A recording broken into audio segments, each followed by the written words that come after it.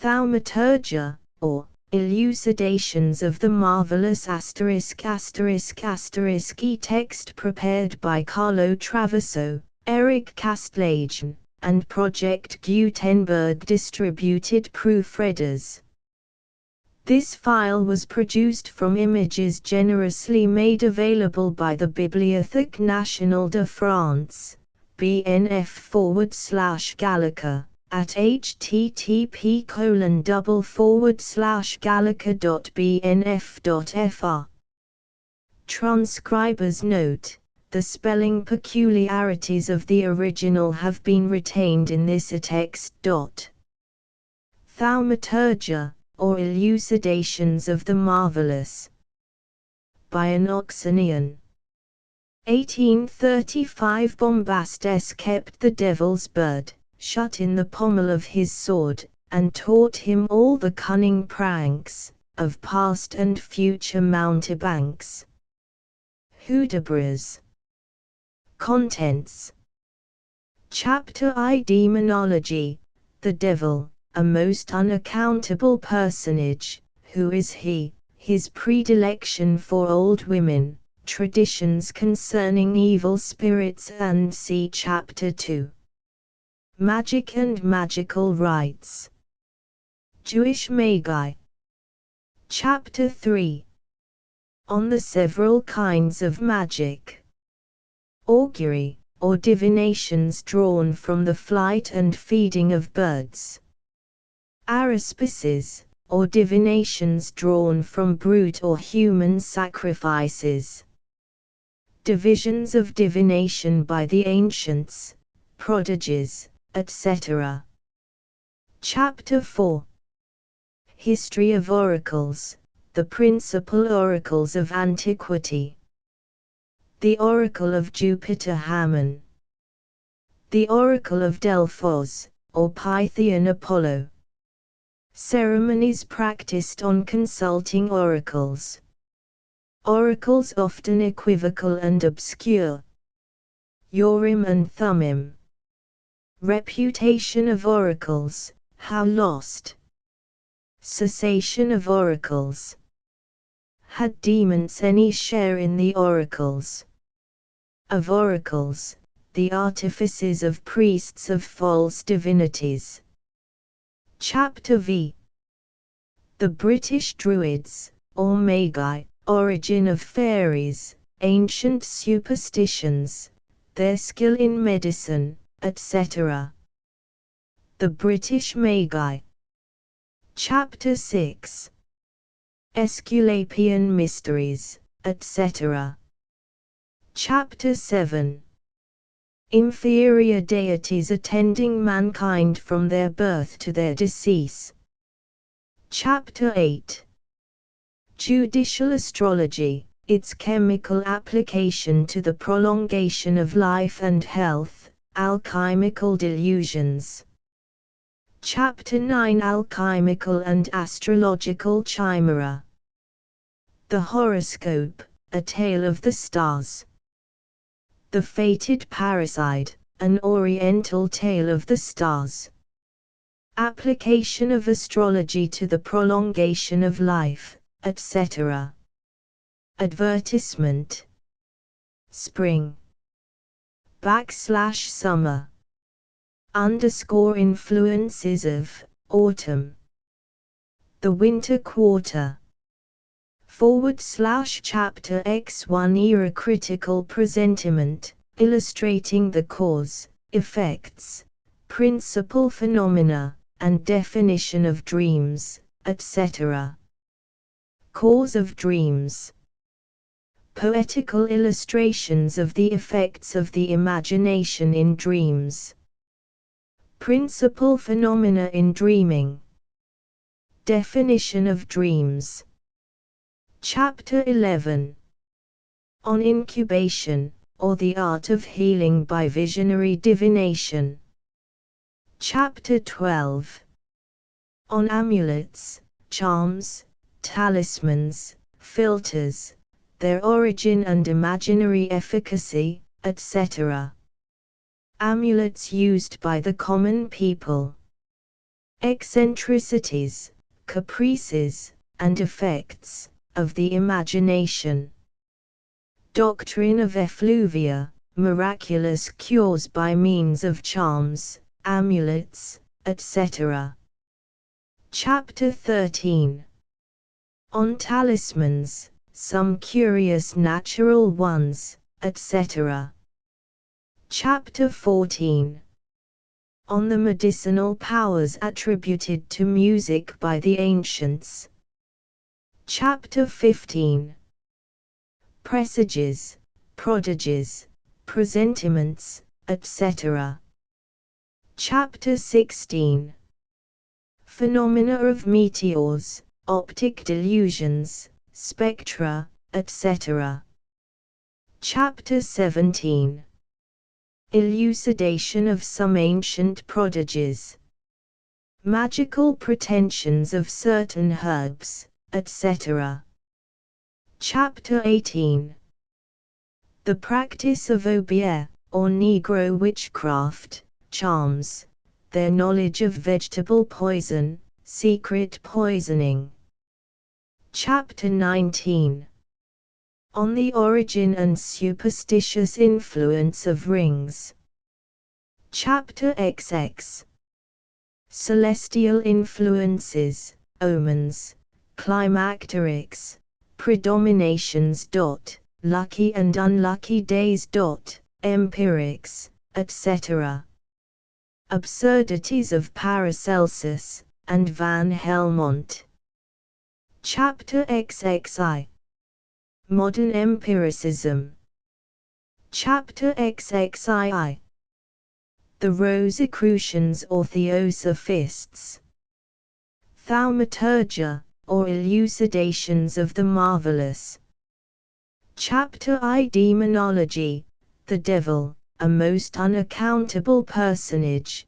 Who is he? His predilection for old women, traditions concerning evil spirits, and c.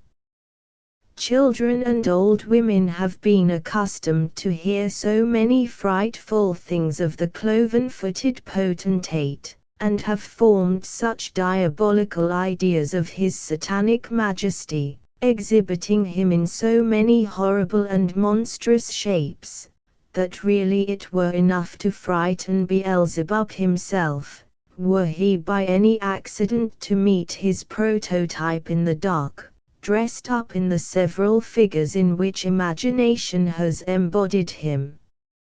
And as regards men themselves, it might be presumed that the devil could not by any means terrify them half so much, were they actually to meet and converse with him face to face. So true it is that his satanic majesty is not near so black as he is painted. However useful the undertaking might prove, to give a true history of this tyrant of the air, this god of the world, this terror and overseer of mankind, it is not our intention to become the devil's biographer, notwithstanding the facility with which the materials might be collected. Of the devil's origin, and the first rise of his family, we have sufficient authority on record, and, as regards his dealings, he has certainly always acted in the dark, though many of his doings, both moral, political, ecclesiastical, and empirical, have left such strong impressions behind them, as to mark their importance in some transactions, even at the present period of the Christian world. These discussions, however, we shall leave in the hands of their respective champions, in order to take, as we proceed, a cursory view of some of the diabories with which mankind, in imitation of this great master, has been infected, from the first ages of the world.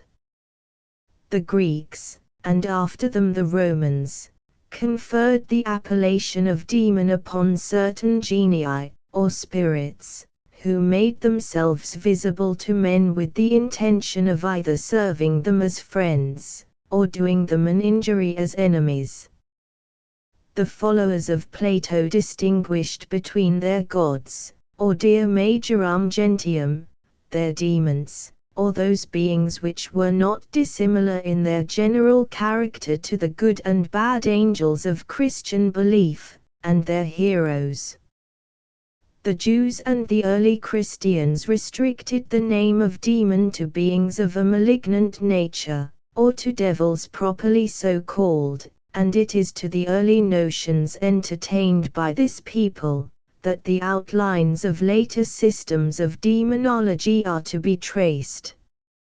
It is a question, we believe, not yet set at rest by the learned in these sort of matters, whether the word devil be singular or plural, that is to say, whether it be the name of a personage so called, standing by himself, or a noun of multitude. If it be singular, and used only personal as a proper name, it consequently implies one imperial devil, monarch or king of the whole clan of hell, justly distinguished by the term devil, or as our northern neighbors call him the muckle-horned deil, and poetically, after Burns' old Clutie, Nick, or horny, or, according to others, in a broader set form of speech, the devil in hell, that is, the devil of a devil, or in scriptural phraseology, the great red dragon, the devil or Satan.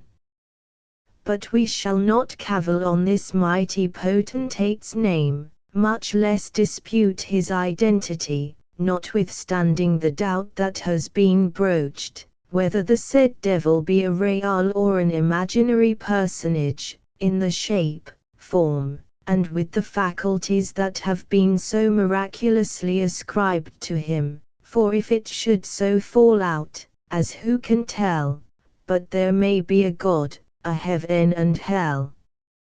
Mankind had best consider well, for fear it be too late when their mistakes appear.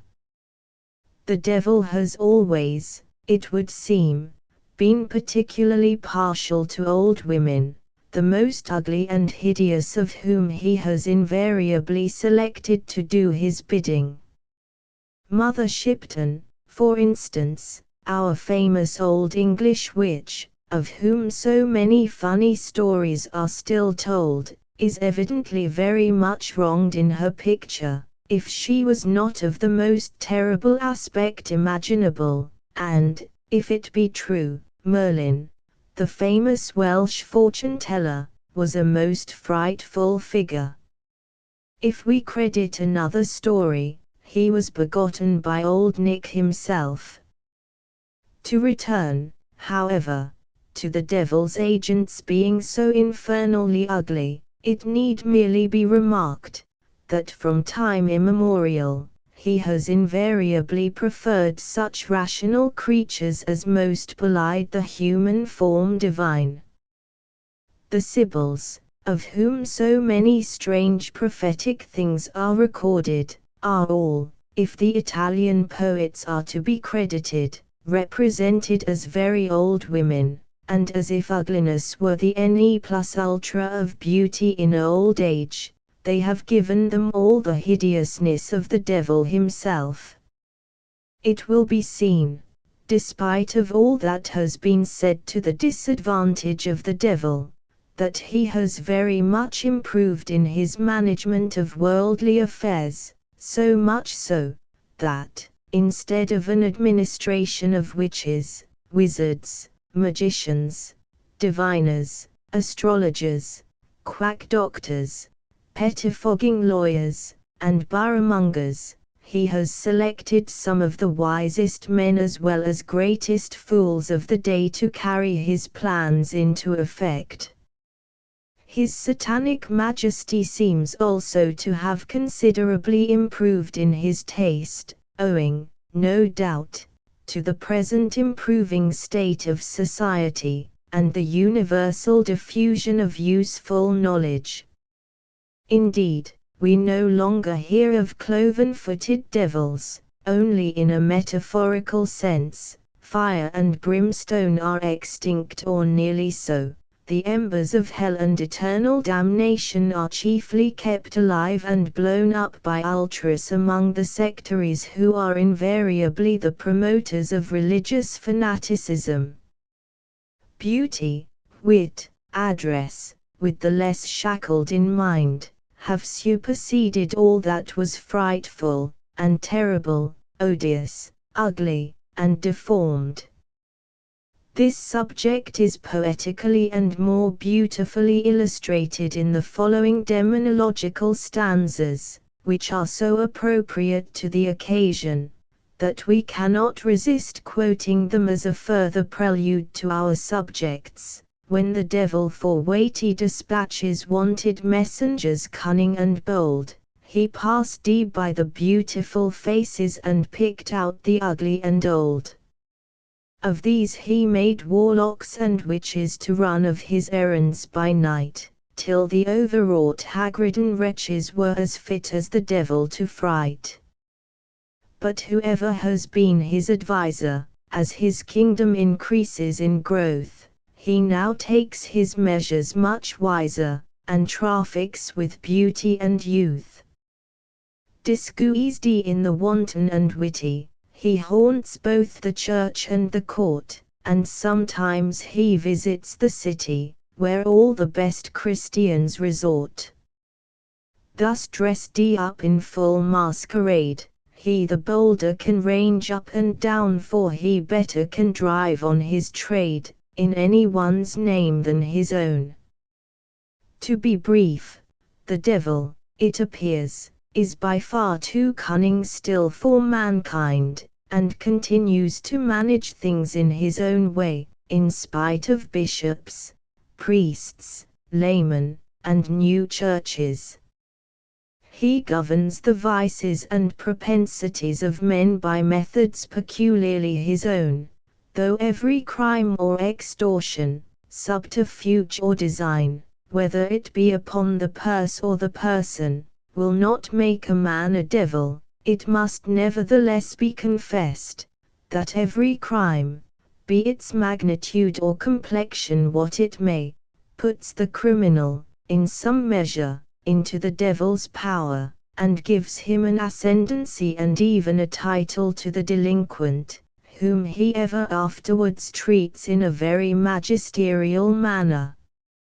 We are told that every man has his attendant evil genius, or tutelary spirit, to execute the orders of the master demon, that the attending evil angel sees every move we make upon the board, witnesses all our actions, and permits us to do mischief, and everything that is pernicious to ourselves, that, on the contrary, our good spirit, actuated by more benevolent motives, is always accessory to our good actions, and reluctant to those that are bad.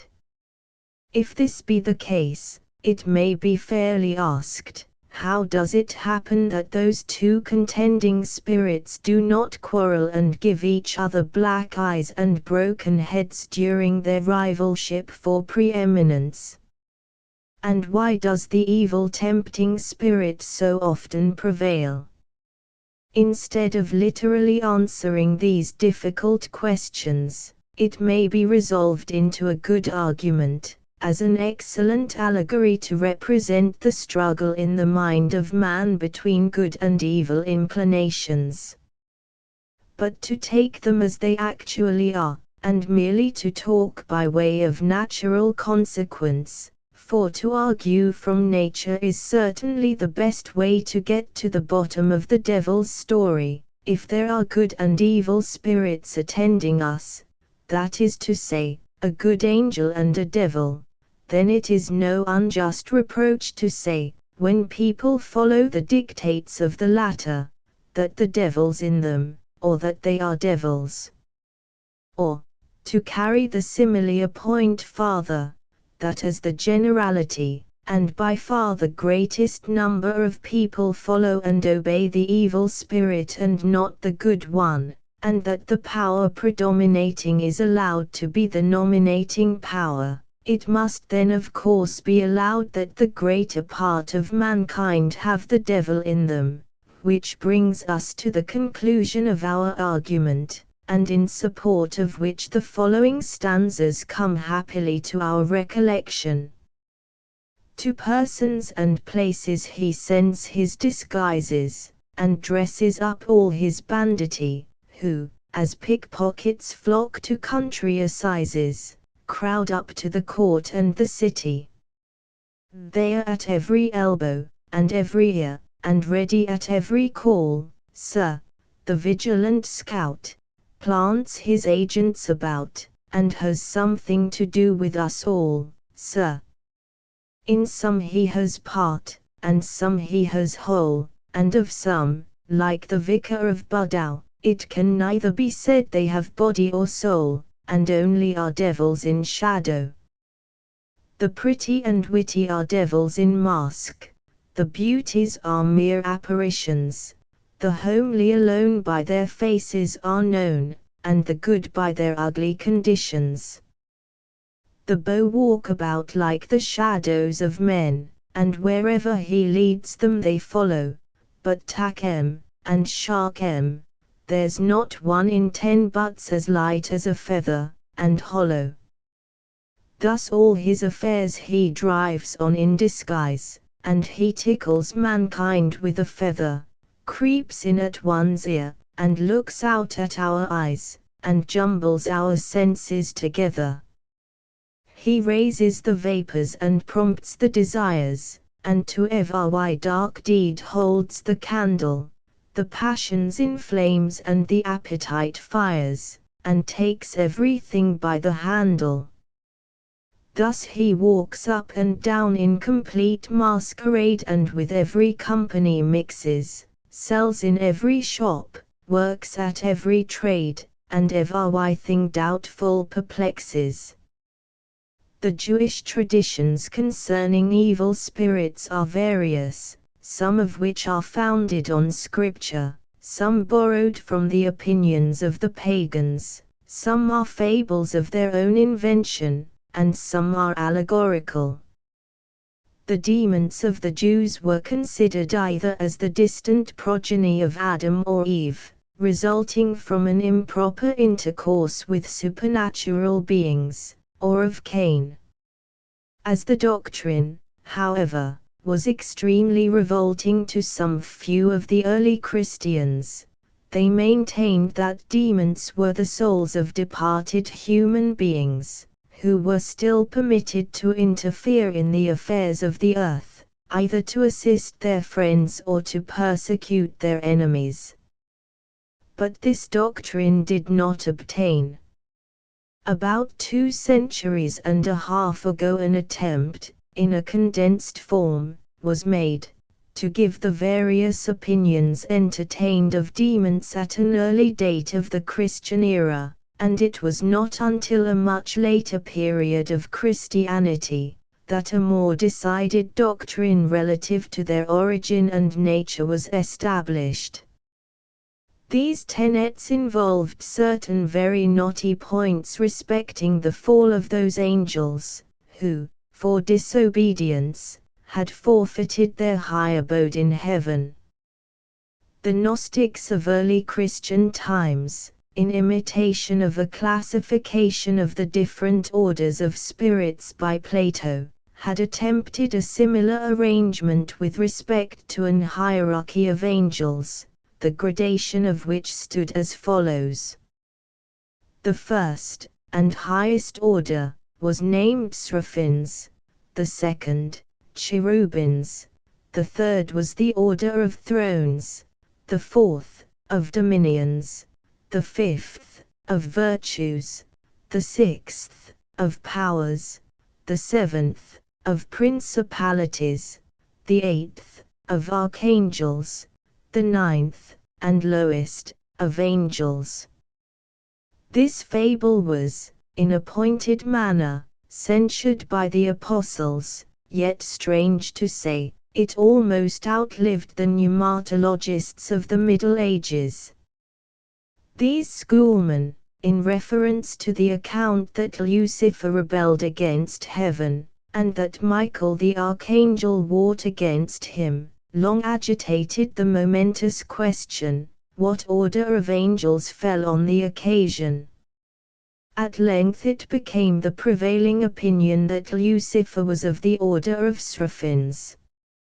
It was also proved after infinite research, that Agars, Belial, and Barbatos, each of them deposed angels of great rank, had been of the order of virtues, that Boleth, Focula, and Phoenix, had been of the order of thrones, that Garp had been of the order of powers, and virtues, and Murmur of thrones and angels. The pretensions of many noble devils were, likewise, canvassed, and, in an equally satisfactory manner, determined. A multiplicity of incidents connected therewith were arranged, which previously had been matter of considerable doubt and debate. These sovereign devils, to each of whom was assigned a certain district, had many noble spirits subordinate to them whose various ranks and precedence were settled with all the preciseness of heraldic distinction. There were, for instance, devil dukes, devil marquises, devil earls, devil knights, devil presidents, devil archbishops, and bishops, prelates, and, without question, devil physicians, and apothecaries. In the Middle Ages, when conjuration had attained a certain pitch of perfection, and was regularly practiced in Europe, devils of distinction were supposed to make their appearance under decided forms, by which they were as well recognized, as the head of any ancient family would be by his crest and armorial bearings. The shapes they were accustomed to adopt were registered among their names and characters. Although the leading tenets of demonology may be traced to the Jews and early Christians, yet they were matured by our early communications with the Moors of Spain, who were the chief philosophers of the Dark Ages, and between whom and the natives of France and Italy, a great communication existed. Toledo, Seville and Salamanca became the greatest schools of magic. At the latter city predilections on the black art from a consistent regard to the solemnity of the subject were delivered within the walls of a vast and gloomy cavern. The schoolmen taught that all knowledge might be obtained from the assistance of the fallen angels. They were skilled in the abstract sciences, in the knowledge of precious stones, in alchemy, in the various languages of mankind and of the lower animals, in the belles lettres, moral philosophy, pneumatology, divinity, magic, history, and prophecy. They could control the winds and waters, and the stellar influences. They could cause earthquakes, induce diseases or cure them, accomplish all vast mechanical undertakings, and release souls out of purgatory. They could influence the passions of the mind, procure the reconciliation of friends or of foes, engender mutual discord, induce mania, melancholy, or direct the force and objects of human affection. Such was the demonology taught by its orthodox professors. Yet other systems of it were devised, which had their origin in the causes attending the propagation of Christianity, for it must have been a work of much time to eradicate the almost universal belief in the pagan deities, which had become so numerous as to fill every creek and corner of the universe with fabulous beings. Many learned men, indeed, were induced to side with the popular opinion on the subject, and did nothing more than endeavor to unite it with their acknowledged systems of demonology. They taught that the objects of heathen reverence were fallen angels in league with the Prince of Darkness, who, until the appearance of our Savior, had been allowed to range on the earth uncontrolled, and to involve the world in spiritual darkness and delusion. According to the various ranks which these spirits held in the vast kingdom of Lucifer, they were suffered, in their degraded state, to take up their abode in the air, in mountains, in springs, or in seas. But although the various attributes ascribed to the Greek and Roman deities were, by the early teachers of Christianity, considered in the humble light of demoniacal delusions, yet, for many centuries they possessed great influence over the minds of the vulgar. The notion of every man being attended by an evil genius was abandoned much earlier than the far more agreeable part of the same doctrine which taught that, as an antidote to their influence, each individual was also accompanied by a benignant spirit. The ministration of angels, says a writer in the Athenian Oracle, is certain, but the manner how is the knot to be untied. It was an opinion of the early philosophers that not only kingdoms, had their tutelary guardians, but that every person had his particular genius or good spirit, to protect and admonish him through the medium of dreams and visions.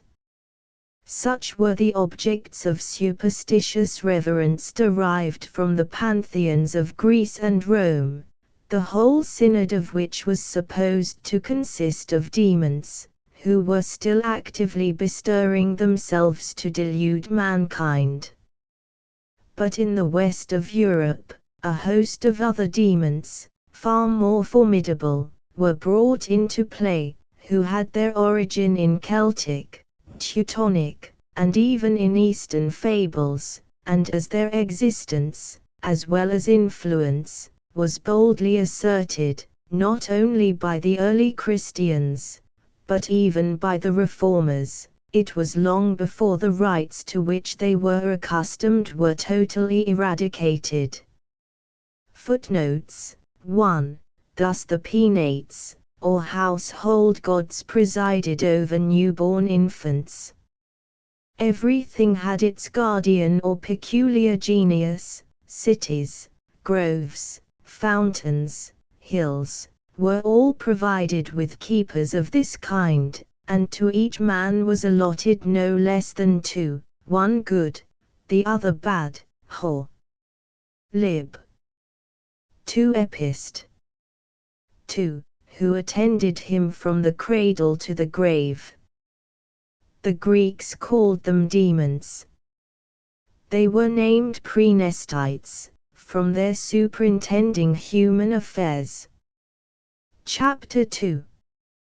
Magic and Magical Rites, and c.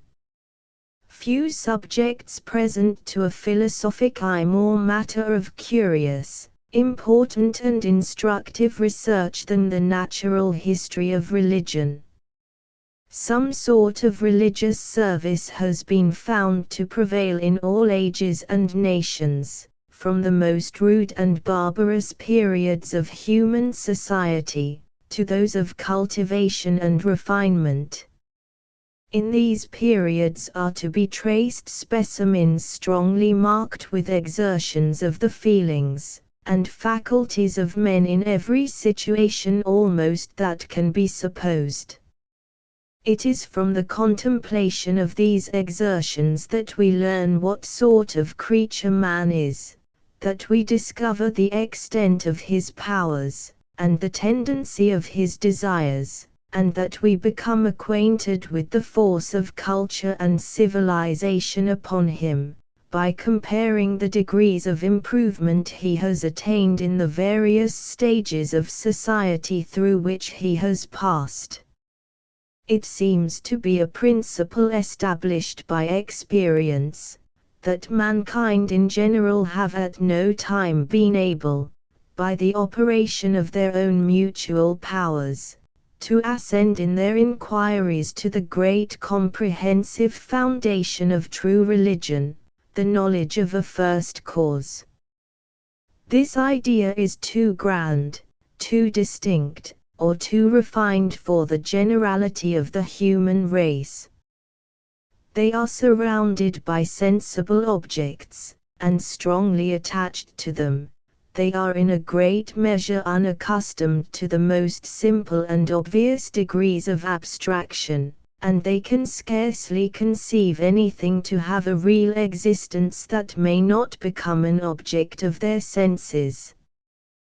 Possessed of such sentiments and views, they are fully prepared in embracing all the follies and absurdities of superstition. They worship everything they either love or fear, in order to procure the continuance of favors enjoyed, or to avert that resentment they may have reason to dread. As their knowledge of nature is altogether imperfect, and as many events every moment present themselves, upon which they can form no theoretical conclusion, they fly for satisfaction to the most simple, but most ineffectual of all solutions, the agency of invisible beings, with which, in their opinion, all nature is filled. Hence the rise of polytheism and local deities, which have overspread the face of the earth, under the different titles of guardian gods or tutelary saints. Hence magnificent temples and splendid statues have been erected to aid the imagination of votaries, and to realize objects of worship, which, though supposed to be always hovering around, seldom condescend to become visible. After obtaining some information concerning present objects, the next cause of solicitude and inquiry to the mind of man, is to penetrate a little into the secrets of futurity.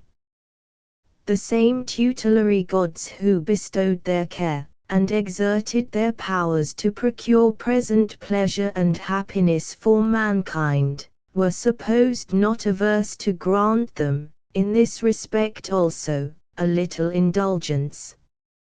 Hence the famous oracular responses of antiquity, hence the long train of conjurers, fortune-tellers, astrologers, necromancers, magicians, wizards, and witches, that have been found in all places and at all times, nor have superior knowledge and civilization been sufficient to extirpate such characters, by demonstrating the futility and absurdity of their views.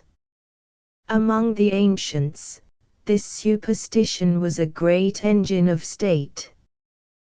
The respect paid to omens, auguries and oracles, was profound and universal, and the persons in power monopolized the privilege of consulting and interpreting them. They joined the people in expressing their veneration, but there is little reason to doubt that they conducted the responses in such a manner as best suited the purposes of government. On this account, it would not be difficult for the oracle to emit predictions, which, to all those unacquainted with the secret, would appear altogether astonishing and unaccountable. It would seem that this principle alone is sufficient to explain all the phenomena of ancient oracles. Though divination has long ceased to be an instrument of government, abundance of designing persons have not been wanting in latter ages, who found much interest in taking advantage of the weakness or credulity of their fellow creatures. Against this pestilent and abandoned race of men, most civilized countries have enacted penal laws. But what rendered such persons peculiarly detestable in modern times, was the communication which they were supposed to hold with the devil, to whom they sold themselves, and from whom, in return, they derived their information. And by this principle the penal statutes, instead of extirpating, inflamed the evil. They alarmed the imaginations of the people, they tempted them to impute the cause of their misfortunes and disappointment to the malice or resentment of their neighbors, they induced them to trust to their suspicions, much more than to their reason, and they multiplied witches and wizards, by putting into possession of every foolish informer the means of punishment. In several countries of Europe, these statutes still subsist. They were not abolished in Britain till a period still at no great distance. Since the abolition of persecution, the faith of witchcraft has disappeared even among the vulgar. It was long found inconsistent with any considerable progress in philosophy. For these reasons we read, with some degree of astonishment, a treatise on this exploded subject, by a philosopher, an eminent physician, a privy councillor of the then Empress Queen, and a professor in the University of Vienna. It was long doubted whether the professor was in earnest, but the world was at length forced to admit that the great Antonius Daheen certainly believed in witchcraft, and reckoned the knowledge of it, in treating a disease, of great importance to a physician, to the acquisition of which useful knowledge, he dedicated a great part of his time. In the year 1758, 3 old women, condemned to death for witchcraft, were brought by order of the Empress from Croatia to Vienna, to undergo an examination, with regard to the equity of the sentence pronounced against them. The question was not whether the crime existed, the only object of inquiry respected the justice of its application.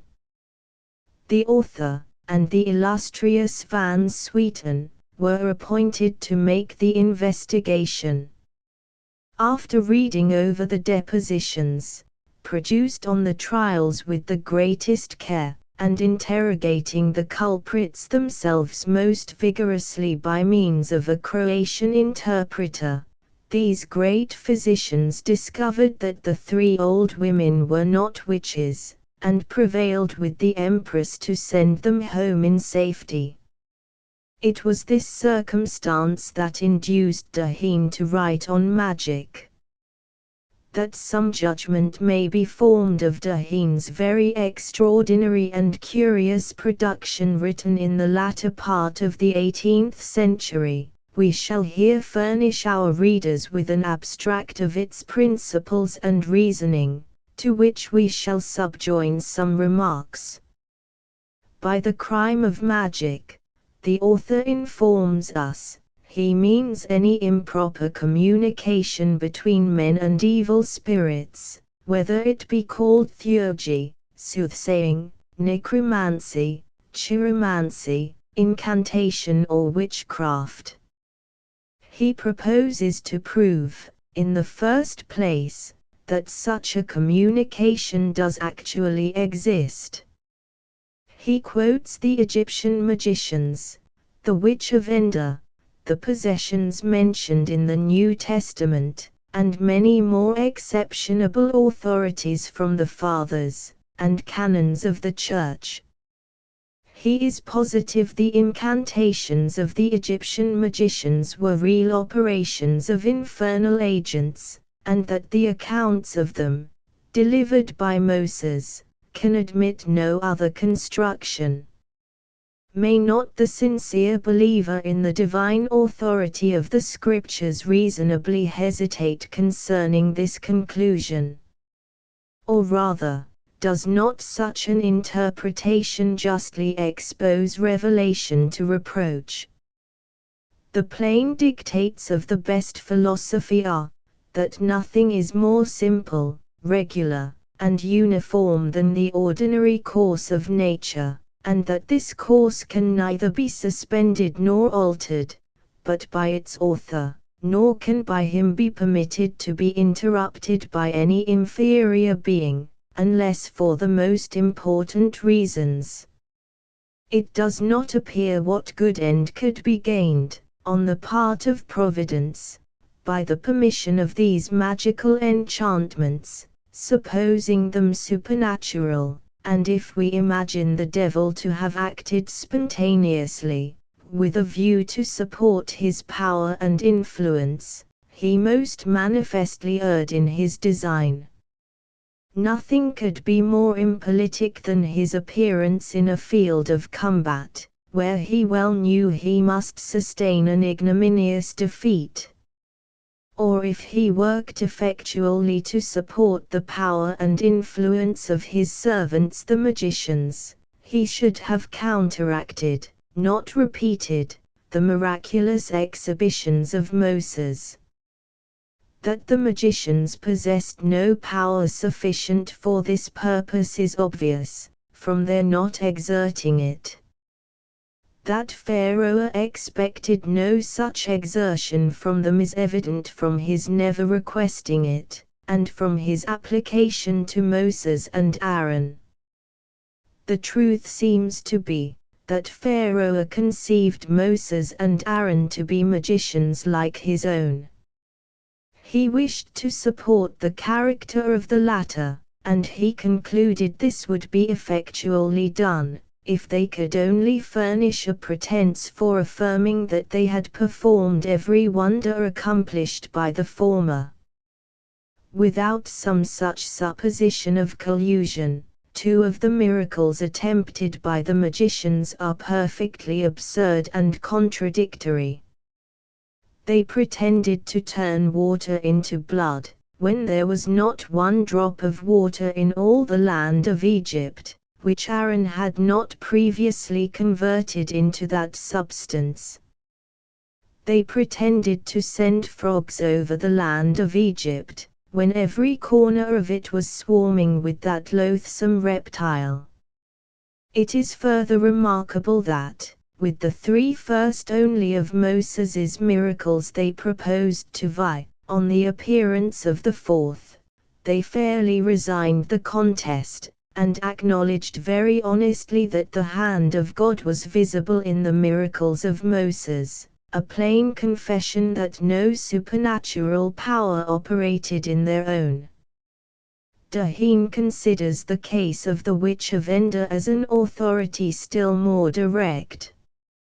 He maintains that Samuel was actually called up, either under corporeal or fantastic form, and foretold Saul the fate of his engagements with the Philistines. Let us attend to the circumstances of the story, and examine whether it is absolutely necessary to have recourse to this supernatural hypothesis. The mind of Saul was distracted and agitated beyond measure by the most critical and alarming situation of his affairs. His distress was so great that, forgetting his dignity and safety, he dismissed his attendants, laid aside his royal robes, was unable to eat bread, and, dressed like the meanest of his people, he took his journey to the abode of the conjurer.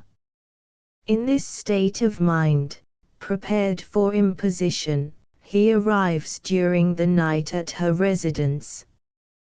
He prevails with her, by much solicitation, and probably by ample rewards, to call up Samuel. To discompose still further the disordered mind of Saul, she announces the pretended approach of the apparition by a loud acclamation, tells the king she knew him, which till now she affected not to do, and describes the resurrection of the prophet, under the awful semblance of God's rising out of the earth. During all this time the king had seen nothing extraordinary, either because he was not allowed light sufficient for that purpose, or was not admitted within the sphere of vision. He entreats an account of the personage who approached, and the conjurer describes the well-known appearance of Samuel. The prophet sternly challenges the king for disturbing his repose, tells him that David was intended to be king of Israel, that himself would be defeated by the Philistines, and that he and his sons would fall in battle. The king enters into no conversation with the apparition, but unable any longer to support his agitation, drops lifeless on the ground. The conjurer returns to Saul, presses him to take some food which she had prepared. He at last complies, and having finished his repast, departs with his servants before the morning. The whole of this scene, it is evident, passed in darkness. It does not appear that Saul ever saw the prophet, and it surely required no supernatural intelligence to communicate all the information he obtained. This would readily be suggested by the despondency of the king, the strength of his enemies, and the disposition of the whole people of the Jews alienated from him, and inclined towards his successor. The witch of Endor, therefore, might be a common fortune-teller, and her case exhibits no direct proof of supernatural possession. We do not pretend to account so easily for many of the possessions recorded in the New Testament, though few of these only are applicable to the case of sorcery. We are well aware that several writers of eminence, who cannot be supposed to entertain the least unfavorable sentiments of revelation, have undertaken to explain these possessions, without having recourse to anything supernatural, by representing them as figurative descriptions of particular and local diseases. We mean not to adopt, or defend the views of such authors, though we may perhaps be allowed to observe that, were their opinions supported in a satisfactory manner, Christianity would lose nothing by the attempt. It would be exempted, by this means, from a little cavilling and ridicule, to which some of its enemies reckon it at present exposed, and the design could not in the least derogate from its divinity, as the instantaneous cure of a distemper cannot be considered less miraculous than the expulsion of the devil. At any rate, these possessions are all extraordinary, appeared on some most extraordinary occasion, and from them, therefore, no general conclusion can be drawn to the ordinary cases of common life. We shall now translate a specimen of Dahine's, 2, Authorities, extracted from the Fathers. The following from Jerome will need no comment. This father, in his life of Saint Hilario the Hermit, relates that a young man of the town of Gaza in Syria, fell deeply in love with a pious virgin in the neighborhood. He attacked her with looks, whispers, professions, caresses, and all those arguments which usually conquer yielding virginity, but finding them all ineffectual, he resolved to repair to Memphis, the residence of many eminent conjurers, and implore their magic aid. He remained there for a year, till he was fully instructed in the art. He then returned home, exulting in his acquisitions, and feasting his imagination with the luscious scenes he was now confident of realizing. All he had to do was to lodge secretly some hard words and uncouth figures, engraved on a plate of brass, below the threshold of the door of the house in which the lady lived.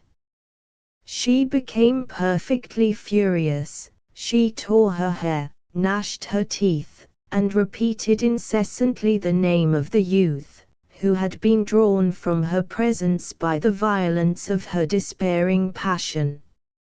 In this situation she was conducted by her relations to the cell of old Hilario. The devil that possessed her, in consequence of the charm, began immediately to howl, and to confess the truth. "I have suffered violence," said he, "I have been forced hither against my inclination. How happy was I at Memphis, amusing my friends with visions! Oh, the pains, the tortures which I suffer!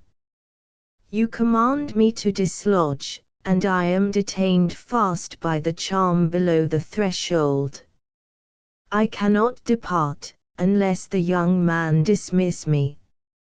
So cautious, however, was the saint, that he would not permit the magic figures to be searched for, till he had released the Virgin, for fear he should seem to have intercourse with incantations in performing the cure, or to believe that a devil could even speak truth. He observed only that demons are always liars, and cunning to deceive. Daheen imputes to the power of magic the miracles, 3, as they are called, of the famous Apollonius Thyaneus. He seems to entertain no scruple about their authority. As several of the enemies of revelation have held forth Thyaneus as a rival of Jesus Christ, a specimen of his performances may amuse our readers. During an assembly of the people at Ephesus, a great flight of birds approached from a neighboring wood. One bird led all the rest. "There is nothing wonderful," says Thyaneus, to the astonished people, "in this appearance. A boy passing along a particular street has carelessly scattered in it some corn which he carried. One bird has tasted the food, and generously calls the rest to partake the repast." The hearers repaired to the spot, and found the information true. Being called to allay a pestilence which raged at Ephesus, he ordered an old beggar to be burned under the stones near the temple of Hercules, as an enemy to the gods.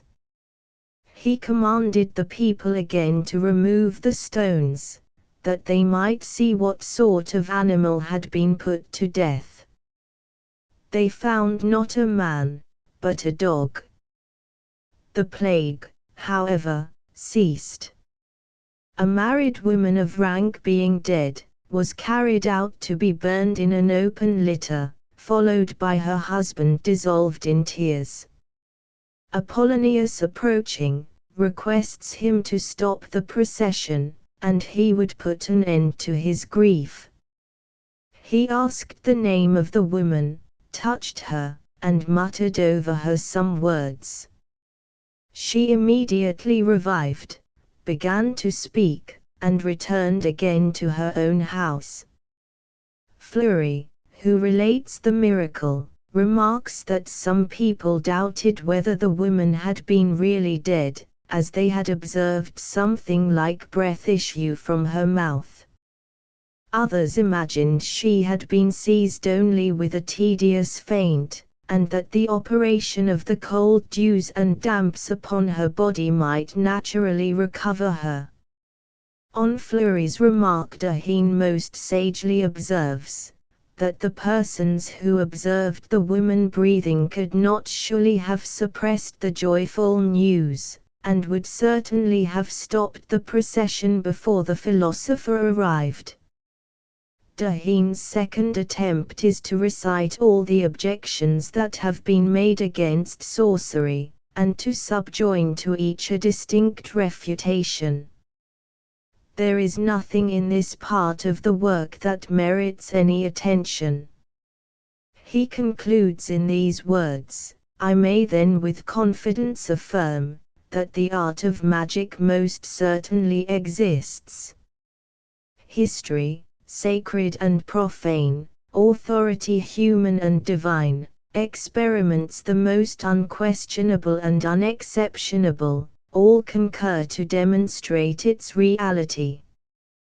The last part of Dahin's work relates to the discovering and treating of magical diseases, to explain which seems to have been the chief purpose of the author in composing his book. Much caution, he observes, and attention are necessary on this head, and the physician should not readily admit the imputation of witchcraft.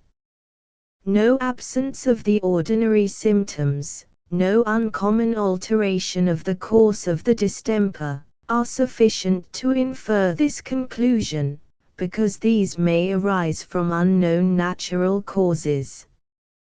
What then are the marks of certain incantations?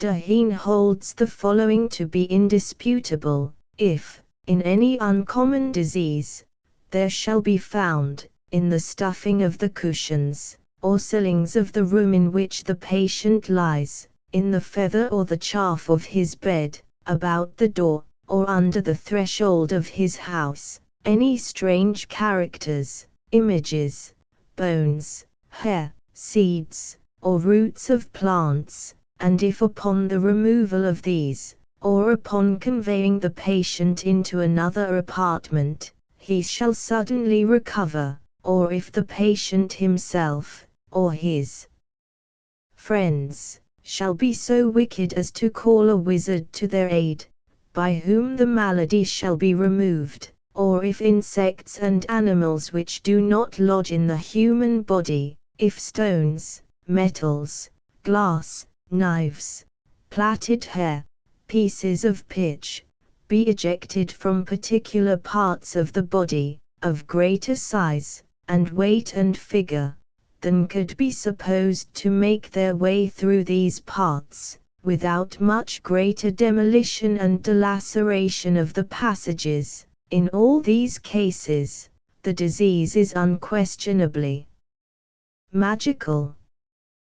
The author proceeds to enquire whether the physician may presume to remove the instruments of incantation in order to relieve the patient without incurring the accusation of impiety by interfering with the implements and furniture of the devil, and concludes very formally that, after approaching them with all due ceremony and respect, after imploring with suitable devotion and ardor, the protection and direction of heaven in such a perilous undertaking, he may attempt to intermeddle, and may occasionally expect a successful issue.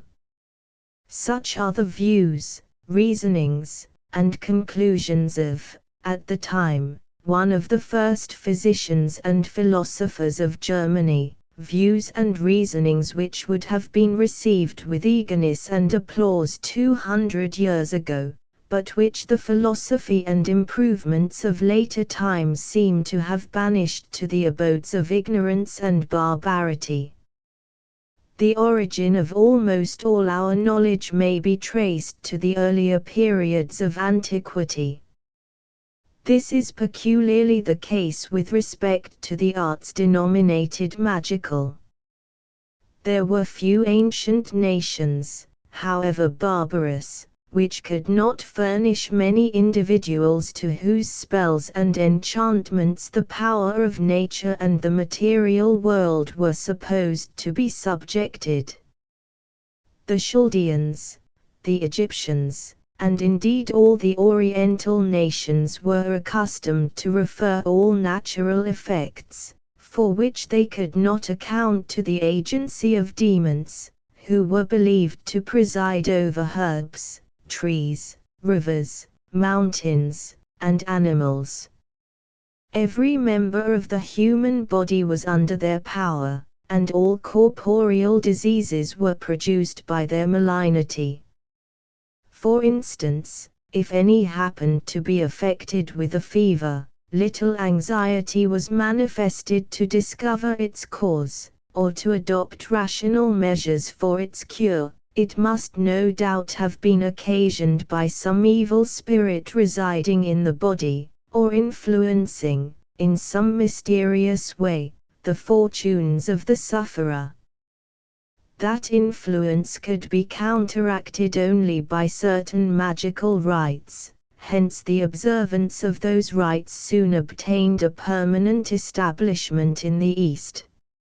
Even at the present day, many uncivilized people hold that all nature is filled with genii, of which some exercise a beneficent, and others a destructive power. All evils with which man is afflicted are considered the work of these imaginary beings, whose favor must he propitiated by sacrifices, incantations, and songs. If the Greenlander be unsuccessful in fishing, the Huron in hunting, or in war, if even the scarcely half-reasoning Hottentot finds everything is not right in his mind, body, or fortune, no time must be lost before the spirit be invoked. After the removal of some present evil, the next strongest desire in the human mind is the attainment of some future good. This good is often beyond the power, and still oftener beyond the inclination of man to bestow. It must therefore be sought from beings which are supposed to possess considerable influence over human affairs, and which being elevated above the baser passions of our nature, were thought to regard with peculiar favor all who acknowledged their power, or invoked their aid. Hence the numerous rites which have, in all ages and countries, been observed in consulting superior intelligences, and the equally numerous modes in which their pleasure has been communicated to mortals.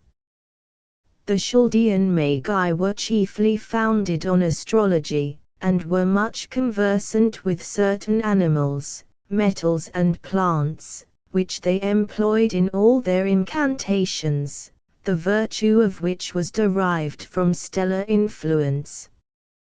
Great attention was always paid to the positions and the configurations presented by the celestial sphere, and it was only at favorable seasons that the solemn rites were celebrated. Those rites were accompanied with many peculiar and fantastic gestures, by leaping, clapping of hands, prostrations, loud cries, and not unfrequently with unintelligible exclamations. Sacrifices and burnt offerings were used to propitiate superior powers, but our knowledge of the magical rites exercised by certain Oriental nations, the Jews only excepted, is extremely limited. All the books professedly written on the subject have been swept away by the torrent of time. We learn, however, that the professors among the Chaldeans were generally divided into three classes: the Askafim, or charmers, whose office it was to remove present, and to avert future contingent evils, to construct talismans, etc.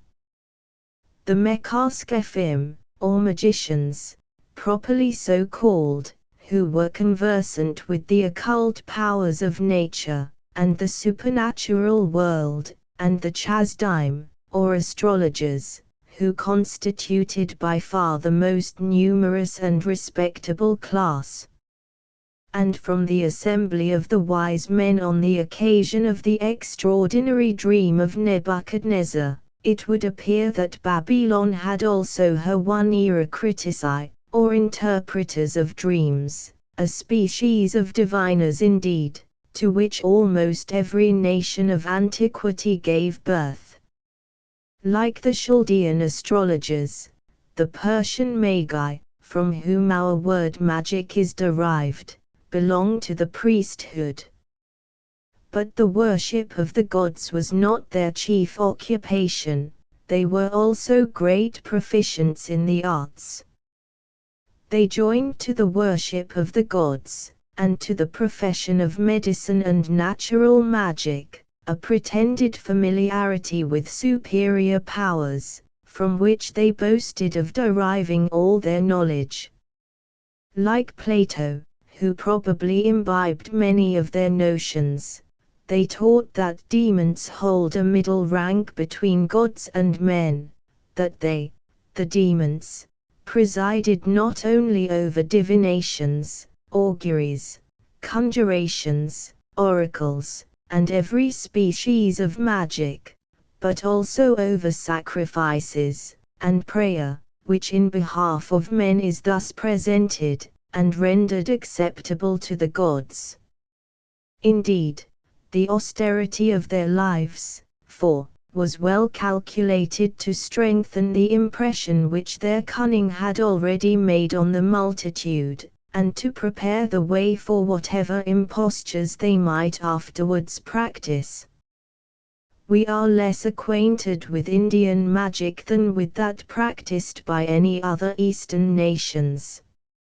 It may, however, be reasonably enough inferred that it was very similar to that for which the Magi in general were held in such high estimation, although they were excluded, as beings of too sacred a nature, from the ordinary occurrences of life. Their Brahmins, or Gymnosophists, were regarded with as much reverence as the Magi, and probably were more worthy of it. Some of them dwelt in woods, and others in the immediate vicinity of cities.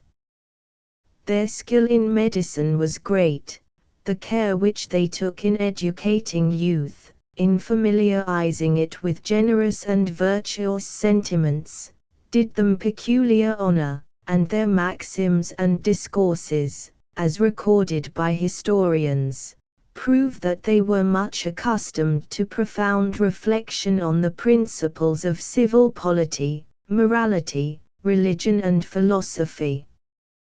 Jewish Magi. Of the Magi of the Jews, it is proved by Lightfoot, 5, that after their return from Babylon, having entirely forsaken idolatry, and being no longer favored with the gift of prophecy, they gradually abandoned themselves, before the coming of our Savior, to sorcery and divination. The Talmud, still regarded with a reverence bordering on idolatry, abounds with instructions for the due observance of superstitious rites. After their city and temple were destroyed, many Jewish impostors were highly esteemed for their pretended skill in magic, and under pretense of interpreting dreams, they met with daily opportunities of practicing the most shameful frauds. Many rabbins were quite as well versed in the school of Zoroaster, as in that of Moses. They prescribed all kinds of conjuration, some for the cure of wounds, some against the dreaded bite of serpents, and others against thefts and enchantments. Their divinations were founded on the influence of the stars, and on the operations of spirits. They did not, indeed, like the Chaldean Magi, regard the heavenly bodies as gods and genii, but they ascribed to them a great power over the actions and opinions of men. The magical rites of the Jews were, and indeed are still, chiefly performed on various important occasions, as on the birth of a child, marriages, etc. On such occasions the evil spirits are supposed to be more than usually active in their malignity, which can only be counteracted by certain enchantments. 6. they believe that lilies will cause all their male children to die on the 8th day after their birth, girls on the 21st. 7. The following are the means adopted by the German Jews to avert this calamity. They draw arrows in circular lines with chalk or charcoal on the four walls of the room in which the accouchement takes place, and write upon each arrow, Adam, Eve. Make lilies go away. They write also on certain parts of the room the name of the three angels who preside over medicine, Sni, Songzani and Sun Mangeloff, after the manner taught them by Lilies herself when she entertained the hope of causing all the Jews to be drowned in the Red Sea. Josephus, the historian of the Jews, does not allow to magic so ancient an origin among them, as many Jewish writers do. He makes Solomon the first who practiced an art which is so powerful against demons, and the knowledge of which, he asserts, was communicated to that prince by immediate inspiration. The latter, continues this historian, invented and transmitted to posterity in his writings certain incantations for the cure of diseases, and for the expulsion and perpetual banishment of wicked spirits from the bodies of the possessed. It consisted, according to his description, in the use of a certain root, which was sealed up, and held under the nose of the person possessed. The name of Solomon, with the words prescribed by him, was then pronounced, and the demon forced immediately to retire. He does not even hesitate to assert that he himself has been an eyewitness of such an effect produced on a person named Eleazar, in the presence of the Emperor Vespasian and his sons.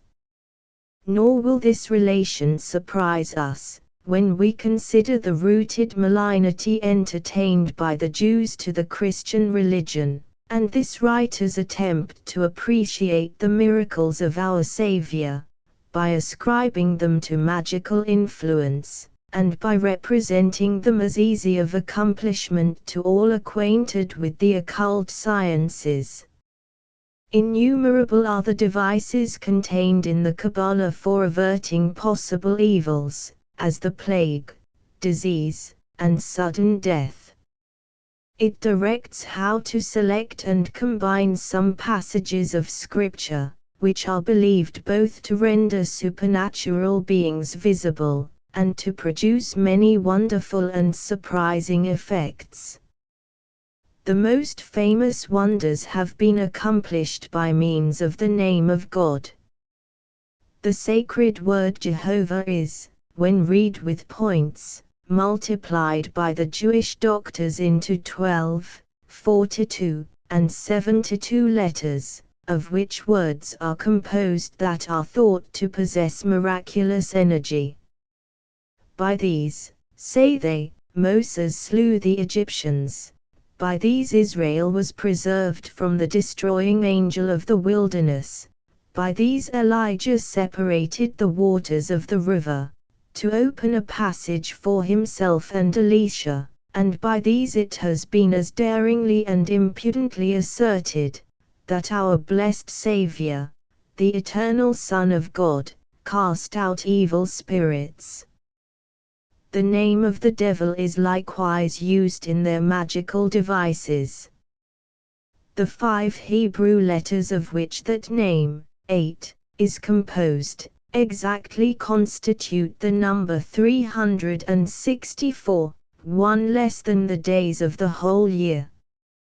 They pretended that, owing to the wonderful virtue of the number comprised in the name of Satan, he is prevented from accusing them for an equal number of days, hence the stratagem before alluded to, for depriving the devil of the power of doing them any harm on the only day on which that power is granted to him.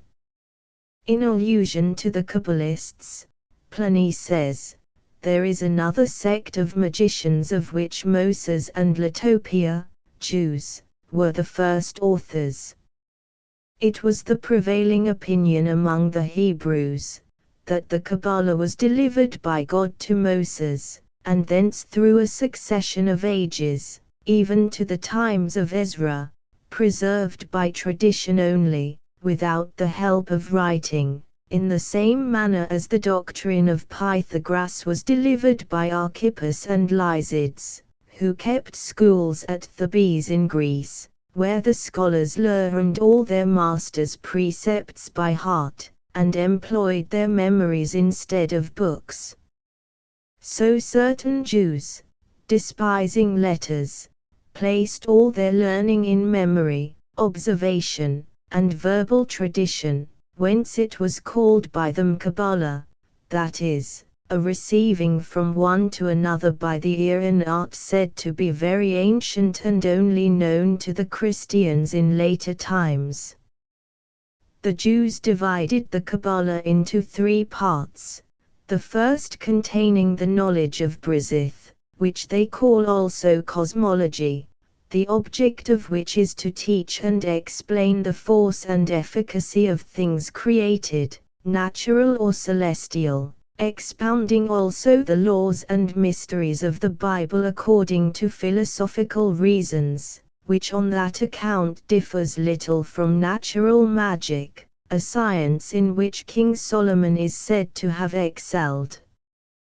We find, therefore, in the sacred histories of the Jews, that he was wont to discourse from the cedar of the forests of Lebanon to the low hyssop of the valley, as also of cattle, birds, reptiles, and fish, all which contain within themselves a kind of magical virtue.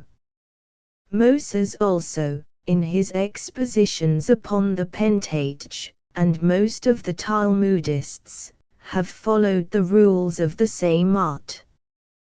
The other division of the Kabbalah contains the knowledge of things more sublime, as of divine and angelical powers, the contemplation of sacred names and characters, being a certain kind of symbolical theology, in which the letters, figures, numbers, names, points, lines, accents, etc. are esteemed to contain the significations of most profound things and wonderful mysteries. This part again is twofold, arithmetic, handling the nature of angels, the powers, names, characters of spirits and souls departed, and theomantic, which searches into the mysteries of the divine majesty, his emanations, his names, and pentacular, which he who attains to is supposed to be endowed with most wonderful power. It was, they say, by virtue of this art, that Moses wrought so many miracles, that Joshua commanded the sun to stand still, that Elias called down fire from heaven, that Daniel the prophet muzzled the lions' mouths, and that the 3 children sang in the fiery furnace. And, what is more, the perfidious and unbelieving Jews did not stick to aver that our Saviour himself wrought all his miracles by virtue of this art, and that he discovered several of its secrets, containing a variety of charms against devils, and also, as Josephus writes, against diseases. As for my part, says Cornelius Agrippa, in allusion to this subject, I do not doubt but that God revealed many things to Moses and the prophets, which were contained under the covert of the words of the law, which were not to be communicated to the profane vulgar. So for this art, which the Jews so much boast of, which I have with great labor and diligence searched into, I must acknowledge it to be a mere rhapsody of superstition, and nothing but a kind of theurgic magic before spoken of. For if, as the Jews contend, coming from God, it did any way conduce to perfection of life, salvation of men, truth of understanding, certainly that Spirit of truth, which having forsaken the synagogue, is now come to teach us all truth, had never concealed it all this while from the Church, which certainly knows all those things that are of God, whose grace, baptism, and other sacraments of salvation, are perfectly revealed in all languages, for every language is alike, so that there be the same piety, neither is there any other name in heaven or on earth, by which we can be saved, but only the name of Jesus. Therefore the Jews, most skillful in divine names, after the coming of Christ, were able to do nothing, in comparison of their forefathers. The Kabbalah of the Jews, therefore, is nothing else, but a most pernicious superstition, the which by collecting, dividing, and changing several names, words, and letters, dispersed up and down in the Bible, at their own goodwill and pleasure, and making one thing out of another, they dissolve the members of truth, raising up sentences, inductions, and parables of their own, apply thereto the oracles of divine scripture to them, defaming the scriptures, and affirming their fragments to consist of them, blaspheme the word of God by their wrested suppositions of words, syllables, letters and numbers, endeavoring to prop up their villainous inventions, by arguments drawn from their own delusions. Footnotes 2. Antonio de Hien, Scia Majestata Consiliis Anticis, it Argiatri, Medicina in Alma et Antiquissimo Universitate Professoris Primarig, Plorium Ereditorium Societatem Socii, de Magia Liber. 8 Vo Vienna. 3. Many significations have been attached to the word miracle, both by the ancients and moderns. With us a miracle is the suspension or violation of the laws of nature, and a miracle, which can be explained upon physical principles, ceases to be such. Whatever surpassed their comprehension was regarded by the ancients as a miracle, and every extraordinary degree of information attained by an individual, as well as any unlooked-for occurrence, was referred to some peculiar interposition of the deity.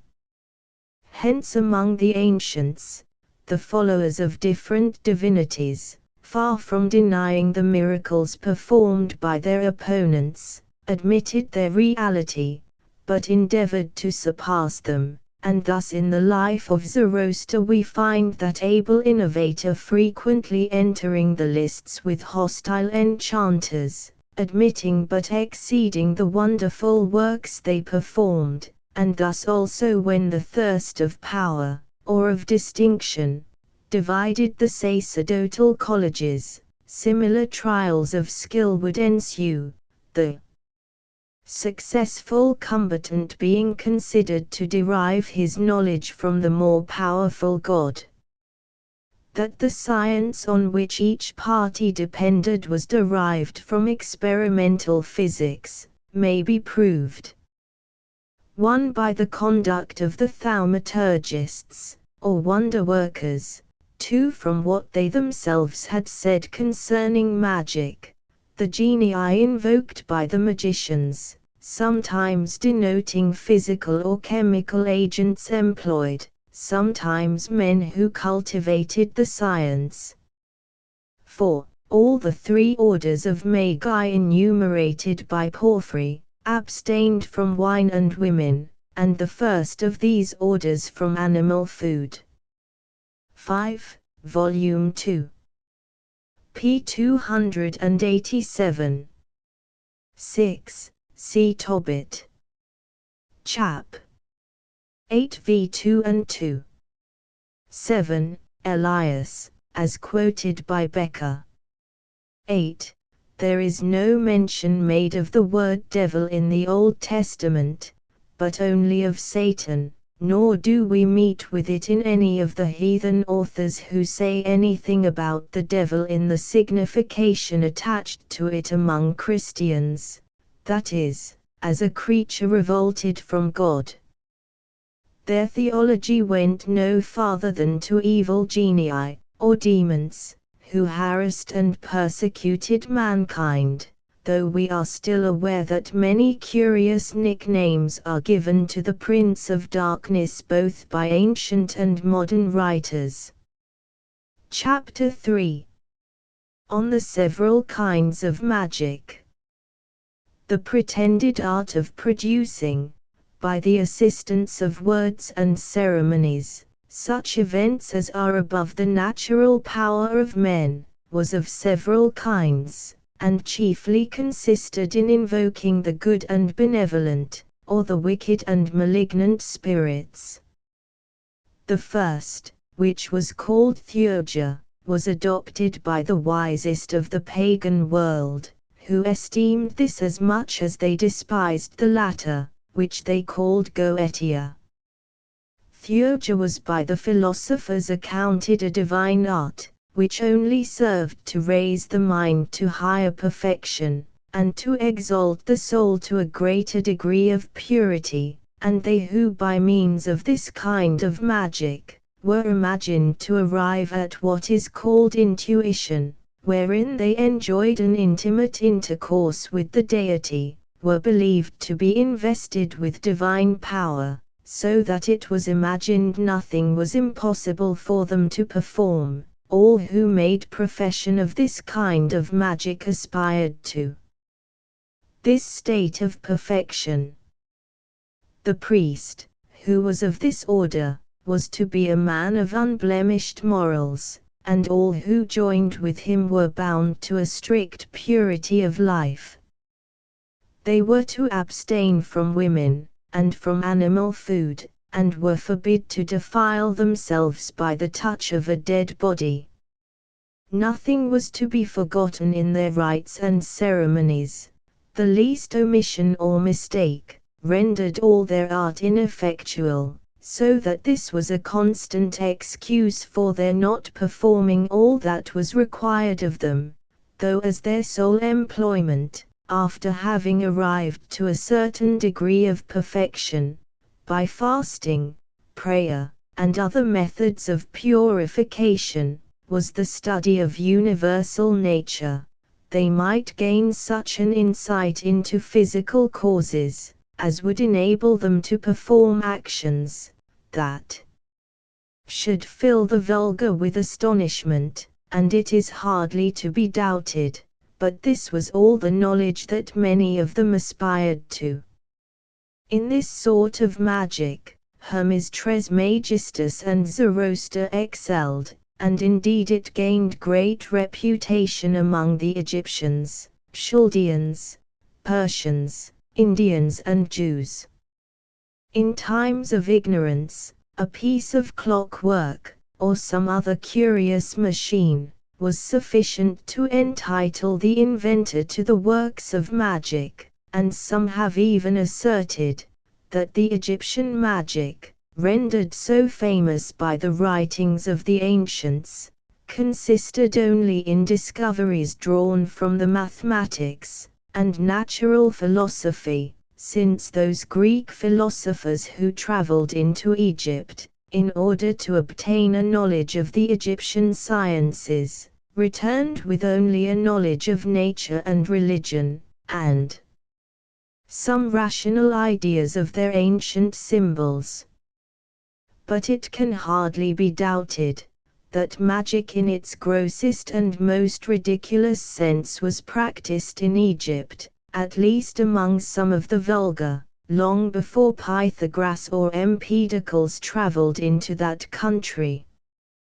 The Egyptians had been very early accustomed to vary the signification of their symbols, by adding to them several plants, ears of corn, or blades of grass, to express the different employments of husbandry, but understanding no longer their meaning nor the words that had been made use of on these occasions, which were equally unintelligible, the vulgar might mistake these for so many mysterious practices observed by their fathers, and hence they might conceive the notion, that a conjunction of plants, even without being made use of as a remedy, might be of efficacy to preserve or procure health.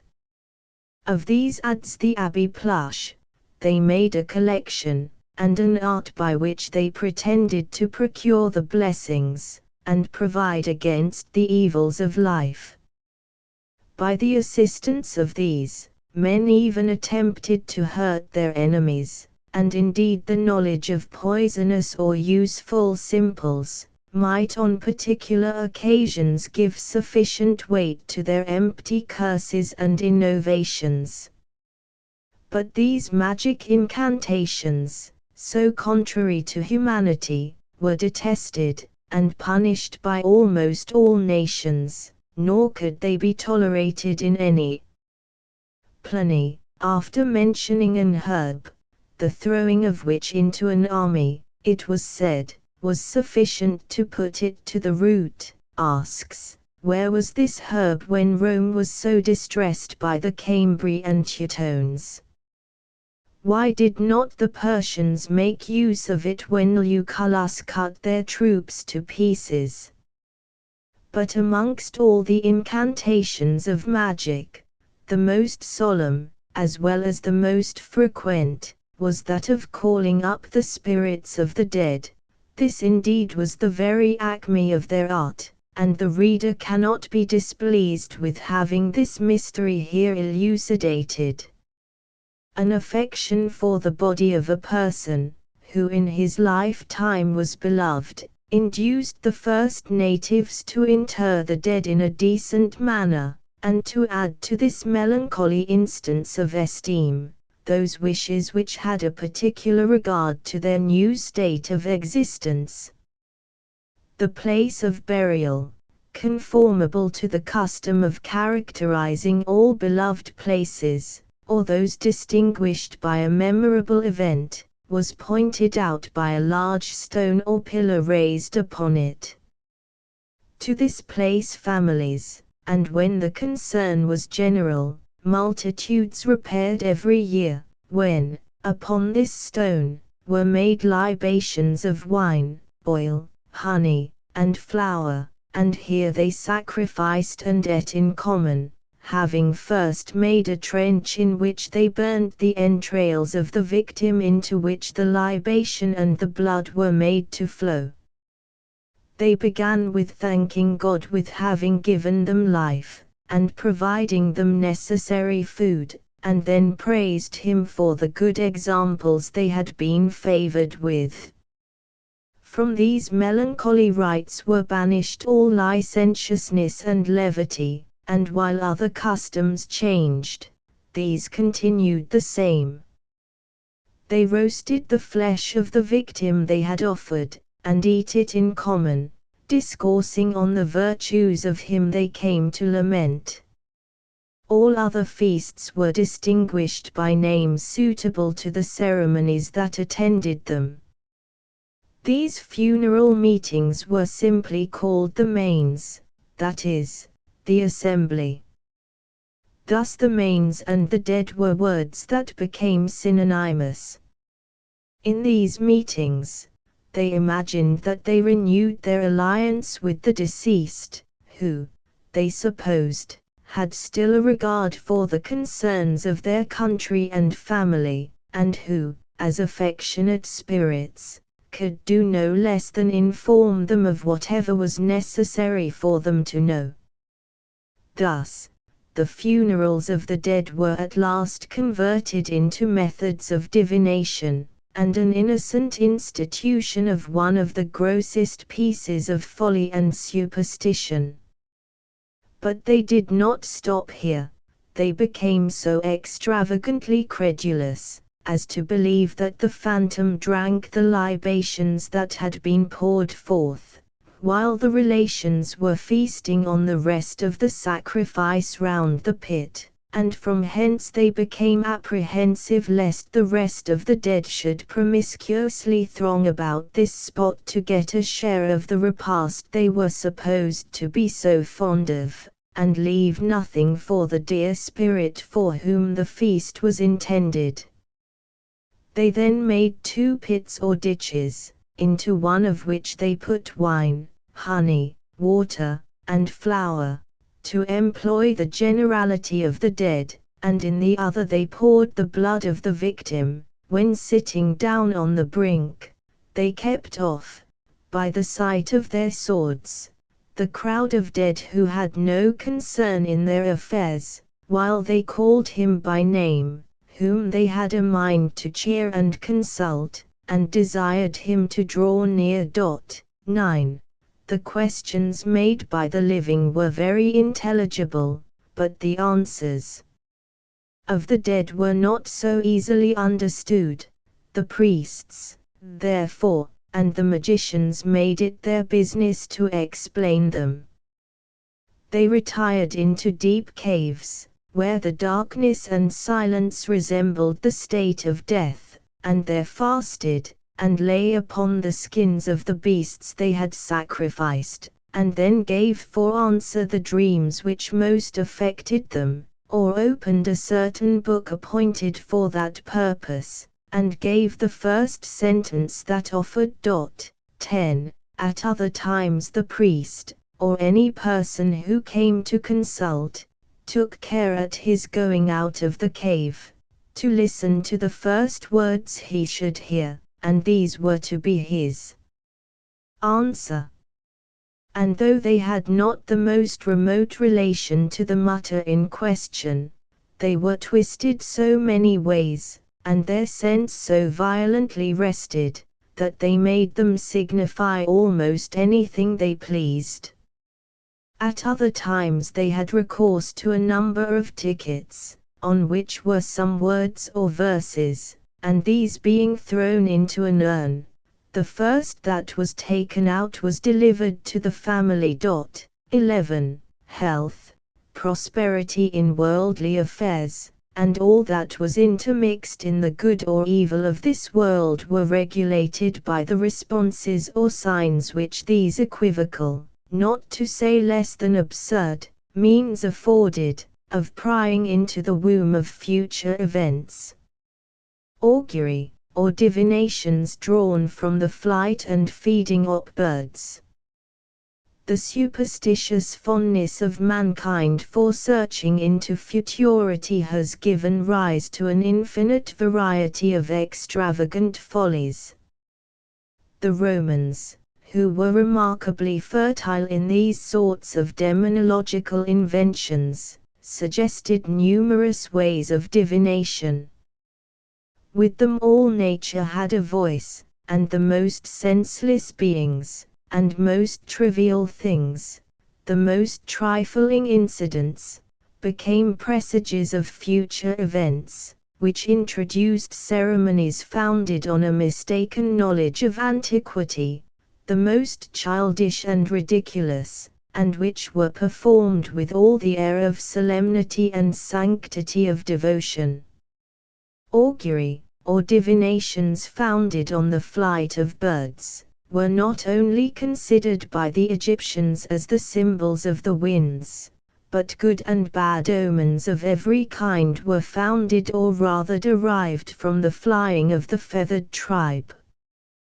The birds at this time had become wonderfully wise, and an owl, to whom, for reasons not precisely known, light is not so agreeable as darkness, could not pass by the windows of a sick person in the night, where the creature was not offended by the glimmerings of a light or candle, but his hooting must be considered as prophesying that the life of the poor man was nearly wound up.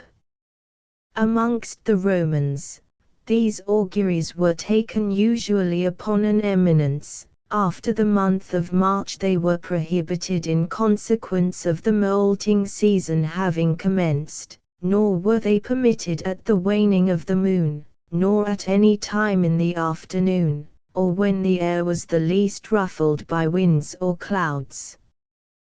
The feeding of the sacred chickens, and the manner of their taking the corn that was offered to them, was the most common method of taking the augury.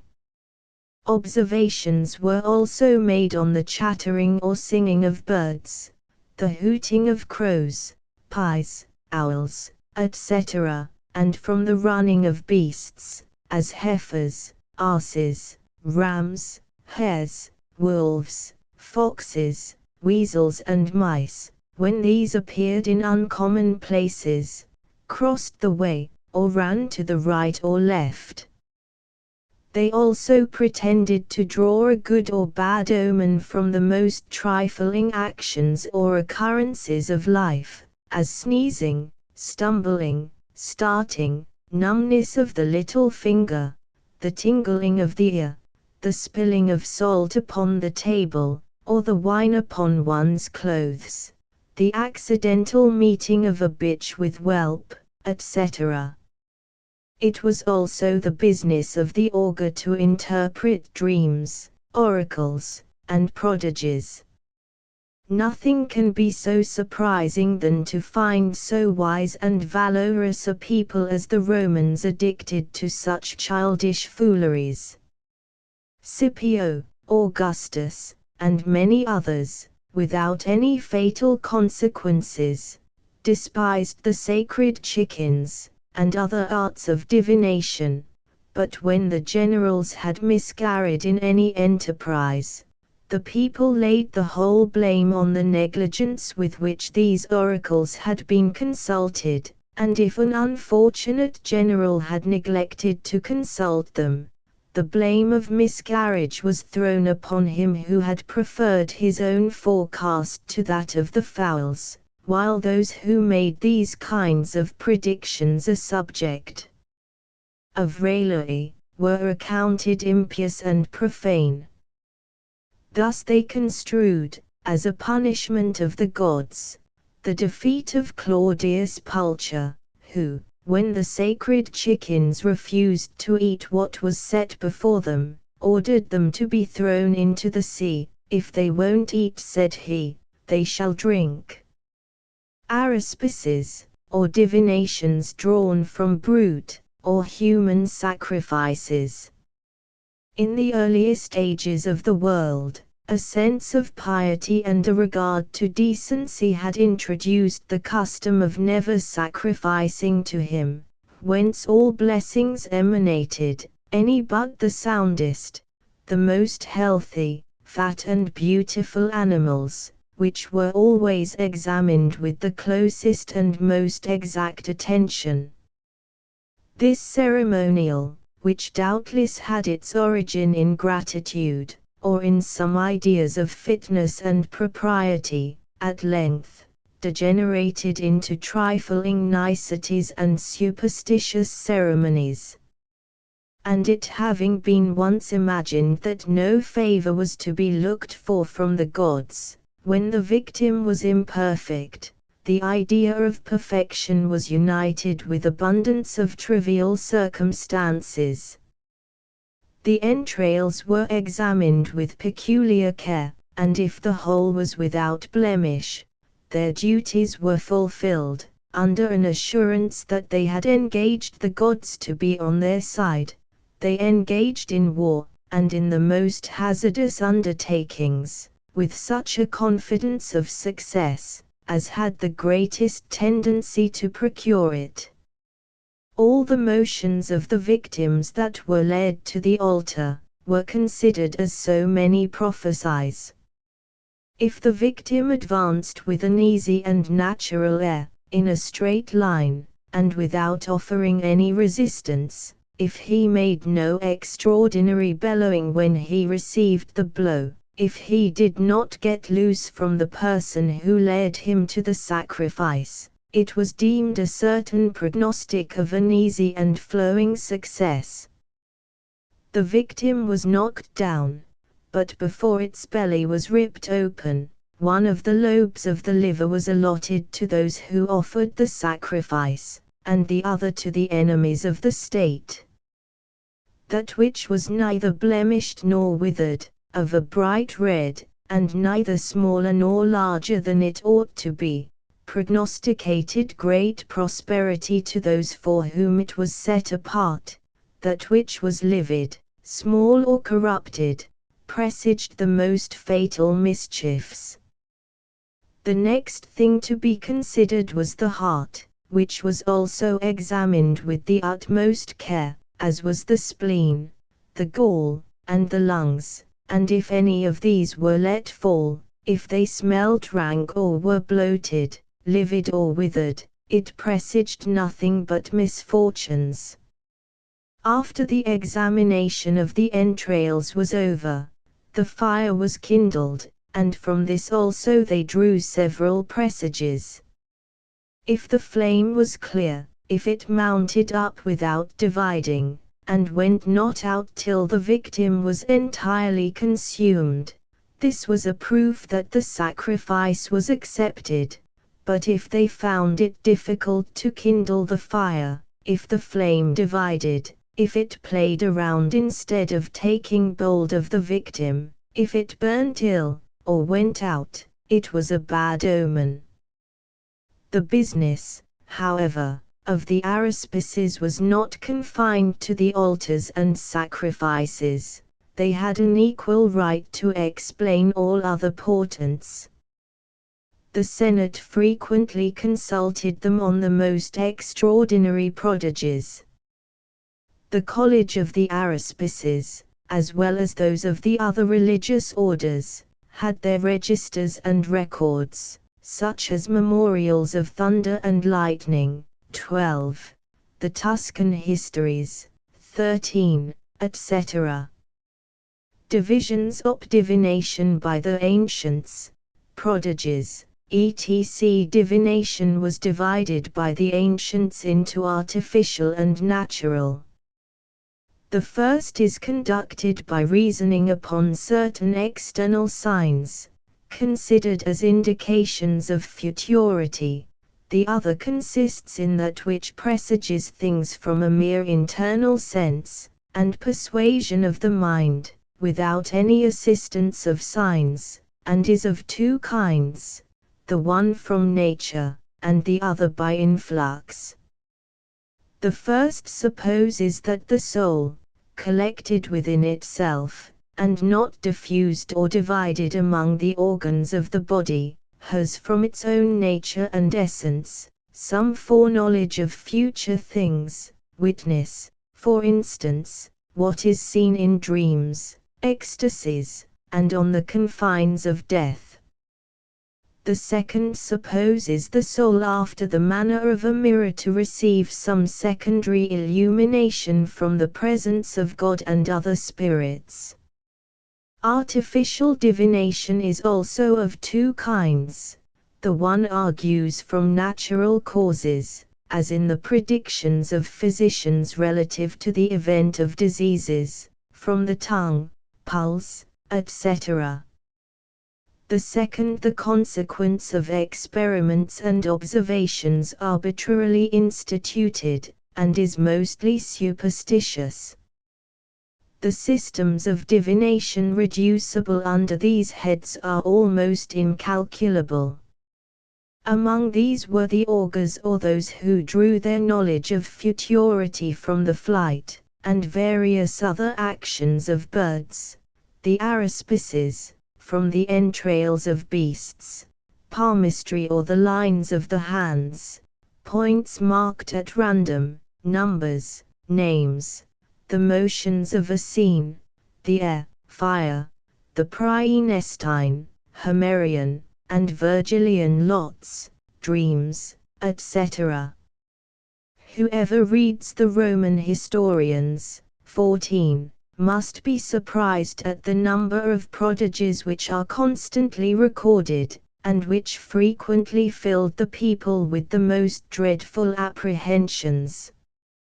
It must be confessed, that some of these seem altogether supernatural, while much the greater part only consist of some of the uncommon productions of nature, which superstition always attributed to a superior cause, and represented as the prognostication of some impending misfortunes.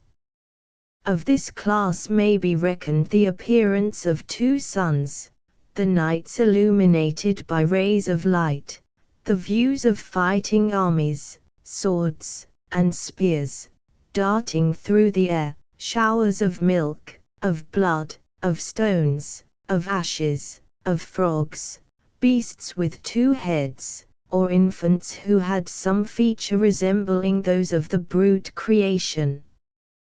These were all dreadful prodigies, which filled the people with inexpressible astonishment, and the Roman Empire with an extreme perplexity, and whatever unhappy circumstance followed upon these, was sure to be either caused or predicted by them.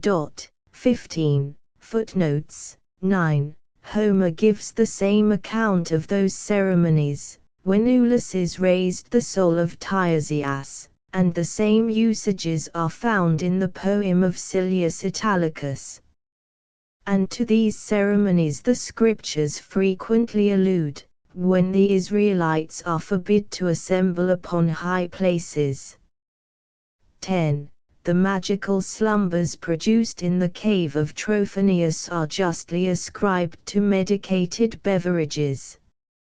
Here, the votary, if he escaped with life, had his health irreparably injured, and the whole class of artificial dreams and visions, the effect of some powerful narcotic acting upon the body after the mind had been predisposed for a certain train of ideas. 11. The sorts praenestini were famous among the Greeks. The method by which these lots were conducted was to put so many letters or even whole words into an urn, to shake them together, and throw them out, and whatever should chance to be made out in the arrangement of these letters or words, composed the answer of the oracle. The ancients also made use of dice, drawing tickets, etc., in casting or deciding results. In the Old Testament we meet with many standing and perpetual laws, and a number of particular commands, prescribing and regulating the use of them. We are informed by the scripture that when a successor to Judas in the apostolate was to be chosen, the lot fell on Saint Matthias. And the garment or coat without a seam of our Saviour was lotted for by the Jews. In Cicero's time this mode of divination was at a very low ebb.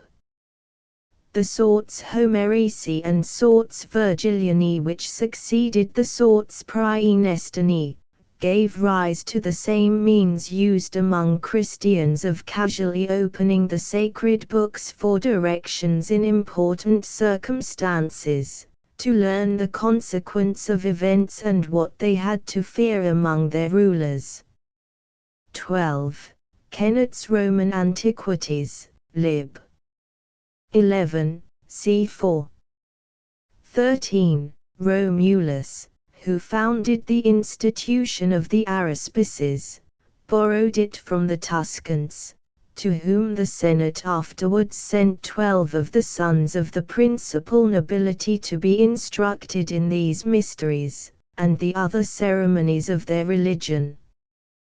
The origin of this act among the people of Tuscany is related by Cicero in the following manner: a peasant, says he, ploughing in the field, his ploughshare running pretty deep in the earth, turned up a clod, from whence sprung a child, who taught him and the other Tuscans the art of divination. Cicero, De Divinat L2. This fable undoubtedly means no more than that this child, said to spring from the clod of earth, was a youth of a very mean and obscure birth, but it is not known whether he was the author of it, or whether he learnt it of the Greeks or any other nations. 14. Particularly Livy, Dionysius of Halicarnassus, Pliny, and Valerius Maximus.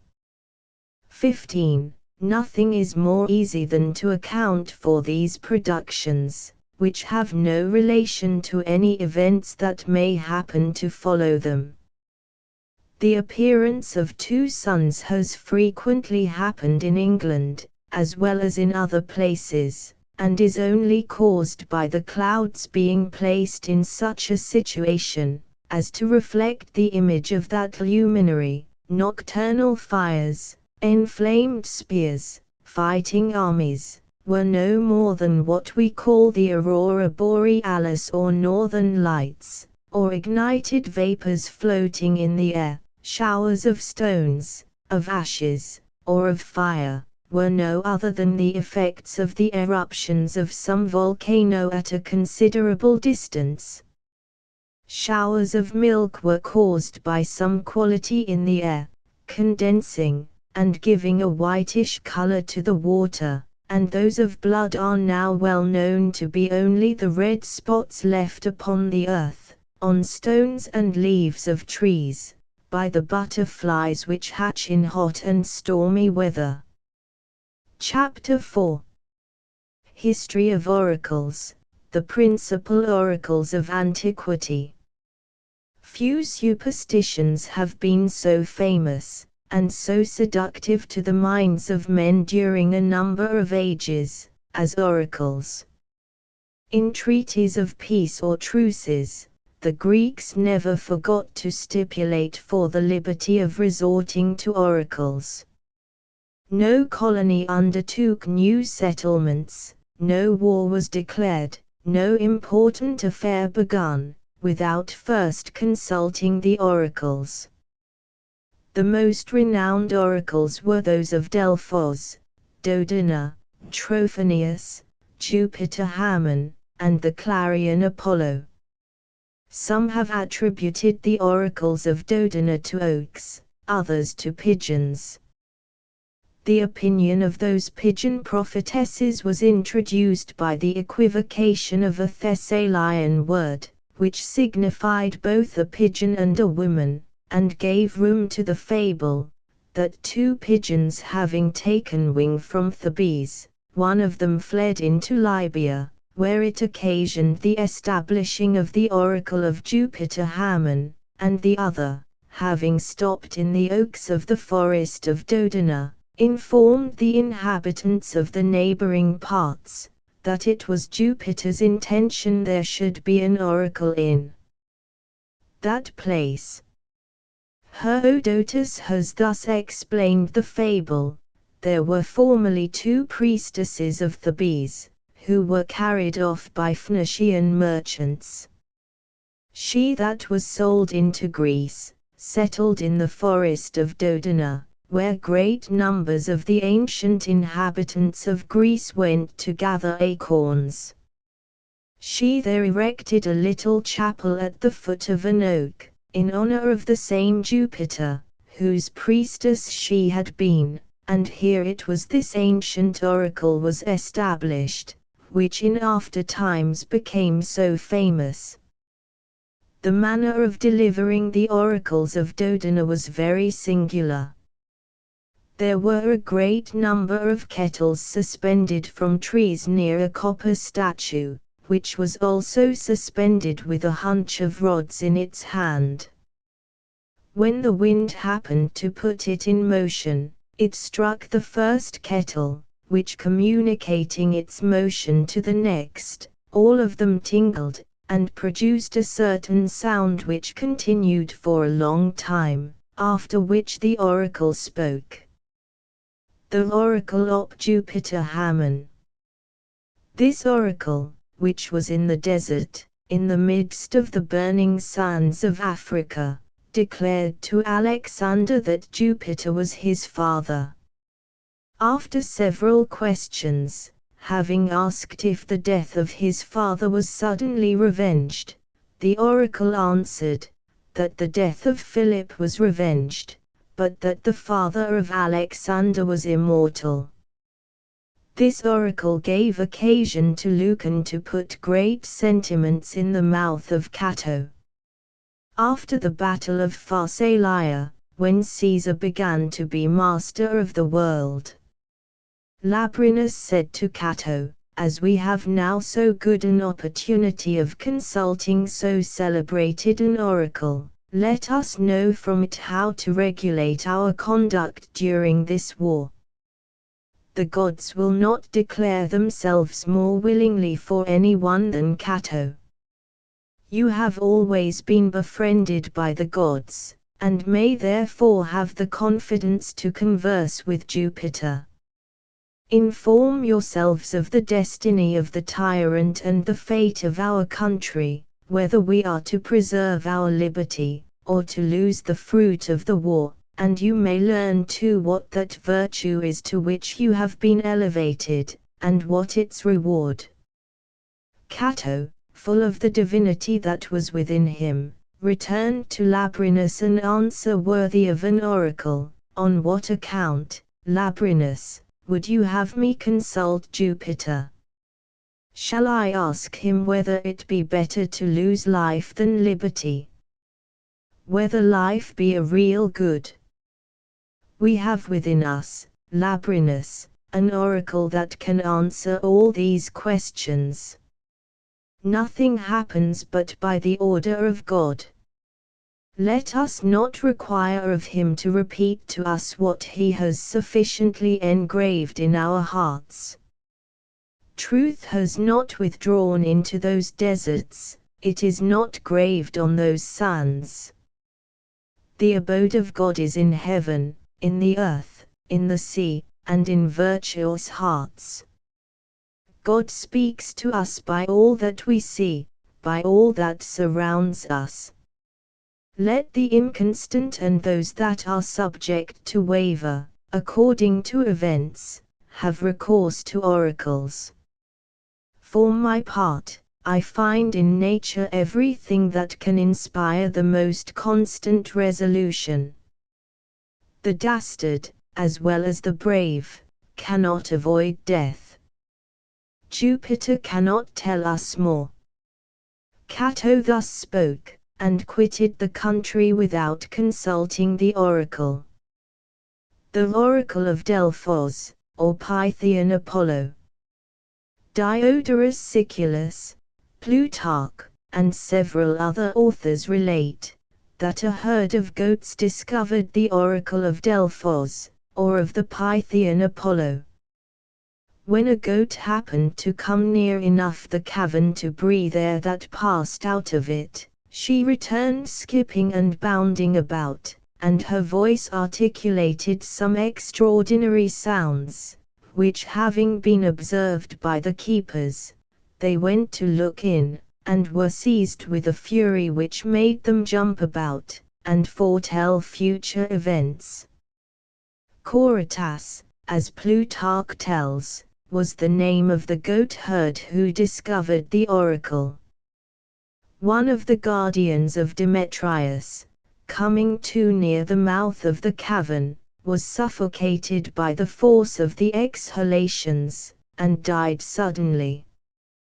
The orifice or vent hole of the cave was covered with a tripod consecrated to Apollo, on which the priestesses, called Pythonesses, 16, sat, to fill themselves with the prophetic vapor, and to conceive the spirit of divination, with the fervor that made them know futurity, and foretell it in Greek hexameters. Plutarch says, that, on the cessation of oracles, a Pythoness was so excessively tormented by the vapor, and suffered such violent convulsions, that all the priests ran away, and she died soon after. Ceremonies practiced on consulting oracles. Pausanias describes the ceremonies that were practiced for consulting the oracle of Trophonius. Every man that went down into his cave, never laughed his whole life after. This gave occasion to the proverbial saying concerning those of a melancholy air, "He has consulted Trophonius." Plato relates that the two brothers, Agamedes and Trophonius, having built the temple of Apollo, and asked the god for a reward what he thought of most advantage to men, both died in the night that succeeded their prayer. Pausanias gives us a quite different account. In the palace there built for the king Hyrieus, they so laid a stone, that it might be taken away, and in the night they crept in through the hole they had thus contrived, to steal the king's treasures. The king, observing the quantity of his gold diminished, though no locks nor seals had been broken open, fixed traps about his coffers, and Agamedes being caught in one of them, Trophonius cut off his head to prevent his discovering him.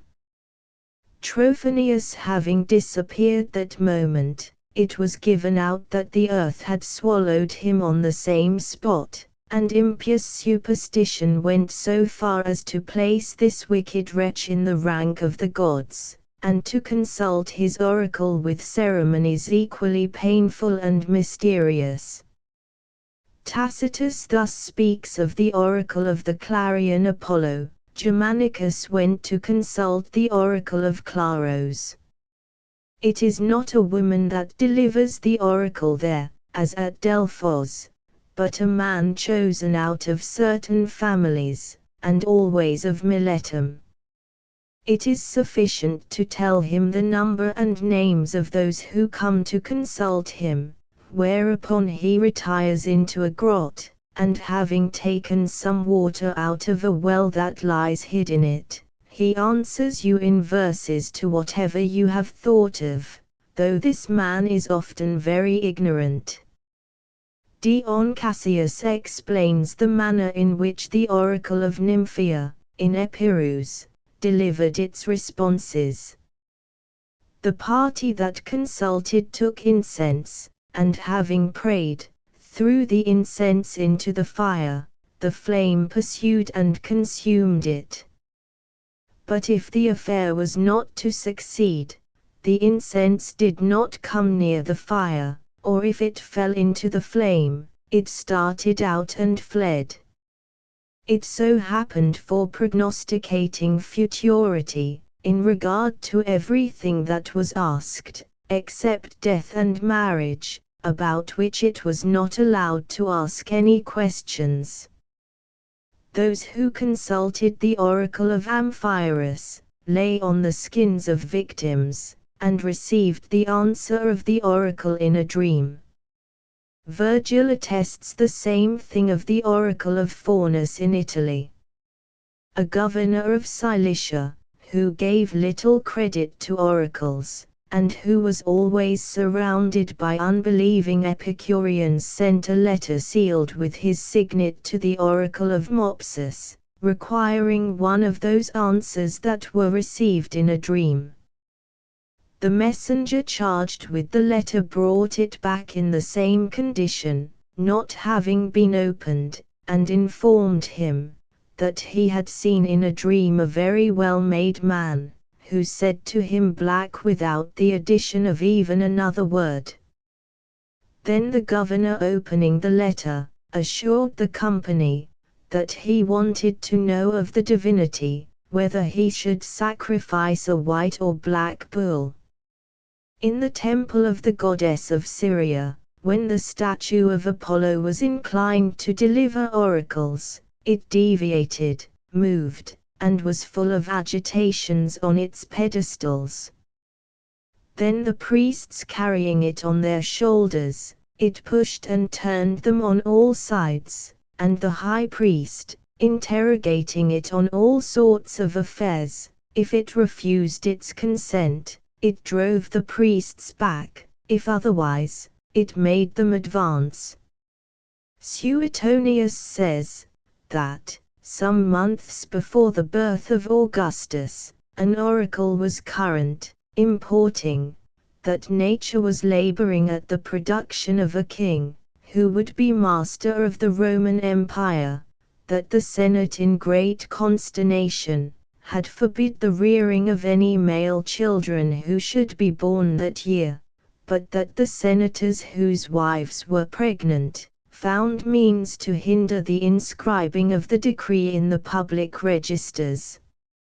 It seems that the prediction, of which Augustus was only the type, regarded the birth of Jesus Christ, the spiritual king of the whole world, or that the wicked spirit was willing, by suggesting this rigorous decree to the Senate, to depose Herod, and by this example, to involve the Messiah in the massacre that was made by his orders of all the children of 2 years and under. The whole world was then full of the coming of the Messiah. We see by Virgil's 4th Eclogue, that he applies to the son of the consul Asinius Pollio the prophecies which, from the Jews, had then passed into foreign nations. This child, the object of Virgil's flattery, died the 9th day after he was born.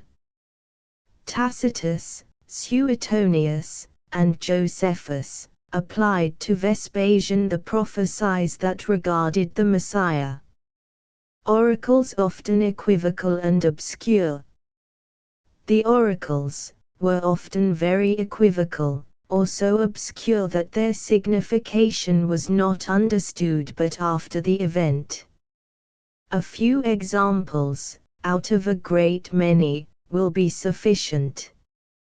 Croesus, having received from the Pythoness this answer, that by passing the river Halys, he would destroy a great empire, he understood it to be the empire of his enemy, whereas he destroyed his own. The oracle consulted by Pyrrhus gave him an answer, which might be equally understood of the victory of Pyrrhus, and the victory of the Romans his enemies. Aiote acida, Romanos vincia posse. The equivocation lies in the construction of the Latin tongue, which cannot be rendered in English. The Pythoness advises Croesus to guard against the mule. 17. The king of Lydia understood nothing of the oracle, which denoted Cyrus descended from 2 different nations, from the Medes by Mandana his mother, the daughter of Astyages, and by the Persians by his father Cambyses, whose race was by far less grand and illustrious. Nero had for answer from the oracle of Delphos, that 73 might prove fatal to him. He believed he was safe from all danger till age, but, finding himself deserted by every one, and hearing Galba proclaimed emperor, who was 73 years of age, he was sensible of the deceit of the oracle.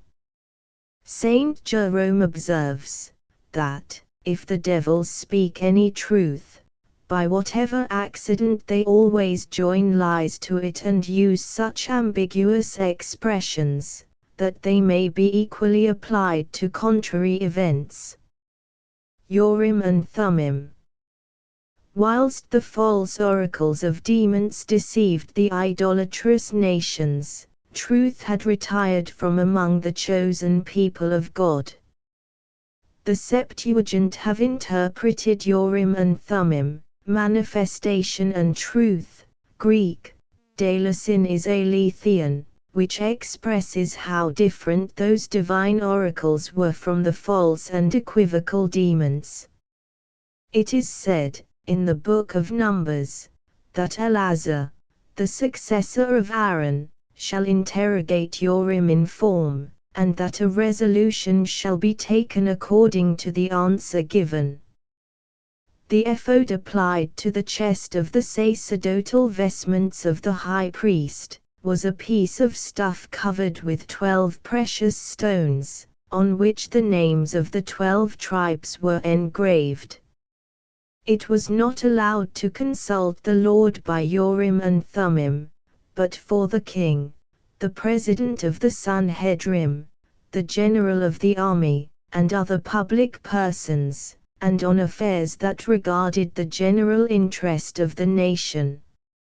If the affair was to succeed, the stones of the ephod emitted a sparkling light, or the high priest inspired predicted the success.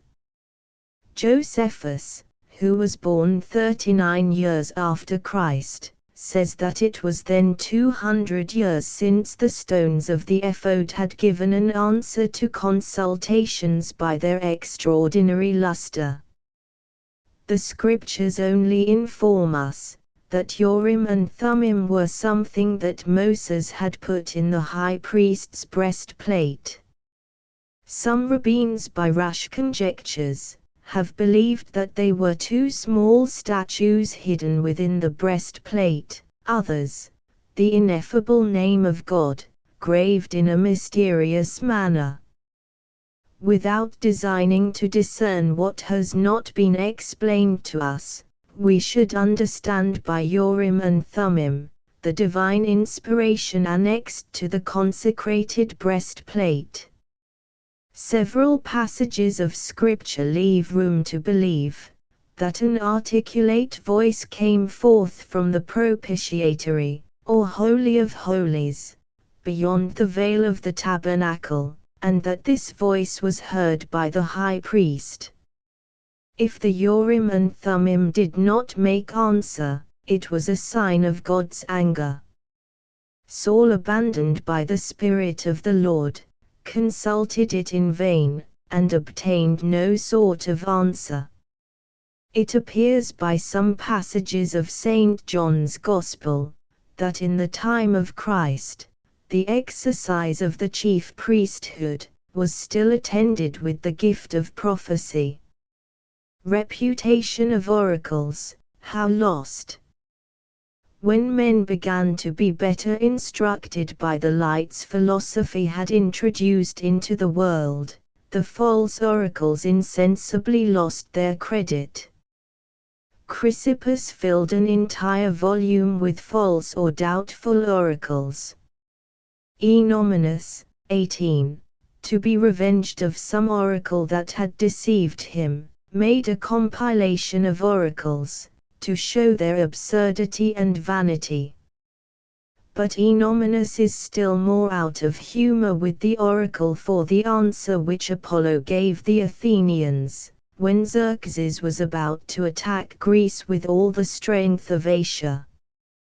The Pythian declared that Minerva, the protectress of Athens, had endeavored in vain to appease the wrath of Jupiter, yet that Jupiter, in complaisance with his daughter, was willing the Athenians should secure themselves within wooden walls, and that Salamis should behold the loss of a great many children, dead to their mothers, either when Ceres was spread abroad, or gathered together.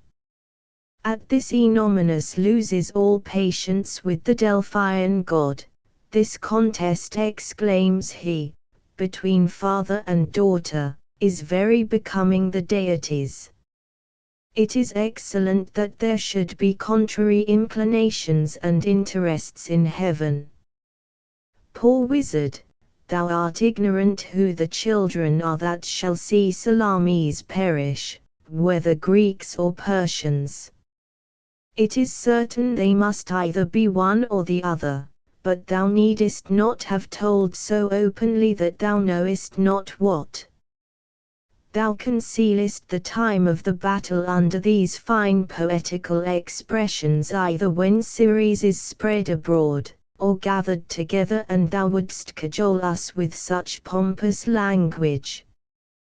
Who knows not that if there be a sea fight, it must either be in seed time or harvest? It is certain it cannot be in winter. Let things go how they will, thou wilt secure thyself by this Jupiter whom Minerva is endeavoring to appease. If the Greeks lose the battle, Jupiter proved inexorable to the last, if they gain it, why then Minerva at length prevailed. 19. Eusebius has preserved some fragments of this criticism on oracles by Enominus. I might, says Origen, have recourse to the authority of Aristotle, and the Peripatetics, to make the Pythoness much suspected. I might extract from the writings of Epicurus and his sectators an abundance of things to discredit oracles, and I might show that the Greeks themselves made no great account of them. The reputation of oracles was greatly lessened when they became an artifice of politics. Themistocles, with a design of engaging the Athenians to quit Athens, in order to be in a better condition to resist Xerxes, made the Pythoness deliver an oracle, commanding them to take refuge in wooden walls.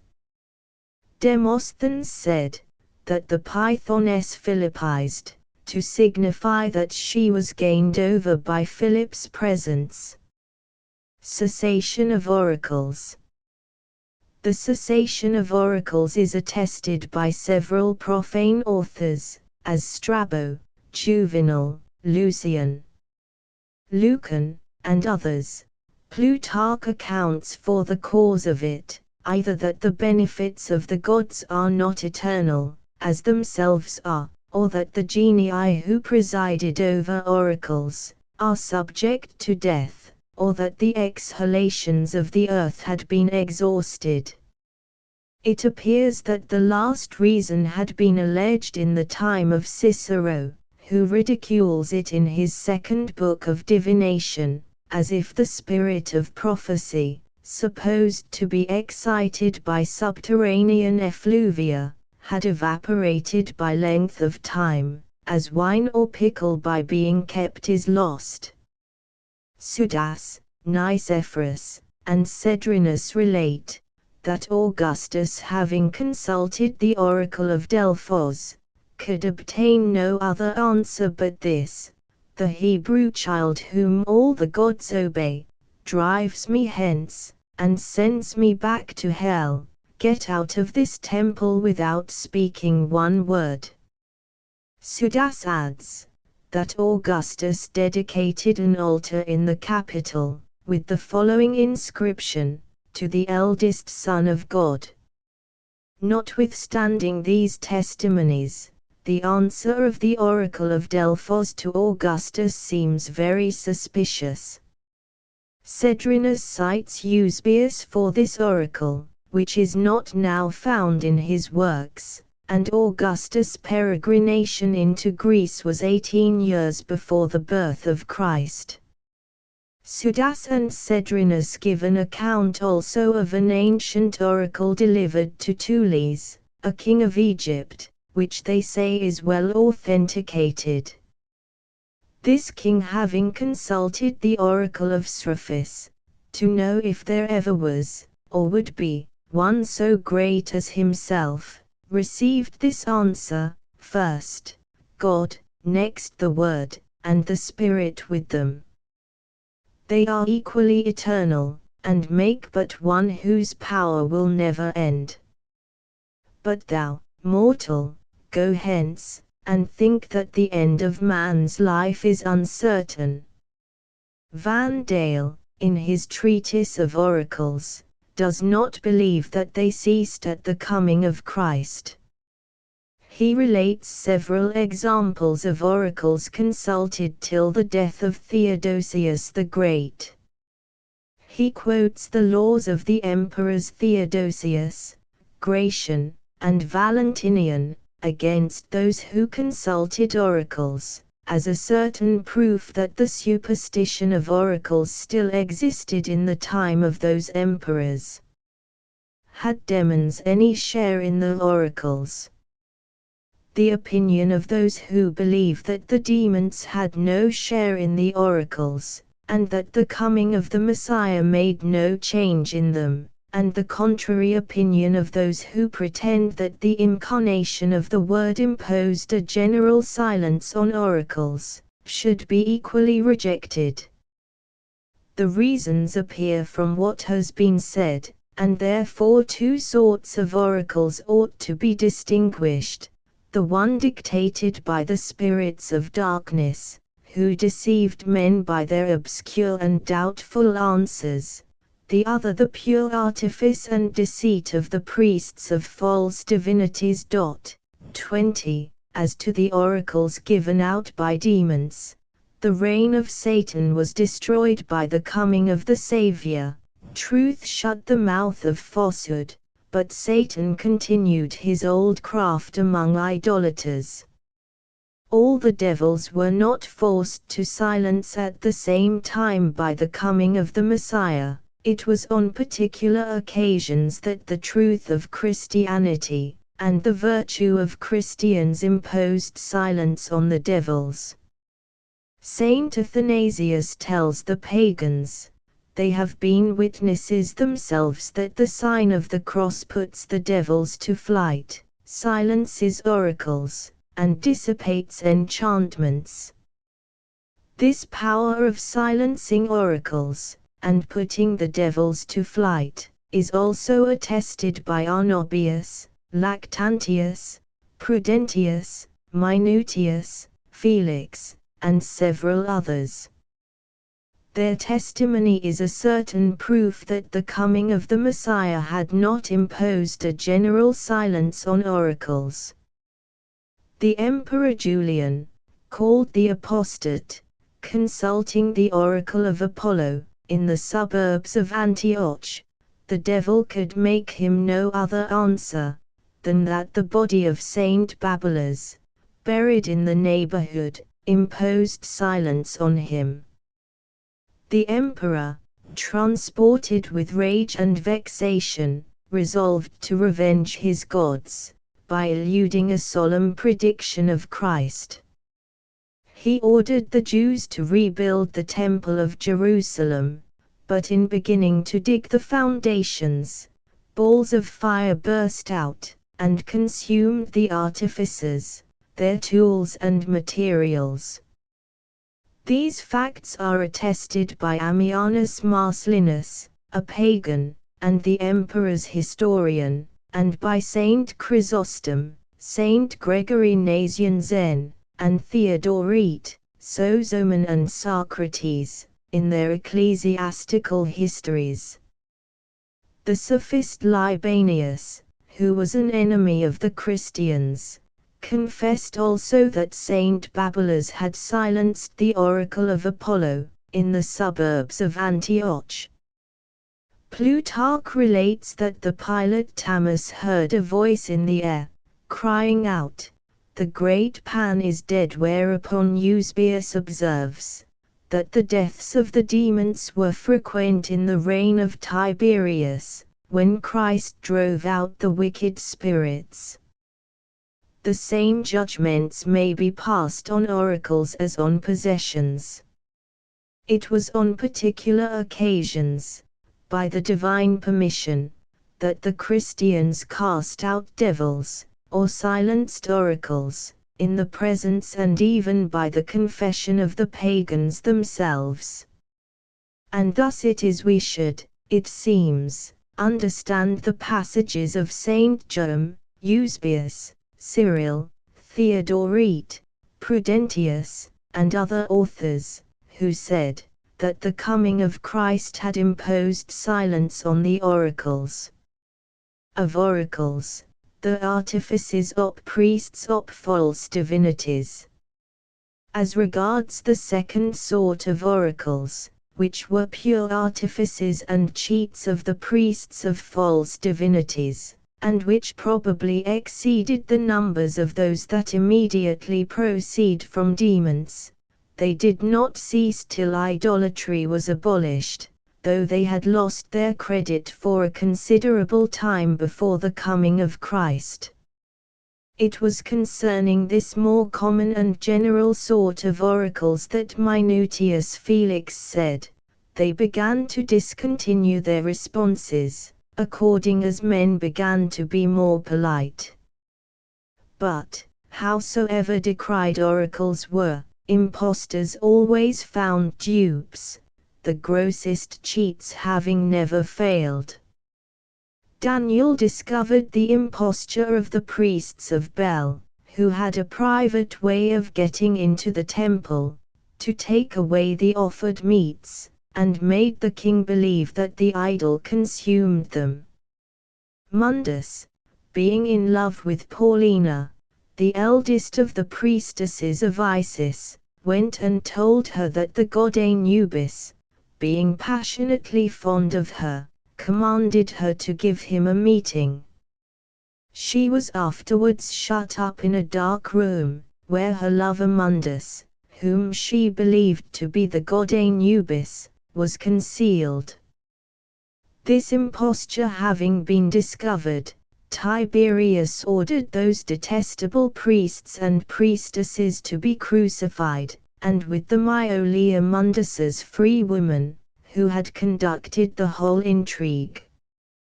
He also commanded the temple of Isis to be leveled with the ground, her statue to be thrown into the Tiber, and, as to Mundus, he contented himself with sending him into banishment. Theophilus, Bishop of Alexandria, not only destroyed the temples of the gods, but discovered the cheats of the priests, by showing that the statues, some of which were of brass, and others of wood, were hollow within, and led into dark passages made in the wall. Lucius, in discovering the impostures of the false prophet Alexander, says that the oracles were chiefly afraid of the subtleties of the Epicureans and Christians.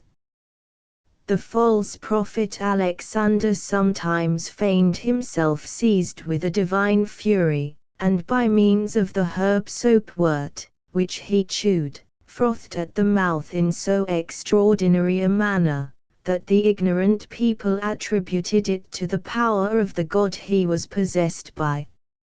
He had long before prepared the head of a dragon made of linen, which opened and shut its mouth by means of a horse's hair.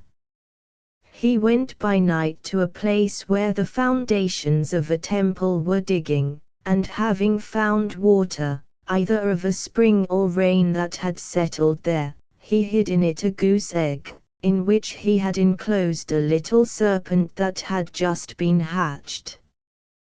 The next day, very early in the morning, he came quite naked into the street, having only a scarf about his middle, holding in his hand a scythe, and tossing about his hair as the priests of Cybele. Then getting on the top of a high altar, he said that the place was happy to be honored by the birth of a god. Afterwards running down to the place where he had hid the goose egg, and going into the water, he began to sing the praises of Apollo and Aesculapius, and to invite the latter to come and show himself to men. With these words he dips a bowl into the water and takes out a mysterious egg, which had a god enclosed in it, and when he held it in his hand, he began to say that he held Aesculapius. Whilst all were eager to have a sight of this fine mystery, he broke the egg, and the little serpent, starting out, twisted itself about his fingers. These examples show clearly that both Christians and pagans were so far agreed as to treat the greater number of oracles as purely human impostures. From the very nature of things, much that now serves for amusement must formerly have been appropriated to a higher destination. Ventriloquism may be quoted as a case in point, affording a ready and plausible solution of the oracular stones and oaks, of the reply which the seer Nessus addressed to Pythagoras, Jamblichus, vit. Pyth.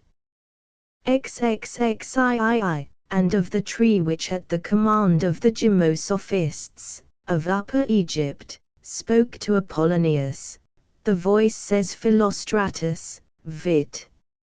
Ap. 11.5, was distinct but weak, and similar to the voice of a woman. But the oracles, at least if we ascend to their origin, were not altogether impostures.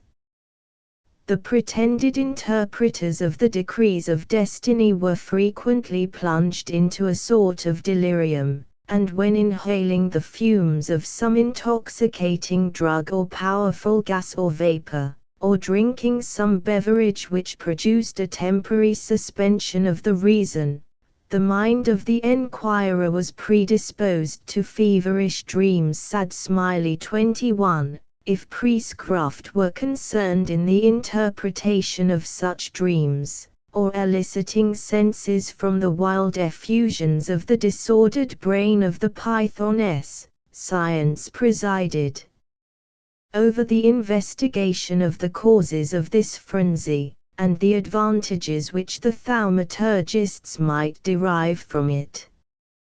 Jamblichus states, De Mysteriis 6, that for obtaining a revelation from the deity in a dream, the youngest and most simple creatures were the most proper for succeeding. They were prepared for it by magical invocations and fumigations of particular perfumes. Porphyry declares that these proceedings had an influence on the imagination, Jamblichus that they rendered them more worthy of the inspiration of the deity. Footnotes 16. The responses here were delivered by a young priestess called Pythia Ophbas, placed on a tripos, or stool with 3 feet, called also cortina, from the skin of the serpent python with which it was covered. It is uncertain after what manner these oracles were delivered, though Cicero supposes the Pythoness was inspired, or rather intoxicated by certain vapors which ascended from the cave. Some say that the Pythoness being once debauched, the oracles were afterwards delivered by an old woman in the dress of a young maid. 17. This answer of the oracle brings to our recollection the equally remarkable injunction of a modern seer to Sir William Vintham, which is related in the memoirs of Bishop Newton. In his younger years, when Sir William was abroad upon his travels, and was at Venice, there was a noted fortune-teller, to whom great numbers resorted, and he among the rest. And the fortune-teller told him that he must beware of a white horse. After his return to England, as he was walking by Charing Cross, he saw a crowd of people coming out and going into a house, and inquired what was the meaning of it, was informed that Duncan Campbell, the dumb fortune-teller, lived there.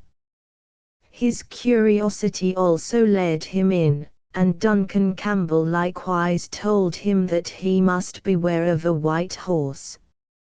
It was somewhat extraordinary that 2 fortune-tellers, one at Venice and the other in London, without any communication, and at some distance of time, should both happen to hit upon the same thing, and to give the very same warning.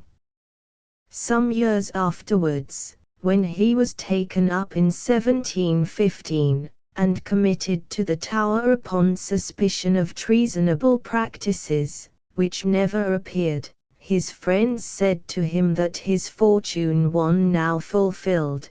The Hanover house was the white horse whereof he was admonished to beware.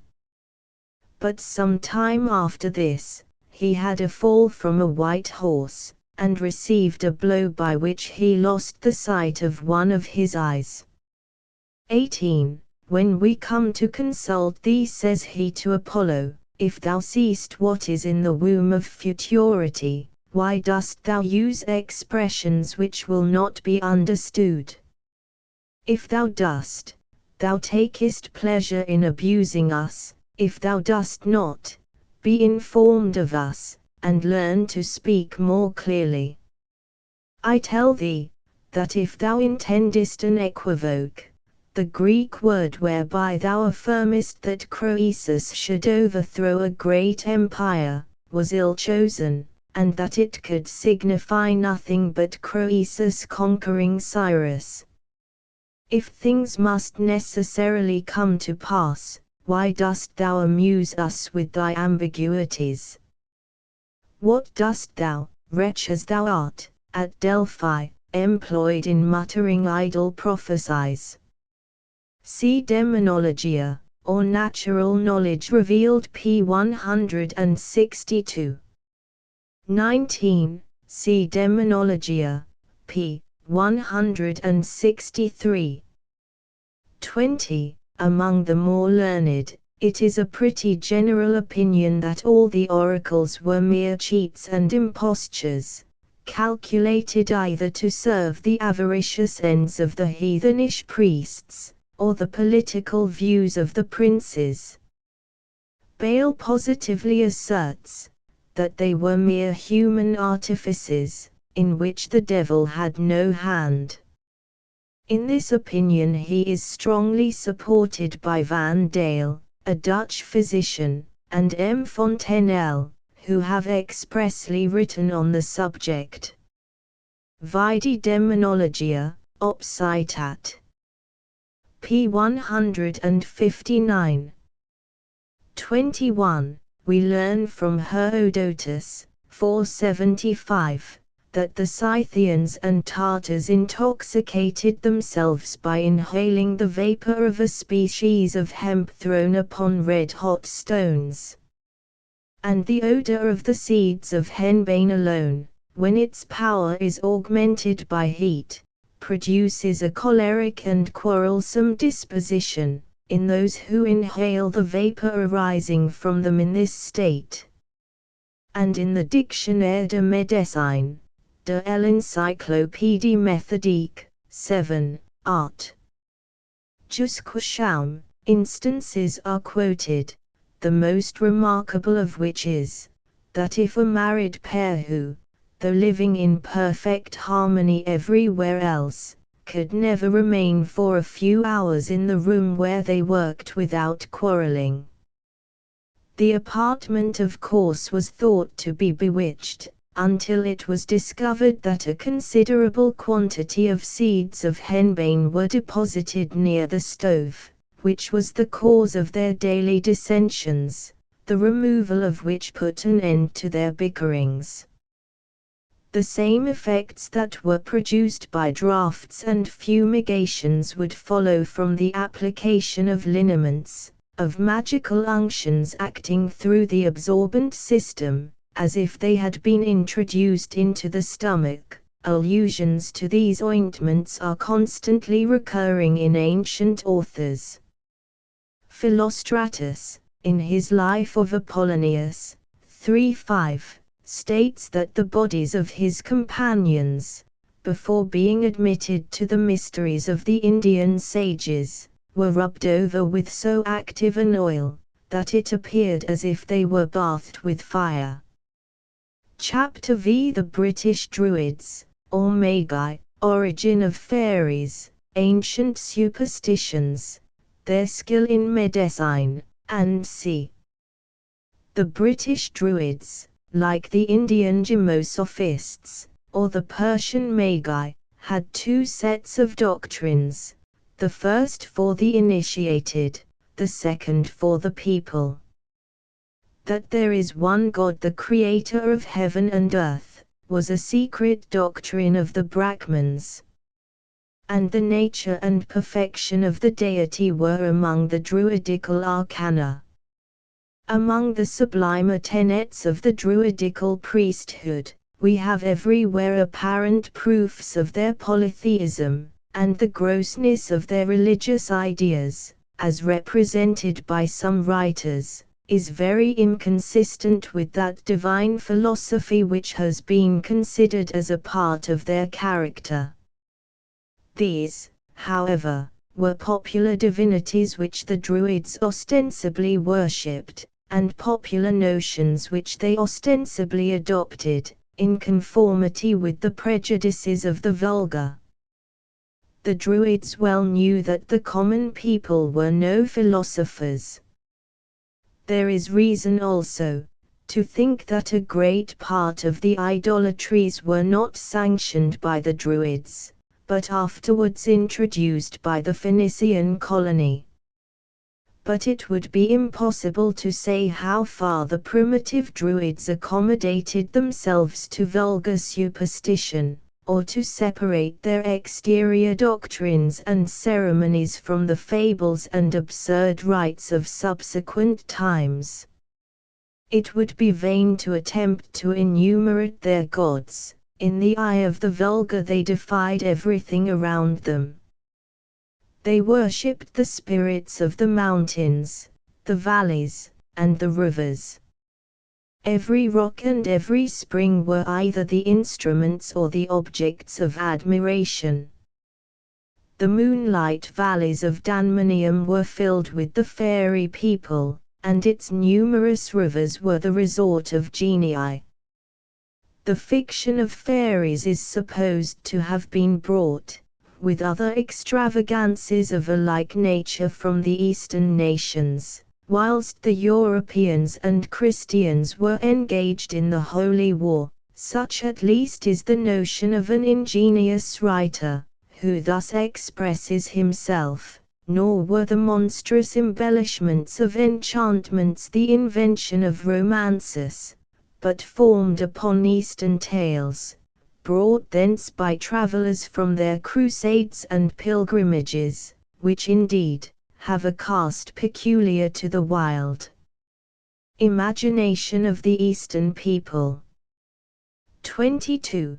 That fairies, in particular, came from the East, we are assured by that learned Orientalist, M. Herbelot, who tells us that the Persians called the fairies Peri, and the Arabs genies, that according to the Eastern fiction, there is a certain country inhabited by fairies, called Genistan, which answers to our fairyland. 23. Mr. Martin, in his observations on Spenser's Fairy Queen, is decided in his opinion, that the fairies came from the East, but he justly remarks, that they were introduced into the country long before the period of the Crusades. The race of fairies, he informs us, was established in Europe in very early times, but not universally. The fairies were confined to the north of Europe, to the Ultima Thule, to the British Isles, to the Divises Orb Britannis. They were unknown at this remote era to the Gauls or the Germans, and they were probably familiar to the valleys of Scotland and Danmanium, when Gaul and Germany were yet unpeopled either by real or imaginary beings. The belief indeed, of such invisible agents assigned to different parts of nature, prevails at this very day in Scotland, Devonshire and Cornwall, regularly transmitted from the remotest antiquity to the present times, and totally unconnected with the spurious romance of the Crusader or the Pilgrim. Hence those superstitious notions now existing in our western villages, where the Sprugian, 24, are still believed to delude benighted travellers, to discover hidden treasures, to influence the weather, and to raise the winds. This, says Wharton, strengthens the hypotheses of the northern parts of Europe being peopled by colonies from the east. The inhabitants of Shetland and the Isles pour libations of milk or beer through a hold stone, in honour of the spirit Brownie, and it is probable the Danmonii were accustomed to sacrifice to the same spirit, since the Cornish and the Devonians on the border of Cornwall invoke to this day the spirit Brownie, on the swarming of their bees. With respect to rivers, it is a certain fact that the primitive Britons paid them divine honours. Even now, in many parts of Devonshire and Cornwall, the vulgar may be said to worship brooks and wells, to which they resort at stated periods, performing various ceremonies in honour of those consecrated waters, and the Highlanders, to this day, talk with great respect of the genius of the sea, never bathe in a fountain, lest the elegant spirit that resides in it should be offended and remove, and mention not the water of rivers without prefixing to it the name of excellent. And in one of the western islands the inhabitants retained the custom, to the close of the last century, of making an annual sacrifice to the genius of the ocean. That at this day the inhabitants of India deify their principal rivers is a well-known fact. The waters of the Ganges possess an uncommon sanctity, and the modern Arabians, like the Ishmaelites of old, concur with the Danmonii in their reverence of springs and fountains. Even the names of the Arabian and Danmonian wells have a striking correspondence. We have the Singing Well, or the White Fountain, and there are springs with similar names in the deserts of Arabia. Perhaps the veneration of the Danmonii for fountains and rivers may be accepted as no trivial proof, to be thrown into the mass of circumstantial evidence, in favor of their Eastern original. That the Arabs in their thirsty deserts should even adore their wells of springing water need not excite our surprise. But we may justly wonder at the inhabitants of Devonshire and Cornwall thus worshipping the gods of numerous rivers, and never failing brooks, familiar to every part of Danmonium. The principal times of devotion among the Druids were either midday or midnight. The officiating Druid was clothed in a white garment that swept the ground. On his head he wore the tiara, he had the anguinum or serpent's egg, as the ensign of his order, his temples were encircled with a wreath of oak leaves, and he waved in his hand the magic rod. As regards the Druid sacrifice there are vague and contradictory representations. It is certain, however, that they offered human victims to their gods. They taught that the punishment of the wicked might be obliterated by sacrifices to Baal. 25. The sacrifice of the black sheep, therefore, was offered up for the souls of the departed, and various species of charms exhibited. Traces of the holy fires, and fire worship of the Druids, 26, may be observed in several customs, both of the Devonians and the Cornish, but in Ireland may still be seen the holy fires in all their solemnity. The Irish call the month of May Beltane, or Fire of Bulas, and the 1st of May Lubaltine, or the Day of Bulas's Fire.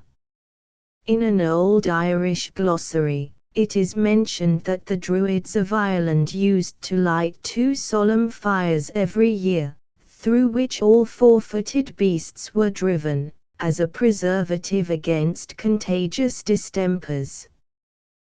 The Irish have this custom at the present moment. They kindle the fire in the milking yards, men, women, and children pass through or leap over it, and their cattle are driven through the flames of the burning straw. On the 1st of May, and in the month of November, they have also their fire feasts when, according to the custom of the Danmonians, as well as the Irish Druids, the hills were enveloped in flame. Previously to this solemnity, on the eve of November, the fire in every private house was extinguished. Hither, Then, the people were obliged to resort, in order to rekindle it. The ancient Persians named the month of November, Adar or Fire Adar, according to Richardson was the angel presiding over that element, in consequence of which, on the 9th, his name day, the country blazed all around with flaming piles, whilst the Magi, by the injunction of Zoroaster, visited with great solemnity all the temples of fire throughout the empire, which, on this occasion, were adorned and illuminated in a most splendid manner. Hence our British illuminations in November had probably their origin. It was at this season that Baal Samham called the souls to judgment, which, according to their deserts, were assigned to re-enter the bodies of men or brutes, and to be happy or miserable during their next abode on the earth. The primitive Christians, attached to their pagan ceremonies, placed the Feast of All Souls on the Larsaman, or the 2nd of November. Even now the peasants in Ireland assemble on the vigil of Larsaman with sticks and clubs, going from house to house, collecting money, bread, cake, butter, cheese, eggs, etc., for the feast, repeating verses in honor of the solemnity, and calling for the black sheep. Candles are sent from house to house and lighted up on the Samhain. The next day, every house abounds in the best viands the master can afford, apples and nuts are eaten in great plenty, the nut shells are burnt, and from the ashes many things are foretold. Hemp seed is sown by the maidens, who believe that, if they look back, they shall see the apparition of their intended husbands. The girls make various efforts to read their destiny. They hang a smock before the fire at the close of the feast, and sit up all night concealed in one corner of the room, expecting the apparition of the lover to come down the chimney and turn the shimmy. They throw a ball of yarn out of the window, and wind it on the reel within, convinced that if they repeat the paternoster backwards, and look at the ball of yarn without, they shall then also see his apparition. Those who celebrate this feast have numerous other rites derived from the pagans. They dip 4 apples in a tub of water, and endeavor to bring up one with their mouths. They catch at an apple when stuck on at one of the end of a kind of hanging beam, at the other extremity of which is fixed a lighted candle, and that with their mouths only, whilst it is in a circular motion, having their hands tied behind their backs. 27. The British Magi. The Druids, who were the Magi of the Britons, had an infinite number of rites in common with the Persians. One of the chief functions of the Eastern Magi was divination, and Pomponius Mela tells us that our Druids possessed the same art. There was a solemn rite of divination among the Druids from the fall of the victim and convulsions of his limbs, or the nature and position of his entrails. But the British priests had various kinds of divination. By the number of criminal causes, and by the increase or diminution of their own order, they predicted fertility or scarcity. From the neighing or prancing of white horses, harnessed to a consecrated chariot, from the turnings and windings of a hare let loose from the bosom of the diviner, with a variety of other ominous appearances or exhibitions, they pretended to determine the events of futurity. 28. Of all creatures the serpent exercised, in the most curious manner, the invention of the Druids. To the famous anguinum they attributed high virtues. The anguinum or serpent's egg was a congeries of small snakes rolled together, and encrusted with a shell, formed by the saliva or viscous gum, or froth of the mother serpent. This egg, it seems, was tossed into the air, by the hissings of its dam, and before it fell again to the earth, where it would be defiled, it was to be received in the sagas or sacred vestment.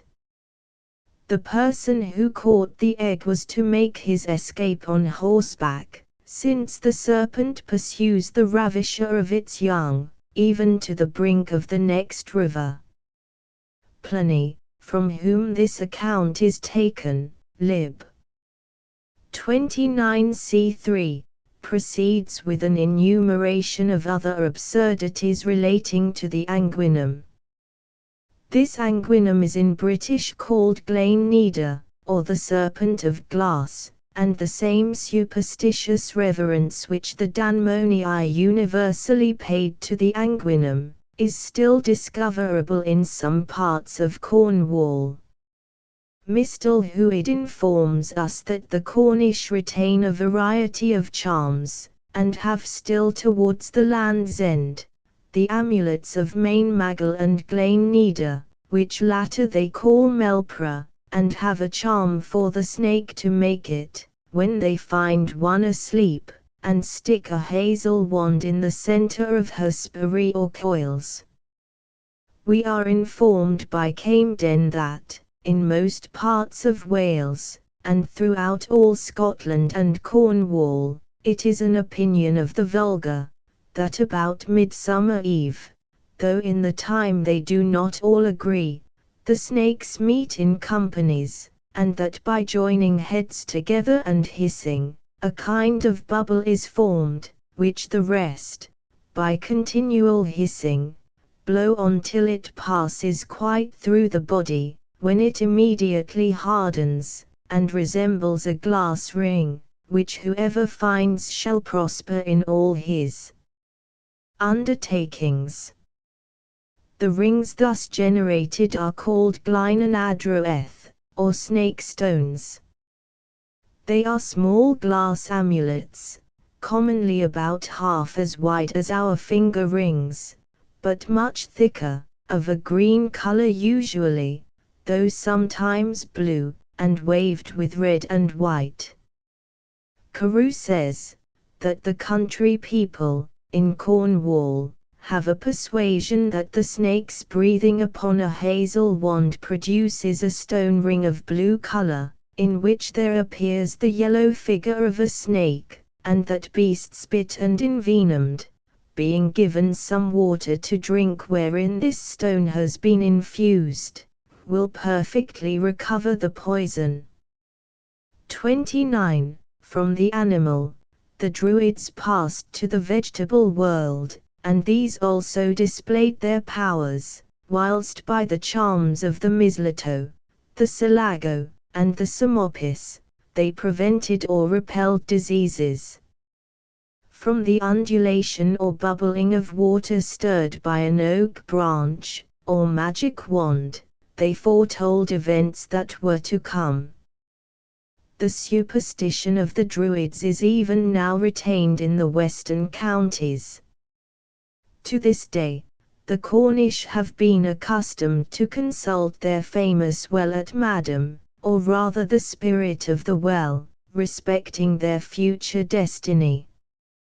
Hither, says Paulus, come the uneasy, impatient, and superstitious, and by dropping pins, 30, or pebbles into the water, and by shaking the ground round the spring, so as to raise bubbles from the bottom, at a certain time of the year, moon and day, endeavor to remove their uneasiness, yet the supposed responses serve equally to increase the gloom of the melancholy, the suspicions of the jealous, and the passion of the enamored.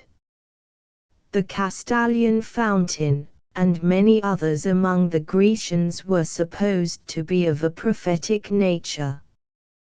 by dipping a fair mirror into a well.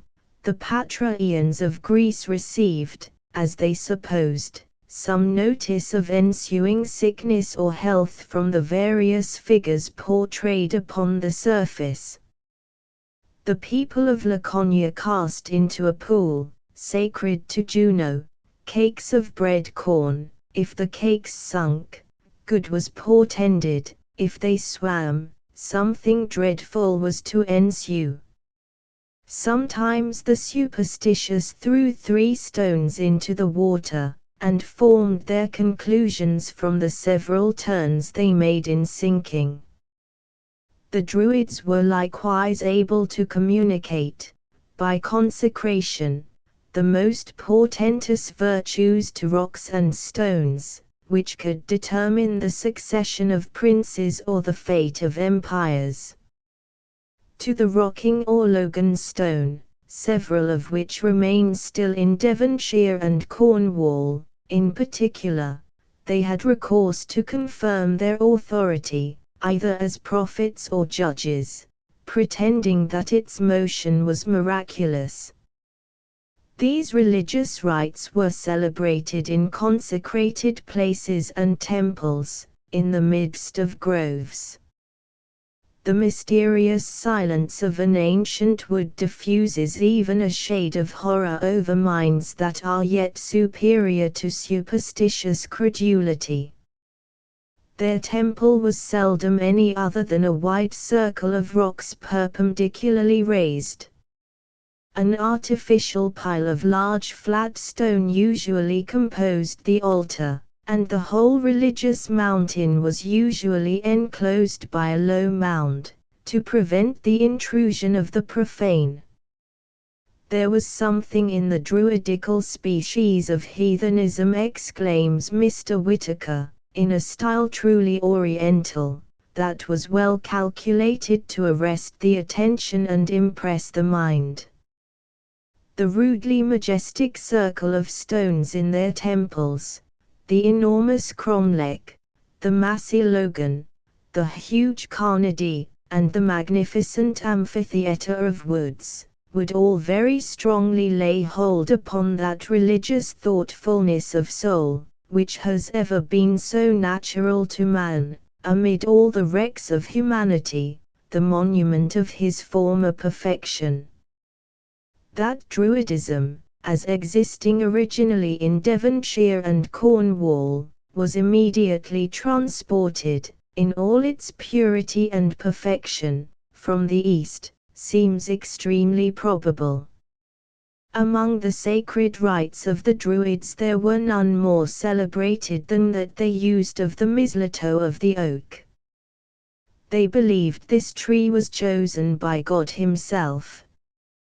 The mistletoe was what they found but seldom; whenever, therefore, they met with it, they fetched it with great ceremony, and did it on the 6th day of the moon, with which day they began both their months and their years.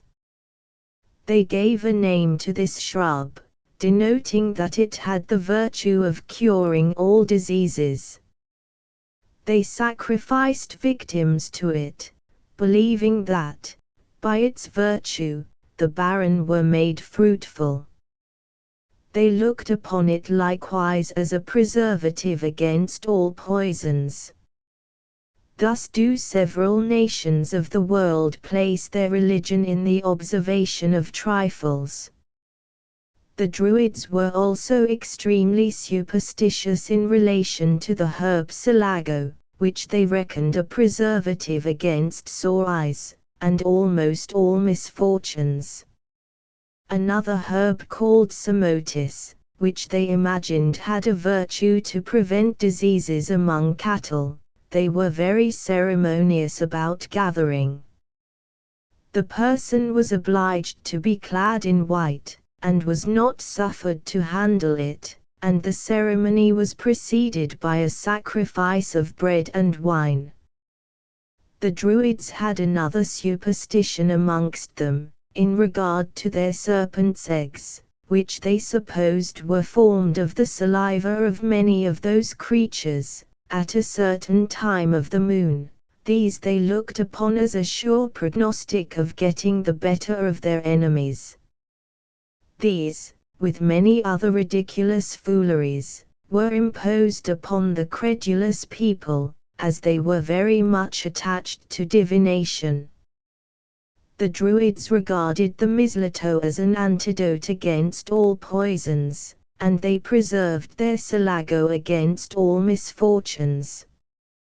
The Persians had the same confidence in the efficacy of several herbs, and used them in a similar manner. The Druids cut their mistletoe with a golden hook, and the Persians cut the twigs of gez, or horn, called bursum, with a peculiar sort of concentrated knife. The candidates for the British throne had recourse to the fatal stone to determine their pretensions, and on similar occasions the Persians had recourse to the artizoe. From every view of the Druid religion, Mr. Polwheel concludes that it derived its origin from the Persian Magi. Dr. Borlas has drawn a long and elaborate parallel between the Druids and Persians, where he has plainly proved that they resembled each other, as strictly as possible, in every particular of religion. 31, footnotes, 22, supplement to the translated preface to Jarvis's Don Quixote. 23. That the Druids worshipped rocks, stones, and fountains, and imagined them inhabited, and actuated by divine intelligences of a lower rank, may plainly be inferred from their stone monuments. These inferior deities the Cornish call Sprygian, or spirits, which answer to genii or fairies, and the vulgar in Cornwall still discourse of them, as of real beings. 24. See Macpherson's Introduction to the History of Great Britain and Ireland. 25. This idol, which is called by the Septuagint, Baal, is mentioned in other parts of Scripture by other names. To understand what this god was, we may observe that the deities of the Greeks and Romans come from the East, and it is a tradition among the ancient and modern heathens that this idol was an obscure deity, which may plead excuse for not translating some passages concerning it, and this is agreeable to Hosea 9:10. They went out into Baalfia, and separated themselves to their shame. And it is the opinion of Jerome, who quotes it from an ancient tradition of the Jews, that Baalfia is the Priapus of the Greeks and Romans, and if you look into the Vulgar Latin, 1 Kings 15.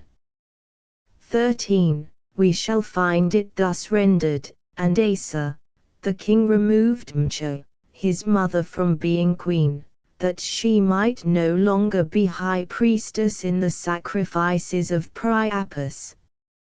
And he destroyed the grove she had consecrated, and broke the most filthy idol, and burnt it at the brook Kedron. Dr. Cumberland inserts, that the import of the word Paya, or Baalfia, is he that shows boastingly or publicly, his nakedness.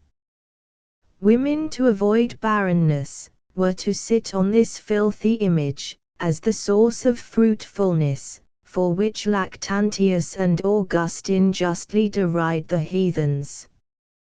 26. There was an awful mysteriousness in the original Druid sacrifice. Descanting upon the human sacrifices of various countries, Mr. Bryant informs us that among the nations of Canaan, the victims were chosen in a peculiar manner, their own children, and whatsoever was nearest and dearest to them, were thought the most worthy offerings to their gods.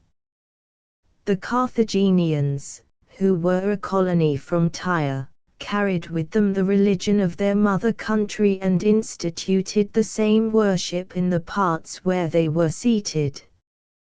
Parents offered up their own children as dearest to themselves, and therefore the more acceptable to the deity. They sacrificed the fruit of their body for the sin of their soul. The Druids, no doubt, were actuated with the same views. 27. There is no sort of doubt that Baal and fire were principal objects of the ceremonies and adoration of the Druids. The principal season of these, and of their feasts in honor of Baal, was New Year's Day, when the sun began visibly to return towards us. The custom is not yet at an end, the country people still burning out the old year and welcoming in the new by fires lighted on the top of hills, and other high places. The next season was the month of May, when the fruits of the earth began, in the eastern countries, to be gathered, and the first fruits of them consecrated to Baal, or to the sun, whose benign influence had ripened them, and one is almost persuaded that the dance round the maypole, in that month, is a faint image of the rites observed on such occasions. The next great festival was on the 21st of June, when the sun, being in Cancer, first appears to go backwards and leave us. On this occasion the Baalim used to call the people together, and to light fires on high places, and to cause their sons, and their daughters, and their cattle to pass through the fire, calling upon Baal to bless them, and not forsake them. 28. In Devonshire and Cornwall it is still considered ominous if a hare crosses a person on the road. 29. See Carew's Survey of Cornwall, p. 22. Mr. Carew had a stone ring of this kind in his possession, and the person who gave it to him avowed that he himself saw a part of the stick sticking in it, but pens authorem sit fides, says Mr. Carew. 30. The same superstition still exists in Devonshire. 31. See account of Druidism in Polyuhal's Historical Views of Devonshire, Volume 1. Chapter 6. Aesculapian Mysteries. And see Apollo is said to have been one of the most gentle, and at the same time, as may be inferred from his numerous issue, one of the most gallant of the heathen deities. The first and most noted of his sons was Aesculapius, whom he had by the nymph Coronis. Some say that Apollo, on account of her infidelity, shot his mother when big with child with him, but repenting the fact, saved the infant, and gave him to Chiron to be instructed in physic. 32. Others report that as King Phlegyas, her father was carrying her with him into Peloponnesus, her pains surprised her on the confines of Epidaria where, to conceal her shame, she exposed the infant on a mountain. The truth, however, is that this Aesculapius was a poor infant cast away, a dropped child, laid in a wood near Epidaurus, by his unnatural parents, who were afterwards ashamed to own him. He was shortly afterwards found by some huntsmen, who, seeing a lighted flame or glory surrounding his head, looked upon it as a prognostic of the child's future glory. The infant was delivered by them to a nurse named Trigo, but the poets say he was suckled by a goat. He studied physic under Chiron the centaur, by whose care he made such progress in the medical art, as gained him so high a reputation that he was even reported to have raised the dead. His first cures were wrought upon skulls, king of Epidaurus, and Arnes, king of Dornia, which last was troubled with sore eyes. In short, his success was so great, that Pluto, seeing the number of his ghosts daily decrease, complained to Jupiter, who killed him with his thunderbolts. Such was his proficiency in medical skill, that he was generally esteemed the god of physic. In the city of Tetrapolis, which belonged to the Ionians, Aesculapius had a temple full of rare cures, dedicated to him by those who ascribed their recovery to him, and its walls were covered and hung with memorials of the miracles he had performed. Cicero reckons up 3 of the names of Aesculapius. The first, the son of Apollo, worshipped in Arcadia, who invented the probe and bandages for wounds. The second, the brother of Mercury, killed by lightning, and the third, the son of Archippus Archon, who first taught the art of tooth drawing and purging. Others make Aesculapius an Egyptian, king of Memphis, antecedent by 1,000 years to the Aesculapius of the Greeks. The Romans numbered him among the Daiad Citatii, of such as were raised to heaven by their merit, as Hercules, Castor and Pallas. The Greeks received their knowledge of Aesculapius from the Phoenicians and Egyptians. His chief temples were at Pergamus, Smyrna, and Tricca, a city of Ionia, and the Isle of Kos, or Kos, in which all votive tablets were hung up, 33, showing the diseases cured by his assistance, but his most famous shrine was at Epidaurus, where every 5 years in the spring, solemn games were instituted to him 9 days after the Isthmian games at Corinth. It was by accident that the Romans became acquainted with Aesculapius. A plague happened in Italy, the oracle was consulted, and the reply was that they should fetch the god Aesculapius from Epidaurus. An embassy was appointed of 10 senators, at the head of whom was Q. Ogulnius.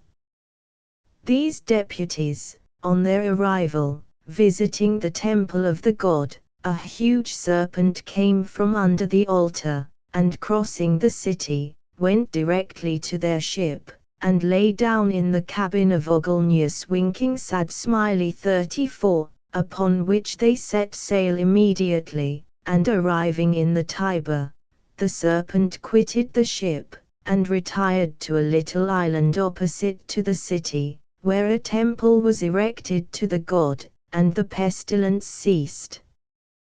The animals sacrificed to Aesculapius were the goat, some say on account of his having been nursed by this animal, others because this creature is unhealthy, as laboring under a perpetual fever. The dog and the cock were sacrificed to him, on account of their fidelity and vigilance.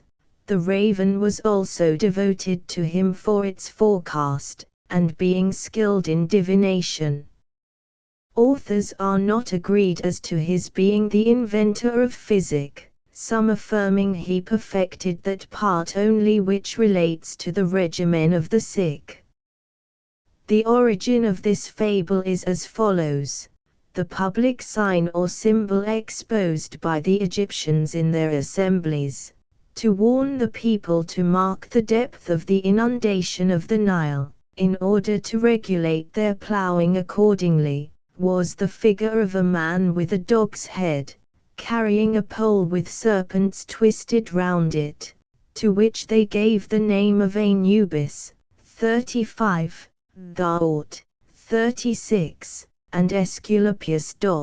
37. In process of time, they made use of this representation for a real king, who by the study of physic sought the preservation of his subjects. Thus the dog and the serpents became the characteristics of Aesculapius amongst the Romans and Greeks, who were entirely strangers to the original meaning of these hieroglyphics. Aesculapius was represented as an old man, with a long beard, crowned with a branch of bay tree. In his hands was a staff full of knots, about which a serpent had twisted itself. At his feet stood an owl or a dog, characteristics of the qualities of a good physician, who must be as cunning as a serpent, as vigilant as a dog, as cunning and experienced as an old bashaw, to handle a thing so difficult as physic. At Epidaurus his statue was of gold and ivory. 38, seated on a throne of the same materials, with a long beard, having a knotty stick in one hand, the other entwined with a serpent, and a dog lying at his feet. The Phaeacians depicted him as beardless, and the Romans crowned him with a laurel, to denote his descent from Apollo. The knots in his staff signify the difficulties that occur in the study of medicine. He had by his wife Epion 2 sons, Machon and Podalirius, both skilled in surgery, and who are mentioned by Homer as having been present at the siege of Troy, and who were very serviceable to the Greeks. He had also 2 daughters, called Hygia and Jasso. Footnotes 32. Ovid, who relates the story of Coronis in his fanciful way, tells us that Corphus, or the raven, who discovered her armor, had by Apollo, his feathers changed from black to white. 33. From these tablets, or votive inscriptions, Hippocrates is said to have collected his aphorisms. 34. The Romans who sent for Aesculapius from Epidaurus, when their city was troubled with the plague, say, that the serpent that was worshipped there for him followed the ambassadors of its own accord to the ship that transported it to Rome, where it was placed in a temple built in the isle called Tiberina. In this temple the sick people were wont to lie, and when they found themselves no better, they reviled Aesculapius, so impatiently ungrateful and peevish were often the afflicted, that they made no scruple to reproach the very God who administered to their maladies. 35. From Hanobiach, which, in the Phoenician language, signifies the barker, or warner, Anubis. 36. This word signifies the dog. 37. From Aish, man, and Caliph, dog, comes Iscaliph, the man-dog, or Aesculapius. 38. This image was the work of Thrasymedes, the son of Arignotus, a native of Pyrrhus. Chapter 7. Inferior deities attending mankind from their birth to their decease. It would be almost an endless task to enter into a detail of all the inferior deities of the Greeks and Romans, our object being to refer to such only as preside over the health of the human race, every part and parcel of whom had their presiding genius. During pregnancy, the tutelar powers were the god Pelumnus, 39, and the goddesses Intercedenia, 40, and Devora. 41. The import of these words seems to point out the necessity of warmth and cleanliness to ladies in this condition. Besides the superior goddesses Gemolucian, Diana Hythia, and Latona, who all presided at the birth, there were the goddesses Egeria, 42, Prissa, 43, and Manigenita, 44, who with the Dionyxii, 45, had all the care of women in labor. To children, Janus performed the office of doorkeeper or midwife, and in this quality was assisted by the goddess Apis or Ops. Winking sad smiley 46. Cuma rocked the cradle, while Carmenta sung their destiny. Lavanna lifted them up from the ground. Winking sad smiley 47, and Vegetanus took care of them when they cried. Rumina 48, watched them while they suckled.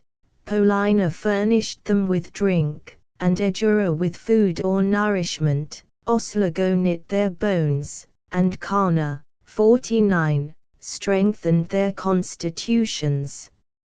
Nudina 50, was the goddess of children's purification. Stylinus or Statinus instructed them to walk, and kept them from falling. Fabulina learned them to prattle. The goddess Paventia preserved them from frights. Winking sad smiley 51, and Camena taught them to sing. Nor was the infant, when grown to riper years, left without his protectors. Juventas was the god of youth. Agenorrhea excited men to action, and the goddesses Stimula and Strenua inspired courage and vivacity. Horta 52, inspired the fame or love of glory, and Centra gave them the sentiments of property and justice. Ques was the goddesses of repose or ease. 53, and Indolena, or laziness, was deified by the name of Mercia. Winking sad smiley 54, Vacua protected the idle. Adiono and Abono secured people in going abroad and returning. Winking sad smiley 55, and Vibilia, if they wandered, was so kind as to put them in the right way. Fessonia refreshed the weary and fatigued, and Meditrina healed the sickly. Winking sad smiley 56, Vitula was the goddess of mirth and frolic. Winking sad smiley 57, Volupia the goddess who bestowed pleasure. Winking sad smiley 58, Urbana was addressed, that parents might not love their offspring. Pelonia averted mischief and danger, and Numeria taught people to cast and keep accounts. Angrana cured the anguish or sorrow of the mind. Winking sad smiley 59, Harras.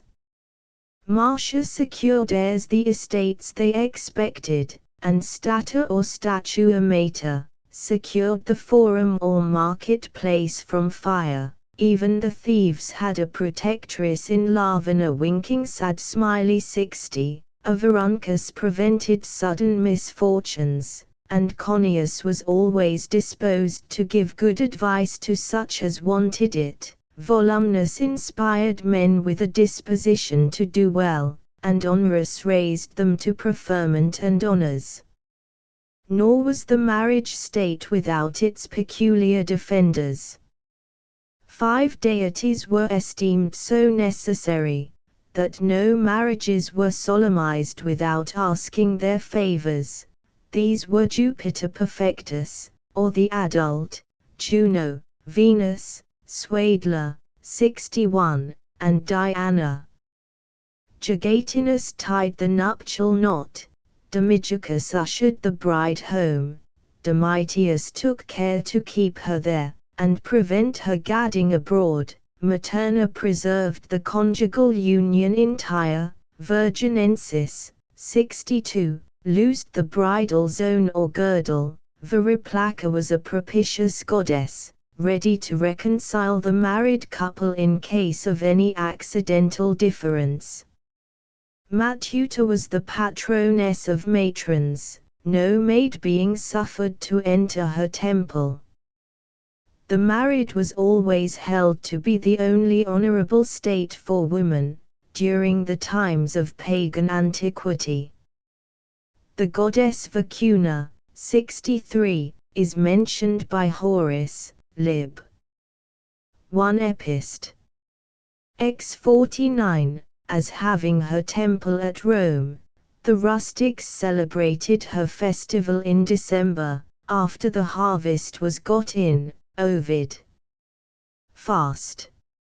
Lib. 11. The ancients assigned the particular parts of the body to particular deities.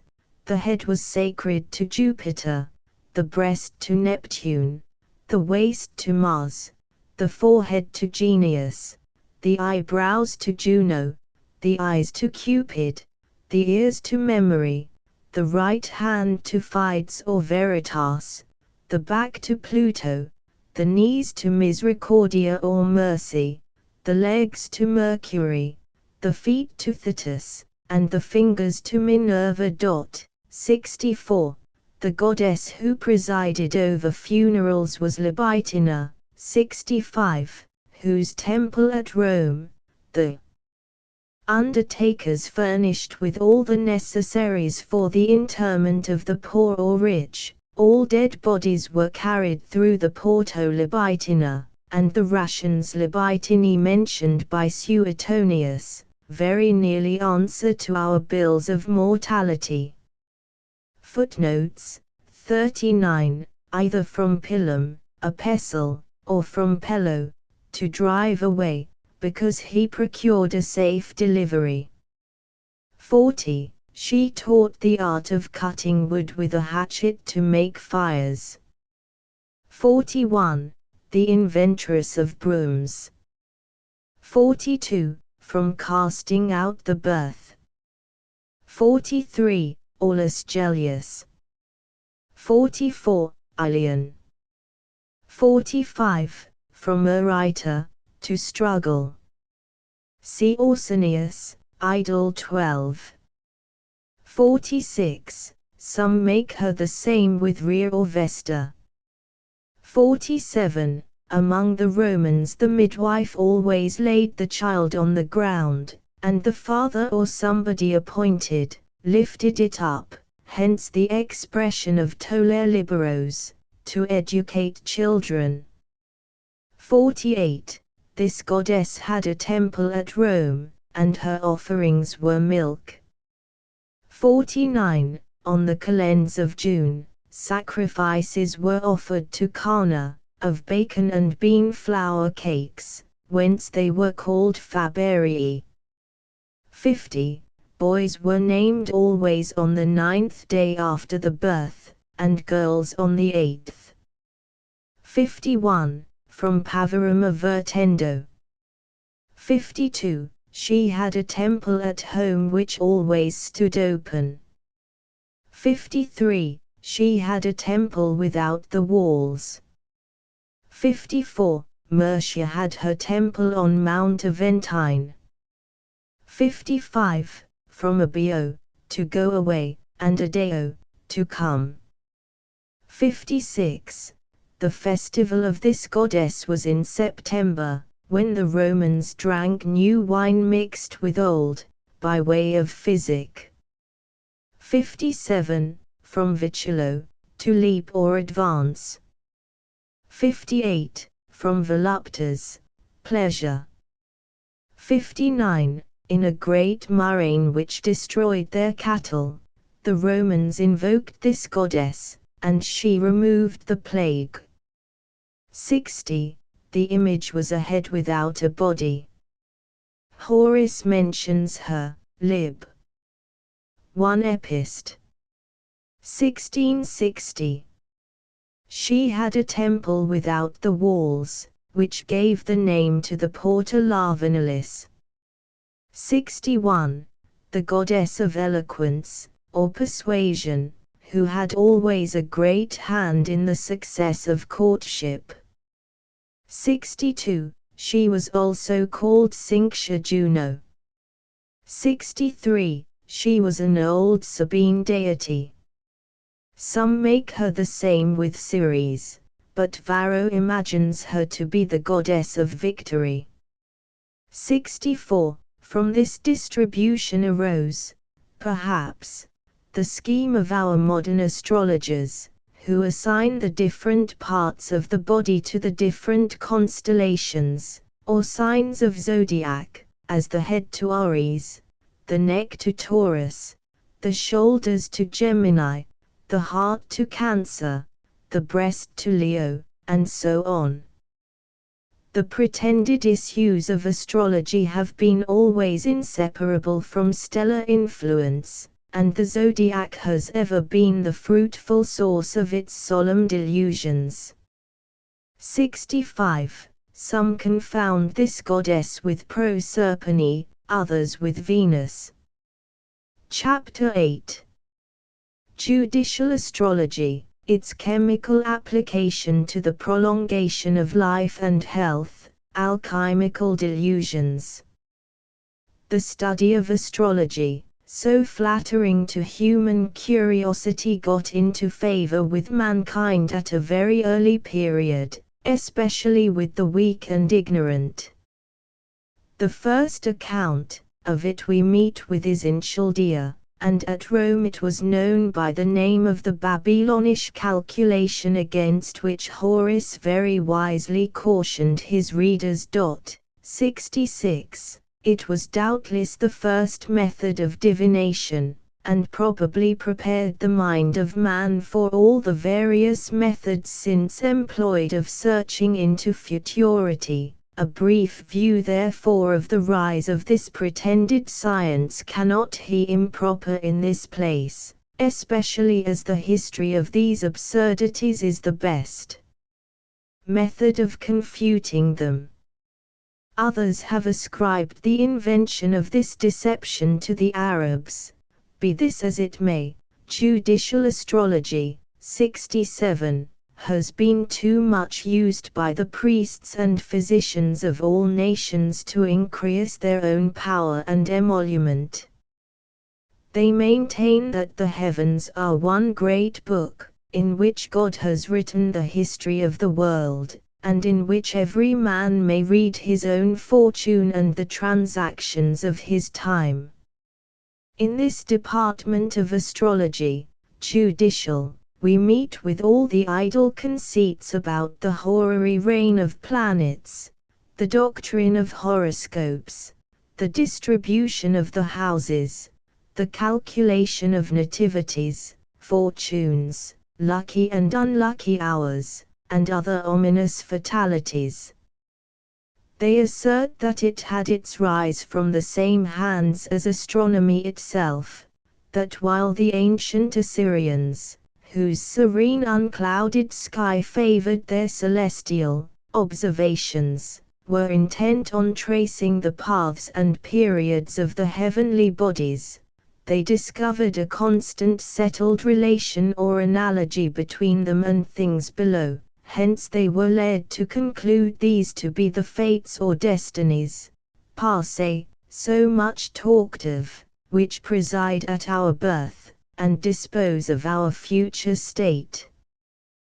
The Egyptians, who derived their astrological superstitions from the Chaldeans, becoming ignorant of the astronomical hieroglyphics, by degrees looked upon the names of the signs as expressing certain powers with which they were invested, and as indications of their several offices. The sun, on account of its splendor and enlivening influence, was imagined to be the great mover of nature. The moon held the second rank of powers, and each sign and constellation a certain share in the government of the world. The ram, Aries, symbol, Aries, had a strong influence over the young of the flocks and herds. The balance, Libra, symbol, Libra, could inspire nothing but inclinations to good order and justice, and the scorpion, Scorpio, symbol, Scorpio, to excite only evil dispositions. In short, each sign produced the good or evil intimated by its name.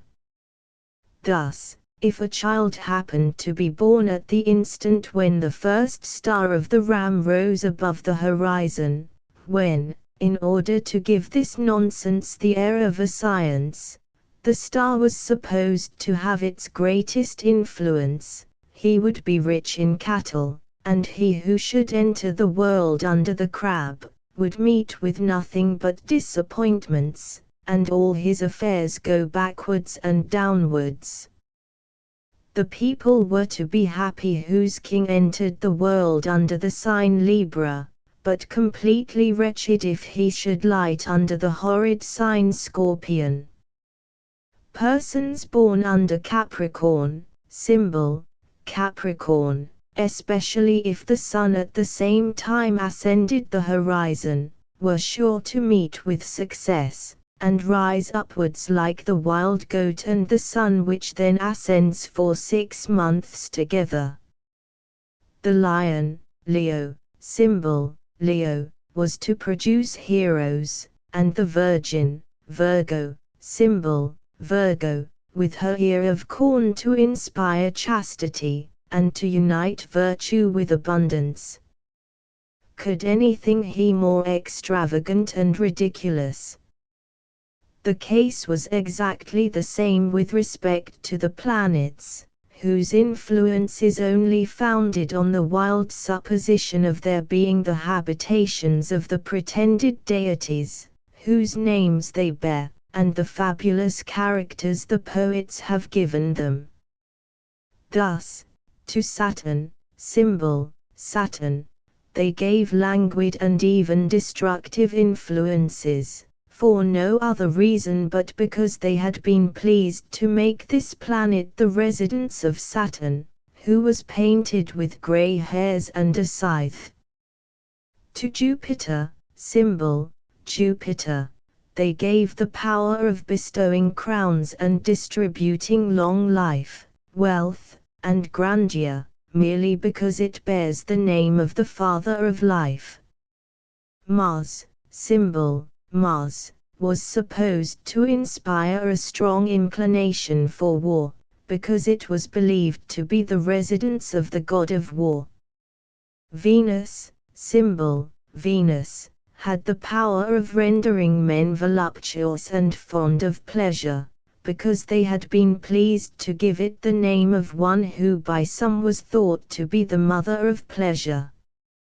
Mercury, symbol, Mercury, though almost always invisible, would never have been thought to superintend the property of states, and the affairs of wit and commerce, had not men, without the least reason, given it the name of one who was supposed to be the inventor of civil polity. According to astrologers, the power of the ascending planet is greatly increased by that of an ascending sign.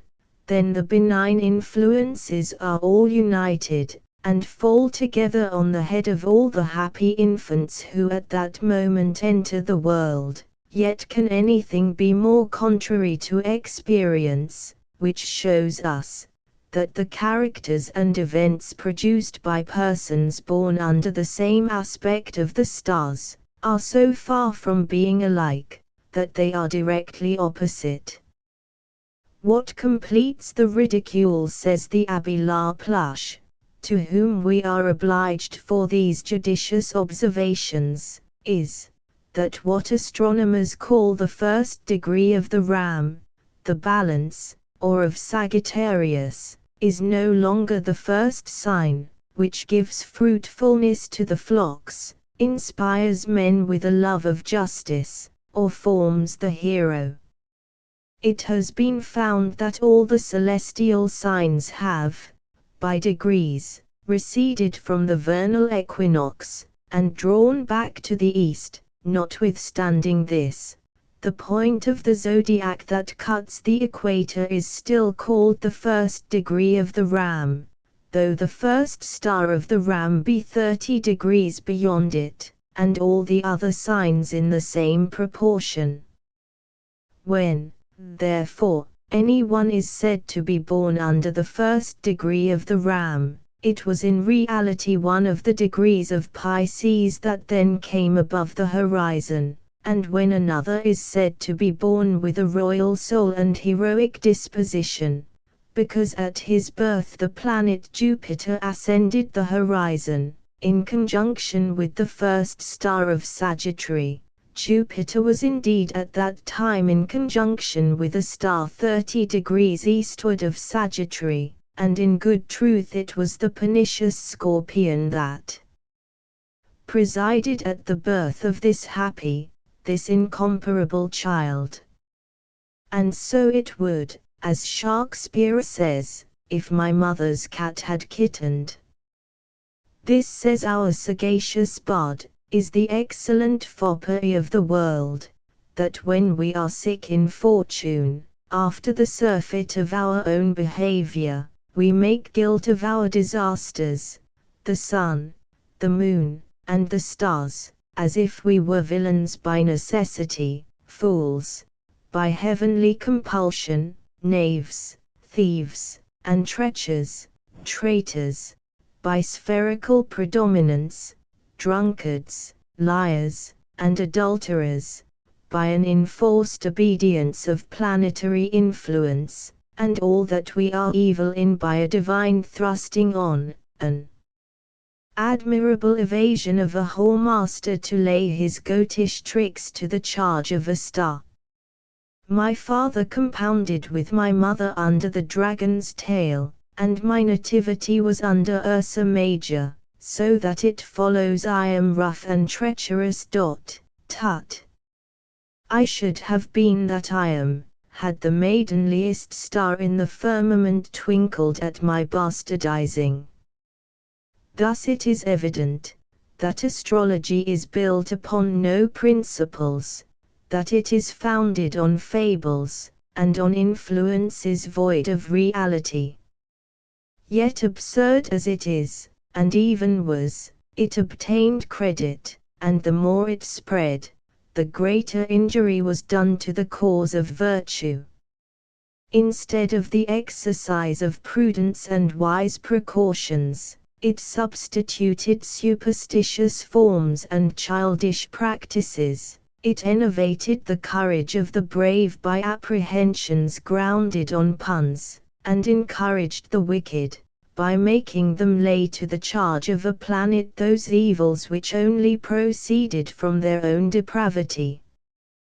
But not content with such absurdities, which destroyed the very idea of liberty, they asserted that these stars, which had not the least connection with mankind, governed all the parts of the human body, and ridiculously affirmed that the ram presided over the head, the bull over the gullet, the twins over the breast, the scorpion over the entrails, the fishes over the feet, etc. The juggles of astrology have been admirably ridiculed by Butler in the following lines, some by the nose with fumes trepanem, as Dunstan did the devil's granum, others, with characters and words, catchem, as men in nets do birds, and some with symbols, signs, and tricks, engraved in planetary nicks, with their own influence will fetch em down from their orbs, arrest and catch em, make em depose and answer to all questions, ere they let them go. Bombastus kept a devil's bird shut in the pummel of his sword, and taught him all the cunning pranks of past and future mountebanks. Hudibras, Part 2. Canto 3. By means of the zodiac, astrologers pretended to account for the various disorders of the body, which were supposed to be in a good or had disposition, according to the different aspects, 68, of these signs. To mention only one instance, they pretended that great caution ought to be used in taking medicine under Taurus, or the bull, because, as this animal chews his cud, the person would not be able to keep it in his stomach. Each hour of the day had also its presiding star. The number 7, as being that of the planets, became of mighty consequence. The 7 days in the week, a period of time handed down by tradition, happened to correspond with the number of the planets, and therefore they gave the name of a planet to each day, and from thence some days in the week were considered more fortunate or unlucky than the rest, and hence 7 times 7, called the climacterical period of hours, days, or years, were thought extremely dangerous, and to have a surprising effect on private persons, the fortunes of princes, and the government of states. Thus the mind of man became distressed by imaginary evils, and the approach of these moments, in themselves as harmless as the rest of their lives, has by the strength of the imagination, brought on the most fatal effects. Nay, the influence of the planets were extended to the bowels of the earth, where they were supposed to produce metals. From hence it appears that when superstition and folly are once on foot, there is no setting hounds to their progress. Gold, as a matter of course, must be the production of the sun, and the conformity in point of color, brightness, and value, was a sensible proof of it. By the same mode of reasoning, the moon produced all the silver, to which it was related by color, Mars, all the iron, which ought to be the favorite metal of the god of war. Venus presided over copper, which she might be well supposed to produce, since it was found in abundance in the Isle of Cyprus, the supposed favorite residence of this goddess. In the same strain, the other planets presided over the other metals.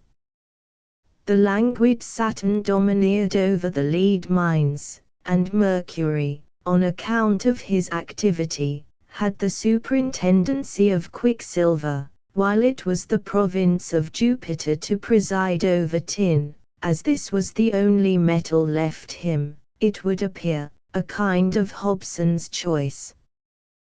This will explain the manner in which the metals obtained the names of the planets, and from this opinion, that each planet engendered its own peculiar metal, they at length formed an idea that, as one planet was more powerful than another, the metal produced by the weakest was converted into another by the predominating influence of a stronger orb. Lead, the really a metal, and as perfect in its kind as any of the rest, was considered only half a metal, which, in consequence of the languid influences of old Saturn, was left imperfect, and, therefore, under the auspices of Jupiter, it was converted into tin, under that of Venus, into copper, and at last into gold, under some particular aspects of the sun.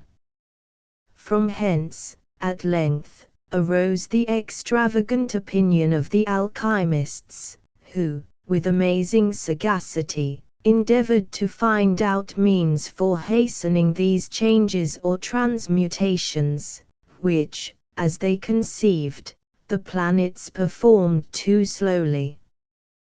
The world, however, became at length convinced that the art of the alchemist was as ineffectual as the influences of the planets, which, in a long succession of ages, had never been known to change a mine of lead to that of tin or any other metal.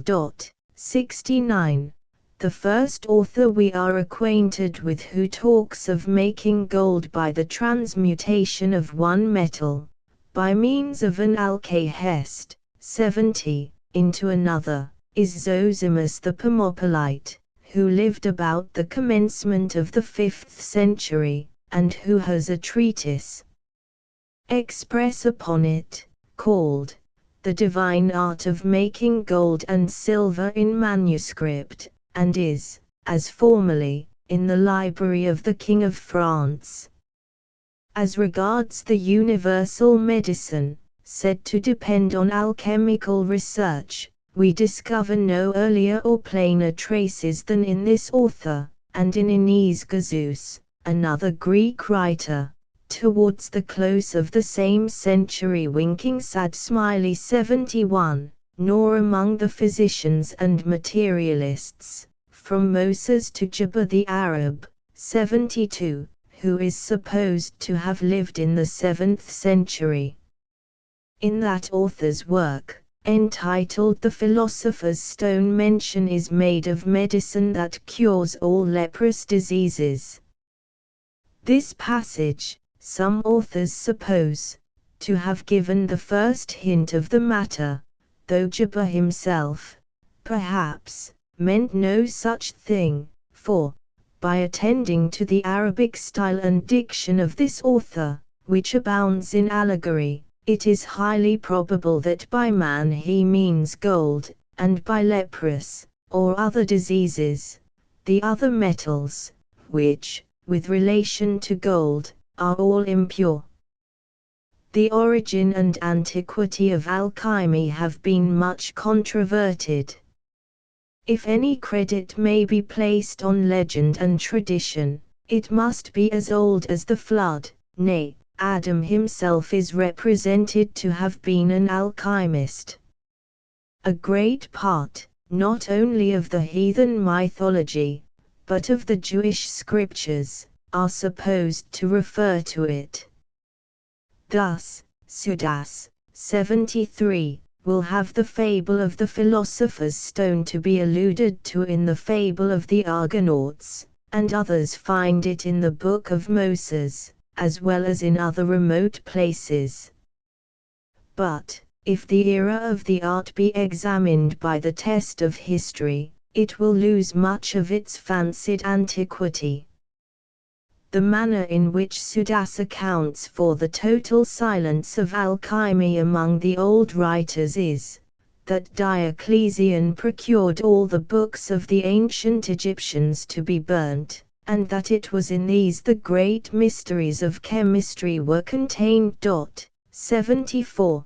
Kircher asserts that the theory of the philosopher's stone is delivered at large in the Table of Hermes, and the ancient Egyptians were not ignorant of the art, but declined to prosecute it. Footnotes: 66. Nec Babylonios Tenteris Numeros. Lib. 1. Ad 11. That is, consult not the tables of planetary calculations used by astrologers of Babylonish origin. 67. This conjectural science is divided into natural and judicial. The first is confined to the study of exploring natural effects, as change of weather, winds and storms, hurricanes, thunder, floods, earthquakes, and the like. In this sense it is admitted to be a part of natural philosophy. It was under this view that Mr. Good, Mr. Boyle, and Dr. Mead pleaded for its use. The first endeavors to account for the diversity of seasons from the situations, habitudes, and motions of the planets, and to explain an infinity of phenomena by the contemplation of the stars.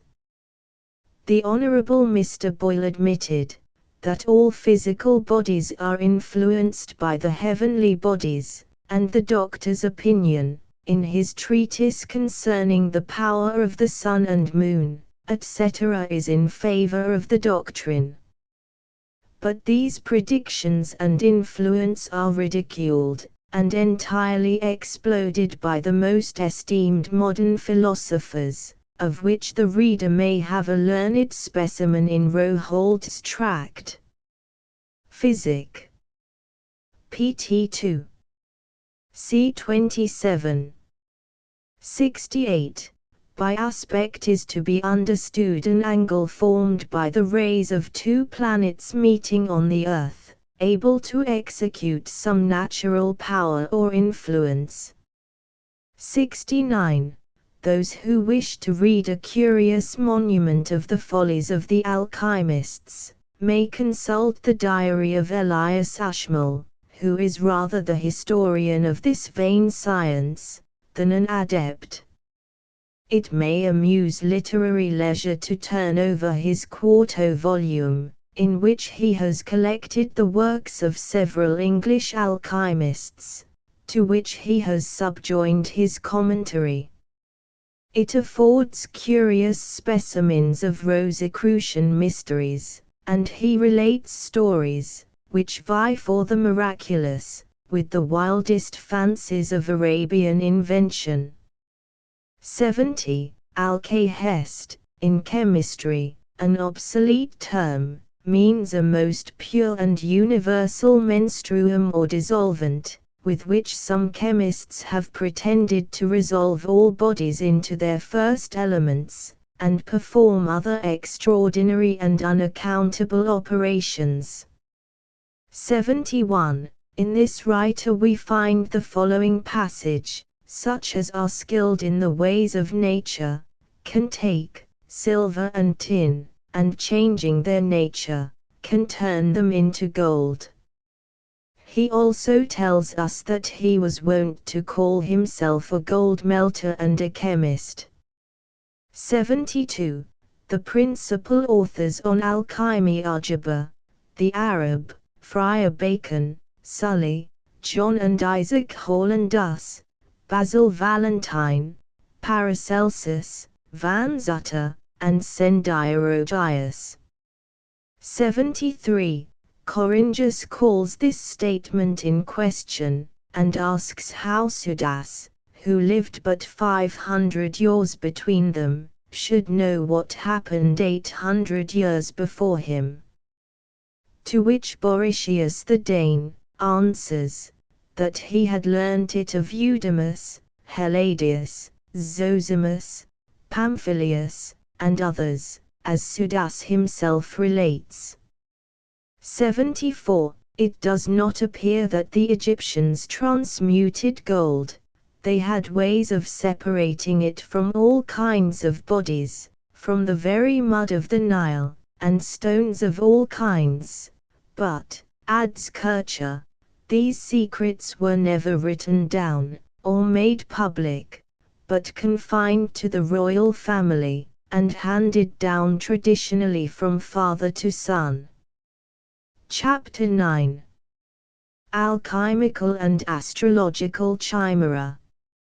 Having so far explained the fragile basis on which human knowledge may be said to have depended, during the obscurity and barbarity of the Middle Ages, when the progress of true knowledge was obstructed by the most absurd fancies, and puerile conceits, when conjectures, caprices, and dreams supplied the place of the most useful sciences, and of the most important truths, the subsequent illustrative reflections may serve as a guide to direct the attention of the reader to other delusions, which arose out of the general chaos.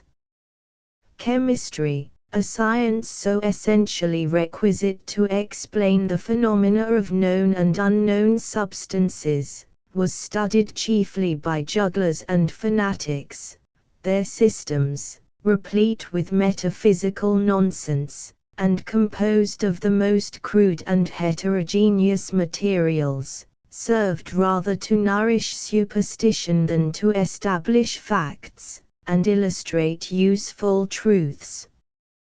Universal remedies, in various forms, met with strenuous advocates and deluded consumers. The path of accurate observation and experiment was forsaken, instead of penetrating into the mysterious recesses of nature.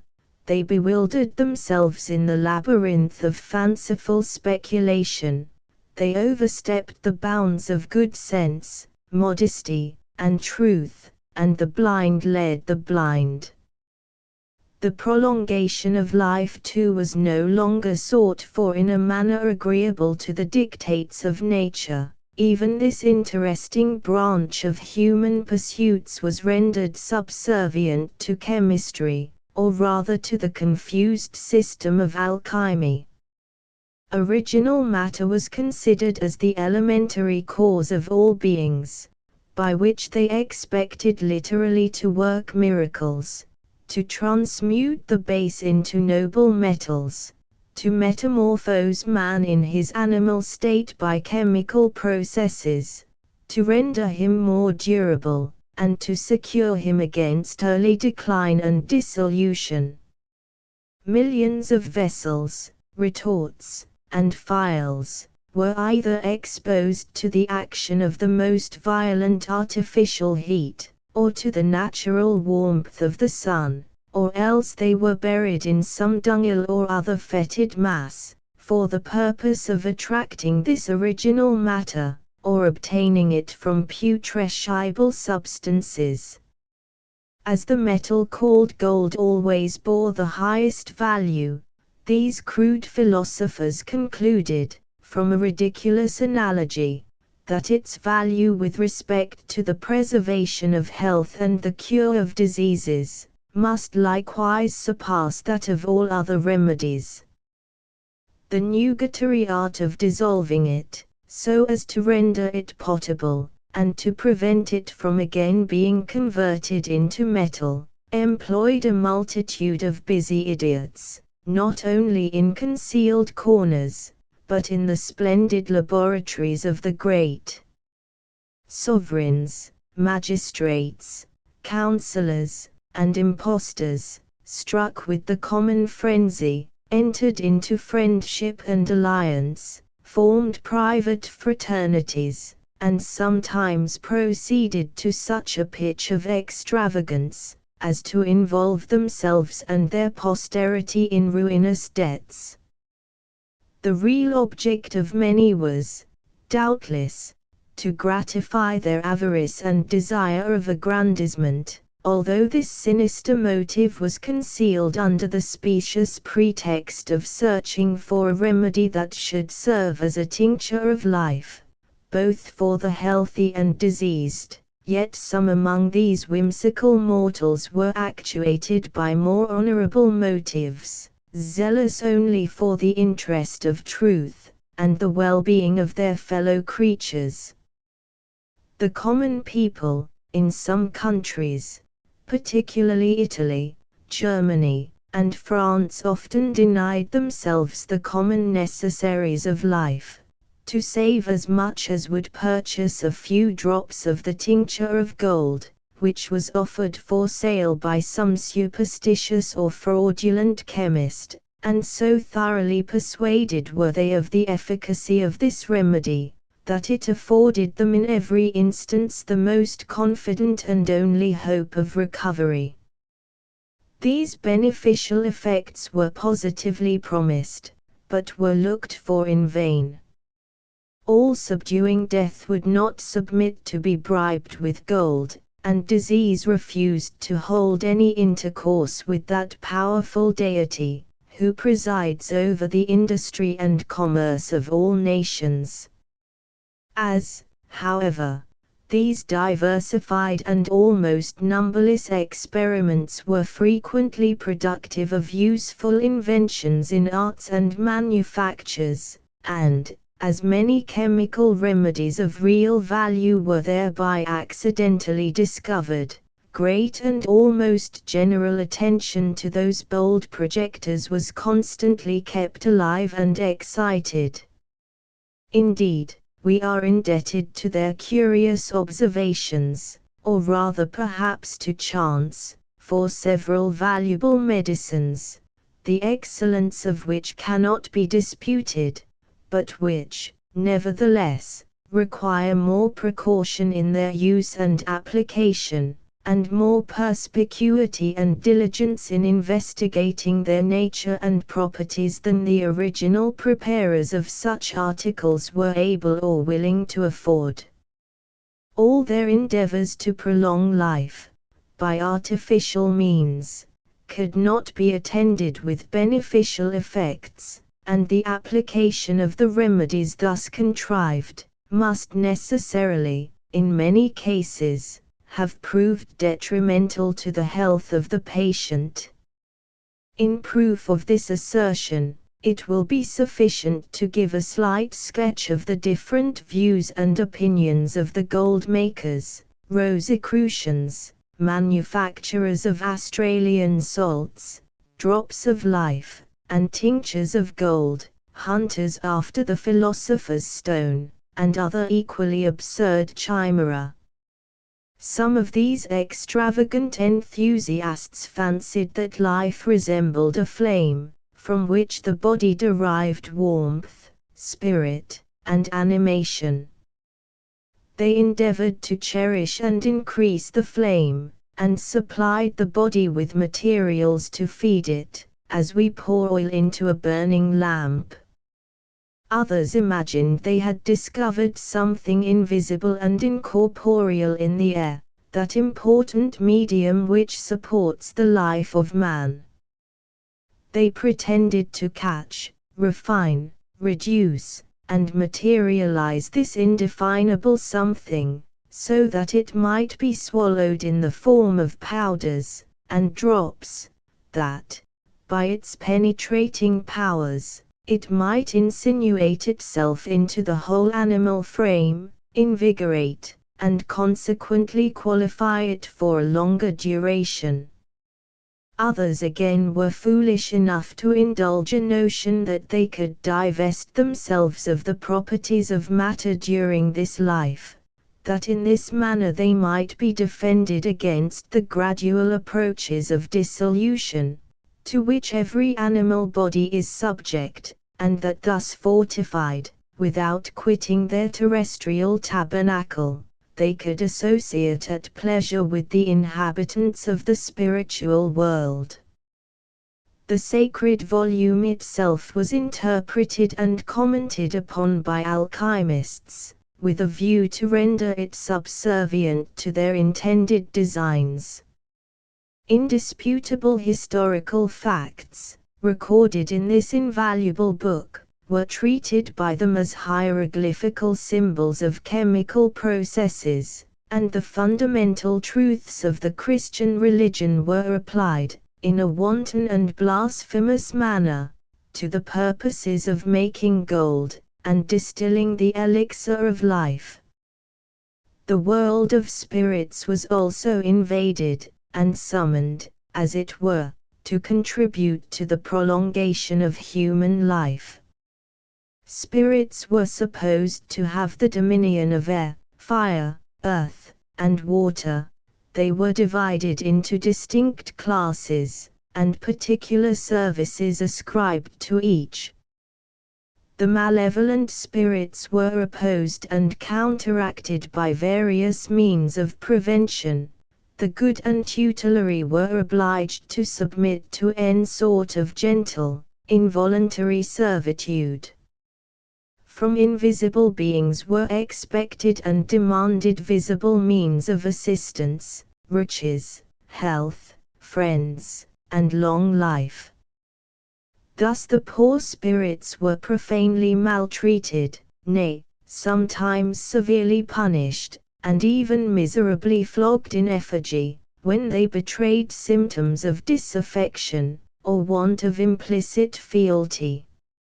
As men had thus, in their weakness and folly, forsaken the bounds of this terrestrial sphere, it will easily be believed, that, with the help of an exuberant imagination, they would make a transition to the higher regions, to the celestial bodies and the stars, to which, indeed, they ascribed no less a power than that of deciding the destinies of men, and which, consequently, must have had a considerable share in shortening or prolonging the duration of human life. Every nation or kingdom was subjected to the dominion of its particular planet, the time of whose government was determined, and a number of ascendant powers were fictitiously contrived, with a view to reduce, under its influence, everything which was produced and born under its administration. The professors of astrology appeared as the confidants of these invisible rulers, and the interpreters of their will. They were well versed in the art of giving a respectable appearance to this usurped dignity. Provided they could but ascertain the hour and minute of a person's birth, they confidently took upon themselves to predict his mental capacities, future vicissitudes of life, and the diseases he would be visited with, together with the circumstances, the day and hour of his death. 75. Not only the common people, but persons of the highest rank and stations, nay, even men the most distinguished for their rank and abilities, did homage to those gods of their idolatry and lived in continual dread of their occult powers. With anxious countenance and attentive ears, they listened to the cantrip effusions of these pretended oracles, which prognosticated the bright or gloomy days of futurity. Even physicians were solicitous to qualify themselves for appointments no less lucrative than respectable. They forgot, over the dazzling hordes of mammon, that they are peculiarly and professedly the pupils of nature. The curious student in the universities found everywhere public lecturers, who undertook to instruct him in the profound arts of divination, chiromancy, and the Kabbalah. Among other instances, the following anecdote is related of the noted Thurneson, who, in the 17th century, was invested, at Berlin, with the respectable offices of printer to the court, bookseller, almanac maker, astrologer, chemist, and first physician. Messengers daily arrived from the most respectable houses in Germany, Poland, Hungary, Denmark, and even from England, for the purpose of consulting him respecting the future fortunes, 76, of their newborn infants, acquainting him with the hour of the nativity, and soliciting his advice and directions as to their management. Many volumes of this singular correspondence are still preserved in the Royal Library at Berlin. The business of this fortunate adept increased so rapidly, that he found it necessary to employ a number of subaltern assistants, who, together with their master, realized considerable fortunes. He died in high reputation and favor with his superstitious contemporaries. The famous Melanchthon was a believer in judicial astrology, and an interpreter of dreams.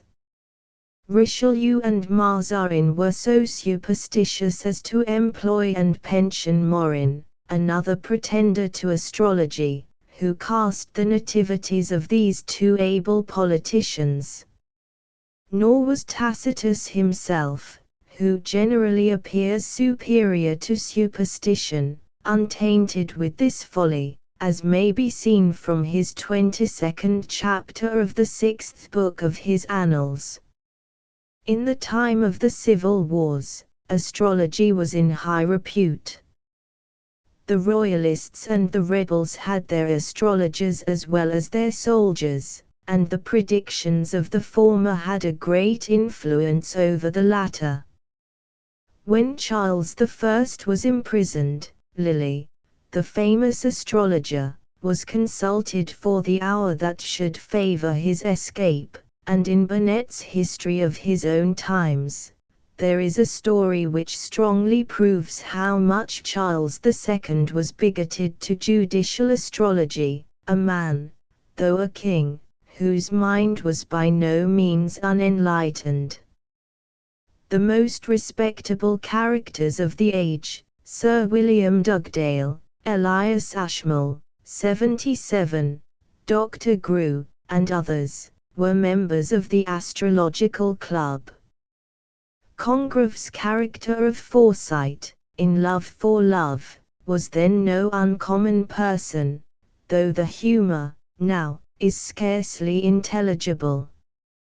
Dryden cast the nativities of his sons, and what is remarkable, his prediction relating to his son Charles, was accomplished.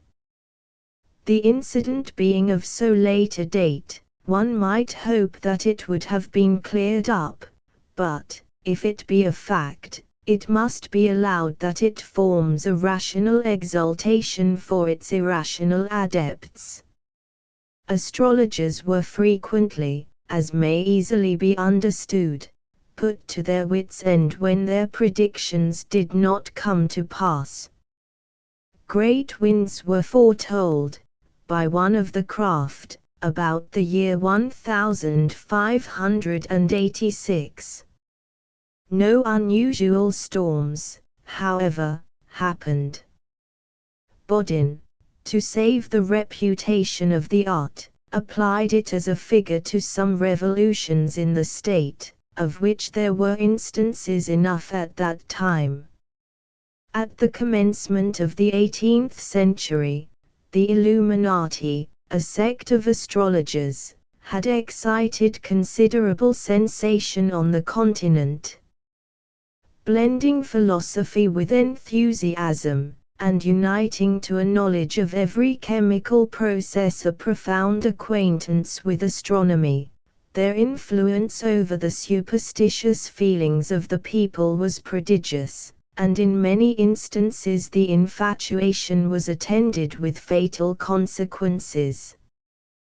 We shall relate the following, as nearer home than many now before us.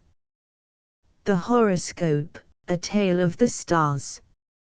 On the summit of St. Vincent's Rocks, in the neighbourhood of Clifton, looking on the Avon, as it rolls its lazy courses towards the Bristol Channel, stands an edifice, known by the name of Cook's Folly.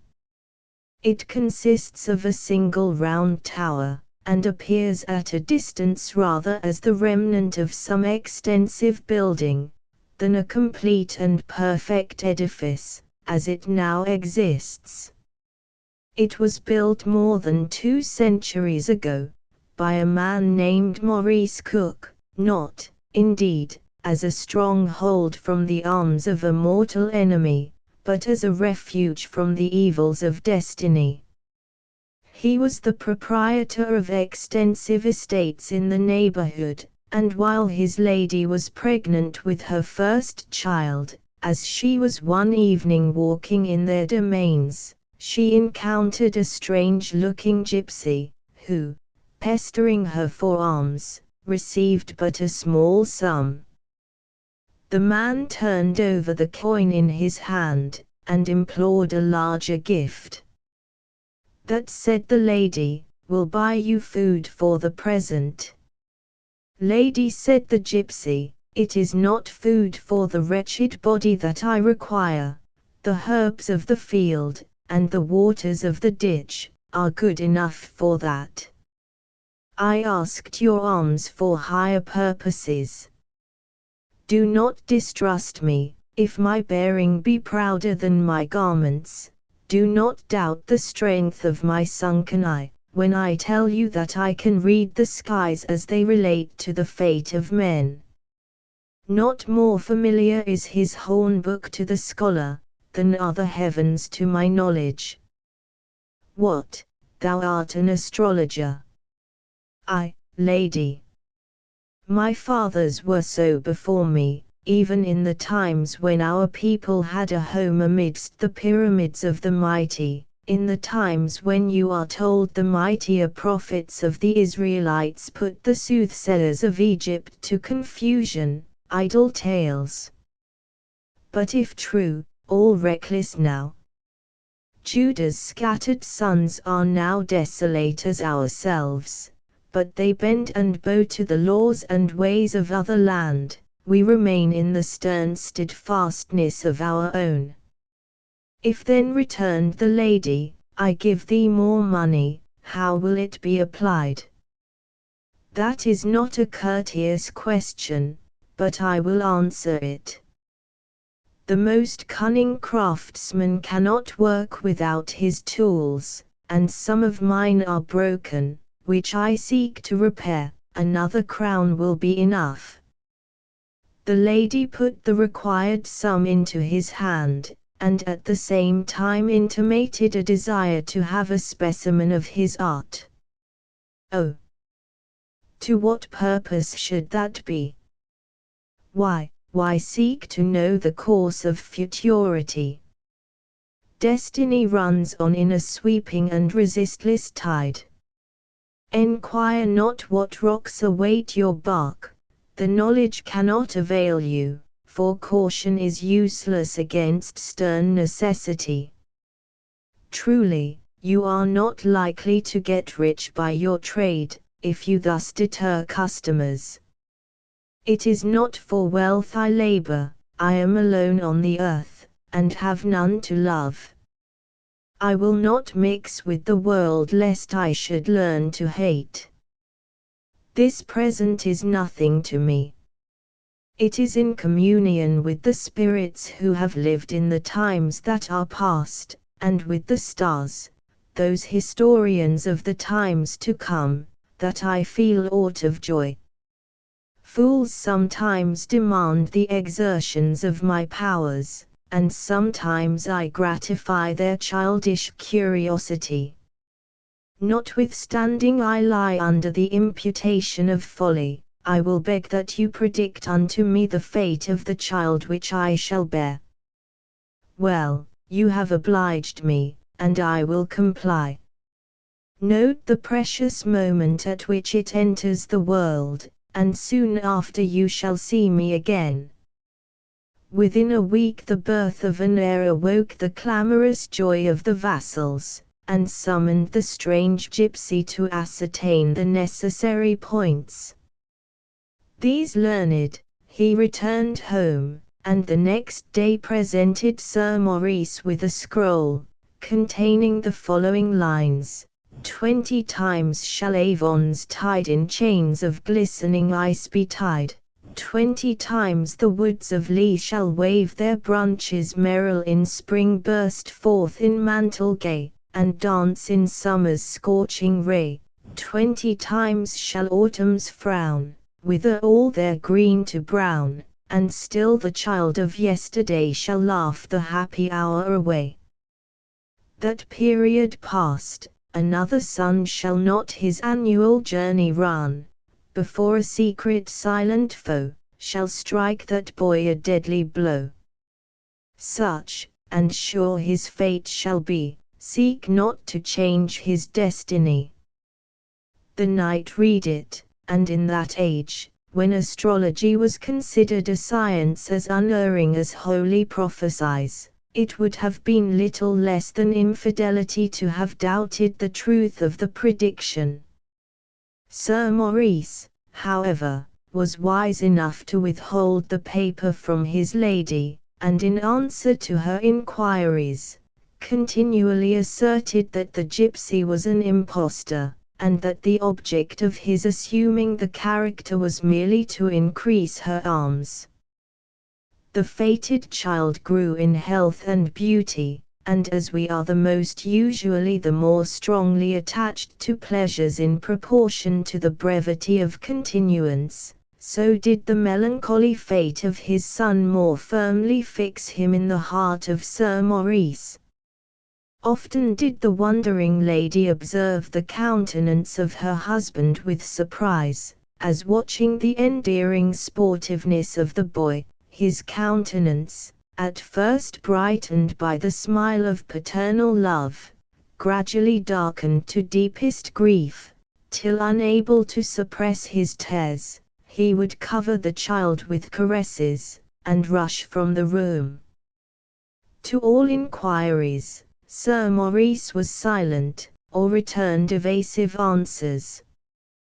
We shall pass over the infancy of young Walter, and resume the narrative at the period in which he entered into his 20th year. His mother was now dead, and had left 2 other children, both girls, who, however, shared little of their father's love, which was almost exclusively fixed on Walter, and appeared to increase in strength as the fatal time grew near. It is not to be supposed that he took no precaution against the predicted event. Sometimes hope suggested that a mistake might have been made in the horoscope, or that the astrologer might have overlooked some sign which made the circumstance conditional, and in unison with the latter idea he determined to erect a strong building, where, during the year in which his doom was to be consummated, Walter might remain in solitude. He accordingly gave directions for raising a single tower, peculiarly formed to prevent ingress, except by permission of its inhabitants.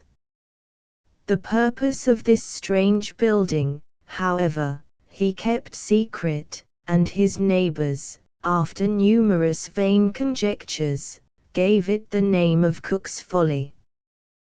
Walter, himself, was kept entirely ignorant of the subject, and all his inquiries were answered with tears.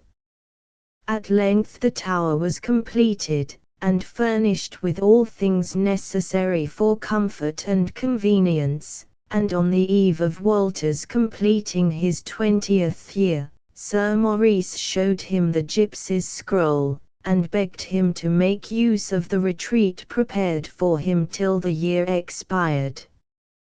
Walter at first treated the matter lightly, laughed at the prophecy, and declared he would not lose a year's liberty if all the astrologers in the world were to croak their ridiculous prophecies against him. Seeing, however, his father so earnestly bent on the matter, his resolution began to give way, and at length he consented to the arrangement. At 6 the following morning, therefore, Walter entered the tower, which he fastened within as strongly as iron bars would admit, and which was secured outside in a manner equally firm. He took possession of his voluntary prison with melancholy feelings, rather occasioned by the loss of present pleasure, than the fear of future pain.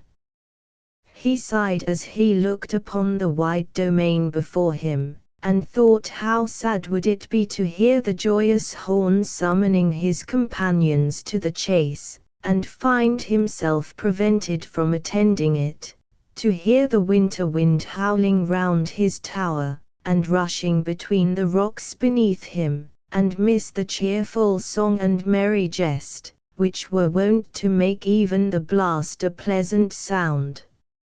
Certainly his time passed as pleasantly as circumstances permitted. He drew up in a basket, at his meal hours, every luxury which the season produced. His father and sisters daily conversed with him from below, for a considerable time, and the Morris dancers often raised his laughter by their grotesque movements. Weeks and months thus passed, and Walter still was well and cheerful. His own and his sisters' hopes grew more lively, but the anxiety of Sir Maurice increased. The day drew near which was to restore his son to his arms in confident security, or to fulfill the prediction which left him without an heir to his name and honours.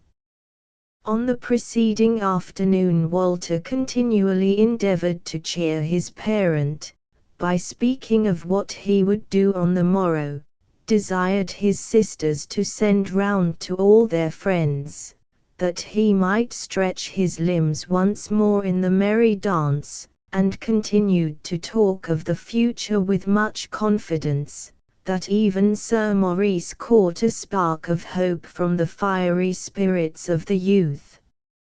As the night drew on, and his sisters were about to leave him, promising to wake him at 6 by a song, in answer to their usual inquiry if he wanted anything more that night, nothing said he, and yet the night feels chilly, and I have little fuel left. Send me one more faggot."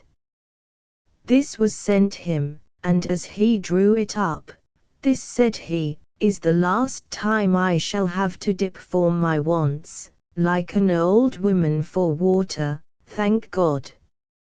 For it is wearisome work to the arm."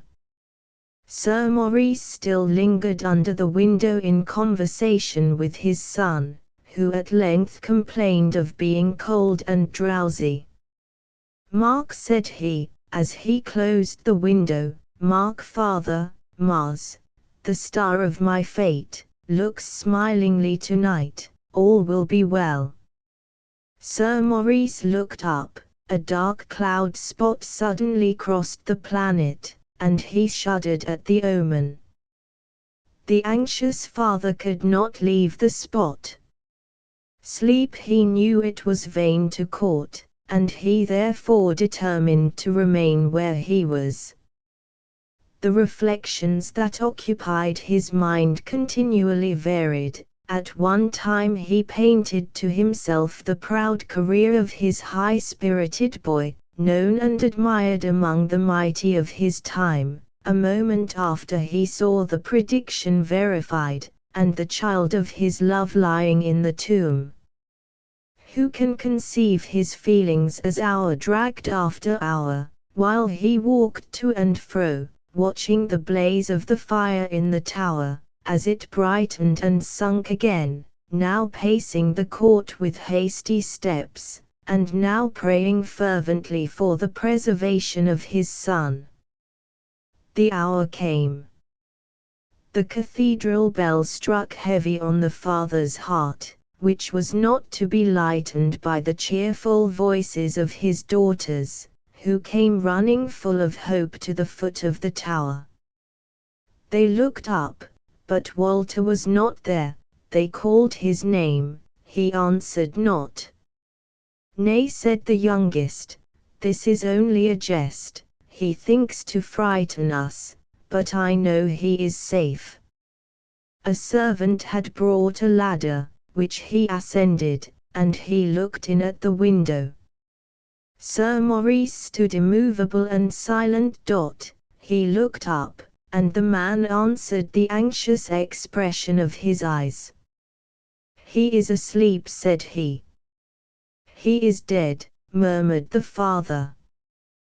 The servant broke a pane of glass in the window, and opening the casement, entered the room.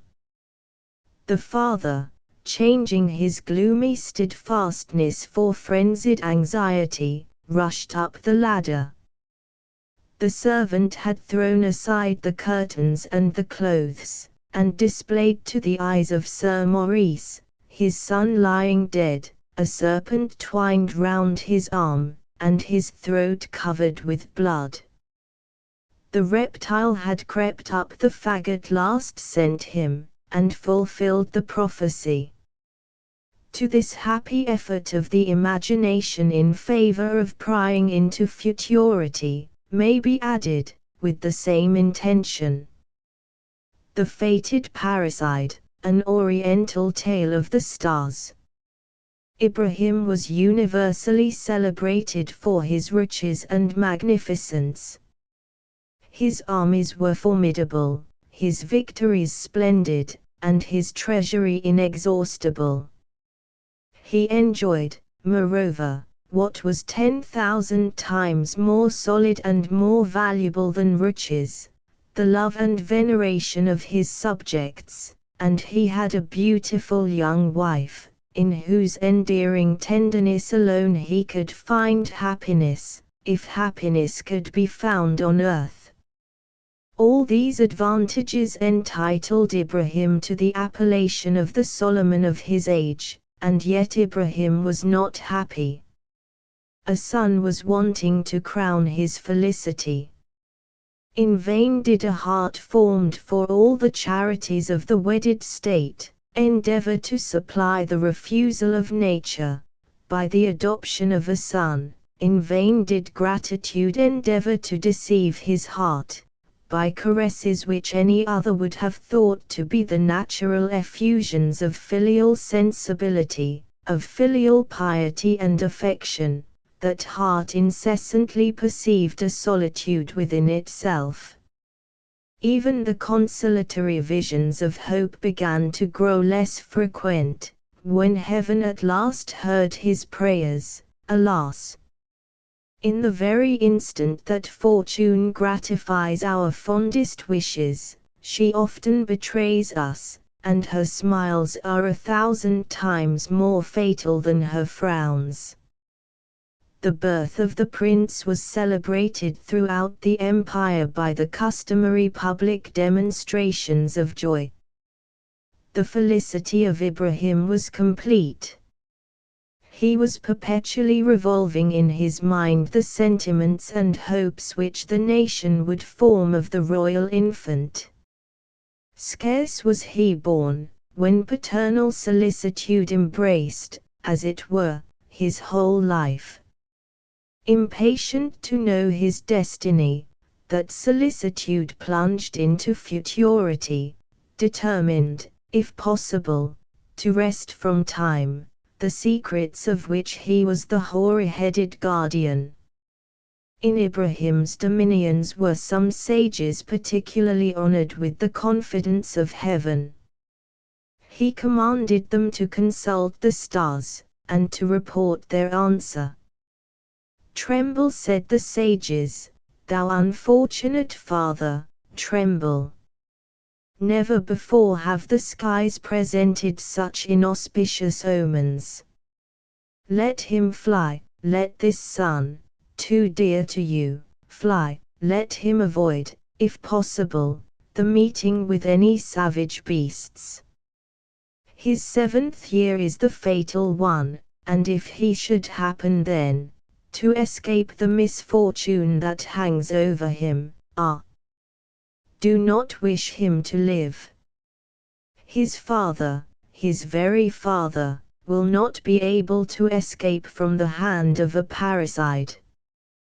This answer threw the Sultan into the deepest consternation. He did not sink, however, into absolute despondency. His courage soon revived. He determined to take all the precautions which paternal tenderness could suggest, to defeat the prediction of the astrologers. He, therefore, caused a kind of subterranean palace to be made on the summit of a lofty mountain. The labor and expense of the excavation was prodigious.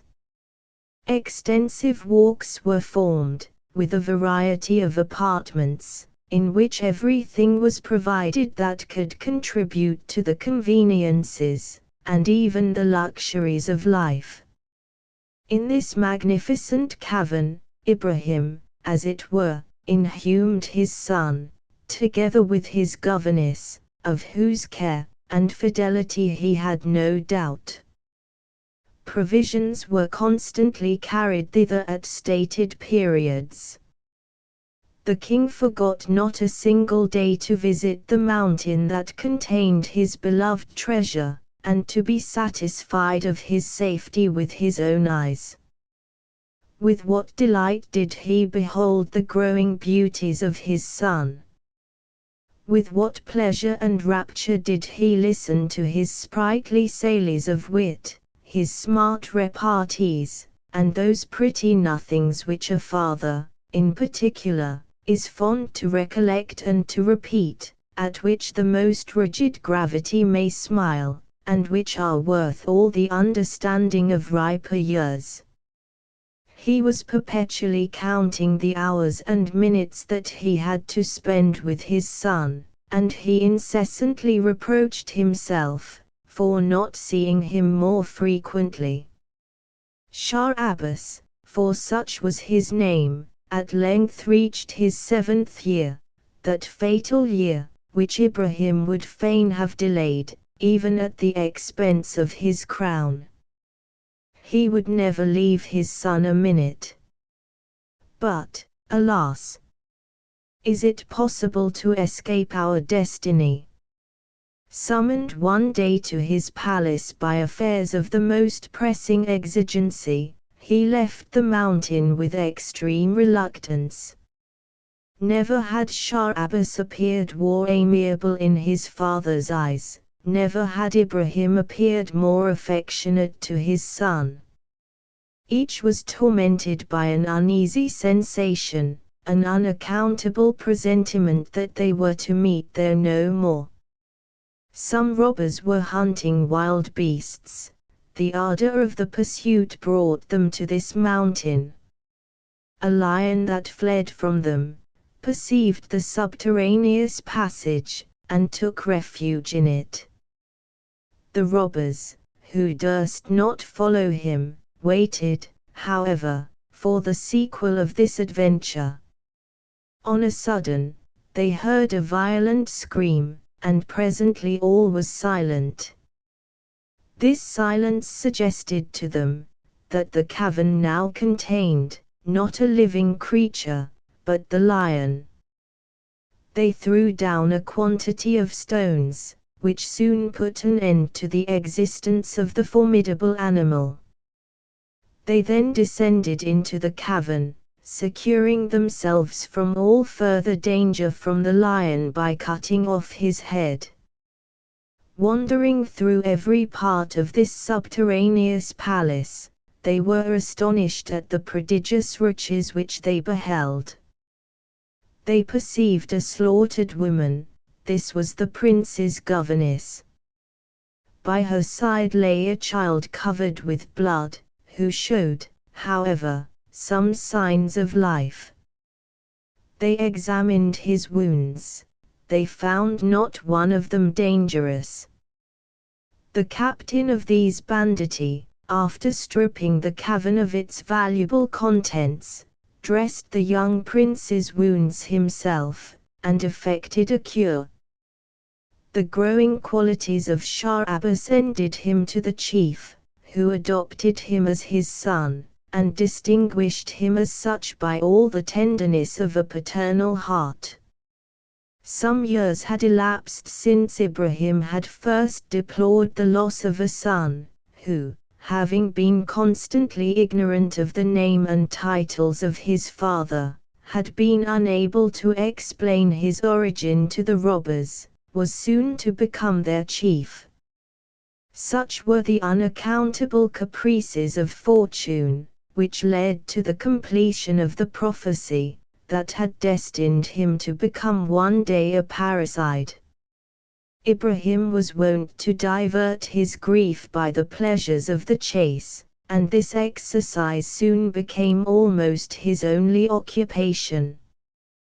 One evening that he had strayed, with a very slender escort, into the defiles of a very solitary mountain, a troop of robbers rushed upon him.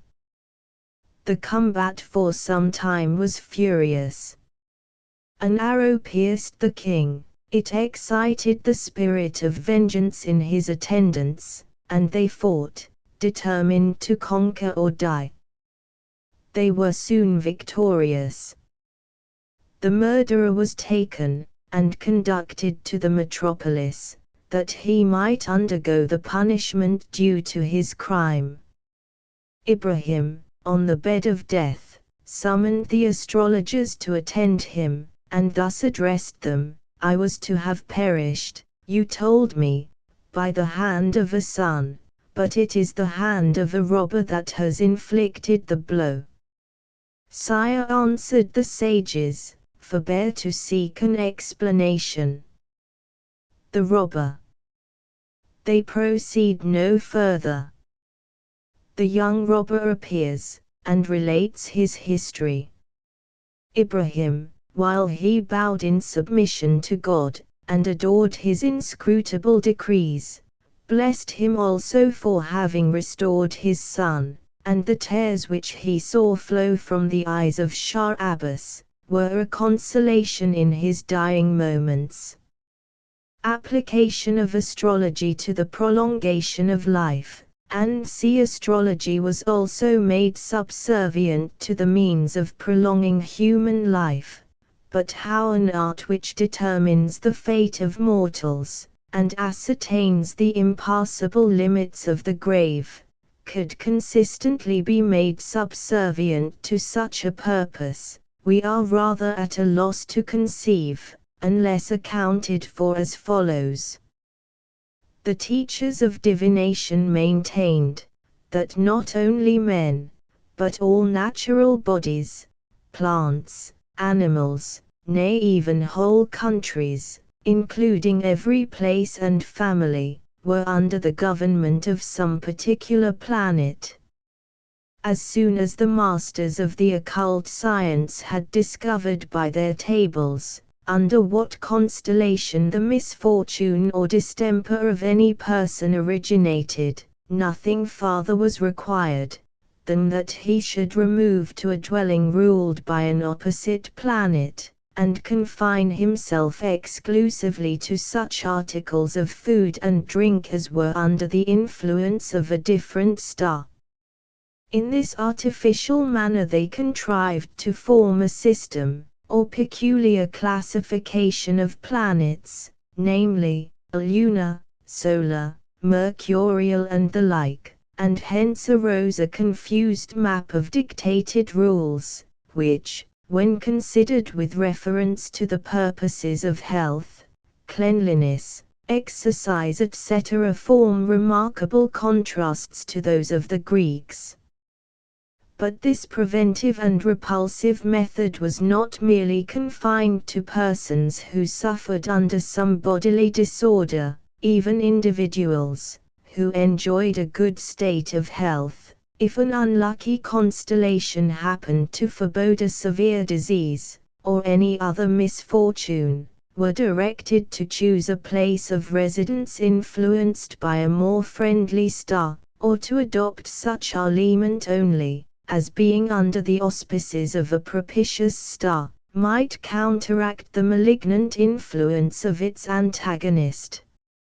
It was also pretty generally believed and maintained, that a sort of intimate relation or sympathy subsisted between metals and plants, hence the names of the latter were given to the former, in order to denote this supposed connection and affinity. The corresponding metals were melted into a common mass, under a certain planet, and were formed into small medals, or coins, with the firm persuasion that he who carried such a piece about his person, might confidently expect the whole favor and protection of the planet, thus represented. 78. Thus we perceive how easy the transition is from one degree of folly to another, and this may help to account for the shocking delusions practiced in the manufacturing and wearing of metallic amulets of a peculiar mold, to which were attributed, by a sort of magic influence, the power and protection of the respective planet. These charms were thought to possess virtue sufficient to overrule the bad effects presaged by an unlucky hour of birth, to promote to places of honor and profit, and to be of potent efficacy in matters of commerce and matrimony. The German soldiers, in the dark and superstitious ages, believed that if the figure of Mars, cast and engraved under the sign of the scorpion, were worn about the neck, it would render them invulnerable, and ensure success to their military enterprises. Hence the reason why amulets were then found upon every soldier, either killed in battle or taken prisoner. We shall so far conclude these observations on the chimera of astrology and medicine with the following remarks in the words of Chamber against Knight's work, 79, which defends this fanciful science, if science it may be called. It demonstrates nothing while it defends everything. It confutes, according to Knight's own ideas. It alleges a few scattered facts in favor of astrological productions, which may be picked up in that immensity of fabling which disgraces history. He strenuously denies, or ridicules, what the greatest writers have said of this fanciful art, while he lays great stress on some passages from obscure authors, or what is worse, from authors of no authority. The most pleasant part, however, is at the close, where he defends the art from the objections of Mr. Chamber by recrimination.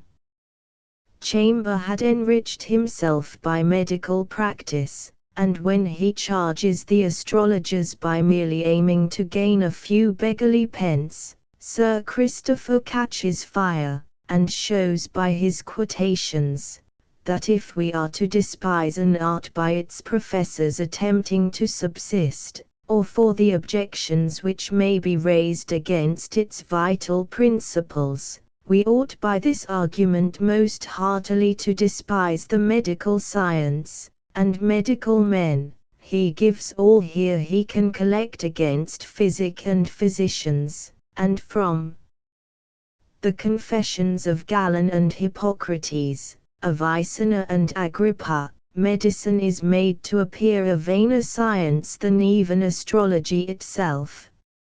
Lilly's opinions, and his pretended science, were such favorites of the age, that the learned Gartaker, 80, wrote professedly against this popular delusion. At the head of his star-expounding friends, Lilly not only formally replied to, but persecuted Gartaker annually in his predictions, and even struck at his ghost, when beyond the grave. Gartaker died in July 1654, and Lilly, having written in his almanac for that year, for the month of August, the following barbarous Latin line, Hoc in tumbo, jacet presbyter et nebulo. Here in this tomb lies a presbyter and a knave, had the impudence to assert, that he had predicted Gartaker's death. But the truth is, it was an empty epitaph to the lodgings to let it stood empty, reader, for the first passenger that the immortal ferryman should carry over the Styx. But here that arch-impostor old Partridge of more modern date, whose gulleries appear to have no end. The practice of astrology is divided into speculative and theoretical. Astronomy and judicial astrology. The first teaches us how to know the stars and planets, and to find their places and motions. The second directs us to the knowledge of the influence and operations of the stars and planets upon sublunary bodies, and without this last the former is of little use. Astronomy cannot direct and inform us of the secret influences and operations of the stars and planets, without the assistance of the most sublime art of astrology. For astronomy is conversant about the subject of this art, and doth furnish the astrologer with matter whereon to exercise his judgment, but astrology disposes this matter into predictions, or rational conjectures, as time and occasion require. The practice again is subdivided into two parts, or quadripartite, as Ptolemy, lib. 2, declares. The first considers the general state of the world, and from eclipses and comets, great conjunctions, annual revolutions, quarterly ingressions and lunations, also the rising, culminating, and setting of the fixed stars, together with the configurations of the planets both to the sun and among themselves. Judgment is deduced, and the astrologer doth frame his annual predictions of all sensitive and vegetative things lying in the air, earth, or water, of plague, plenty, dearth, mutations of the air, wars, peace, and other general accidents of countries, provinces, cities, etc. The second of these subdivided parts, in particular, respects only the private state of every single man and woman, which must be performed from the scheme of the Nativity, the knowledge of which is of most excellent use to all persons. Therefore let the nativities of children be diligently observed for the future, that is to say, the day, hour, and minute of birth as near as can be, which will be of use to the astrological physician, for the most principal conjecture of the malignity of the disease, whether it be curable, or shall end with death, depends upon the knowledge of the nativity, and very rarely any disease invades a person, but some unfortunate direction of the luminaries or ascendant to the body, or beams of malignant planets preceded the same, or did then operate, or at least some evil revolution, perfection or transit, which cannot be discovered by any other way but by astrology. Moreover, it would be convenient that the true time of the first falling sick be observed precisely, and by that, together with the nativity, be judiciously compared. The physician shall gain more credit than by all his other skill, and herein, the astrologer's foresight shall often contradict the judgment of the physician, for when the astrologer foretells a phlegmatic man, that at such a time he shall be afflicted with a choleric disease, the doctor will perceive by his physical symptoms, the astrologer, from his knowledge in more secret causes of nature, hath excelled him in his art. Now if God Almighty do not countermand or check the ordinary course of nature, or the matter of elementary bodies here below be not unproportionable, and thereby unapt to receive their impressions, there is no reason why, in a natural and physical necessity, astrological predictions should not succeed and take effect, and by how much the knowledge which we have by the known causes is more demonstrative and infallible than that which we have either by signs or effects, so much by this companion doth astrology appear worthy to be preferred before physic. Cardan, who was an excellent physician, saith, if by the art of astrology he had not better attained to the knowledge of his diseases, than the physician that would have administered to him by his skill, he had been assuredly cured by death, rather than preserved alive by physic. Vide his comment upon toll. Kidra part. From hence it appears it is necessary that the physician should be skillful in astrology, but on the contrary, ex quovis legno non fit Mercurius, every astrologer cannot be a physician, if the nativity be but precisely known, or if, but tempus oblatum or suppositum, and withal some notable accidents of sickness, danger of drowning, peril by fire, marriage, or other, the like accidents may be foreseen.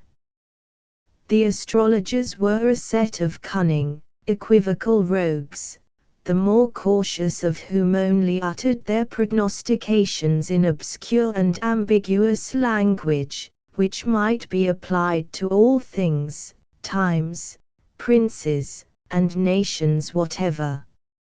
An almanac maker, a Spanish friar, predicted, in clear and precise words, the death of Henry IV of France, and Pius, though he had no faith in star-gazing, yet, alarmed at whatever menaced the life of a beloved sovereign, consulted with some of the king's friends, and had the Spanish almanac laid before his Majesty, who courteously thanked them for their solicitude, but utterly slighted the prediction. The event occurred, and in the following year, the Spanish Lily spread his own fame in a new almanac. This prediction of the friar was the result either of his being acquainted with the plot, or from his being made an instrument for the purposes of those who were. Cornelius Agrippa rightly designates astrologers a perverse and preposterous generation of men, who profess to know future things, but in the meantime are altogether ignorant of past and present, and undertaking to tell all people most obscure and hidden secrets abroad, at the same time, know not what happens in their own houses. But this Agrippa, for profound and solid lying, was renowned the Anthroposophus, and Floud, and Jacob Behmen, understood, knew many an amulet and charm that would do neither good nor harm. He understood the speech of birds as well as they themselves do words, could tell what subtlest parrots mean that speak and think contrary, clean, what member tease of whom they talk, why they cry, rope and walk, knave, walk. He could foretell whatever was by consequence to come to pass, as death of great men, alterations, diseases, battles, inundations, all this without eclipse o sun, or dreadful comet, he hath done by inward light, a way as good, and easy to be understood, but with more lucky hit than those that used to make the stars depose as if they were consenting to all mischief in the world men do, or like the devil, did tempt and sway to rogueries, and then betray We shall conclude our astrological strictures with the following advertisement, which affords as fine a satirical specimen of quackery as is to be met with. It is extracted from Poor Robin's Almanac for 1773, and may not be without its use, to many at the present day. We will vouch for it being harmless, but as we are not in the secret of all that it contains, our readers must endeavor to get the information that may be wanted, on certain important points, from other quarters. It will show, however, that the almanac astrologers did not live upon the best terms, but like their predecessors, were constantly abusing and attacking each other. Advertisement. The best time to cut hair. How moles and dreams are to be interpreted. When most proper season to bleed. Under what aspect of the moon best to draw teeth, and cut corns. Paring of nails, on what day unlucky. What the kindest sign to graft or inoculate in, to open beehives, and kill swine. How many hours boiling my Lady Kent's pudding requires. With other notable questions, fully and faithfully resolved, by me Sylvester Patridge, student in physic and astrology, near the gun in Moorfields. Of whom likewise may be had, at reasonable rates, trusses, antidotes, elixirs, love powders, washes for freckles, plumpus, glass eyes, false calves and noses, ivory jaws, and a new receipt to turn red hair into black. Old Robin's Almanac was evidently the best of the time, and free from all the astrological cant with which Patridge's Merlinus Liberatus was filled, against which Poor Robin did not a little declaim. The motto to his title runs thus: we use no weatherwise predictions nor any such like airy fictions, but, which we think is much the best, write the plain truth, or crack a jest, and, without any further pretence, confess we write, and think of the pence, for that's the aim of all who write, profit to gain, mixed with delight.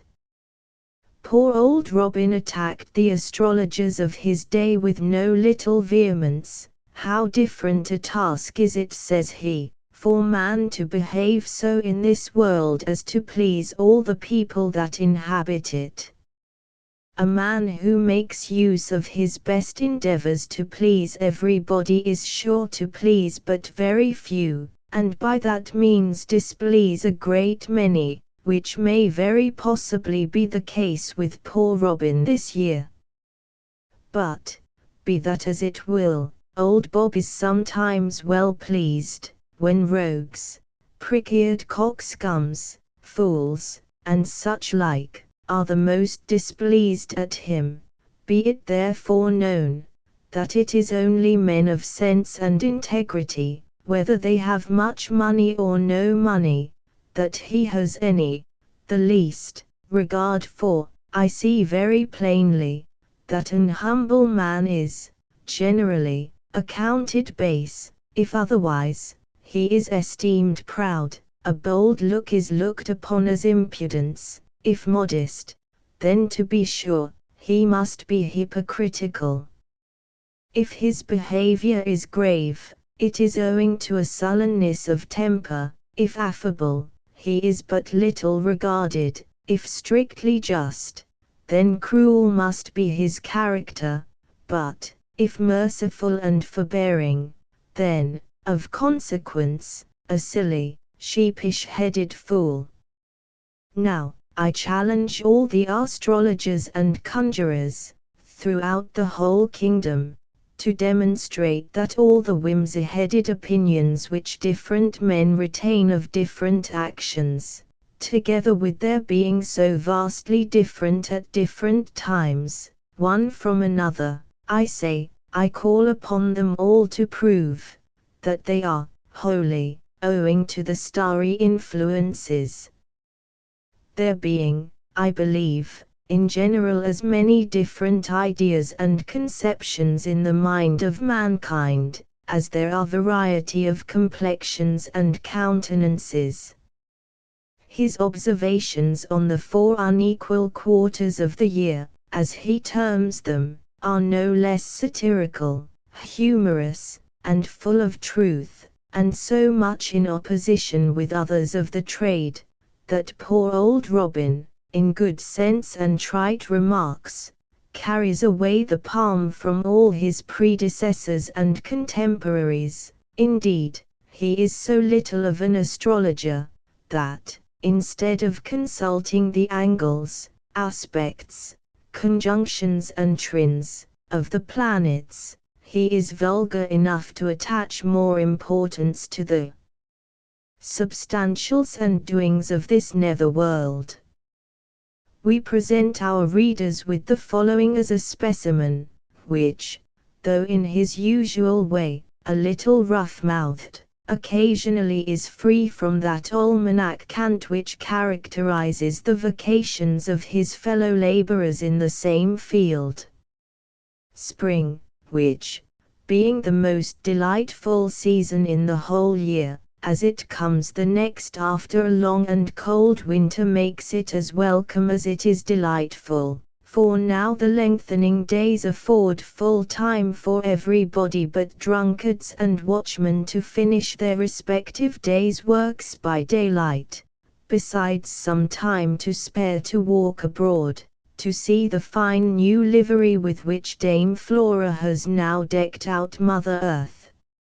In the opening of the spring, when all nature begins to recover herself, the same animal pleasure which makes the bird sing, and the whole brute creation rejoice, rises very sensibly in the hearts of mankind. This quarter will bring whole shoals of mackerel, and plenty of green peas, likewise gooseberries, cherries, cheesecakes, and custards.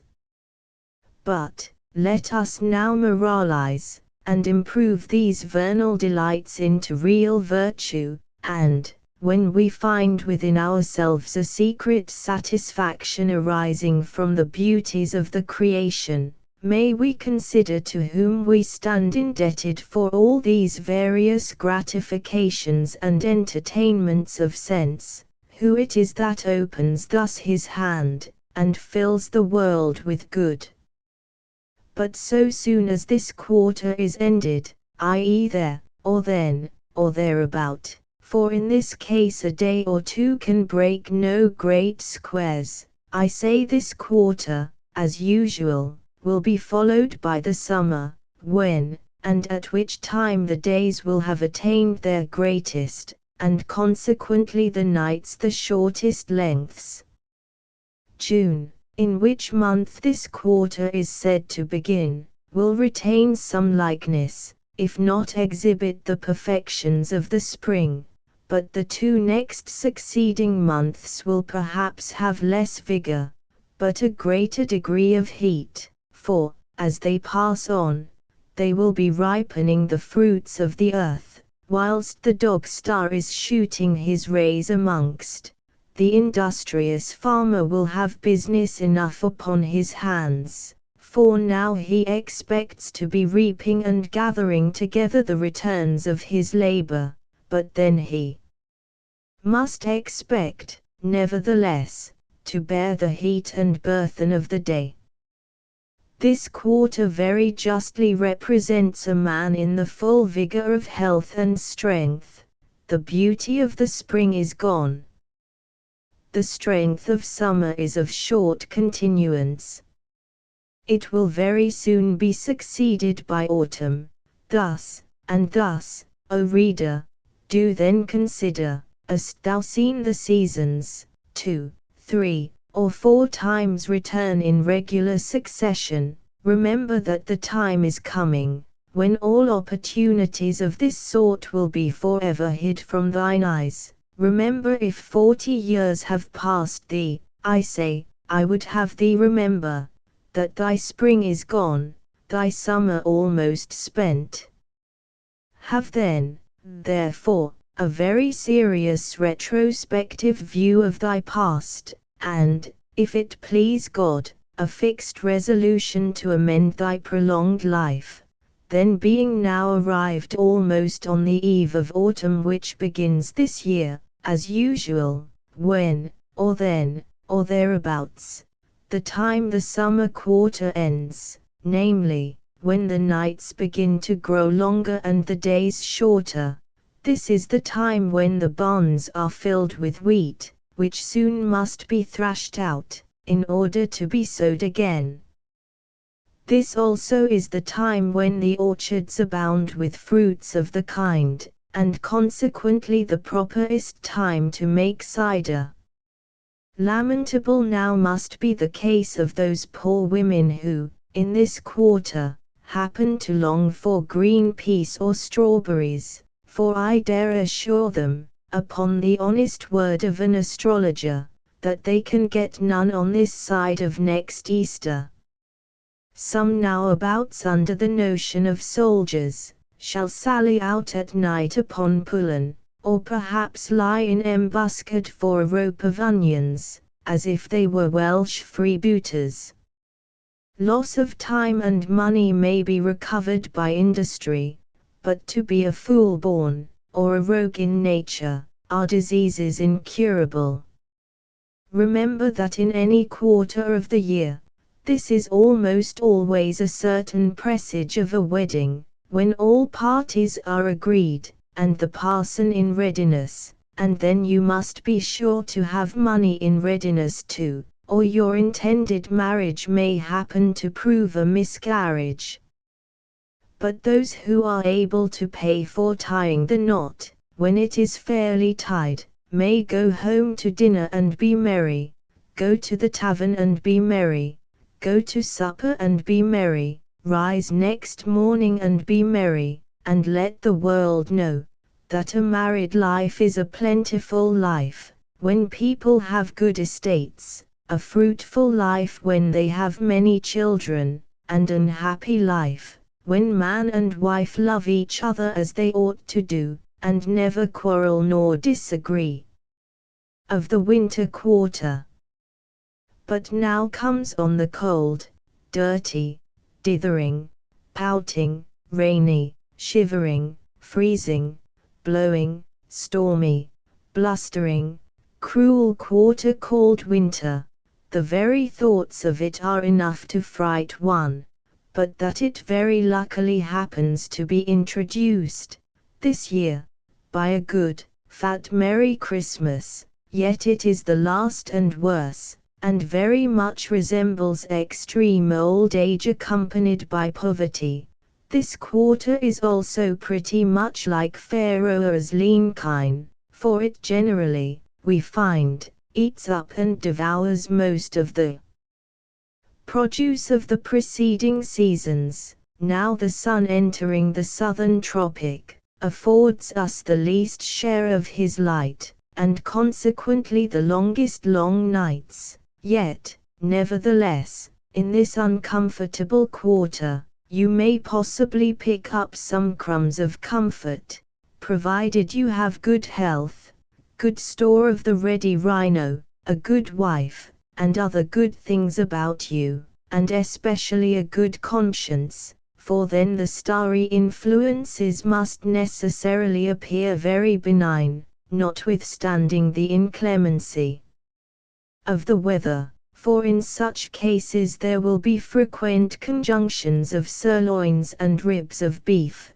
aspects of legs and shoulders of mutton, with refrenations of loins of veal, shining near the watery triplicity of plum porridge, together with trin and sextile of minced pies, collared brawn from the Ursus Major, and sturgeon from Pisces, all for the honor of Christmas, and I think it is a much pleasanter sight than a Covent Garden comedy, to see a dozen or two of husbandmen, farmers, and honest tenants, at a nobleman's table, who never raised their rents, worry a sirloin, and hew down, I mean cut up, a goose like a log, while a good Cheshire cheese, and plenty of nappy ale, and strong March beer, washes down the merry goblets, sets all their wit afloat, and sends them to their respective homes, as happy as kings. And now, kind loving readers, every one, God send a good New Year, when the old one is gone. Footnotes 75. The following prediction, and the verification of it are of so recent a date, that we cannot resist giving it a place in our pages. In the account of the late Captain Flinders' voyage of discovery, is the melancholy relation of the loss of the master, Mr. Thistle, with 7 others, in a boat, on the inhospitable shores of Terra Australia. To this narrative, the following note is subjoined, which we shall here quote in Captain Flinders' own words.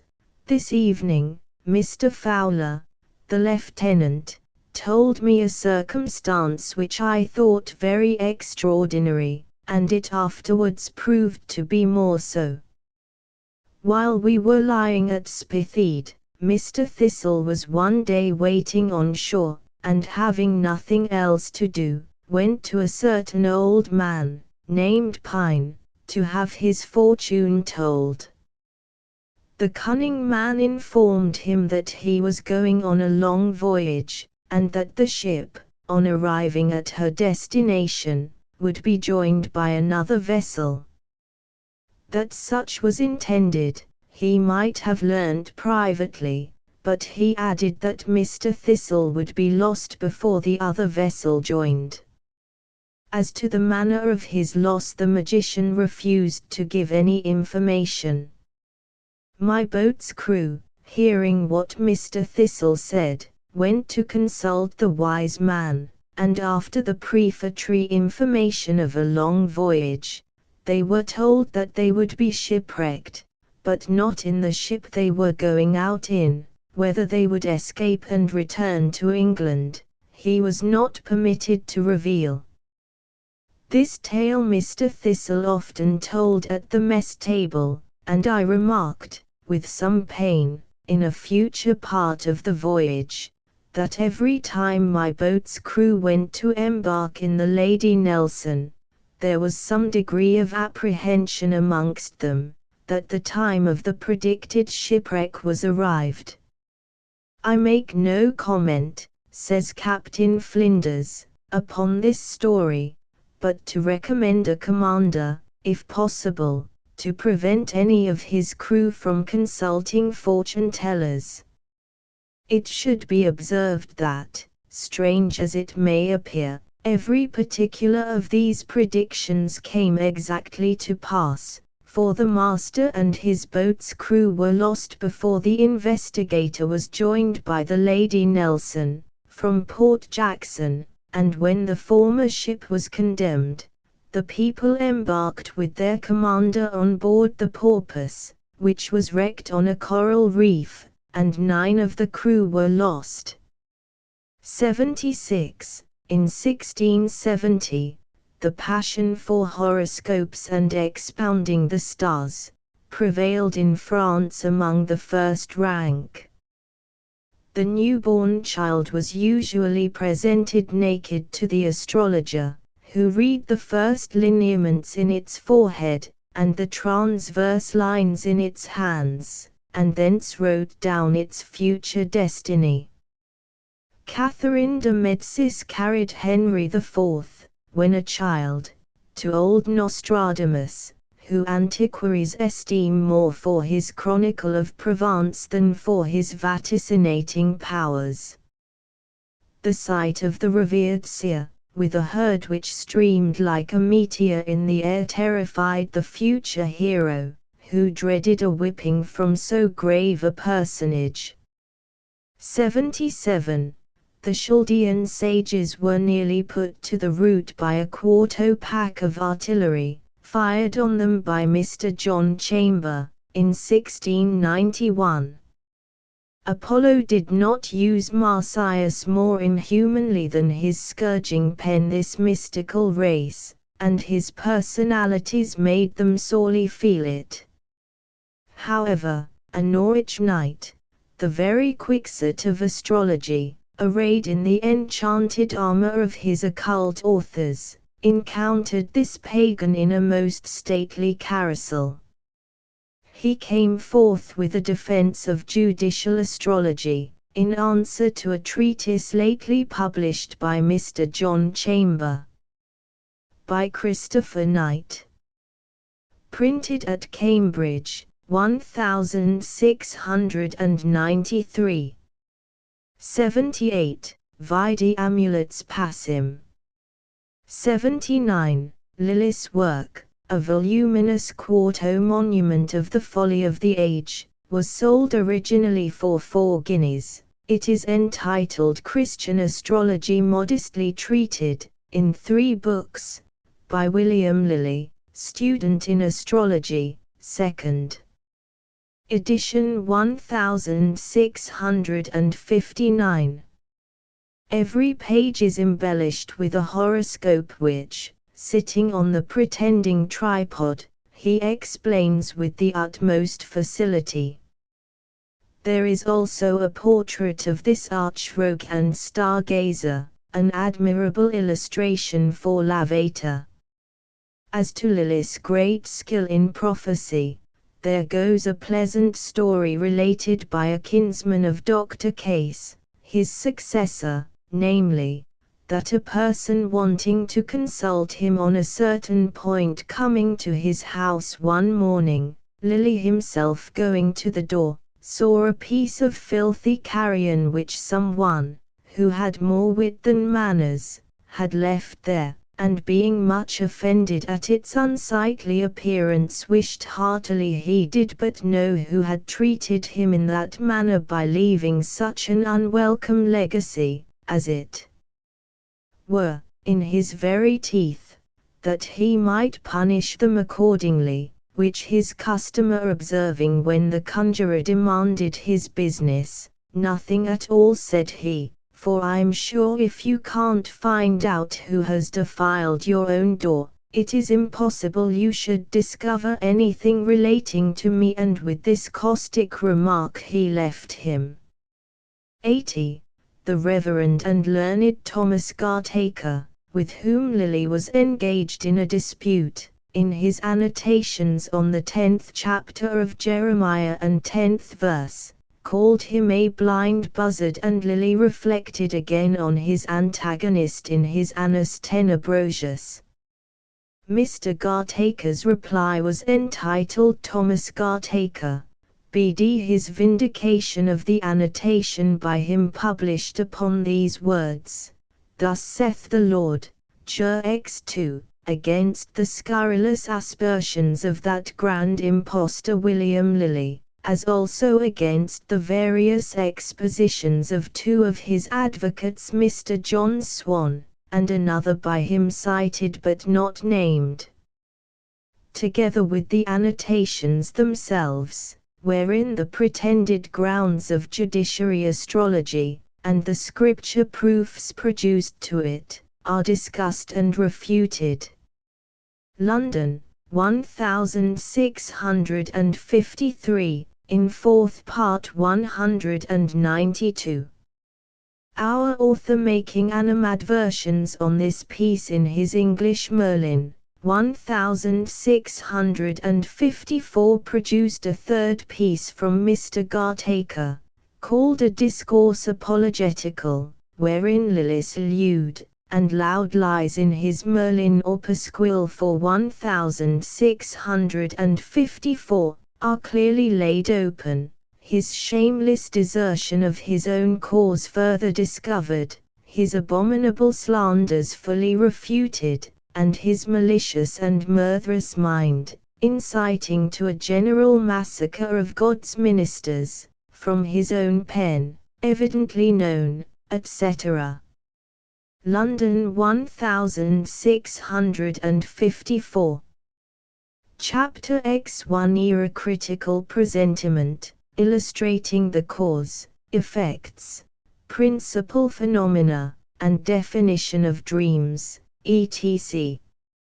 As we shall have to speak of the art practiced through the medium, termed incubation, of curing diseases, it may be proper to say something previously on the interpretation of dreams through whose agency these events were said to be realized. 1. Era critics, or interpreters of dreams, were called conjecturers, a very fit and proper name for these worldly wise men, according to the following lines, translated from Euripides. He that conjectures least amiss of all, the best of prophets is. To the delusion of dreams not a few of the ancient philosophers lent themselves. Among these were Democritus, Aristotle, and his follower Themistius, Caesius the Platonic, who so far relied on dreams which some accident or other brought about, that they thence endeavored to persuade men there are no dreams but what are founded on realities. For, say they, as the celestial influences produce various forms and changes in corporeal matter, so out of certain influences, predominating over the power of the fancy, the impression of visions is made, being consentaneous, through the disposition of the heavens, to the effect produced, more especially in dreams, because the mind, being then at liberty from all corporeal cares and exercises, more freely receives the divine influences. It happens, therefore, that many things are revealed to them that are asleep, which are concealed from them that are awake. With these and such reasons it is pretended that much is communicated through the medium of dreams, when soft sleep the body lays at ease, and from the heavy mass the fancy frees. Waiter it is in which we take delight, and think of most by day we dream at night. The transition from sleep is very natural to that of dreams. The wonderful and mysterious phenomena of that state, the ideal transactions and vain illusions of the mind. According to Wolfius, an eminent philosopher of Cilicia, every dream originates in some sensation, and is continued by the succession of phantoms, but no phantasm can arise in the mind without some previous sensation. And yet it is not easy to confirm this by experience, it being often difficult to distinguish those slight sensations, which give rise to dreams, from phantasms, or objects of imagination. 81. The series of phantasms which thus constitute a dream, seems to be accounted for by the law of the imagination, or association of ideas, though it may be very difficult to assign the cause of every minute difference, not only in different subjects, but in the same, at different times, and in different circumstances. And hence M. Formy, who adopts the opinion of Wolfius, concludes that those dreams are supernatural, which either do not begin by sensation, or are not continued by the law of imagination. 82. The opinion is as old as Aristotle, who asserted that a dream is only the Greek phantasma, or appearance of things excited in the mind, and remaining after the objects are removed. 83. The opinion of Lucretius, translated in our motto, was likewise that of Tully. 84. Locke also traces the origin of dreams to previous sensations. The dreams of sleeping men, says this profound philosopher, are all made up of the waking man's ideas, though for the most part oddly put together. 85. And Dr. Hartley, who explains all the phenomena of the imagination by his theory of vibrations and associations, says that dreams are nothing but the imaginations or reveries of sleeping men, and that they are deducible from three causes, viz., the impressions and ideas lately received, and particularly those of the preceding day, the state of the body, more especially of the stomach and brain, and association. 86. Macrobius mentions 5 sorts of dreams. First, vision, 2 nd. A discovery of something between sleeping and waking. 3 Rhoda, suggestion cast into our fancy, called by Cicero, visum, 4th. An ordinary dream, and 5th, a divine apparition or revelation in our sleep, such as were the dreams of the prophets, and of Joseph, as also of the Eastern Magi. Cause of dreams. Avicen makes the cause of dreams to be an ultimate intelligence moving the moon in the midst of that light with which the fancies of men are illuminated while they sleep. Aristotle refers the cause of them to common sense, but placed in the fancy. Averroes, an Arabian physician, places it in the imagination.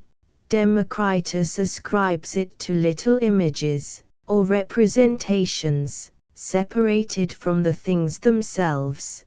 Plato among the specific and concrete notions of the soul. Albertus to the superior influences, which continually flow from the sky, through many specific channels. Some physicians attribute the cause of dreams to vapors and humors, and the affections and cares of persons predominant when awake, for, say they, by reason of the abundance of vapors, which are exhaled in consequence of immoderate feeding, the brain is so stuffed by it, that monsters and strange chimera are formed, of which the most inordinate eaters and drinkers furnish us with sufficient instances. Some dreams, they assert, are governed partly by the temperature of the body, and partly by the humour which mostly abounds in it, to which may be added the apprehensions which have preceded the day before, and which are often remarked in dogs, and other animals, which bark and make a noise in their sleep. Dreams, they observe, proceed from the humours and temperature of the body. We see the choleric dreams of fire, combats, yellow colours, etc., the phlegmatic of water baths, of sailing on the sea, the melancholies of thick fumes, deserts, fantasies, hideous faces, etc., they that have the hinder part of their brain clogged with viscous humours, called by physicians ephilts incubus, dream that they are suffocated.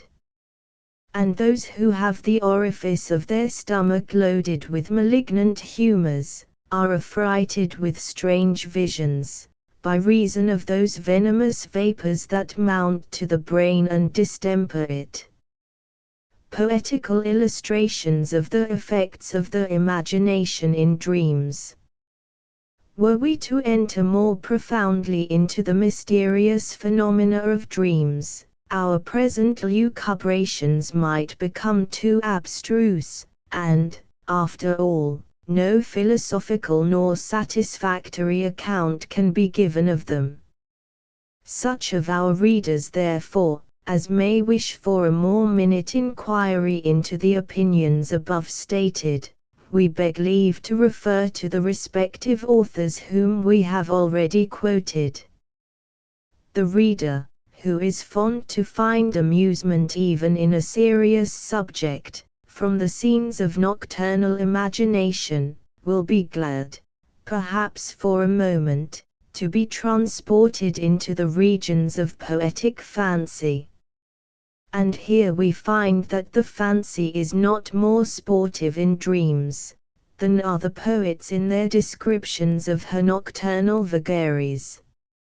On the effects of the imagination in dreams, the following effusion, put into the mouth of the volatile Mercurio, is an admirable illustration. Oh, then I see, Queen Mab has been with you.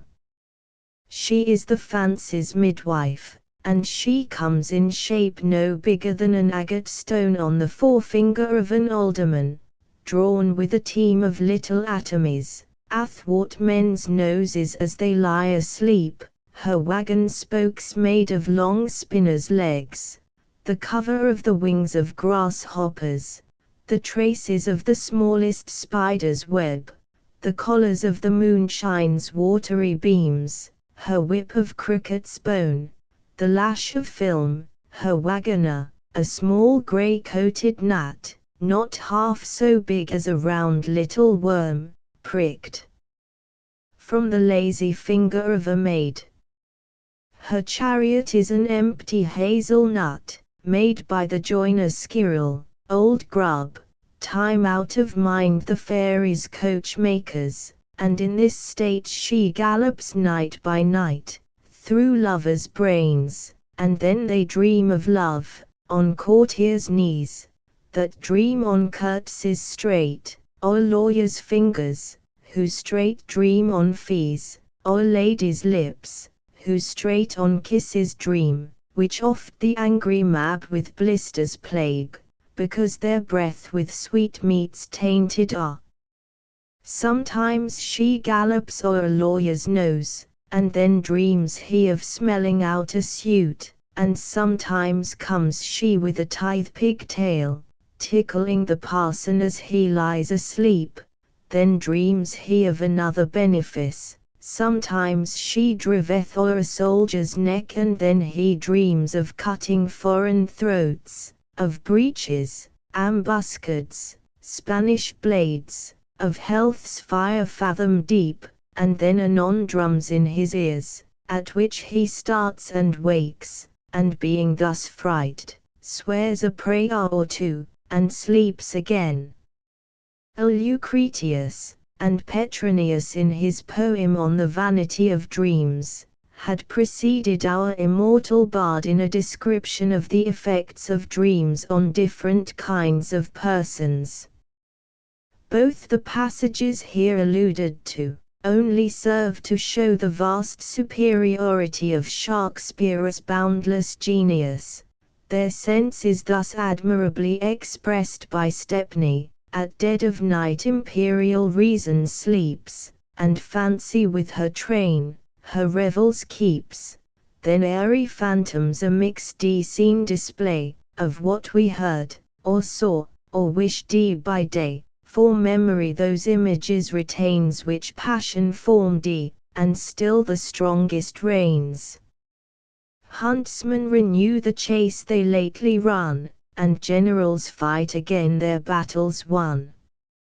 Spectres and fairies haunt the murderer's dreams, grants and disgraces are the courtier's themes. The miser spies a thief, or a new hoard, the cit's a knight, the sycophant a lord, thus fancies in the wild distraction lost, with what we most abhor, or covet most. Honours and state before this phantom fall, for sleep, like death, its image, equals all. Chaucer in his tale of the Cock and Fox, has a fine description, thus versified by Dryden: dreams are but interludes which fancy makes, when monarch reason sleeps, this mimic wakes, compounds a medley of disjointed things, a court of cobblers and a mob of kings, light fumes are merry, grosser fumes are sad, both are the reasonable soul run mad, and many monstrous forms in sleep we see, that neither were, or are, or e'er can be. Sometimes forgotten things, long cast behind, rush forward in the brain, and come to mind. The nurse's legends are for truth received, and the man dreams but what the boy believed. Sometimes we but rehearse a former play, the night restores our actions done by day, as hounds in sleep will open for their prey. In short, the farce of dreams is of a piece in chimeras all, and more absurd or less. Shakespeare again: I talk of dreams, which are the children of an idle brain, begot of nothing but vain fantasy, which is as thin of substance as the air, and more inconsistent than the wind. Nor must Milton be omitted: in the soul are many lesser faculties, that serve reason as chief, among these fancy next her office holds, of all external things, which the five watchful senses represent, she forms imaginations, airy shapes, which reason joining, or disjoining, frames, and all that we affirm, or what deny, or call our knowledge or opinion, then retires into her private cell, when nature rests.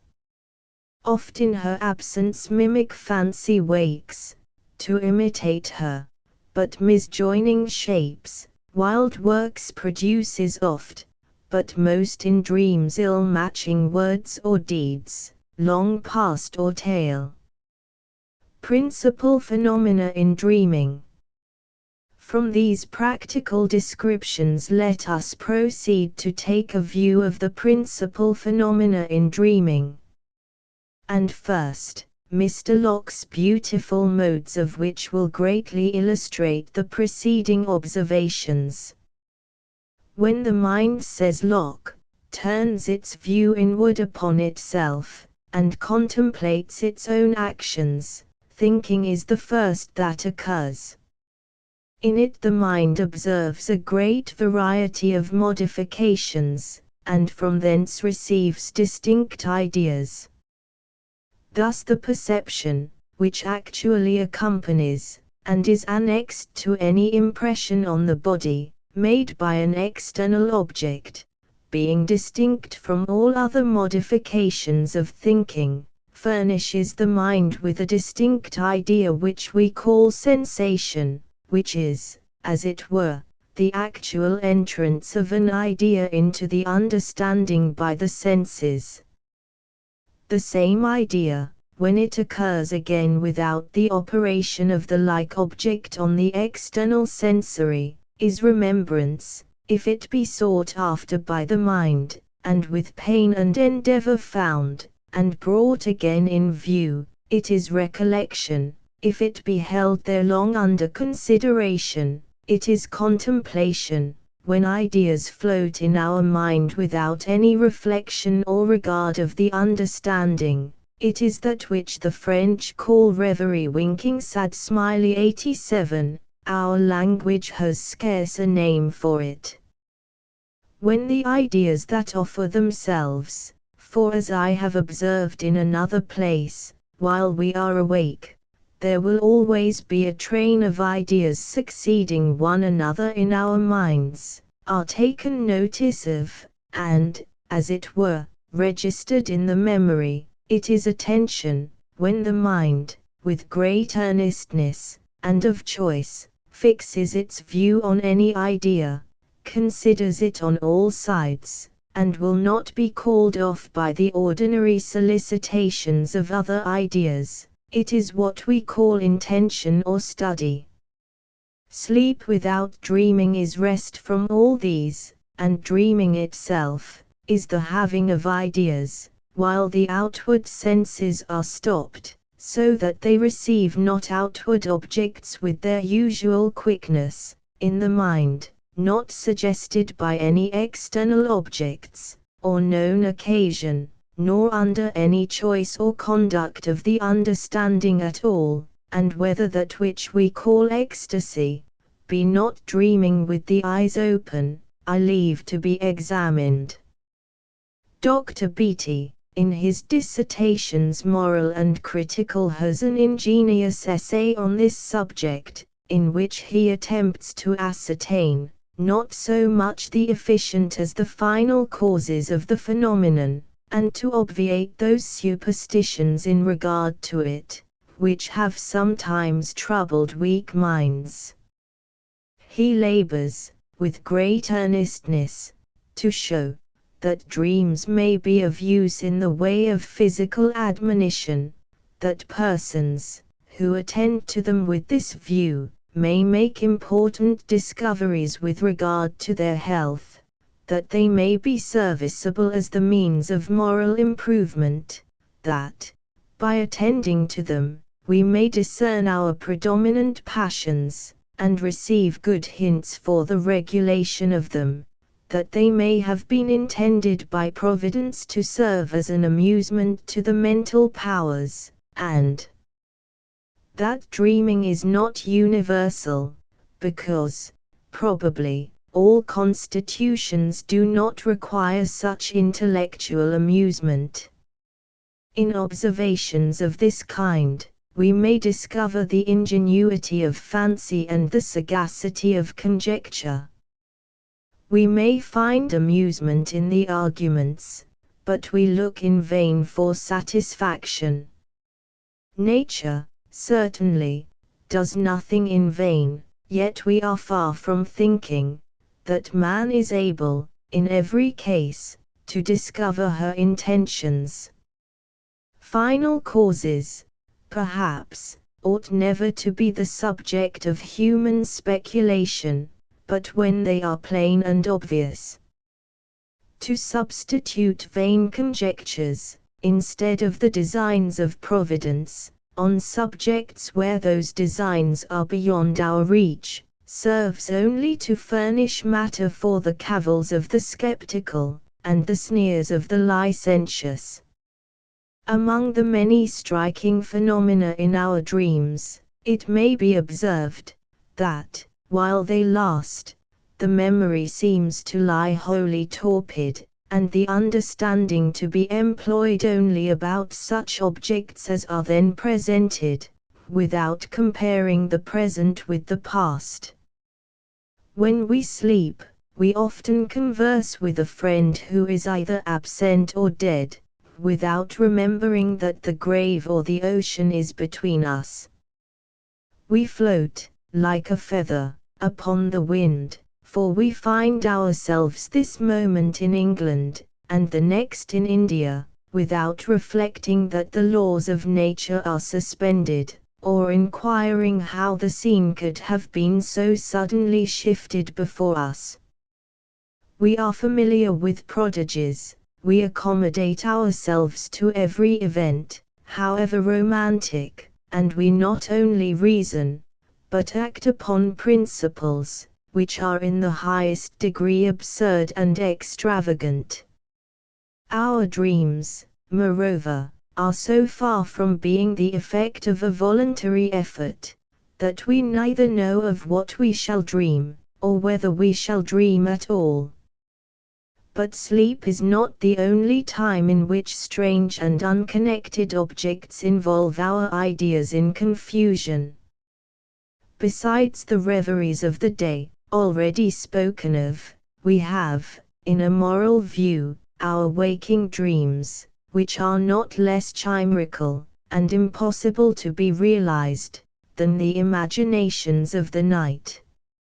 Night visions may befriend, our waking dreams are fatal.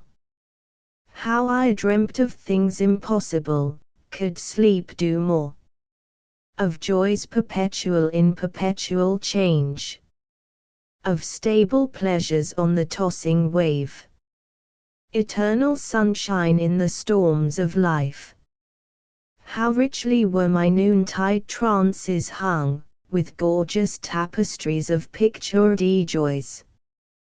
Till at death's toll, starting I woke, and found myself undone. Many of the fabulous stories of ghosts or apparitions have originated unquestionably in dreams. There are times of slumber when we are sensible of being asleep. When the thoughts are much troubled, says Hobbes, and when a person sleeps without the circumstance of going to bed, or pulling off his clothes, as when he nods in his chair, it is very difficult to distinguish a dream from a reality. On the contrary, he that composes himself to sleep, in case of any uncouth or absurd fancy, easily suspects it to have been a dream.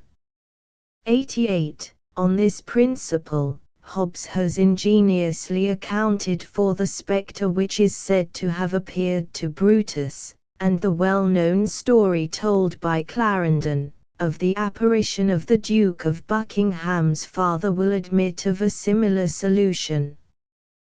There was no man at that time in the kingdom so much the topic of conversation as the Duke, and, from the corruptness of his character, he was very likely to fall a sacrifice to the corruptness of the times. Sir George Villiers is said to have appeared to the man at midnight. There is therefore the greatest probability that the man was asleep, and the dream affrighting him, made a strong impression, and was likely to be repeated. History furnishes us with numerous instances of a forecast having been communicated through the medium of dreams, some of which are so extraordinary as almost to shake our belief that the hand of Providence is not sometimes evident through their instrumentality.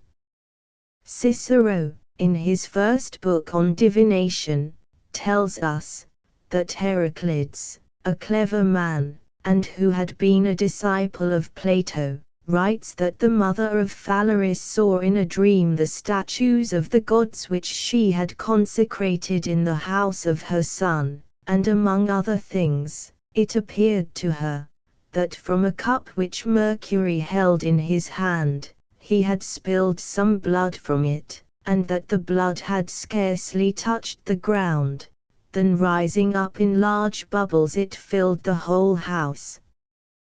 This dream of the mother was afterwards but too truly verified in the cruelty of the son.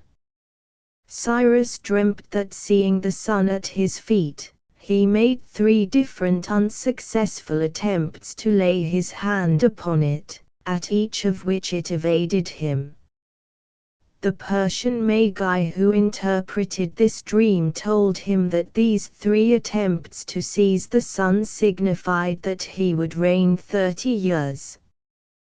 This prediction was verified. He died at the age of 70, having begun to reign when he was 40 years old.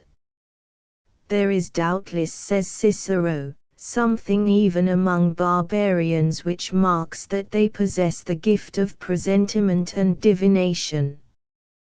The Indian Calanus, mounting the flaming faggot on which he was about to be burnt, exclaimed, "Oh, what a fine exit from life, when my body, like that of Hercules, shall be consumed by the fire, my spirit will freely enjoy the light."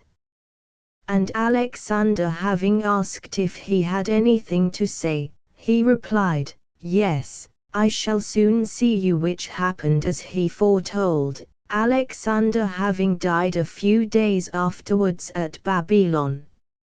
Xenophon, an ardent disciple of Socrates, relates that in the war which he made in favor of young Cyrus, he had some dreams which were followed by the most miraculous events. Shall we say that Xenophon does not speak truth, or is too extravagant? What? So great a personage, and so divine a spirit as Aristotle, can he be deceived? Or does he wish to deceive others, when he tells us of Eudemus of Cyprus, one of his friends, wishing to go into Macedonia, passed by Pheres, a celebrated town in Thessaly, which at that time was under the dominion of the tyrant Alexander, and that having fallen very sick, he saw in a dream a very handsome young man, who told him that he would cure him, and that the tyrant Alexander would shortly die, but as to himself, he would return home at the end of 5 years. Aristotle remarks that the 2 first predictions were, indeed, soon accomplished, that Eudemus recovered, and that the tyrant was killed by his wife's brothers, but that at the expiration of 5 years, the time at which it was hoped Eudemus, according to the dream, was to return to Sicily, his native country, news were received that he had been killed in a combat near Syracuse, which gave rise to another interpretation of the dream, namely, that, when the spirit or soul of Eudemus left his body, it went thence straight to his own house. A cup of massy gold having been stolen from the temple of Hercules, this god appeared in a dream to Sophocles 3 consecutive times, and pointed out the thief to him, who was put to the torture, confessed the delinquency, and gave up the cup. The temple afterwards received the name of Hercules Indicator.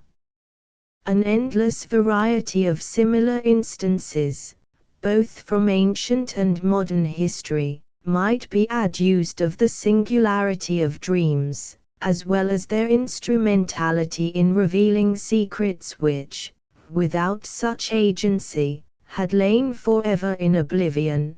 These, however, are sufficient for our purpose here, and the occurrence of one of a very recent date, connected with the discovery of the body of the murdered Maria Martin, in the Red Barn, is still fresh in the recollection of our readers. That there is a ridiculous infatuation attached by some people to dreams, which have no meaning, and which are the offsprings of the day's thoughts, even among persons whose education should inform them better, particularly among the fair sex, cannot be denied. Indeed, a conversation seldom passes among them, but some inconsistent dream or other, form a leading feature of their gossip, and doubtless is with them an hysterical symptom. Sometimes in our sleeping dreams, we imagine ourselves involved in inextricable woe, and enjoy at waking the ecstasy of a deliverance from it. And such a deliverance, says Dr. Beattie, will every good man meet with at last, when he is taken away from the evils of life, and awakes in the regions of everlasting light and peace, looking back upon the world and its troubles, with a surprise and satisfaction similar in kind, though far higher in degree, to that which we now feel, when we escape from a terrifying dream, and open our eyes to the sweet serenity of a summer morning. Sometimes, in our dreams, we imagine scenes of pure and unutterable joy, and how much do we regret at waking, that the heavenly vision is no more. But what must the raptures of the good man be, when he enters the regions of immortality, and beholds the radiant fields of permanent delight? The idea of such a happy death, such a sweet transition, from the dreams of earth to the realities of heaven, is thus beautifully described by Dryden, in his poem entitled Eleonora. She passed serenely, with a single breath, this moment perfect health, the next was death, one sigh did her eternal bliss assure, so little penance needs when souls are pure. As gentle dreams our waking thoughts pursue, or, one dream past, we slide into a new, so close they follow and such wild order keep, we think ourselves awake and are asleep, so softly death succeeded life in her, she did but dream of heaven and she was there. Definition of dreams. Dreams are vagaries of the imagination, and in most instances proceed from external sensations. They take place only when our sleep is unsound, in which case the brain and nervous system are capable of performing certain motions. We seldom dream during the first hours of sleep, perhaps because the nervous fluid is then too much exhausted, but dreams mostly occur towards the morning, when this fluid has been, in some measure, restored. Everything capable of interrupting the tranquility of mind and body may produce dreams. Such are the various kinds of grief and sorrow, exertions of the mind, affections and passions, crude and undigested food, a hard and inconvenient posture of the body. Those ideas which have lately occupied our minds or made a lively impression upon us, generally constitute the principal subject of a dream, and more or less employ our imagination, when we are asleep. Animals are likewise apt to dream, though seldom, and even men living temperately, and enjoying a perfect state of health, are seldom disturbed with this play of the fancy. And, indeed, there are examples of lively and spirited persons who never dream at all. The great physiologist Haller considers dreaming as a symptom of disease, or as a stimulating cause, by which the perfect tranquility of the sensorium is interrupted.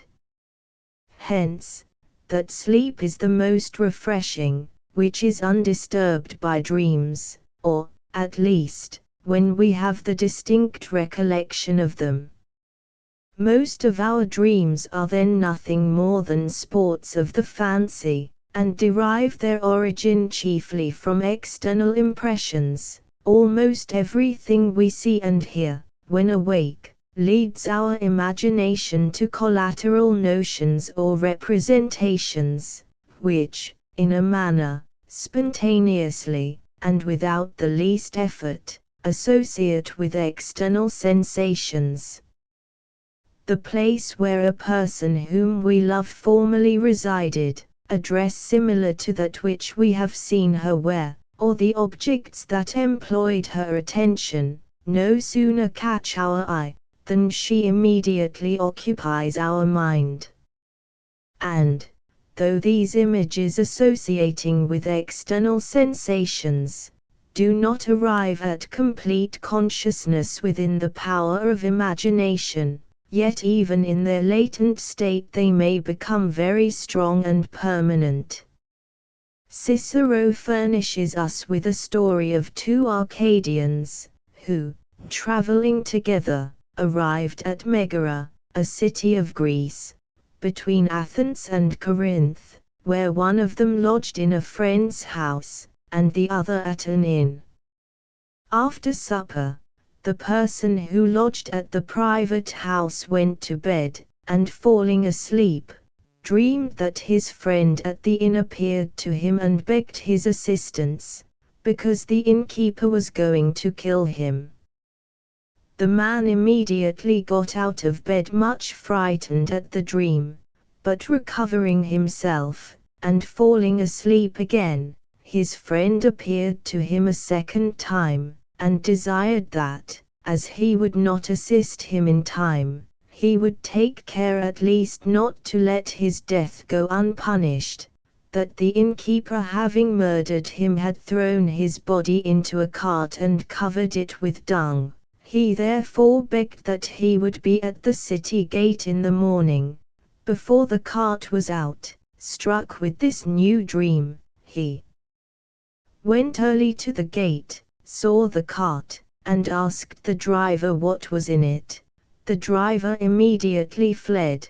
The dead body was taken out of the cart, and the innkeeper apprehended and executed. It is very frequently observed that in a dream a series of representations is suddenly interrupted, and another series of a very different kind occupies its place. This happens as soon as an idea associates itself, which, from whatever cause, is more interesting than that immediately preceding. The last then becomes the prevailing one, and determines the association. Yet, by this too, the imagination is frequently reconducted to the former series. The interruption in the course of the preceding occurrences is remarked, and the power of abstracting similarities is in search of the cause of this irregularity. Hence, in such cases, there usually happens some unfortunate event or other, which occasions the interruption of the story. The representing power may again suddenly conduct us to another series of ideas, and thus the imagination may be led by the subreasoning power before defined, from one scene to another. Of this kind, for instance, is the following remarkable dream, as related and explained in the works of Professor Mass of Halle. I dreamed once, says he, that the Pope visited me. He commanded me to open my desk, and carefully examined all the papers it contained. While he was thus employed, a very sparkling diamond fell out of his triple crown into my desk, of which, however, neither of us took any notice. As soon as the Pope had withdrawn, I retired to bed, but was soon obliged to rise, on account of a thick smoke, the cause of which I had yet to learn. Upon examination I discovered that the diamond had set fire to the papers in my desk, and burnt them to ashes. On account of the peculiar circumstances by which this dream was occasioned, it deserves the following short analysis.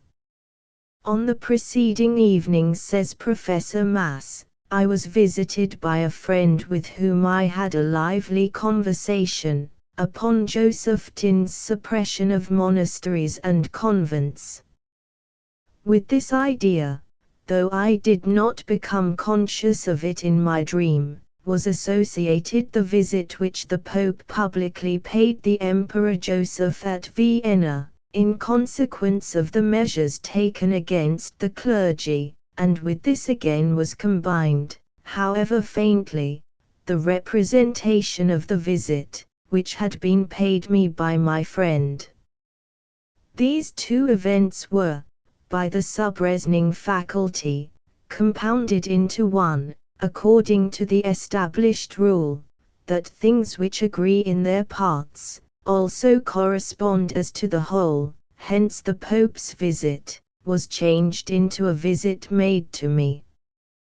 The subreasoning faculty then, in order to account for this extraordinary visit, fixed upon that which was the most important object in my room, namely, the desk, or rather the papers contained in it. That a diamond fell out of the triple crown was a collateral association, which was owing merely to the representation of the desk.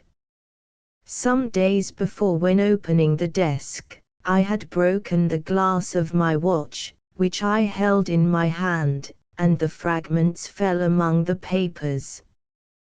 Hence no farther attention was paid to the diamond, being a representation of a collateral series of things. But afterwards the representation of the sparkling stones was again excited, and became the prevailing idea, hence it determined the succeeding association. On account of its similarity, it excited the representation of fire, with which it was confounded, hence arose fire and smoke. But, in the event, the writings only were burnt, not the desk itself, to which, being of comparatively less value, the attention was not at all directed. It is farther observable, that there are in the human mind certain obscure representations, and that it is necessary to be convinced of the reality of these images, if we are desirous of perceiving the connection, which subsists among the operations of the imagination. Of the numerous phenomena, founded on obscure ideas, and which consequently prove their existence, we shall only remark the following. It is a well-known fact, that many dreams originate in the impressions made in the body during sleep, and they consist of analogous images or such as are associated with sensations that would arise from these impressions, during a waking state. Hence, for instance, if our legs are placed in a perpendicular posture, we are often terrified by a dream that implies the imminent danger of falling from a steep rock or precipice. The mind must represent to itself these external impressions in a lively manner, otherwise no ideal picture could be thus excited, but, as we do not become at all conscious of them, they are but faintly and obscurely represented. If we make a resolution to rise earlier in the morning than usual, and if we impress the determination on our mind, immediately before going to rest, we are almost certain to succeed. Now it is self-evident that this success cannot be ascribed to the efforts of the body, but altogether to the mind, which probably, during sleep perceives and computes the duration of time, so that it makes an impression on the body, which enables us to awake at an appointed hour. Yet all this takes place, without our consciousness, and the representations remain obscure. Many productions of art are so complicated, that a variety of simple conceptions are requisite to lay the foundation of them, yet the artist is almost entirely unconscious of these individual notions. Thus a person performs a piece of music, without being obliged to reflect, in a conscious manner, on the signification of the notes, their value, and the order of the fingers he must observe, nay even without clearly distinguishing the strings of the harp, or the keys of the harpsichord. We cannot attribute this to the mechanism of the body, which might gradually accustom itself to the accurate placing of the fingers. This could be applied only where we place a piece of music, frequently practiced, but it is totally inapplicable to a new piece, which is played by the professor with equal facility, though he has never seen it before. In the latter case there must arise, necessarily, an ideal representation, or an act of judgment, previous to every motion of the finger. These arguments, we trust, are sufficient to evince the occurrence of these obscure notions and representations, from which all our dreams originate. Before, however, we close this subject, we shall relate the following extraordinary dream of the celebrated Galileo, who at a very advanced age had lost his sight. In one of his walks over a beautiful plain, conducted by his pupil Troiselli, the venerable sage related the following dream to him. Once said he, my eyes permitted me to enjoy the charms of these fields. But now, since their light is extinguished, these pleasures are lost to me forever. Heaven justly inflicts the punishment which was predicted to me many years ago. When in prison, and impatiently languishing for liberty, I began to be discontented with the ways of Providence. Copernicus appeared to me in a dream. His celestial spirit conducted me over luminous stars, and, in a threatening voice, reprehended me for having murmured against him, at whose fiat all these worlds had proceeded from nothing. A time shall come, said he, when thine eyes shall refuse to assist thee in contemplating these wonders. We shall now proceed to notice the subject of dreams in another point of view, that is, as being employed as a medium of divination in the cure of diseases, in which the fancies of the brain appear, in reality, to as little advantage as they do with reference to any other considerations in which such pretended omens exist. Footnotes 81. Wolfius, Psychol. Emperor. Sect. 123, 82, Mem. De Elicad. De Berlin, Tom. 2p 316. 83, Arist. De Insom. Cap 3. 84. Qua in vita usurpant homines, cogitant, curant, vident quaric agunt vigilantes, agitant, ea quic in somno accidunt. De Div. 85. Essay on Human Understanding, Book, Chap. I Sect 17. 86. OBS, On Man, Volume 1, Sect. 5. 87. There is a phenomenon in the mind, which, though it happen to us while we are perfectly awake, yet approaches the nearest to sleep of any I know.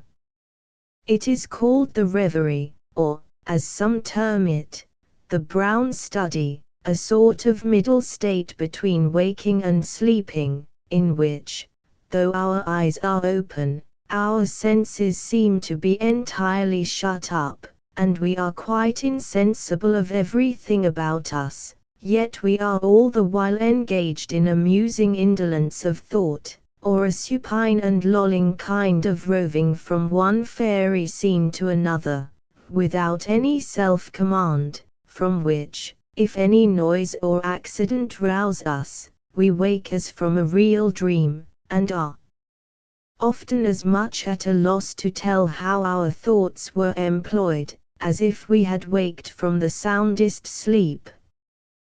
This is frequently called dreaming, sometimes absence, a thing often observed in lovers and people of a melancholy or indeed speculative turn. Fordist's Dialogues Concerning Education, Volume 2. p. 255. 88, Leviathan, Part 1 C1. Chapter 11. On Incubation, or the Art of Healing by Visionary Divination. Medicine unquestionably ranks among the most ancient of all human sciences. In the infant state of society, when simplicity of manners characterized the pursuits of mankind, medical assistance was little wanted, but when the nature of man degenerated, and vice and luxury corrupted his habits of innocence and temperance, diseases sprung up which those aids alone could check or eradicate. The knowledge of them at first could not fail to be empirical and precarious. The sick were placed in the highways, that travellers and passers-by might assist them with their counsel, and at length the priesthood appropriated this privilege exclusively to themselves. It was not merely the sacerdotal dignity which rendered them objects of awe and reverence to the illiterate multitude. The priests were regarded as the depositaries of science and learning, and proved themselves as skillful as they were successful, in cementing their influence by those arts which were best calculated to inflame the prejudices of the vulgar in their favor.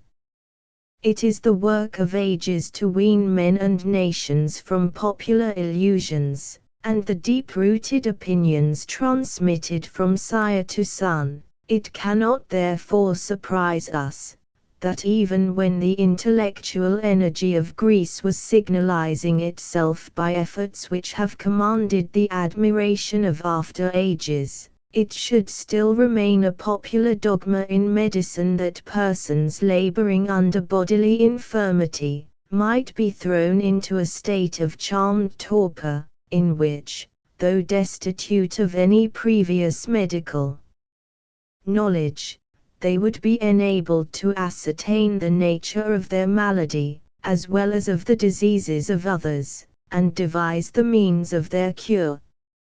Upon this dogma was founded the mystery of incubations, or the art of healing by visionary divination.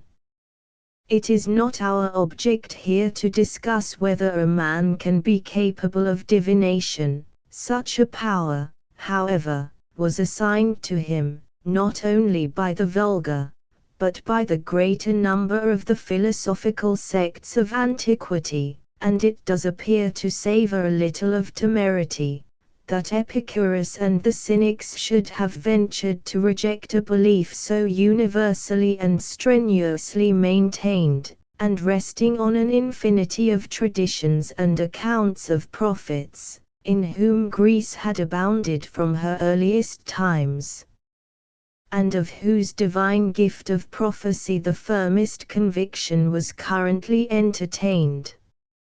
Aeschylus, Plutarch, Apuleius, and other Greek authors, bear ample testimony of this persuasion, and tell us that by uncommon and irregular motions of the body intoxicating vapors, or certain holy ejaculations, men might be thrown into an enchanted trance, in which, being in a state between sleeping and waking, they were unsusceptible of external impressions and obtaining a glimpse of futurity, were gifted with the power of prophecy. Here their illusion, however, only concerns the celebrated divinations of the Pythia. 89. We must therefore, probe somewhat deeper, in order to illustrate that species of divination which was the result of dreams, and a source of divination on the nature of diseases and their remedies. This kind of superstition was in no less acceptation than the former among the ancients, whose temples were constantly crowded with the sick, and reverberated with their supplications for divinatory dreams, which were regarded as an immediate gift from the gods. Indeed, the celestial origin of dreams was universally admitted by the nations of antiquity, and thence also their efficacy as oracles. Nothing could be more natural than such an idea. From the crude and imperfect notions which long prevailed with respect to the soul, it was scarcely possible for them to ascribe the impressions, which their memory retained of the creation of their fancy during their slumbers, to the instrumentality of their own conceits. They could not fail therefore to impute them to the interposition of some foreign agent, and to whom more naturally could they refer them than to a divinity. When awake, they imagined themselves always attended by the gods in person, and ascribed every thought, and resolved every appearance or accident, which deviated from the common course of nature, to the immediate influence of a superintending deity. It was under such impressions that so many nations originally rested their belief in divinatory dreams. The records of antiquity therefore abound in instances, for the greater part of an early date, where the actions of men have been the result of a dream, whose conceit was entirely at variance with the real state of their affairs.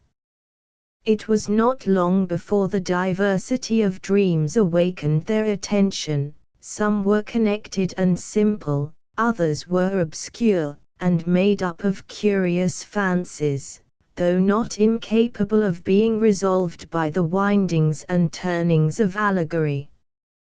It was no unnatural transition from the received belief in dreams, to the idea that they might become the medium of seeking instruction from the gods, hence the institution of oracles, whose responses were given in dreams, and the addition of sleeping chambers to many temples, such as those in Epidaurus and at Oripo.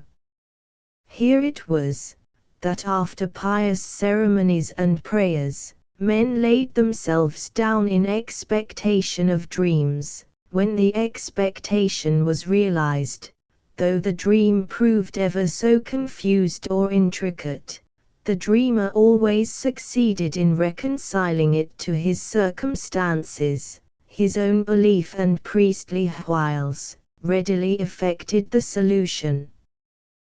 The conceit of dreams, according to the votary's wishes, was so powerfully promoted by the preparatory initiation he had undergone, that it would have been somewhat extraordinary had he been altogether disappointed.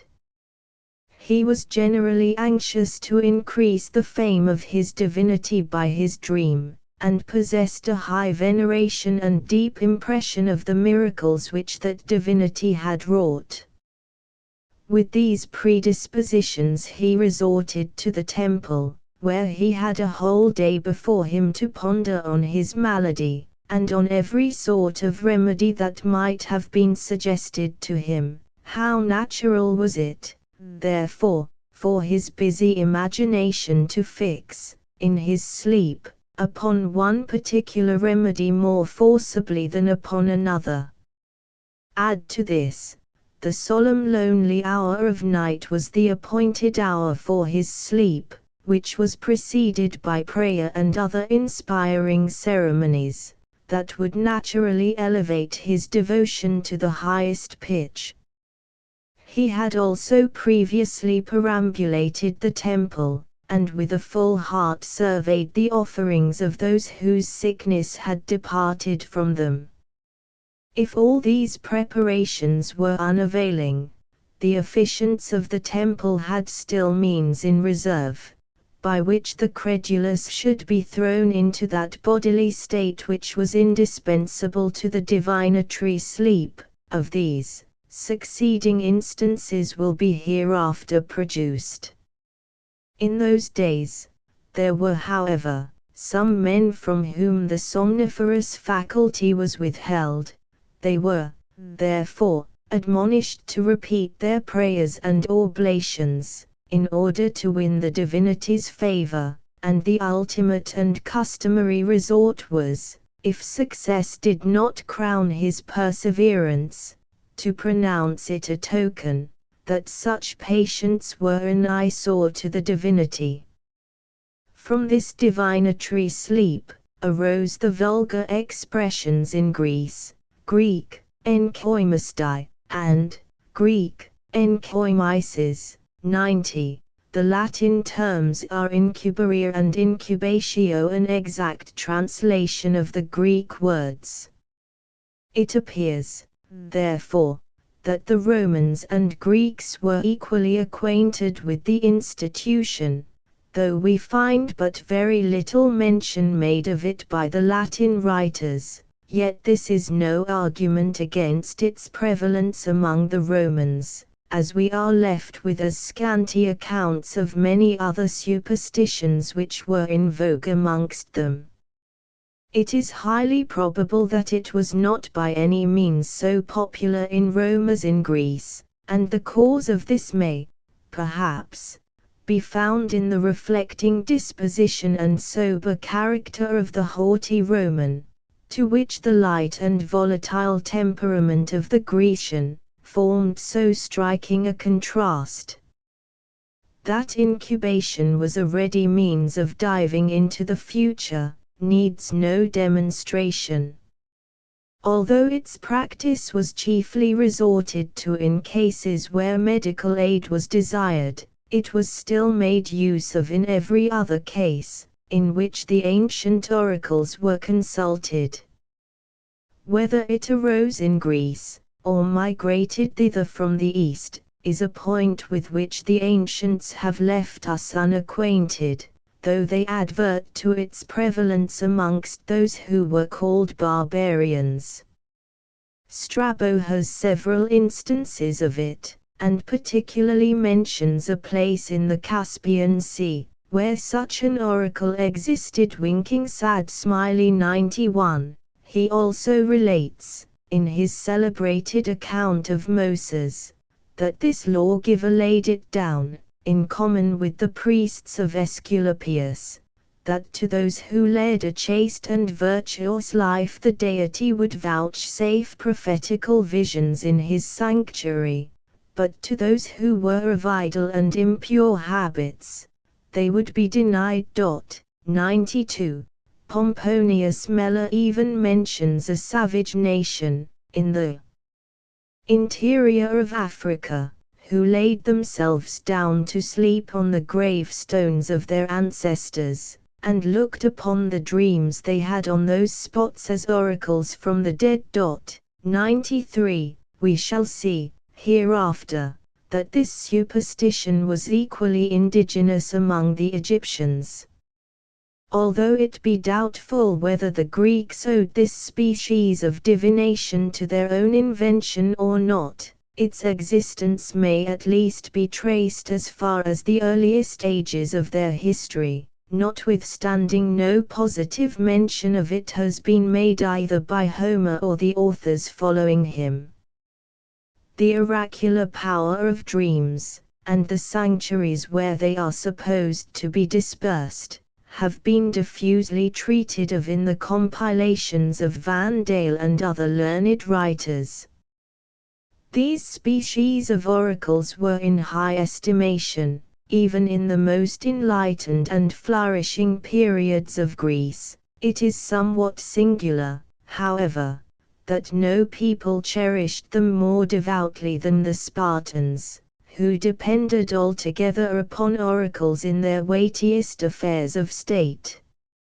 Of all the civilized nations of Greece, Sparta always approved herself the most superstitious. Her advancement was rather the effect of her policy, than of any stimulus given to her civilization by science. This consideration will enable us to account for the powerful influence which, even in the latest stages of Lacedaemonian story, attached to the responses of Pasiphae, a local goddess of Thalame, but little known beyond the confines of Laconia. The extent of their influence is particularly evident in the history of Agis and Cleomenes. 94. The greater part of these somnambulistic oracles were ascribed to persons who had distinguished themselves as great dreamers when on earth. In old times there was a description of prophets who pretended to prepare themselves for the foreboding of future events through the medium of sacred dreams. They were classed under the appellation of Greek, one Hieroploi, to which rank the most celebrated vats of the heroic age belonged. In this way it was that a sacred spot was dedicated to Calchas, whence he gave his responses in dreams after his decease. This spot lay in Dornia, on the coast of the Adriatic. The supplicant's offices began with the offering up of a ram, on whose skin he laid himself down, and in this situation, received the instruction he sought for. 95. Amphilochus, a contemporary soothsayer, who accompanied the Epigony in the First Theban War, had a similar oracle at Malos, in Cilicia, which Pausanias asserts, even at the close of the 2nd century, to have been the most credible of his age. It is also mentioned by Dion Cassius, in his History of Commodus. 96, the most famous.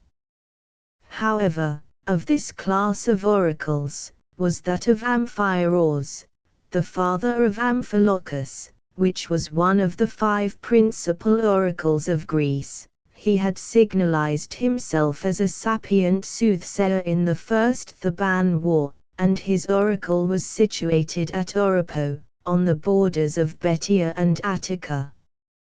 Of all others this deserves our most particular attention, as it was resorted to more frequently in cases of infirmity and disease, than in any other circumstances.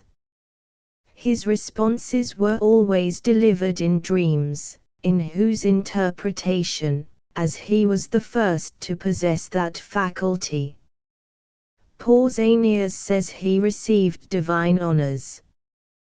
Those who repaired to Amphiaraus's oracle to supplicate his aid, laid themselves down in the manner we have just related, after several preparatory lustrations and sacrifices, on the skin of a ram slain in honor of the god, and awaited the dreams, which were to unfold the means of their different cures. Lustrations and sacrifices were not, however, the only preparatives for inducing the visionary disposition. The priests subjected the patients to various others, which Philostratus affirms, 97, to have been very instrumental towards rendering the sleeper's mind clear and unclouded. Part of these preparatives consisted in 1 day's abstinence from eating, and 3, nay, even in some cases, 15 days' abstinence from wine, the common beverage of the Greeks.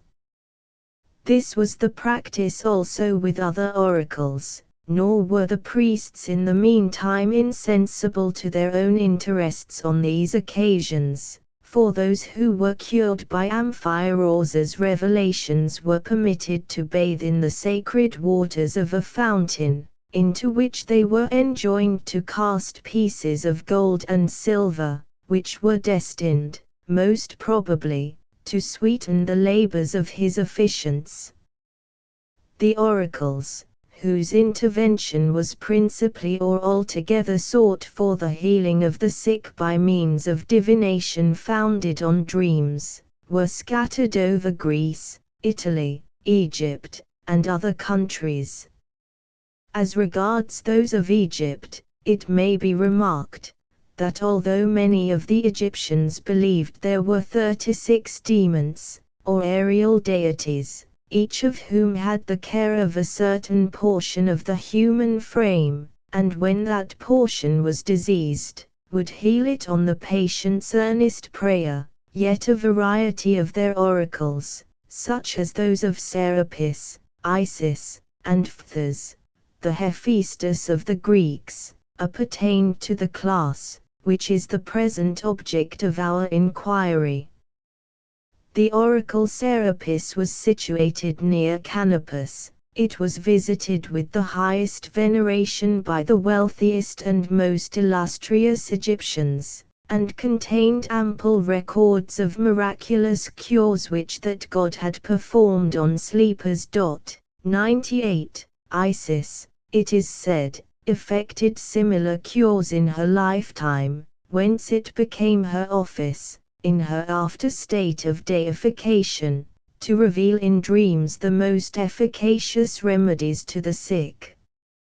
Indeed, the healing powers of this goddess were such, that, as we are told by Diodorus, 99, the remedies she prescribed never failed of their effect, and that convalescents were daily seen returning from her temple, many of whom had been abandoned as incurable by the physicians. The third oracle of the sick was consecrated to Phthis, and lay near Memphis, but it is seldom mentioned by the ancients. 100. In Italy there existed 2 oracles, whose responses were imparted in dreams, before the worship of Aesculapius was introduced from Greece.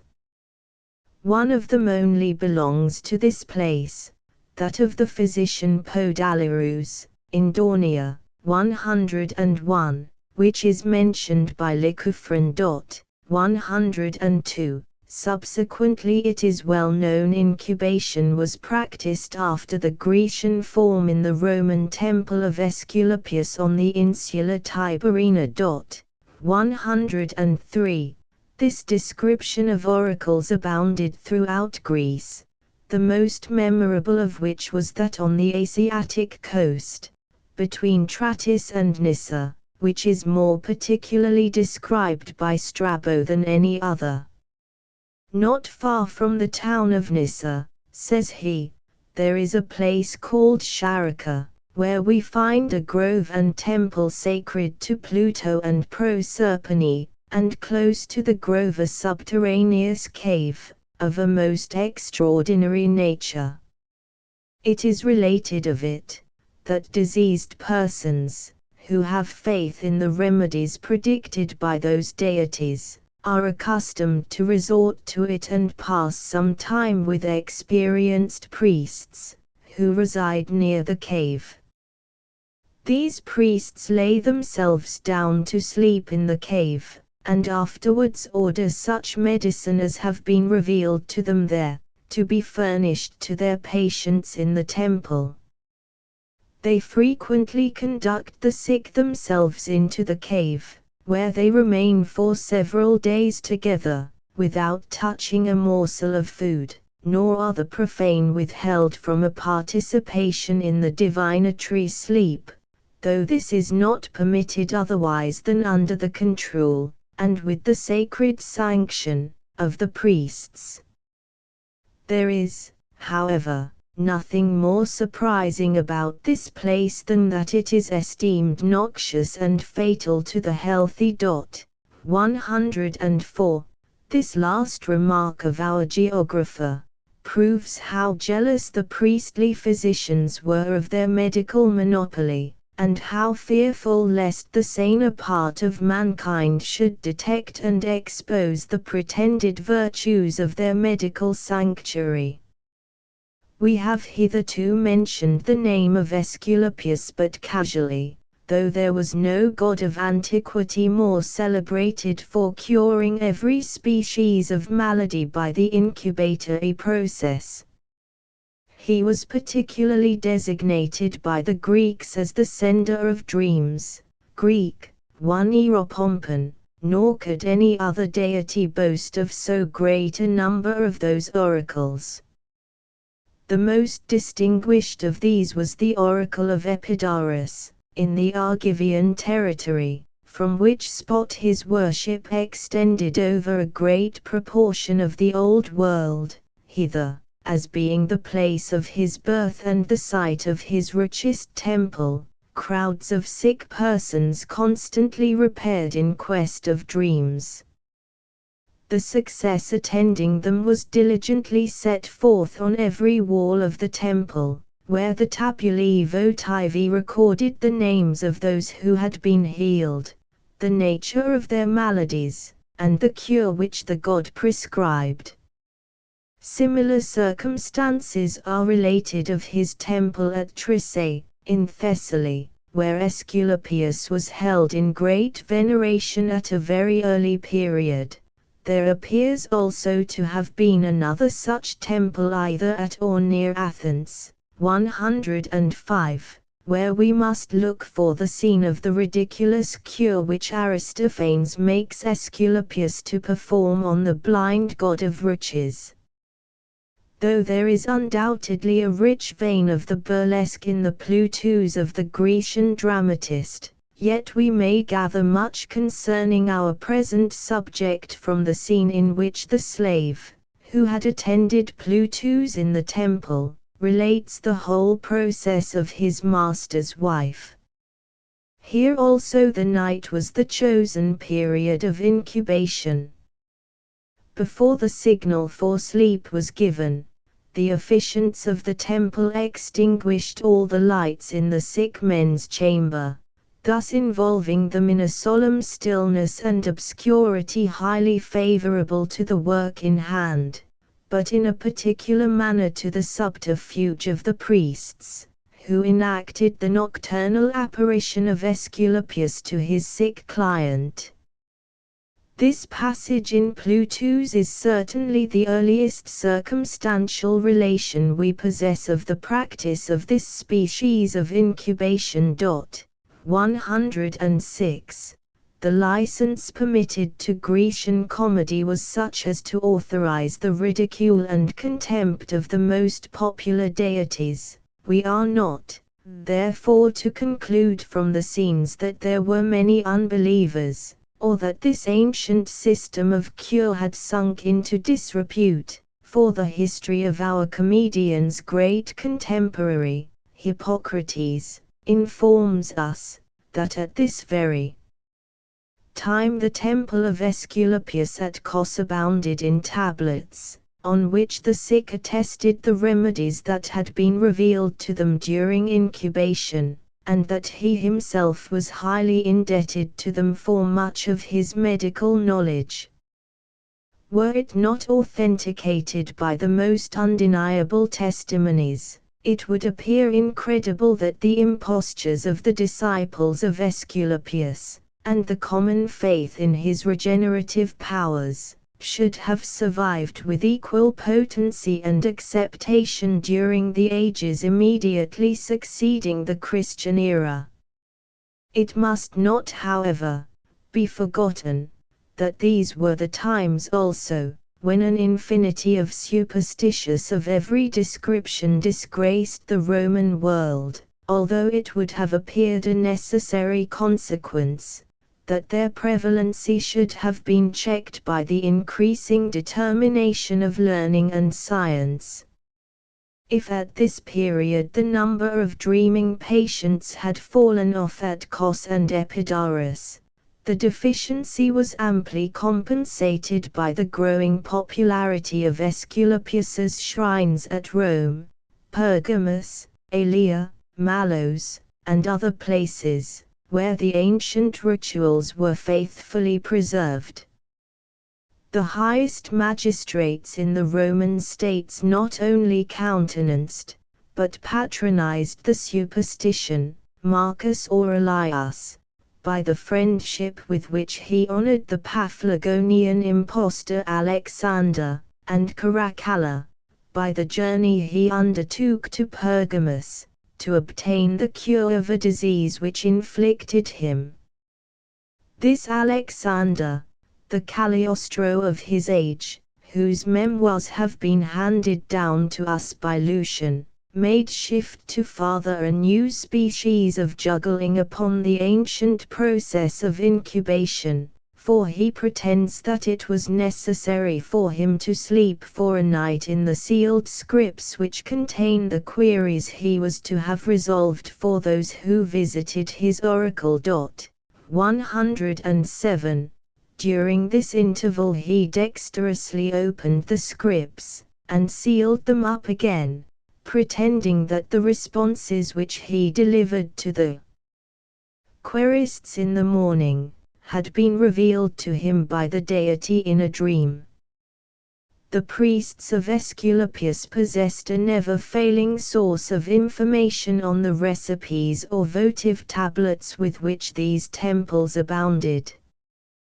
These were sometimes engraven on pillars, as at Epidaurus, of which Pausanias says there were 6 remaining in his time, and besides these, one in particular removed from the rest, on which it was recorded that Hippolytus had sacrificed 20 horses, in return for his having been restored to life by him. 5 memorials only of this kind have reached the present age. One of them is to be found in the beginning of Galen's 5th book De Compos, Medic. It is taken from the temple of Phthis, near Memphis, and is the least interesting of the whole. Its subject is the use of the dictamnus, borrowed from Heras of Cappadocia, a medical writer, frequently quoted by Galen. The remaining 4 are much more important. They were engraven on a marble slab, 108, of later date at Rome, and are thought, with much probability, to have belonged to the Aesculapian temple in the Insula Tiberina. The present translation, in which some errors either of the artist or copyist are rectified, is extracted from the 1st volume of Gruta's Corporation Inscriptionum. The narrations are perspicuous and laconic. 1. In these latter days, a certain blind man, by name Caius, had this oracle vouchsafed to him, that he should draw near to the altar after the manner of one who could see, then walk from right to left, lay the 5 fingers of his right hand on the altar, then raise up his hand and place it on his eyes. And behold, the multitude saw the blind man open his eyes, and they rejoiced. Such splendid miracles should signalize the reign of our Emperor Antoninus. 2. To Lucius, who was so wasted away by pains in his side, that all doubted of his recovery, the god gave this response: Approach thou the altar, take ashes from it, mix them up with wine, and then lay thyself on thy sore side. And the man recovered, and openly returned thanks to the god amidst the congratulations of the people. 3. To Julian, who spitted blood, and was given over by every one, the god granted this response: Draw near, take pineapples from off the altar, and eat them with wine for 3 days. And the man got well, and came and gave thanks in the presence of the people.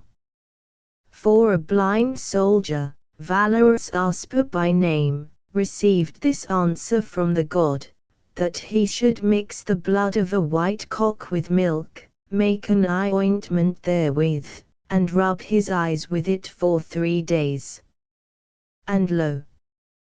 The blind recovered his sight, and came, and publicly gave thanks to the god. The success with which the priests of Aesculapius carried on their impostures, and the popularity which their dexterous management, no less than the vulgar credulity obtained for them, will cease to surprise us on maturer consideration. It could not be a difficult task for them to give the minds of their patients whatever bias was best adapted to their purposes. These credulous beings passed several days and nights in the temple, and their imagination could not fail to be powerfully impressed with what was diligently told them of the prescriptions and cures of Aesculapius, nor to retain during their slumbers many lively impressions of their meditations by day. Their priestly nurses too were neither so blind to their own interests, nor so careless of their reputations as to omit the prescribing of such modes of diet and medical remedies as were calculated to appease their patients' sufferings. Besides which, however delusive and empirical their outward ceremonials and bold pretensions might have been, we should remember that priests, having some acquaintance with the science of medicine, were generally selected to officiate on those spots where the incubatory process, 109, was the order of the day. To this acquaintance were added the results of daily experience, and the frequent opportunities which the incessant demands of the infirm upon their skill afforded them of correcting previous errors and improving their practical knowledge, of gradually ascertaining the various kinds and appearances of human disorders, and of digesting such data as would enable them, with the least possible chance of failure, to prescribe the modes of cure and treatment suitable to the various stages and species of the applicant's maladies. With such means, it would have been not a little singular if the priests of Aesculapius had failed in converting the popular veneration to his credit and their own emolument. Footnotes 89. The priestess of Apollo, by whom he delivered oracles. She was called Pythia from the god himself, who was styled Apollo Pythius, from his slaying the serpent Python. The priestess was to be a pure virgin. She sat on the covercle or lid of a brazen vessel, mounted on a tripod, and thence, after a violent enthusiasm, she delivered his oracles, i.e. she rehearsed a few ambiguous and obscure verses, which were taken for oracles. 90. These words are but ill explained by the best Greek lexicographers. Servius Adverg, in 788, says, Incubaria decunta propri hic, qui dormiant accipienda responsa. Tertullian de Anima, c. 49, thence calls them incubatores fanorum. 91, lib. 11 p. 108. Paris, Fol. 1620, 92, Ibid. Lib. 16 p. 761. 93, De Situ Orbis, Lib. I cap. 1, 94, Plutarch apud agisit Cleamen. Cicero, de Div. 1 c. 48, probably alludes to this oracle, when he says, that the Ephori of Sparta were accustomed to sleep in the temple of Pasiphae on state emergencies. There was a similar oracle in the neighborhood of Thalame, not far from Etilam, sacred to Ino. 95, Strabo, lib. 6 p. 284. 96. Pausanias, 1, 35. 97. De Vita Apol. Thiang, 11. 37. 98. Strabo, lib. 17 p. 801. Arnian. Expt. Alex, 7.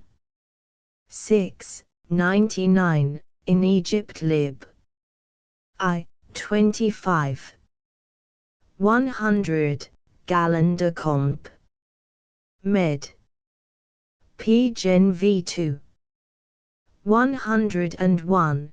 Podalirius and Machon, the two sons of Aesculapius. The state of medicine at the time of the Trojan War was very imperfect, as we find exemplified by these two acting as surgeons general to the Grecian army. Their simple practice consisted chiefly in extracting darts or arrows, in stanching blood by some infusion of bitter herbs, and sometimes they added charms or incantations, which seemed to be a poetical way of hinting that frequently wounds were healed or diseases cured in a manner unaccountable by any known properties they could discover either in the effects of their rude remedies, or in the then known powers of the human body to relieve itself. In Homer's description of the wound which Ulysses, when young, received in his thigh from the tusk of an enraged wild boar, the infusion of blood was stopped by divine incantations and divine songs, and some sort of bandage which must have acted by pressure. If any virtue could have acted as a charm, the very verse that describes the wound might have as good a right to such a claim as any other, but in what manner the surgeons of ancient Greece, before the discovery of the circulation of the blood, might apply bandages for the purposes here mentioned, is not easily explained, though doubtless these bandages must have acted like a tourniquet, which is now the most effectual remedy for compressing a wounded artery, and thereby stopping an hemorrhage. 102. Alexandre. 1050, 103, Suet. Clade. C28. 104, Strabo. Lib. 13 Pausan. Lib. 2, 105, Scholia ad Plut. V 621, 106, Aristoph, Plut Act. 2, SC. 6, and 3. SC 2. 107, Luciani, Opera. T2. Edriatii. 108. It is often called by antiquaries Tabula Marmorea apud Mafios, as it was first preserved in the collection. 109. It is somewhat singular that Cicero's treatise on divination, as well as the works of Hippocrates and Galen, should be so destitute of information on the subject of a mode of cure which was of such long standing, and so universally esteemed. From the two last, one should at least have expected something more satisfactory, Kos being the birthplace of the one, and Pergamus of the other. Chapter 12. On amulets, charms, talismans, philters, their origin and imaginary efficacy. Etc. Amulets are certain substances worn about the neck or other parts of the body, under the superstitious impression of preventing diseases, of curing, or removing them. The origin of amulets may be traced to the most remote ages of mankind. in our researches to discover and fix the period when remedies were first employed for the alleviation of bodily suffering, we are soon lost in conjecture or involved in fable. We are unable, indeed, to reach the period in any country when the inhabitants were destitute of medical resources, and even among the most uncultivated tribes we find medicine cherished as a blessing and practiced as an art. The feelings of the sufferer, and the anxiety of those about him, must, in the rudest state of society, have incited a spirit of industry and research to procure ease, the modification of heat and cold, of moisture and dryness, and the regulation and change of diet and habit, must intuitively have suggested themselves for the relief of pain, and when these resources failed, charms, amulets, and incantations were the natural expedients of the barbarians, ever more inclined to indulge the delusive hope of superstition than to listen to the voice of sober reason. Traces of amulets may be discovered in very early history, though Dr. Warburton is evidently in error when he fixes the origin of these magical instruments to the age of the Ptolemies, which was not more than 300 years before Christ. This assertion is refuted by Galen, who informs us the Egyptian king Neshepsis, who lived 630 years before Christ, had written that a green jasper cut into the form of a dragon surrounded with rays, if applied externally, would strengthen the stomach and organs of digestion. This opinion, moreover, is supported by Scripture, for what were the earrings which Jacob buried under the oak of Shechem, as related in Genesis, but amulets?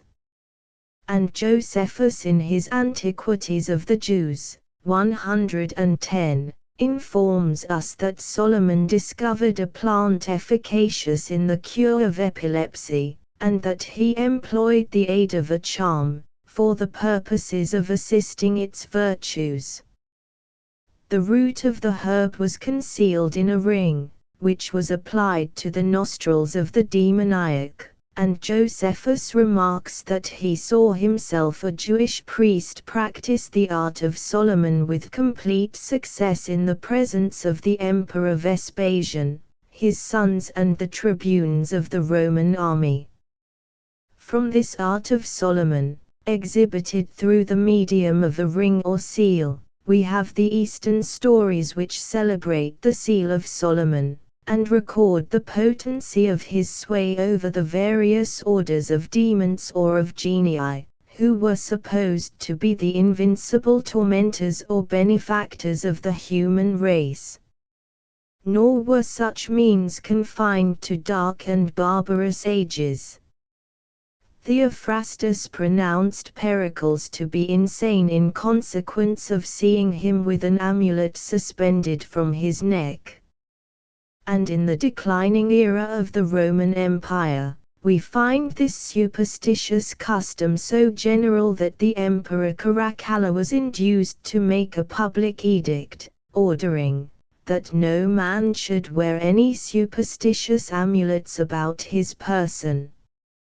All remedies working as it were sympathetically, and plainly unequal to the effect, may be termed amulets, whether used at a distance by another person, or carried immediately about the patient. By the Jews, amulets were called camia, and by the Greeks phylacteries. The Latins called them amuleta or ligatura, the Catholics agnostia, or consecrated relics, and the natives of Guinea fetishes. Various kinds of substances are employed by different people, and which they venerate and suppose capable of preserving them from danger and infection, as well as to remove disease when present. Plutarch says of Pericles, an Athenian general, that when a friend come to see him, and inquired after his health, he reached out his hand and showed him his amulet, by which he meant to intimate the truth of his illness, and, at the same time, the confidence he placed in these popular remedies. Amulets are still prevalent in Catholic countries at the present day. The Spaniards and Portuguese maintain their popularity. Among the Jews they are equally venerated. Indeed, there are few instances of ancient superstitions some portion of which has not been preserved, and not unfrequently have they been adopted by men of otherwise good understanding, who plead in excuse, that they are innoxious, cost little, and if they can do no good, they can do no harm. Lord Bacon, whom no one can suspect of ignorance, says, that if a man wear a bone ring or a planet seal, strongly believing, by that means, that he might obtain his mistress, and that it would preserve him unhurt at sea, or in a battle, it would probably make him more active and less timid, as the audacity they might inspire would conquer and bind weaker minds in the execution of a peculiar duty. Amulets used by the common people. A variety of things are worn about the person by the common people for the cure of ague, and, upon whatever principle it may be accounted for, whether by the imagination or a natural termination of the disease, many have apparently been cured by them, where the Peruvian bark, the boasted specific, had previously failed. Dr. Willis says that charms resisting agues have often been applied to the wrist with success. Abracadabra, written in a peculiar manner, that is, in the form of a cone, it is said, has cured the ague. The herb lunaria, gathered by moonlight, has, on some high authorities, performed surprising cures. Perhaps it was gathered during the invocating influence of the following charm, which may be found in the 12th book, chap. 14 p. 177 of Scott's Discovery of Witchcraft, which is headed thus: another charm that witches use at the gathering of their medicinal herbs. Hail be thou holy herb, growing in the ground, and in the Mount Calvaire first wert thou found. Thou art good for many a sore, and healest many a wound. In the name of sweet Jesus I take thee from the ground. We are told that Naaman was cured by dipping 7 times in the river Jordan. Certain formalities were also performed at the pool of Bethesda. Dr. Chamberlain's anodyne necklaces were, for a length of time, objects of the most anxious maternal solicitude, until their occult virtues became lost by the reverence for them being destroyed, and those which succeeded them have long since run their race or nearly so. The grey limewort was at one time supposed to have been a specific in hydrophobia, that it not only cured those labouring under this disorder, but by carrying it about the person, it was reputed to possess the extraordinary power of preventing mad dogs from biting them. Calvert paid devotions to Saint Hubert for the recovery of his son, who was cured by this means. The son also performed the necessary rites at the shrine, and was cured not only of the hydrophobia but of the worsiferency with which his father had instilled him. Cramp rings were also used, and eel skins to this day are tied round the legs as a preventive of this spasmodic affection, and by laying sticks across the floor, on going to bed, cramp has also been prevented. Numerous are the charms and incantations used at the present day for the removal of warts, many cases of which are not a little surprising.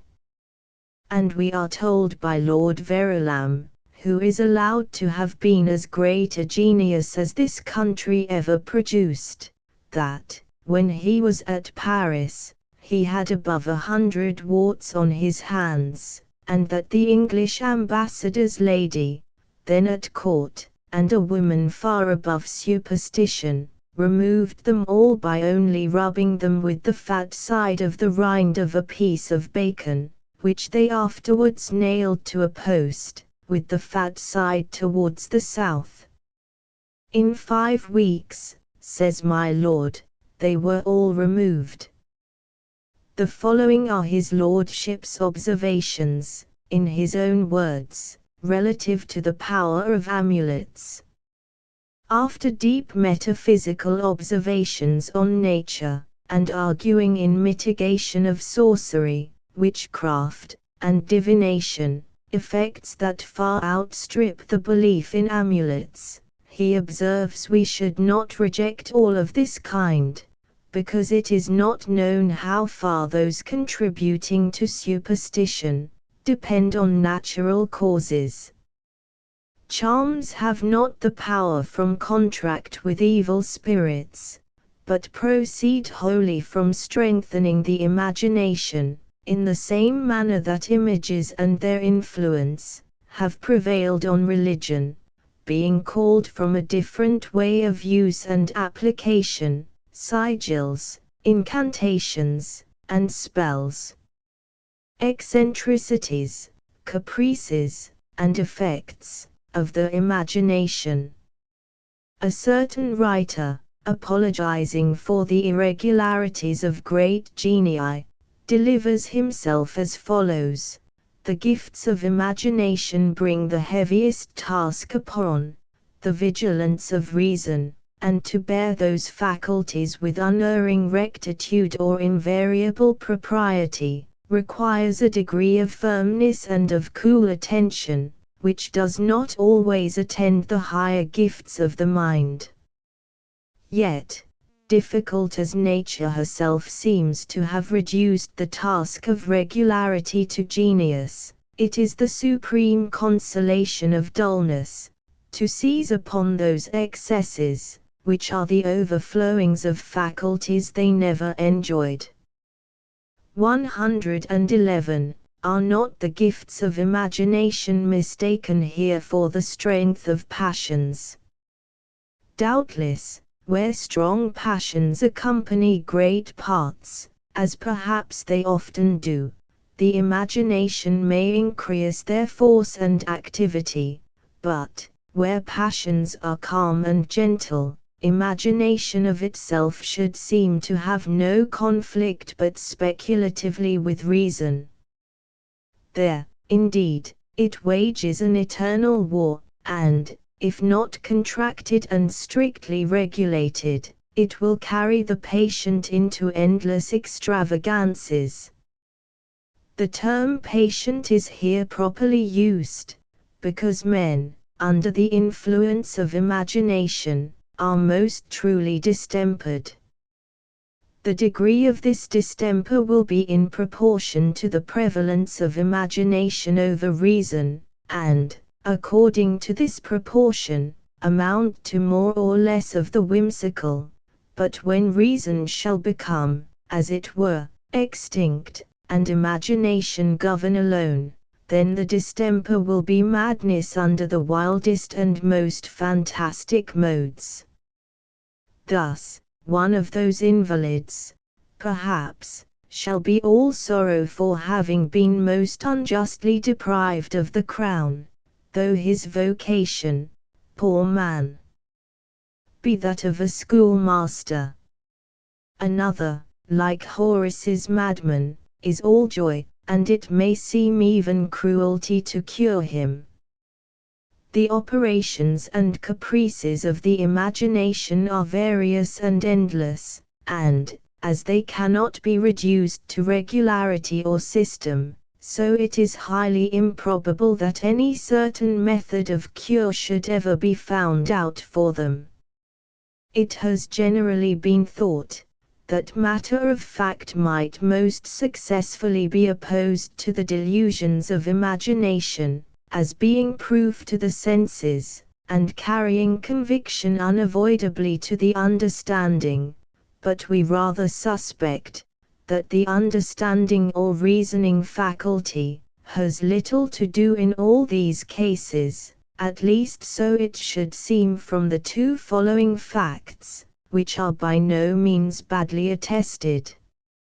Venus, in his curious little book, De Viribus Imaginationis, records from Donatus the case of a man, who fancied his body increased to such a size, that he durst not attempt to pass through the door of his chamber. The physician, believing that nothing could more effectually cure this error of imagination, than to show that the thing could actually be done, caused the patient to be thrust forcibly through it, who, struck with horror, and falling suddenly into agonies, complained of being crushed to pieces, and expired soon after. 112. The other case, as related by Van Swieten, in his commentaries upon Boerhaave, is that of a learned man, who had studied, till he fancied his legs to be of glass, in consequence of which he durst not attempt to stir, but was constantly under anxiety about them. His maid, bringing one day some wood to the fire, threw it carelessly down, and was severely reprimanded by her master, who was terrified not a little for his legs of glass. The surly wench, out of all patience with his mgrims, as she called them, gave him a blow with a log upon the parts affected, which so enraged him, that he instantly rose up, and from that moment recovered the use of his legs. Was reason concerned any more here, or was it not rather one blind impulse acting against another? Imagination has, unquestionably, a most powerful effect upon the mind, and in all these miraculous cures, is by far the strongest ingredient. Dr. Struther says, "The influence of the mind and passions works upon the mind and body in sensible operations like a medicine, and is of far the greater force than exercise. The countenance betrays a good or wicked intention, and that good or wicked intention will produce in different persons a strength to encounter, or a weakness to yield to the preponderating side." Dr. Brown says, "Our looks discover our passions, there being mystically in our faces certain characters, which carry in them the motto of our souls, and, therefore, probably work secret effects in other parts." This idea is beautifully illustrated by Garth in his Dispensatory, in the following lines: "Thus paler looks impetuous rage proclaim, and chilly virgins redden into flame. See envy oft transformed in one disguise, and mirth sits gay and smiling in the eyes. Oft our complexions do the soul declare, and tell what passions in the features are. Hence tease we look the wondrous cause to find, how body acts upon impassive mind. On the power and pleasure of the imagination, from the pleasures and pains it administers here below, Addison concludes that God, who knows all the ways of afflicting us, may so transport us hereafter with such beautiful and glorious visions, or torment us with such hideous and ghastly spectres, as might even of themselves suffice to make up the entire heaven or hell of any future being." Doctrine of Effluvia, Miraculous Cures by Means of Charms, amulets, etc. Dr. Willis, in his treatise on nervous disorders, does not hesitate to recommend amulets in epileptic disorders. Take, says he, some fresh peony roots, cut them into square bits, and hang them round the neck, changing them as often as they dry. It is not improbable that the hint was taken from this circumstance for the anodyne necklaces, which, some time ago, were in such repute, as the doctor, some little way further on, prescribes the same root for the looseness, fevers, and convulsions of children, during the time of teething, mixed, to make it appear more miraculous, with some elk's hoof. Saint Vitus's dance is said to have been cured by the afflicted person paying a visit to the tomb of the saint, near Ulm, every May. Indeed, there is no little reason in this assertion, for exercise and change of air will change many obstinate diseases. The bite of the tarantula is cured by music, and this only by certain tunes. Turner, whose ideas are so extravagantly absurd, where he asserts that the symptoms of hydrophobia may not appear for 40 years after the bite of the dog, and who maintains that the saliva or breath of such a dog is infectious, and that men bitten by mad dogs will bite like dogs again, and die mad, although he laughs at the anodyne necklaces, argues much in the same manner. It is not, indeed, so very strange that the effluvia from external medicines entering our bodies should effect such considerable changes, when we see the efficient cause of apoplexy, epilepsy, hysterics, plague, and a number of other disorders, consists, as it were, in imperceptible vapors. Bloodstone, lapis aetits, fastened to the arm by some secret means, is said to prevent abortion. Sydenham, in the Iliac Passion, orders a live kitten to be constantly applied to the abdomen. Others have used pigeons split alive, applied to the soles of the feet, with success, in pestilential fevers and convulsions. It was doubtless the impression that relief might be obtained by external agents, that the court of King David advised him to seek a young virgin, in order that a portion of the natural heat might be communicated to his body, and give strength to the decay of nature. Take the heart and liver of the fish and make a smoke, and the devil shall smell it and flee away. During the plague at Marseilles, which Belort attributed to the larvae of worms infecting the saliva, food, and chle, and which, he says, were hatched by the stomach, took their passage into the blood, at a certain size, hindering the circulation, affecting the juices and solid parts. He advised amulets of mercury to be worn in bags suspended at the chest and nostrils, either as a safeguard, or as means of cure, by which method, through the admissiveness of the pores, effluvia specially destructive of all venomous insects, were received into the blood. An illustrious Prince Belort says, by wearing such an amulet, escaped the smallpox. Clognuini, an Italian physician, ordered 2 or 3 drachms of crude mercury to be worn as a defensive against the jaundice, and also as a preservative against the noxious vapors of inclement seasons. It breaks, he observes, and conquers the different figured seeds of pestilential distempers floating in the air, or else, mixing with the air, kills them where hatched. By others, the power of mercury, in these cases, has been ascribed to an elective faculty given out by the warmth of the body, which draws out the contagious particles.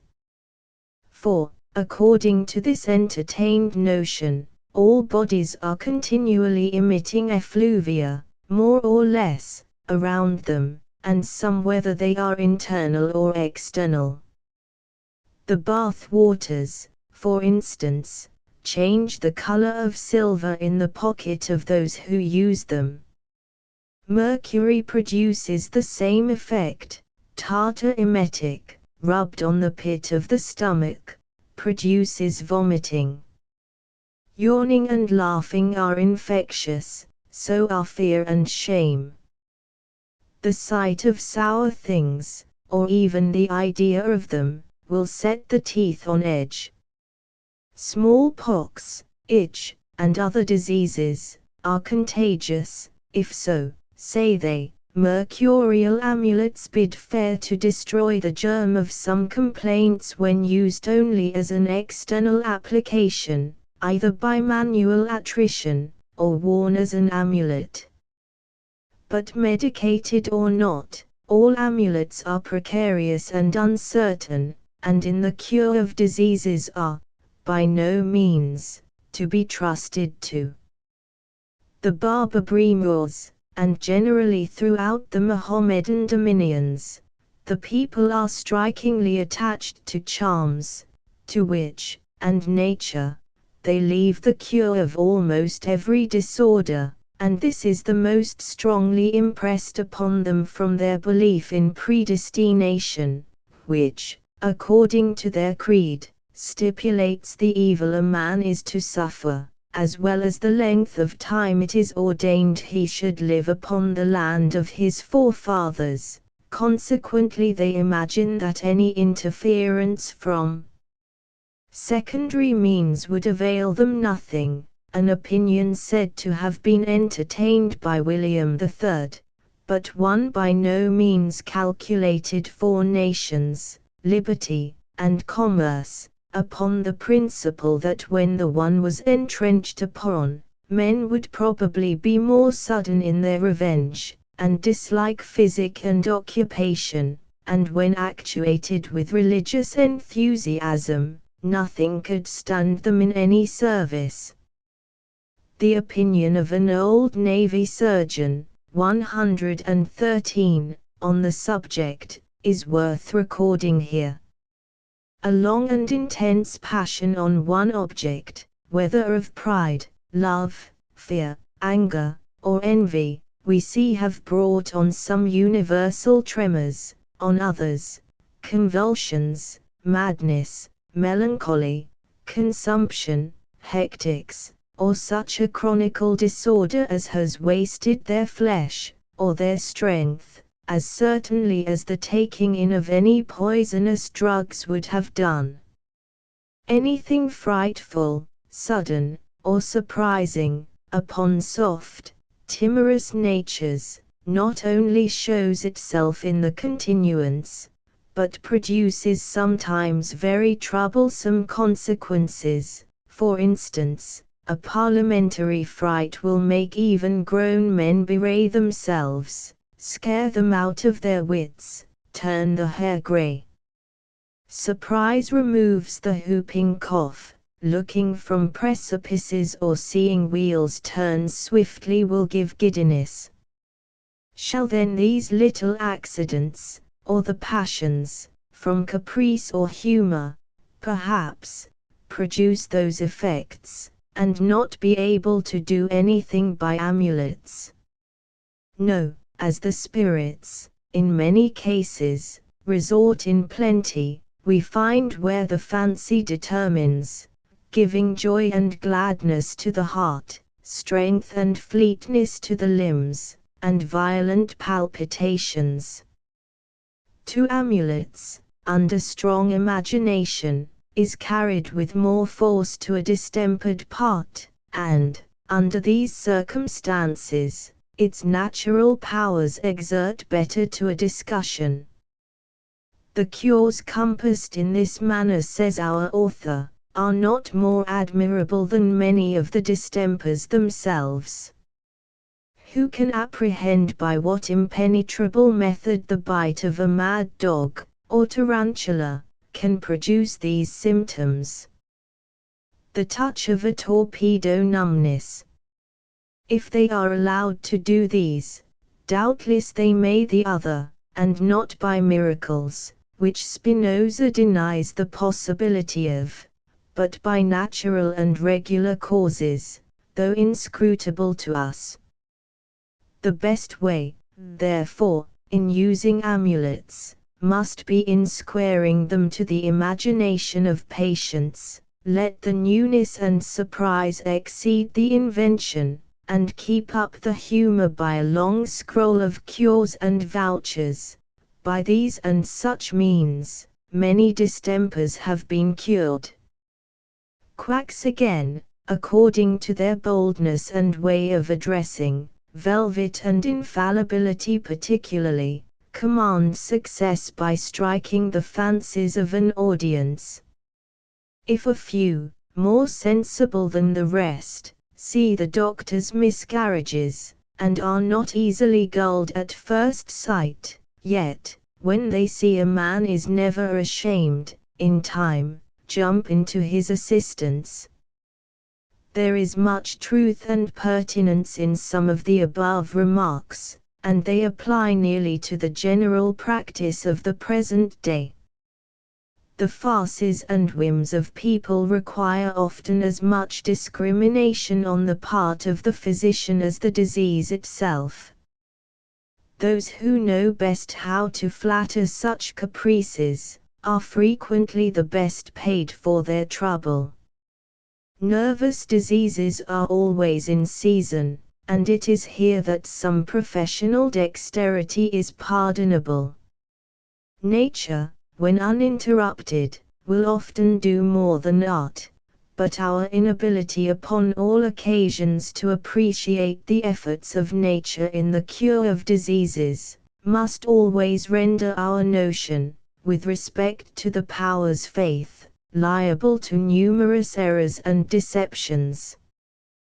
There is, in fact, nothing more natural, and at the same time more erroneous, than to lay the cure of a disease to the door of the last medicine that had been prescribed. By these means the advocates of amulets and charms, have ever been enabled to appeal to the testimony of what they are pleased to call experience in justification of their pretensions, and egregious superstitions, and cases which, in truth, ought to have been classed, or rather designated, as lucky escapes, have been triumphantly pulled off as skillful cures, and thus, medicines and medical practitioners, have alike received the meed of unmerited praise, or the stigma of unjust censure. Of all branches of human science, medicine is one of the most interesting to mankind, and, accordingly as it is erroneously or judiciously cultivated, is evidently conducive to the prejudice or welfare of the public. Of how great consequence is it, then, that our endeavors should be exerted in stemming the propagation of errors, whether arising from ignorance, or prompted by motives of base cupidity, in giving assistance to the disseminations of useful truths, and to the perfection of ingenious discoveries. Footnotes 110, Lib. 8 Chap. 25. 111, Langhorne's Life of Mr. Collins, 112, Revra 2 Praxis Medica, p. 188. 113, John Ailkin, author of The Navy Surgeon, 1742. Secretary Demonologia, p. 64 it seg. Chapter 13. On Talismans, some curious, natural ones, etc. The Egyptian amulets are not so ancient as the Babylonian talismans, but in their uses they were exactly similar. Some little figures, supposed to have been intended as charms, have been found on several mummies, which, at various times, have been brought to Europe. Plutarch informs us that the soldiers wore rings, on which the representation of an insect resembling our beetle was inscribed, and we learn from Aelian that the judges had always suspended round their necks a small figure of truth formed of emeralds. The superstitious belief in the virtues of talismans is yet far from being extinct. The Copts, the Arabians, the Syrians, and, indeed, almost all the inhabitants of Asia, west of the Ganges, whether Christians or Mahometans, still use them against possible evils. There is little distinction between talismans, amulets and the gree-grees of the Africans as regards their pretended efficacy, though there is some in their external configuration.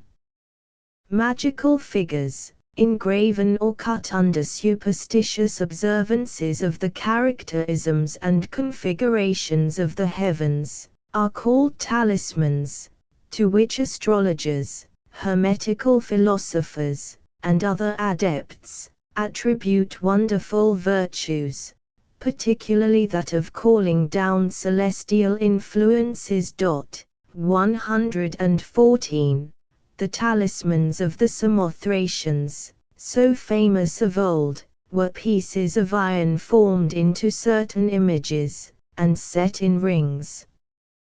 They were reputed as preservatives against all kinds of evils. There were other talismans taken from vegetables, and others from minerals.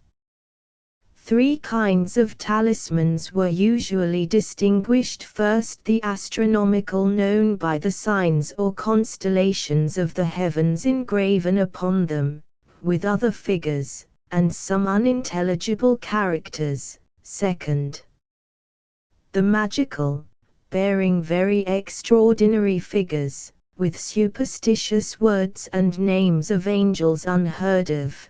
Third, the mixed talismans, which consist of signs and barbarous words, but without any superstitious ones, or names of angels.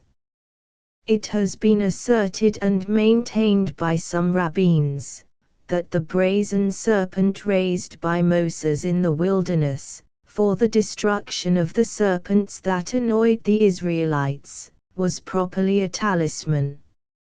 All the miraculous things wrought by Apollonius Tianus are attributed to the virtue and influence of talismans, and that wizard, as he is called, is even said to be the inventor of them. Some authors take several runic medals, at least, whose inscriptions are in the runic characters, for talismans, it being notorious that the northern nations, in their heathen state, were much devoted to them. M. Kedar, however, has shown that the medals here spoken of are quite other things than talismans. It appears from the Evangelists, 115, that, when Saint Paul, after he had been shipwrecked, and escaped to the island of Malta, a viper fastened on his hand as he was laying a bundle of sticks he had gathered on the fire, and that, by a miracle, and to the great astonishment of the spectators, inhabitants of the island, he not only suffered no harm, but also cured, by the divine power, the chief of the island, and a great number of others, of very dangerous maladies. There remain still in that island, as so many trophies gained by the apostle over that venomous beast, a great many small stones representing the eyes and tongues of serpents, and considered for several centuries past, as powerful amulets against different sorts of distempers and poisons. As the virtue of these stones is still much boasted of by the Maltese, and as some, on the contrary, maintain that they are the petrified teeth of a fish called lamia, it will not be irrelevant here to relate some observations from the best authors on this interesting subject, so much to our purpose. It is said that those eyes and tongues of serpents are only found by the Maltese when they dig into the earth, which is whitish throughout the island, or draw up stone, especially about the cave of St. Paul. This stone is so soft, that, like clay, it may be cut through with any sharp instrument, and made to receive easily different figures, for building the walls of their houses and ramparts, but, when it has been imbibed with a sufficient quantity of rain or well water, it changes into a flint that resists the cutting of the sharpest instrument, whence the houses that are built of it in the two cities, appear as hewn out of one solid rock, and become harder, the more they are exposed to the inclemencies of the weather. This hardness may, with good reason, be ascribed to the salt of nitre, which contracts a certain viscidity from the rain wherewith it is mixed, and which easily penetrates into these stones, because their substance is spongy and cretaceous, and adheres to the tongue as hartshorn. It is in these stones that not only the eyes and tongues of serpents are found, but also their viscera and other parts, as lungs, liver, heart, spleen, ribs, and so resembling life, and with such natural colors, that one may well doubt whether they are the work of nature or art. The figure of the eyes and tongues is very different. Some are elliptic, but, for the greater part round, some represent an hemisphere, others a segment, others an hyperbola. The glossopetra are naturally of a conic figure, representing acute, obtuse, regular, and irregular cones. They are also of different colors, especially the eyes, for some of them are of an ash color, others liver color, some brown, others blackish, but these, as most rare, are most esteemed. Bracelets are frequently made of them and set in gold, some representing an entire eye with a white pupil, and these are the most beautiful. Several are likewise found of an orange color. The virtues attributed by the Maltese to those eyes and tongues, and to the white earth which is found in the island, particularly in St. Paul's Cave, and which is kept for use by the apothecaries, as the American bowl, are very singular, for they reckon them not only a preservative against all sorts of poison, and an efficacious remedy for those who have taken poison, but also good in a number of diseases. They are taken internally, infused in water, wine, or in any other convenient liquor, or let to lie for some hours in vessels made of the white earth, or the white earth is taken itself dissolved in those liquors. The eyes set as precious stones in rings, and so as to touch immediately the flesh, are worn by the inhabitants on the fingers, but the tongues are fastened about the arm, or suspended from the neck. Paul Bocconi, a Sicilian nobleman, treated this notion of the eyes and tongues of serpents as a mere vulgar error, and maintains that they either constitute a particular species of stone produced in the earth, or in the stones of the island of Malta, as in their matrix, or that they are nothing more than the petrified teeth of some marine fish, which is also the opinion of Fabius Columna, Nicholas Steno and other physicians and anatomists. It seems to this noble author that the Glossopetra should be classed in the animal kingdom, because, being burnt, they are changed into cinders as bones, before they are reduced into a calx or ashes, whilst calcined stones are immediately reduced into a calx. He further says, that the roots of the Glossopetra are often found broken in different ways, which is an evident argument that they have not been produced by nature, in the place they are digged out of, because nature forms other fossils, figured entirely in their matrix, without any hurt or mutilation. Add to this, that the substance is different in different parts of the Glossopetra, solid at the point, less solid at the root, compact at the surface, porous and fibrous in the interior.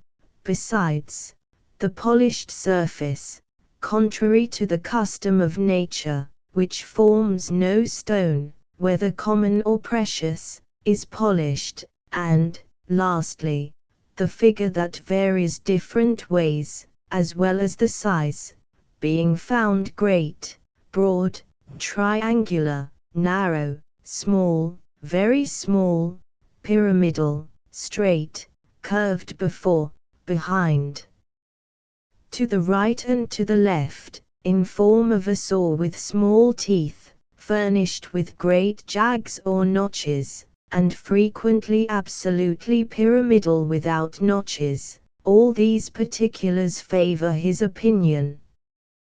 But, as he thence believes he has proved that the Glossopetra should not be classed amongst stones, so also what he has said may prove that they are the natural teeth of those fishes, which are called, by Lithographus, Lamia, Aquila, Requiem, shark, etc., and therefore there scarce remains any reason for a further doubt on this head.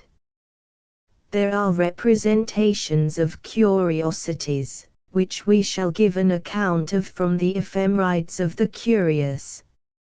It is customary to see at Batavia, in the island of Java, the figure of serpents impressed on the shells of eggs. Andrew Clearus, a naturalist of considerable note, says, that when he was at Batavia in 1679, he had seen himself, on the 14th of September, an egg newly laid by a hen, of the ordinary size, but representing very exactly, towards the summit of the other part of the shell, the figure of a serpent and all its parts. Not only the lineaments of the serpent were marked on the surface, but the 3 dimensions of the body were as sensible as if they had been engraved by an able sculptor, or impressed on wax, plaster or some other like matter.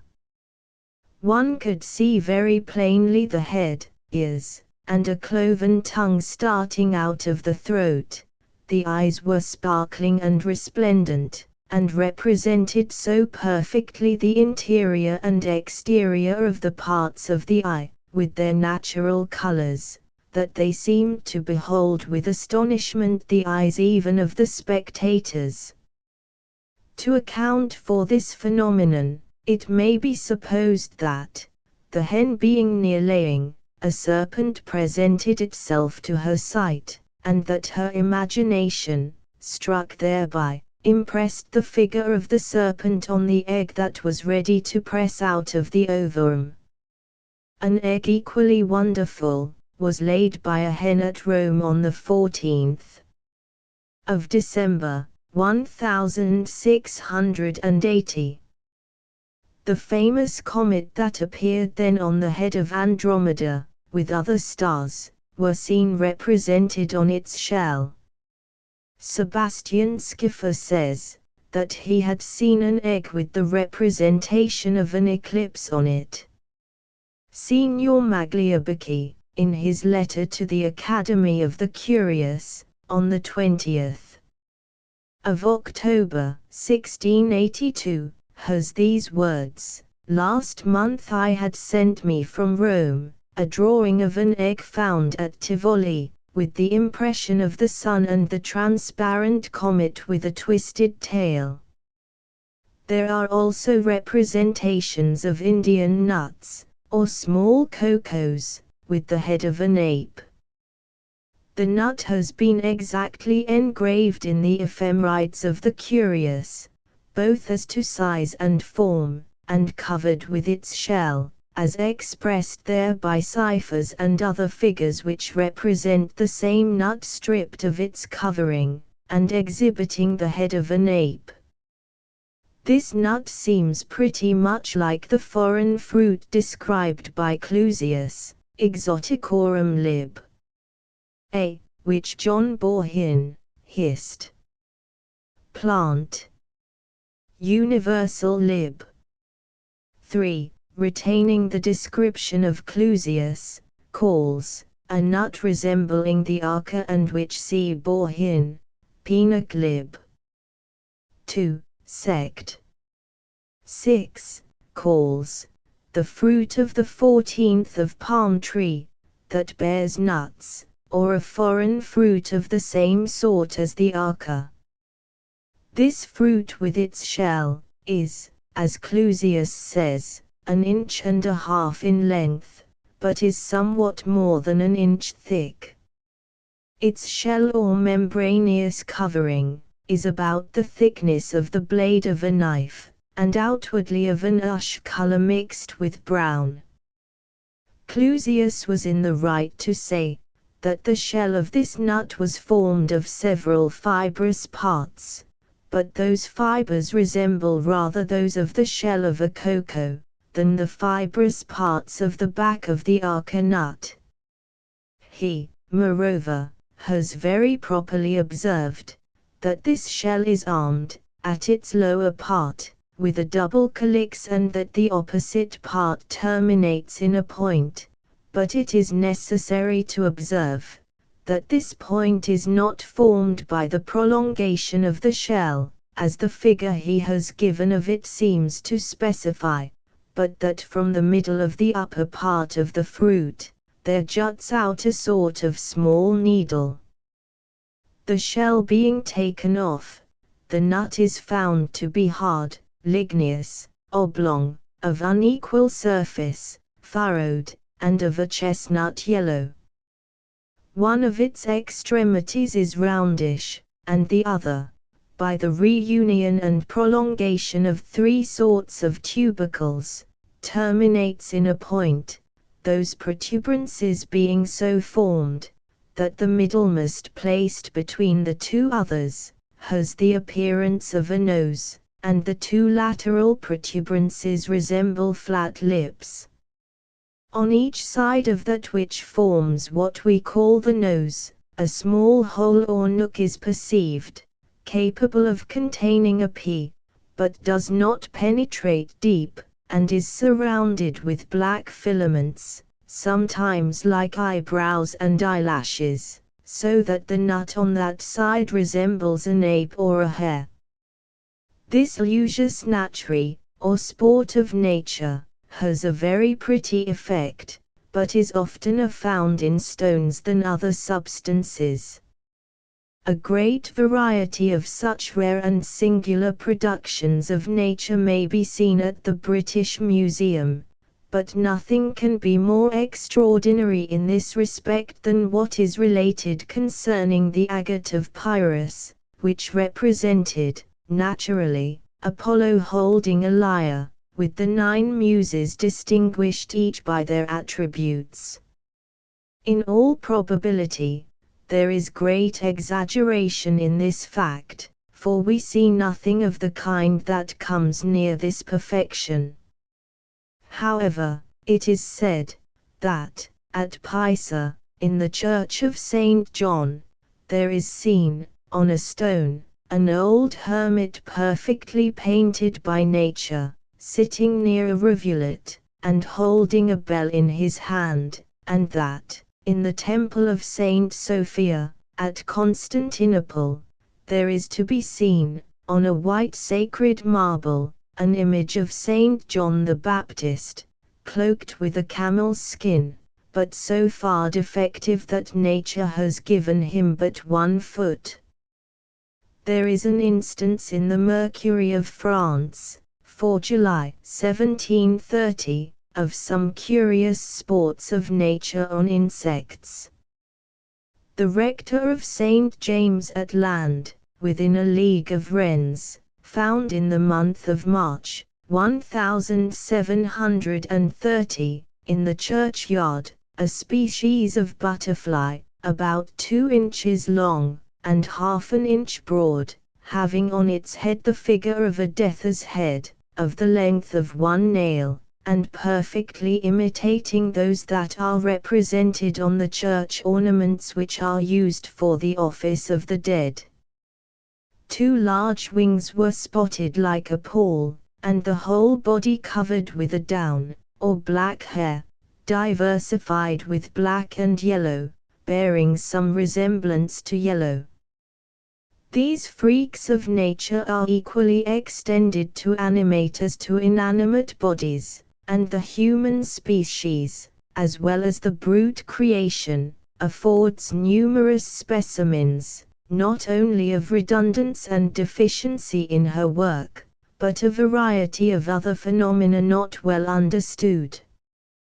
The march of intellect, however, it is to be hoped, will be as successful in this instance, as in obliterating the hobgoblins of astrologers and quacks who so long have ruled the destiny and health of their less sagacious fellow creatures, and when the public shall become persuaded of the advantages which science may derive from occurrences similar to those we shall enumerate in the next chapter, it will be more disposed to offer them to the consideration of scientific men. Footnotes 114. The author of a book, entitled Talismans, justifies pronounces a talisman to be the seal, figure, character, or image of a heavenly sign, constellation or planet, engraven on a sympathetic stone, or on a metal corresponding to the star, etc., in order to receive its influences. 115. Acts of the Apostles, chap. 8 v. 3. Chapter 14. On the medicinal powers attributed to music by the ancients. The power of music over the human mind, as well as its influence on the animal creation, has been variously attested, and its curative virtues have been no less extolled by the ancients. 116. Martianus Capella assures us that fevers were removed by songs, and that Asclepiades cured deafness by the sound of the trumpet. Wonderful indeed! That the same noise which would occasion deafness in some, should be a specific for it in others. It is making the viper cure its own bite. But, perhaps Asclepiades was the inventor of the acousticon, or ear trumpet, which has been thought a modern discovery, or of the speaking trumpet, which is a kind of cure for distant deafness. These would be admirable proofs of musical power. 117. We have the testimony of Plutarch, and several other ancient writers, that Thaletas the Cretan delivered the Lacedaemonians from the pestilence by the sweetness of his lyre. Xenocrates, as Martianus Capella further informs us, employed the sound of instruments in the cure of maniacs, and Apollonius Discolus, in his fabulous history, Historia Commentitia, tells us, from Theophrastus's treatise upon enthusiasm, that music is a sovereign remedy for a dejection of spirits, and disordered mind, and that the sound of the flute will cure epilepsy and the sciatic gout. Athenaeus quotes the same passage from Theophrastus, with this additional circumstance, that, as to the second of these disorders, to render the cure more certain, the flute should play in the Phrygian mode. But Aulus Gellius, who mentions this remedy, seems to administer it in a very different manner, by prescribing to the flute player a soft and gentle strain. Si modulis lenibus, says he, tibicen in sine, for the Phrygian mode was remarkably vehement and furious. This is what Caelius Aurelianus calls loca dolentia decanta, enchanting the disordered places. He even tells us how the enchantment is brought about upon these occasions, in saying that the pain is relieved by causing a vibration of the fibers of the afflicted part. Galen speaks seriously of playing the flute on the suffering part, upon the principle, we suppose, of a medicated vapor bath. The sound of the flute was likewise a specific for the bite of a viper, according to Theophrastus and Democritus, whose authority Aulus Gellius gives for his belief of the fact. But there is nothing more extraordinary among the virtues attributed to music by the ancients, than what Aristotle relates in its supposed power of softening the rigor of punishment. The Tyrrhenians, says he, never scourge their slaves, but by the sound of flutes, looking upon it as an instance of humanity to give some counterpoise to pain, and thinking by such a diversion to lessen the sum total of the punishment.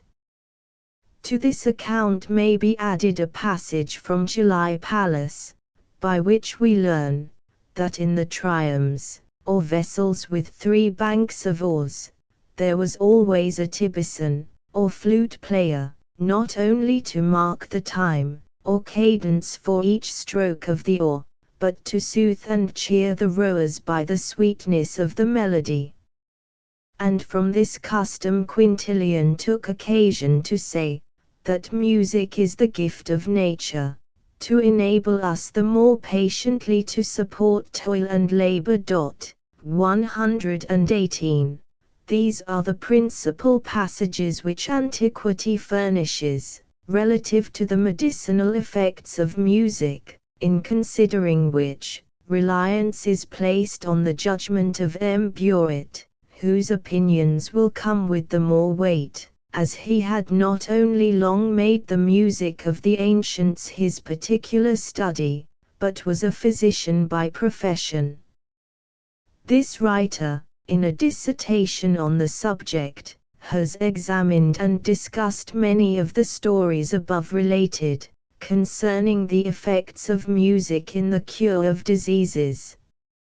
He allows it to be possible, and even probable, that music, by reiterated strokes and vibrations given to the nerves, fibers, and animal spirits, may be of use in the cure of certain diseases, yet he by no means supposes that the music of the ancients possessed this power in a greater degree than the modern music, but rather that a very coarse and vulgar music is as likely to operate effectually on such occasions as the most refined and perfect.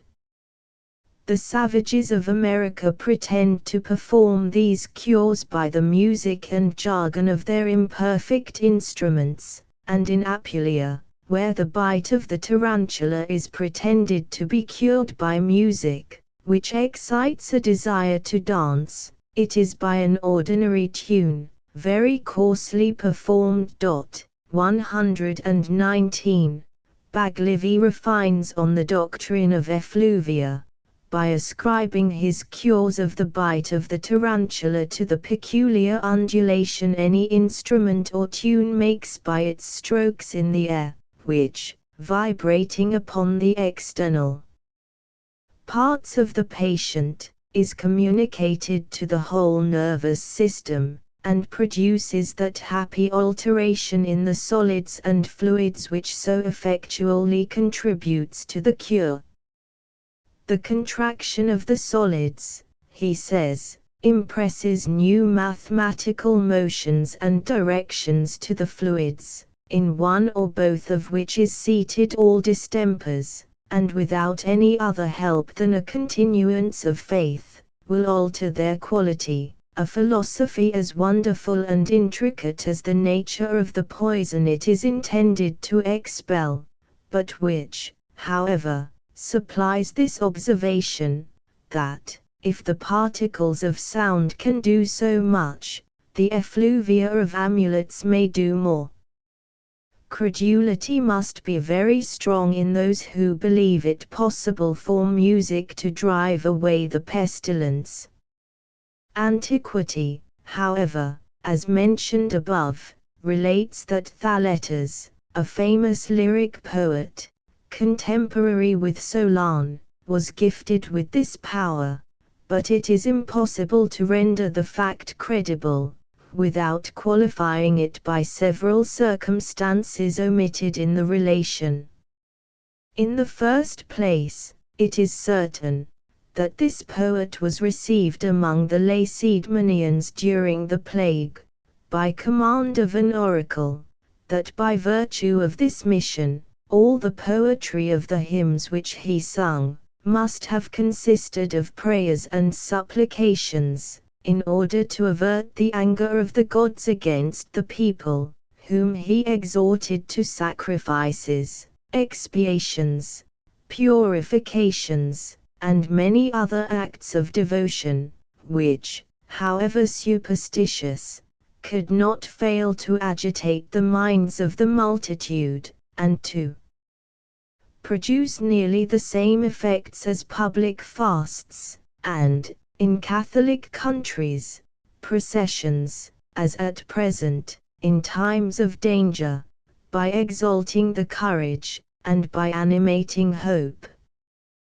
The disease having, probably, reached its highest pitch of malignity when the musician arrived, must afterwards have become less contagious by degrees, till, at length, ceasing of itself, by the air wafting away the seeds of infection, and recovering its former purity, the extirpation of the disease was attributed by the people to the music of Thaumaturgia, who had been thought the sole mediator, to whom they owed their happy deliverance. This is exactly what Plutarch means, who tells the story, and what Homer meant, in attributing the curation of the plague among the Greeks, at the siege of Troy, to music. With hymns divine the joyous banquet ends, the Poeans lengthen till the sun descends.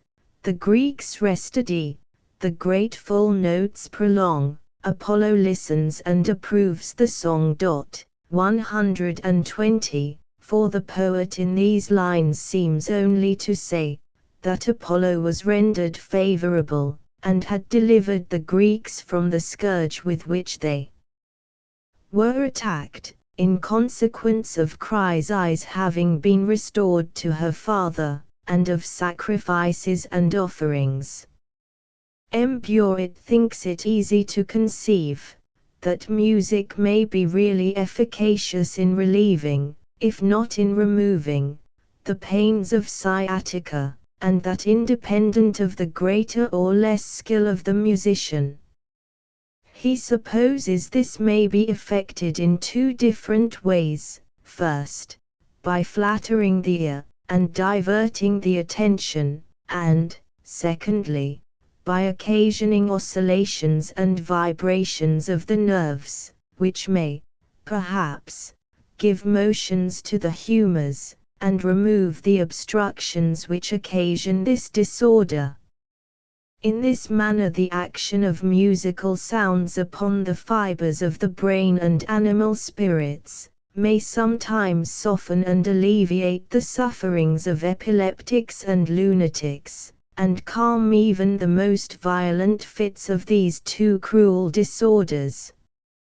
And if antiquity affords examples of this power, we can oppose to them some of the same kind said to have been effected by music, not of the most exquisite sort.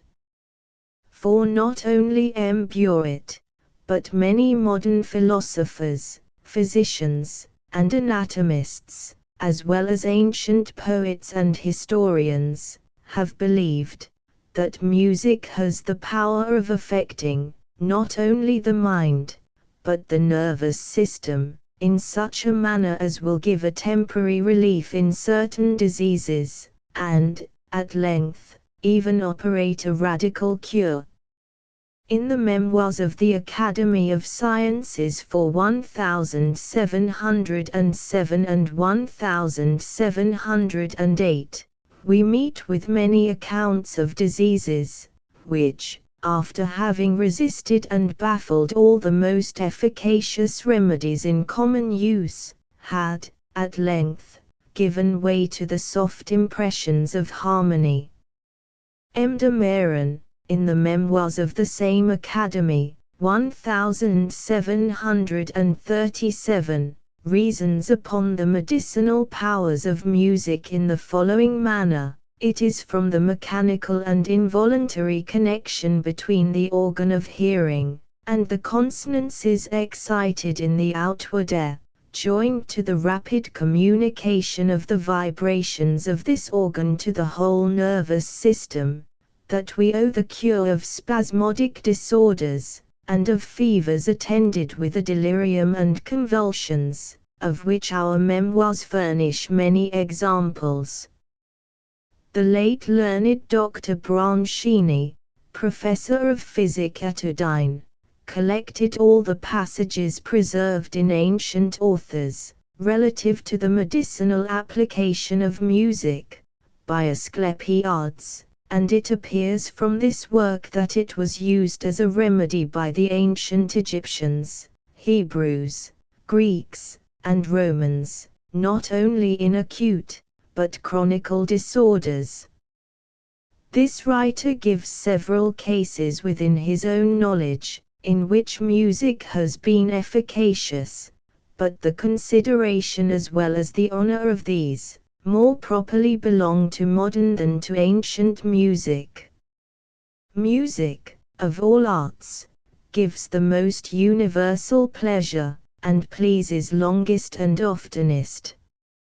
Infants are charmed with the melody of sounds, and old age is animated by enlivening notes. The Arcadian shepherds drew pleasure from their reeds. The solitude of Achilles was cheered by his lyre. The English peasant delights in his pipe and tabor.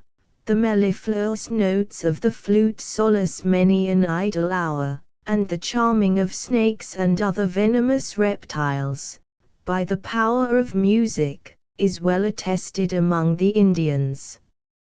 Music and the sounds of instruments, says Vinel de Marville, contribute to the health of the body and mind. They assist the circulation of the blood, they dissipate vapors, and open the vessels, so that the action of perspiration is freer. The same author tells a story of a person of distinction, who assured him, that once being suddenly seized with a violent illness, instead of a consultation of physicians, he immediately called a band of musicians, and their violins acted so well upon his inside, that his bowels became perfectly in tune, and in a few hours were harmoniously becalmed. Farinelli, the famous singer, was sent for to Madrid to try the effect of his magical voice on the King of Spain. His Majesty was absorbed in the deepest melancholy, nothing could excite an emotion in him, He lived in a state of total oblivion of life. He sat in a darkened chamber, entirely given up to the most distressing kind of madness. The physicians at first ordered Farinelli to sing in an outer room, and for the first day or two this was done, without producing any effect on the royal patient. At length it was observed that the king, awakening from his stupor, seemed to listen. On the next day tears were seen starting from his eyes. The day after he ordered the door of his chamber to be left open, and at length the perturbed spirit entirely left our modern Saul, and the medicinal music of Farinelli effected what medicine itself had denied.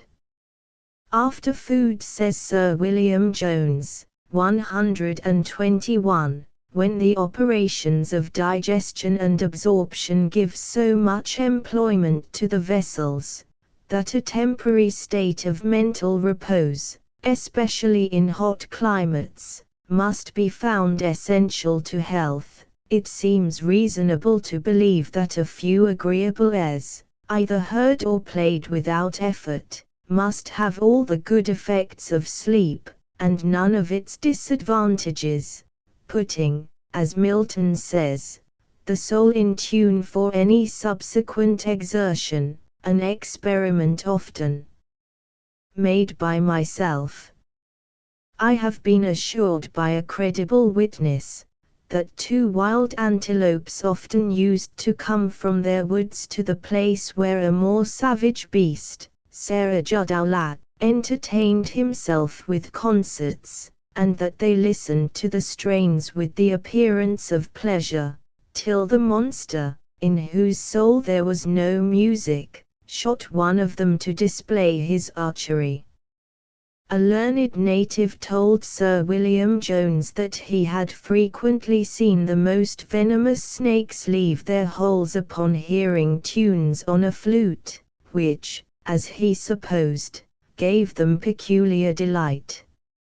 Of the surprising effects of music, the 2 following instances, with which we shall close these remarks, are related in the history of the Royal Academy of Society of Paris. A famous musician and great composer was taken ill of a fever, which assumed the continued form, with a gradual increase of the symptoms. On the 2nd day he fell into a very violent delirium, almost constantly accompanied by cries, tears, terrors, and a perpetual watchfulness. The 3rd day of his delirium, one of those natural instincts, which make, as it is said, sick animals seek out for the herbs that are proper to their case, set him upon desiring earnestly to hear a little concert in his chamber. His physician could hardly be prevailed upon to consent to it. On hearing the first modulations, the air of his countenance became serene, his eyes sparkled with a joyful alacrity, his convulsions absolutely ceased, he shed tears of pleasure, and was then possessed for music with a sensibility he never before had, nor after, when he was recovered. He had no fever during the whole concert, but, when it was over, he relapsed into his former condition. The fever and delirium were always suspended during the concert, and music was become so necessary to the patient, that at night he obliged a female relation who sometimes sat up with him, to sing and even to dance, and who, being much afflicted, was put to great difficulty to gratify him. One night, among others, he had none but his nurse to attend him, who could sing nothing better than some wretched country ballads. He was satisfied to put up with that, and he even found some benefit from it. At last 10 days of music cured him entirely, without other assistance than of being let blood in the foot, which was the second bleeding that was prescribed for him, and was followed by a copious evacuation. This account was communicated to the Academy by M. Dodart, who had it well authenticated. The second instance of the extraordinary effect of music is related of a dancing master of Ailey, in the province of Languedoc.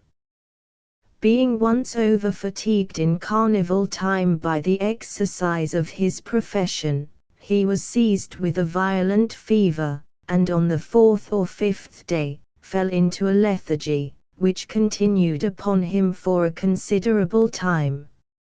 On recovering he was attacked with a furious and mute delirium, wherein he made continual efforts to jump out of bed, threatened, with a shaking head and angry countenance, those who attended him, and even all that were present, and he besides obstinately refused, though without speaking a word, all the remedies that were presented to him.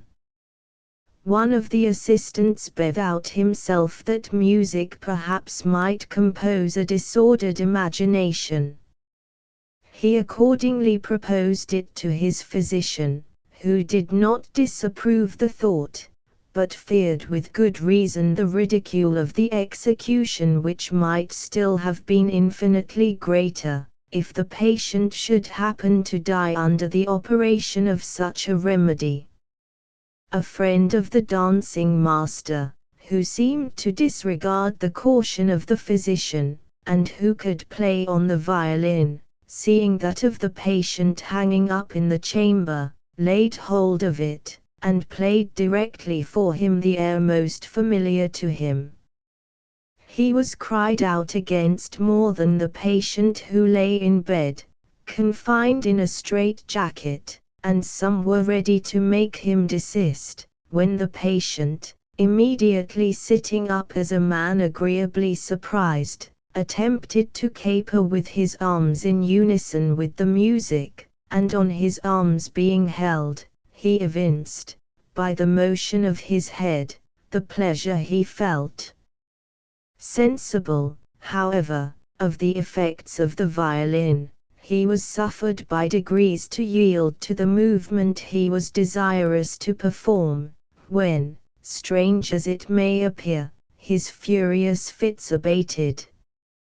In short, in the space of a quarter of an hour, the patient fell into a profound sleep, and a salutary crisis in the interim rescued him from all danger. Footnotes 116.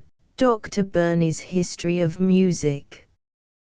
117. It has been asserted by several moderns that deaf people can hear best in a great noise, perhaps to prove that Greek noise could do nothing which the modern cannot operate as effectually, and Dr. Willis in particular tells us of a lady who could hear only while a drum was beating, insomuch that her husband, the account says, hired a drummer as her servant, in order to enjoy the pleasures of her conversation. 118. Many of the ancients speak of music as a recipe for every kind of malady, and it is probable that the Latin was praesinia, to charm away pain, incanta to enchant, and our own word incantation, came from the medical use of song. 119. M. Burritt, with Dr. Mead, Baglivi, and all the learned of their time throughout Europe, seem to have entertained no doubt of this fact, which, however, philosophical and curious enquirers have since found to be built upon fraud and fallacy. Vidi Sorel, della tarantula ovvero phalangio di puglia. 120. Pope's translation of the Iliad, Book 1. 121. See a curious dissertation on the musical modes of the Hindus by Sir W. Jones. Chapter 15. Presages, prodigies, presentiments, etc. The common opinion of comets being the presages of evil is an old pagan superstition, introduced and entertained among Christians by their prejudice for antiquity, and which Mr. Bale says is a remnant of pagan superstition, conveyed from father to son, ever since the first conversion from paganism, as well because it has taken deep root in the minds of men, as because Christians, generally speaking, are as far gone in the folly of finding presages in everything, as infidels themselves. It may be easily conceived how the pagans might be brought steadfastly to believe that comets, eclipses, and thunderstorms were the forerunners of calamities, when man's strong inclination for the marvellous is considered, and his insatiable curiosity for prying into future events, or what is to come to pass. This desire of peeping into futurity, as has already been shown, has given birth to 1,000 different kinds of divination, all alike whimsical and impertinent, which in the hands of the more expert and cunning have been made most important and mysterious tools. When anyone has been rogue enough to think of making a penny of the simplicity of his neighbors, and has had the ingenuity to invent something to amuse, the pretended faculty of foretelling things to come, has always been one of the readiest projects. From hence always the assumption of judiciary astrology. Those who first began to consult the motions of the heavens, had no other design in view, than the enriching their minds with so noble a knowledge, and as they had their genius bent on the pursuit of useful knowledge, they never dreamed of converting astrology or a knowledge of the stars to the purpose of picking the pockets of the credulous and ignorant, of whose blind side advantage was taken by these sidereal sages to turn them to account by making them believe that the doctrine of the stars comprehended the knowledge of all things that were, or are, or ever shall be, so that every one, for his money, might come to them and have their fortune told.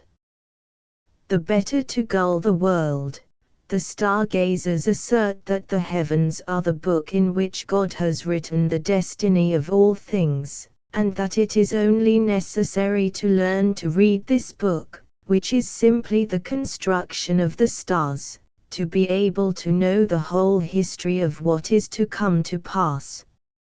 Very learned men, Origen and Plotinus among the rest, were let into the secret, and grew so fond of it, that the former, 122, willing to support his opinion by something very solid, catches at the authority of an apocryphal book, ascribed to the patriarch Joseph, where Jacob is introduced speaking to his 12 sons, "I have read in the register of heaven what shall happen to you and your children." 123.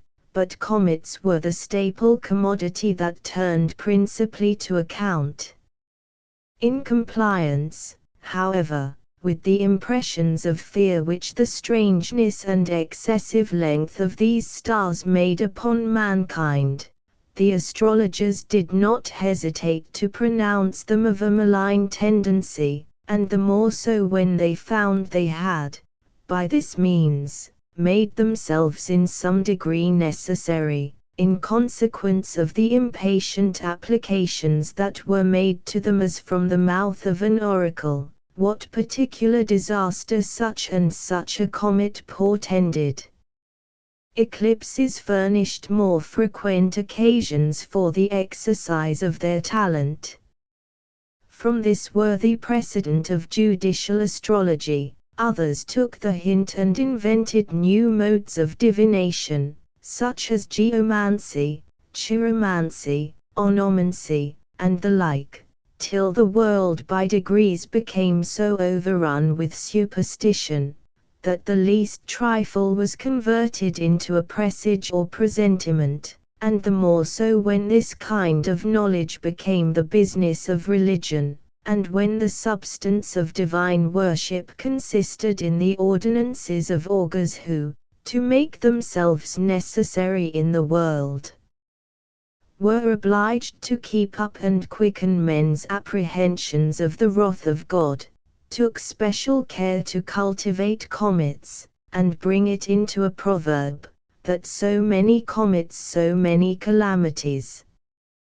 They knew, as Livy expresses it, that it was best to fish in troubled waters, where, speaking of a contagious distemper, which, from the country villages, spread over the city, occasioned by an extraordinary drought in the year of Rome 326, he observes how, at last, it infected the mind, 124, by the management of those who lived in the superstition of the people, so that nothing was to be seen or heard except some new-fangled ceremony or other in every corner. The devil, as Bayle says, who had a hopeful game on tea, and saw superstition the surest way to get himself worshipped under the name of the false gods, in 100 various ways, all criminal and abominable in the sight of the sovereign Lord of heaven and earth, never failed, on the appearance of any rare meteor, or uncommon star, to exert his imposing arts, and make idolaters believe they were the signs of divine wrath, and that they were all undone unless they appeased their gods by sacrifices of men and brute beasts. Politicians have also lent a helping hand to give presages a reputation, as an excellent scheme, either to intimidate the people, or to raise their drooping spirits.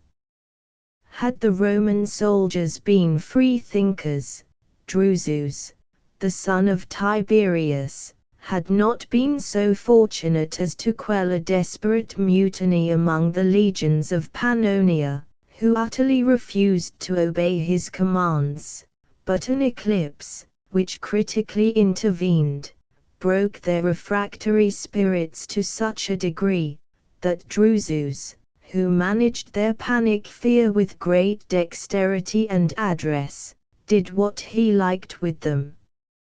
An eclipse of the moon put the army of Alexander the Great into such a consternation, some days before the Battle of Arbela, that the soldiers, under the impression that heaven was against them, were very reluctant to advance, and their devotion turning to downright disobedience, Alexander commanded the Egyptian astrologers, who were the deepest versed in the mystery of the stars, to give their opinions of this eclipse in the presence of all the officers of his army.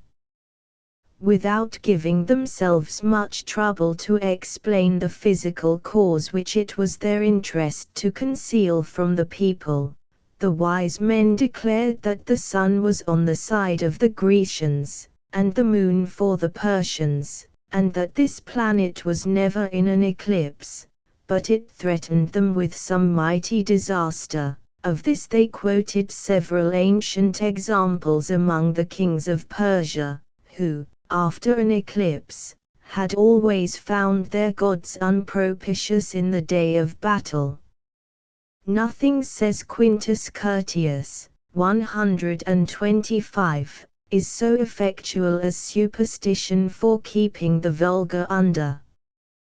Be they ever so unruly and inconstant, if once their minds are possessed with the vain visions of religion, they are all obedience to the soothsayer, whatever becomes of the general.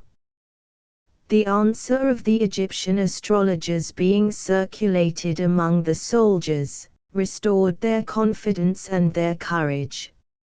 On another occasion Alexander, just before he passed the river Granicus, observing the circumstance of time, which was the month Disius, reckoned unfortunate to the Macedonians from all antiquity, it made the soldiers melancholy.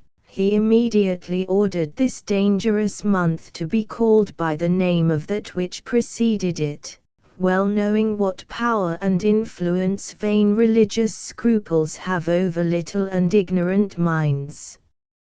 He sent private orders to Aristander, his chief soothsayer, just offering up a sacrifice for a happy passage, to write on the liver of the victim with a liquor prepared for that purpose, that the gods had granted the victory to Alexander.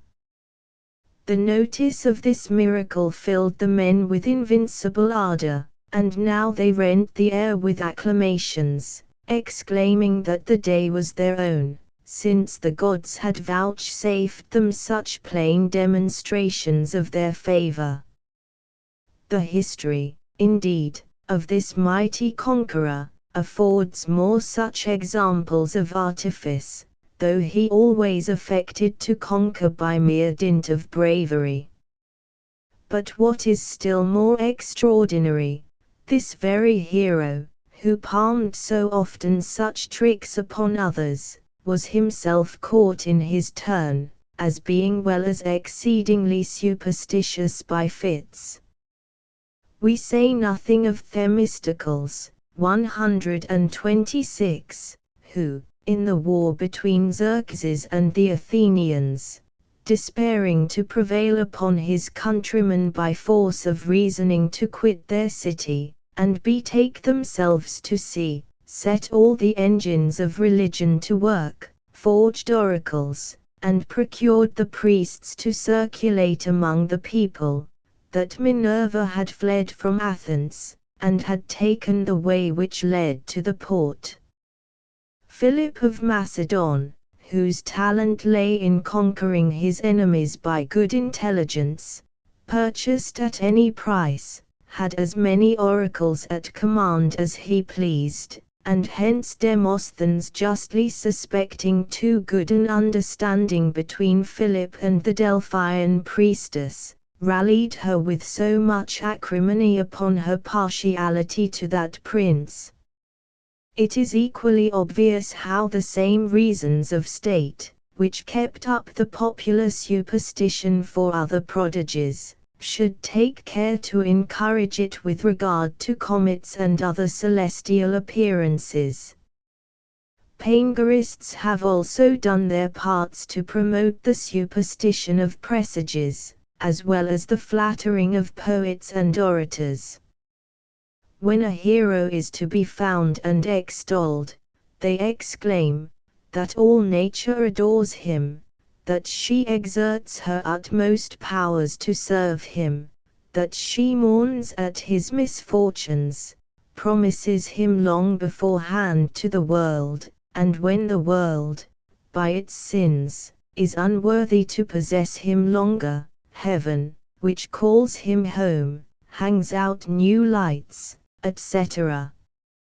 With this hyperbole M. Balzac regaled Cardinal Richelieu, adding, that to form such a minister, universal nature was on the stretch, God gives him first by promise, and makes him the expectation of ages.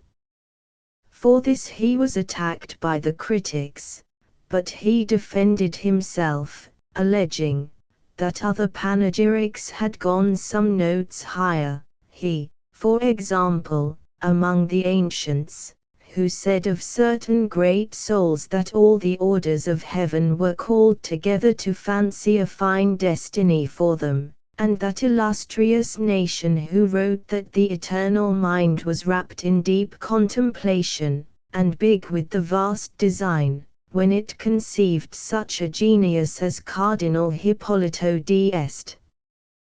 Why could not this same writer have thought of one example more, such as that of the priest who told the Emperor Constantine that divine providence, not content with qualifying him for the empire of the world, had formed virtues in his soul, which should entitle him to reign in heaven with his only son. Thus have flatterers seized the most surprising natural effects to enhance their hero's glory, and make their court to great men. The poets of the time of Augustus vied with each other in persuading the world that the murder of Julius Caesar was the cause of all the prodigies that followed. Horace, for instance, in one of his odes, attempts to prove that the overflowings of rivers were reckoned among bad presages, and pretends that the Tiber had not committed all those ravages, but in complaisance to his wife Ilia, who was bent on the death of his kinsman Caesar, and that all the other calamities which subsequently afflicted or threatened the Roman Empire, were the consequences of his assassination. If Virgil may be credited, 127, the sun was so troubled at the death of Caesar that it went into deep mourning, and so obscured his beams, that the world was alarmed lest it never should appear again. In the meantime, no sooner was the comet observed, which followed this murder, than another set of flatterers pretended that it was Caesar's soul received into the order of the gods, and they dedicated a temple, 128, to the comet, and set up the image of Caesar with a star on his forehead. It appears from the sermons of the ancient fathers, that the Christians of that time believed they gave great relief to the moon in an eclipse, by raising hideous shouts to the skies, which they imagined recovered her out of her fainting fit, and without which she must inevitably have expired. Saint Ambrose, the author of the 215th Sermon de Tempore, bound up with those of Saint Austin, and Saint Eloi, Bishop of Noyon, declaim particularly against this abuse. It appears also from the homilies of Saint Chrysostom, Saint Basil, Saint Austin, and others, that the Christians of their days drew several kinds of presages from persons sneezing at critical times, from meeting a cat, a dog, or an ill-looking, squinting, woman, a maiden, one blind of an eye, or a cripple, on being caught by the cloak on stepping out of a door, or from a sudden catch in one's joint or limb. Saint Eloi tells his people plainly, that whoever pays attention to what he meets at his first going out or coming in, or to any particular voice, or to the chirping of a bird, is so far a pagan. Indeed, all these, and innumerable others of the same description of superstitious among Christians, are remnants of ancient paganism, as they have been denounced by the censures of popes, provincial councils, synodical decrees, and other grave authorities.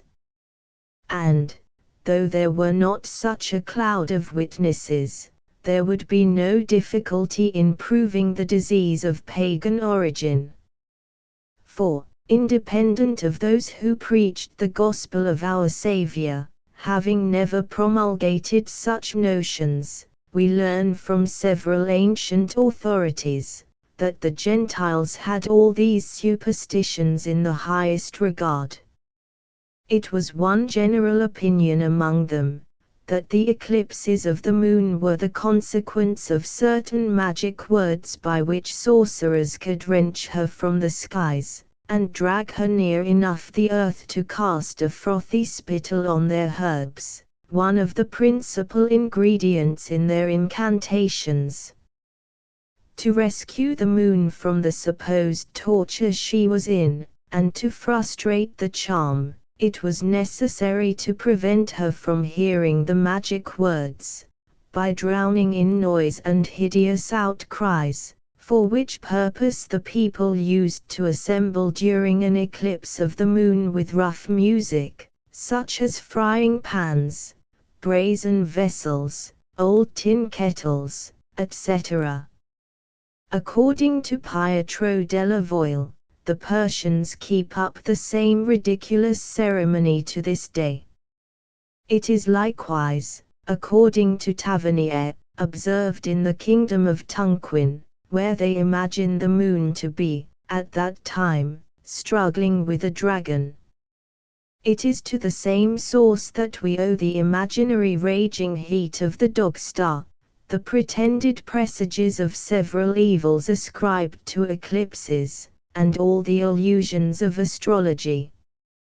In a treatise written by Abogard, Bishop of Lyons, in 833, composed to undeceive a world of people, who were persuaded that there were enchanters who could command thunder, and hail, and tempest, to destroy the fruits of the earth, and that they drove a great trade by this mystery with the people of a certain country called Magonia, who came once a year, sailing in large fleets through the air, to freight with the blighted corn, for which they paid down ready money to the enchanters. So little was this matter doubted, that one day the bishop had enough to do to save 3 men and a woman from being stoned to death, the people insisting they had just fallen overboard from one of these aerial ships. We do not here examine whether, in those days, the people literally were more superstitious and credulous than in the days of paganism.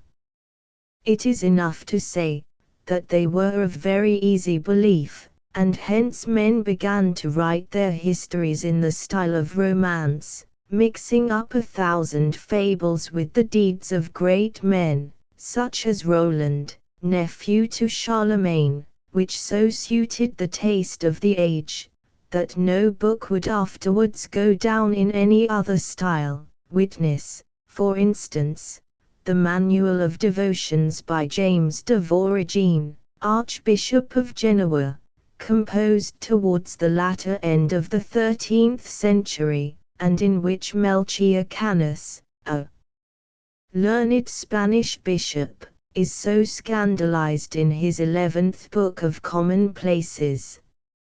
Another Doctor of Divinity, 129, speaking of the depraved state of the times, says, "It was the error, or rather folly, of some of the ancients, to think, that in writing the actions of illustrious men, the style must sink, unless they mixed up with it the ornaments, for so they called them, of poetical fiction, or something of this sort, and, consequently, thus blended truth with fable." This being the prevailing fashion of the times, we are inclined to believe, that in the histories of the Crusades, many apocryphal subjects are introduced, which ought, consequently, to be read cum grano salis.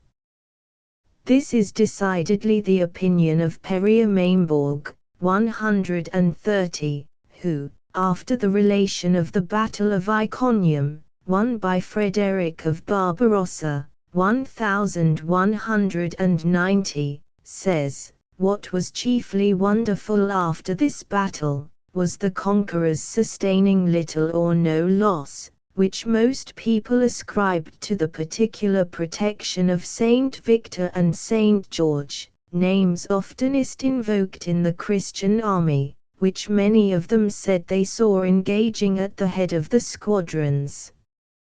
Whether in reality there might be something in it extraordinary, which has often happened, as the Scriptures inform us, or whether, by often hearing of celestial squadrons appearing at the Battle of Antioch in the First Crusade, warm imaginations possessed with the belief, and penetrated with these ideas, formed new apparitions of their own.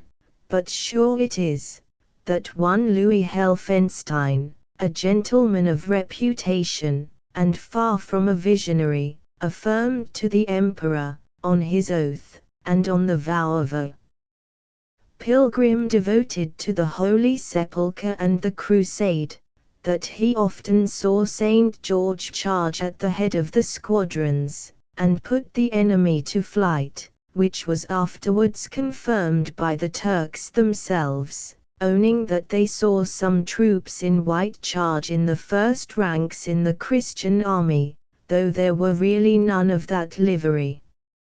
No one, I know, is bound, continues P. Mainborg, to believe visions of this kind, subject for the most part to notorious illusion, but I know too, that an historian is not of his own authority, to reject them, especially when supported by such remarkable testimony.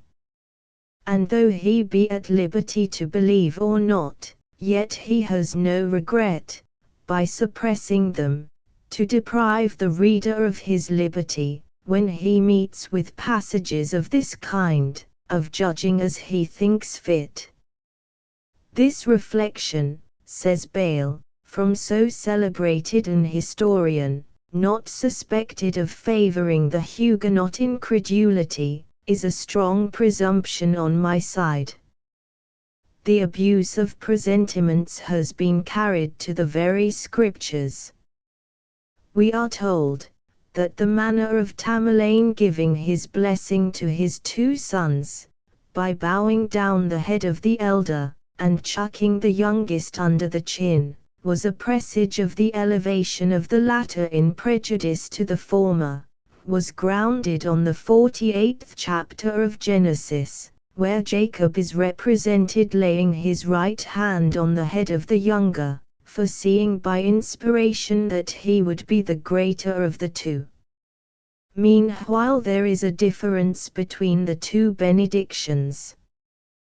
The Tartar, wholly destitute of the knowledge of future events, did not diversify the motion of his hands, on purpose to establish a presage, and God never vouchsafing this knowledge to infidels, did not guide his hands in a particular manner to form a presage of what should befall his children, whereas Jacob, on the contrary, filled with the spirit of prophecy, whereby he saw the fortunes of his children, directed his words and actions according to this knowledge, by which means both became presages. Presages, presentiments, and prodigies, might be multiplied ad infinitum. Whoever reads the Roman historians will be surprised at their number, and which frequently filled the people with the most dreadful apprehensions. It must be confessed, that some of these seem altogether supernatural, while much the greater part only consist of some of the uncommon productions of nature, which superstition always attributed to a superior cause, and represented as the prognostications of some impending misfortunes. Of this class may be reckoned the appearance of 2 suns winking sad smiley 131, the nights illuminated by rays of light, the views of fighting armies, swords and spears darting through the air, showers of milk, of blood, of stones, of ashes, or of fire, and the birth of monsters, of children, or of beasts who had 2 heads, or of infants who had some feature resembling those of the brute creation. These were all dreadful prodigies which filled the people with inexpressible astonishment, and the whole Roman Empire with an extreme perplexity, and whatever unhappy event followed, repentance was sure to be either caused or predicted by them. Footnotes 122, Euseb. Preep. Ivang.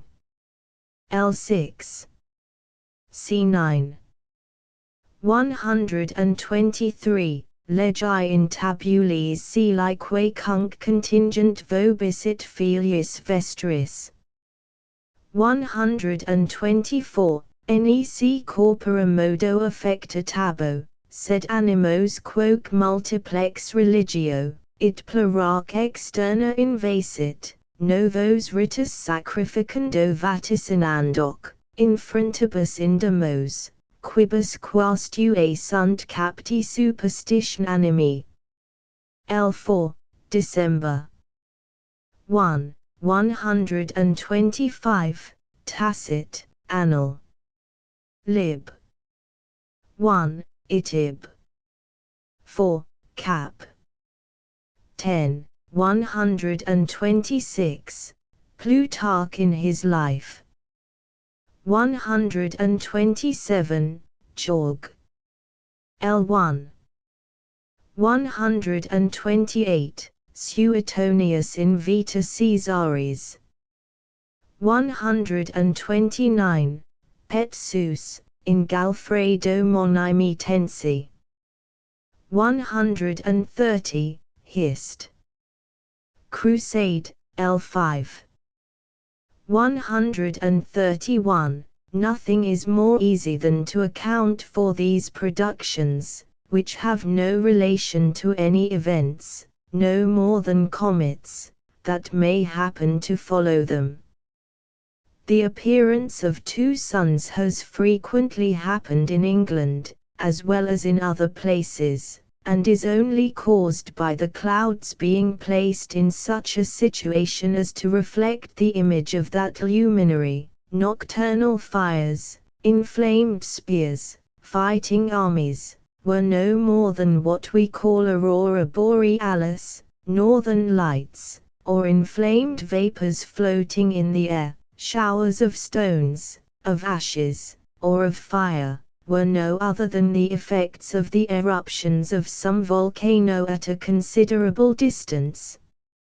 Showers of milk were only caused by some quality in the air condensing and giving a whitish color to the water, etc.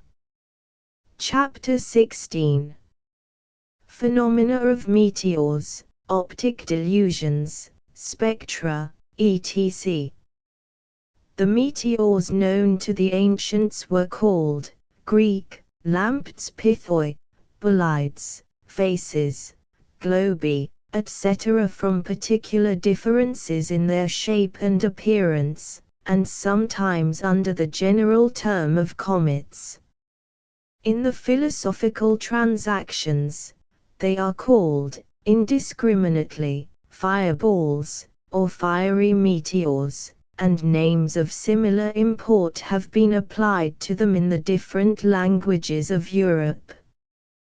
The most material circumstances observed of such meteors may be brought under the following heads: 1. Their general appearance. 2. Their path.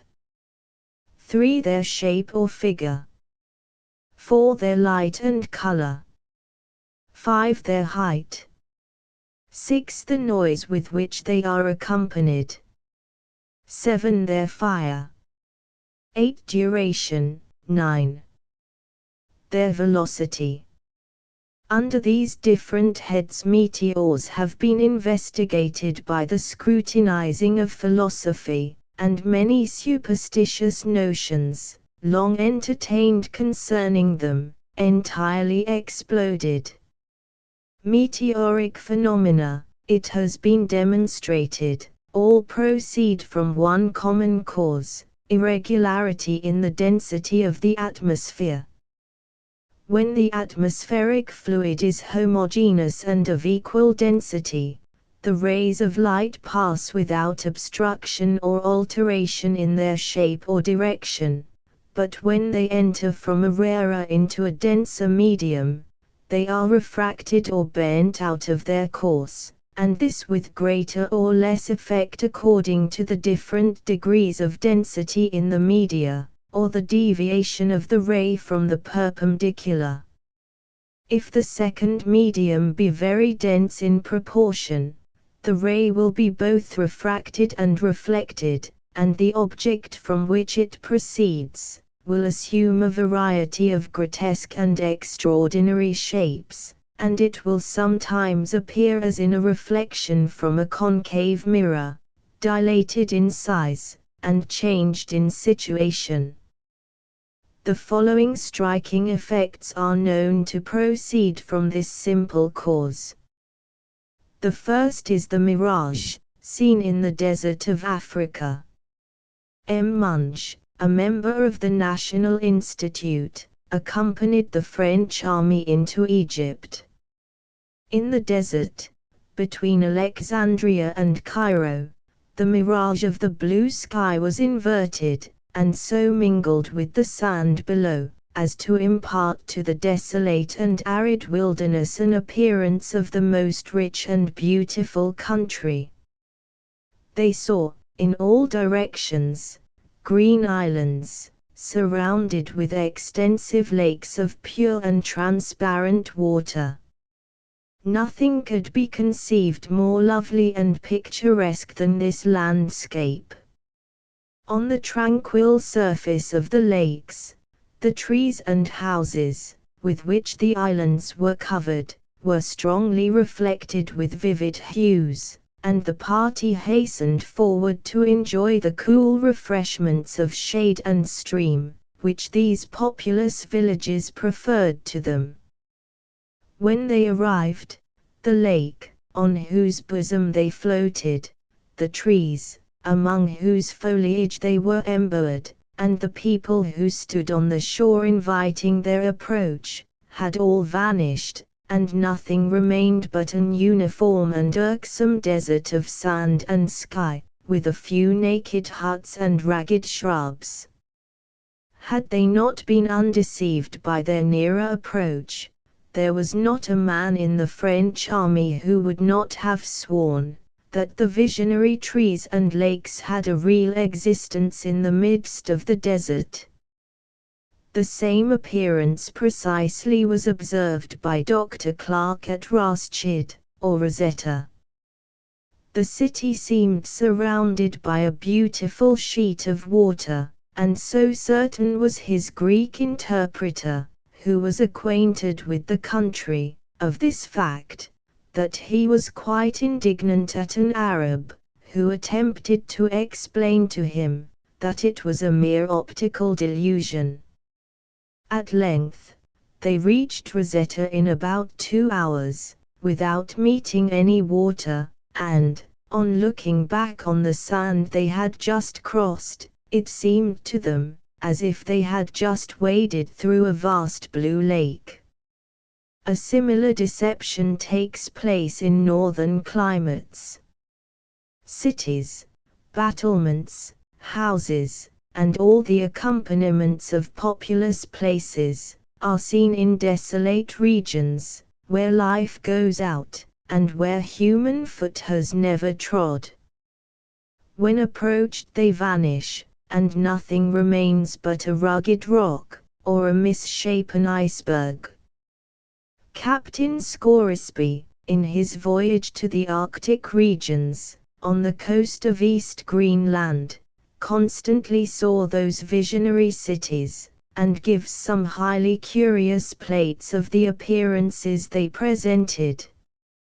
They resembled the real cities seen on the coast of Holland, where towers, and battlements, and spires, bosomed high in tufted trees rise on the level horizon, and are seen floating on the surface of the sea. Among the optic deceptions noticed by Captain Scoresby, was one of a very singular nature.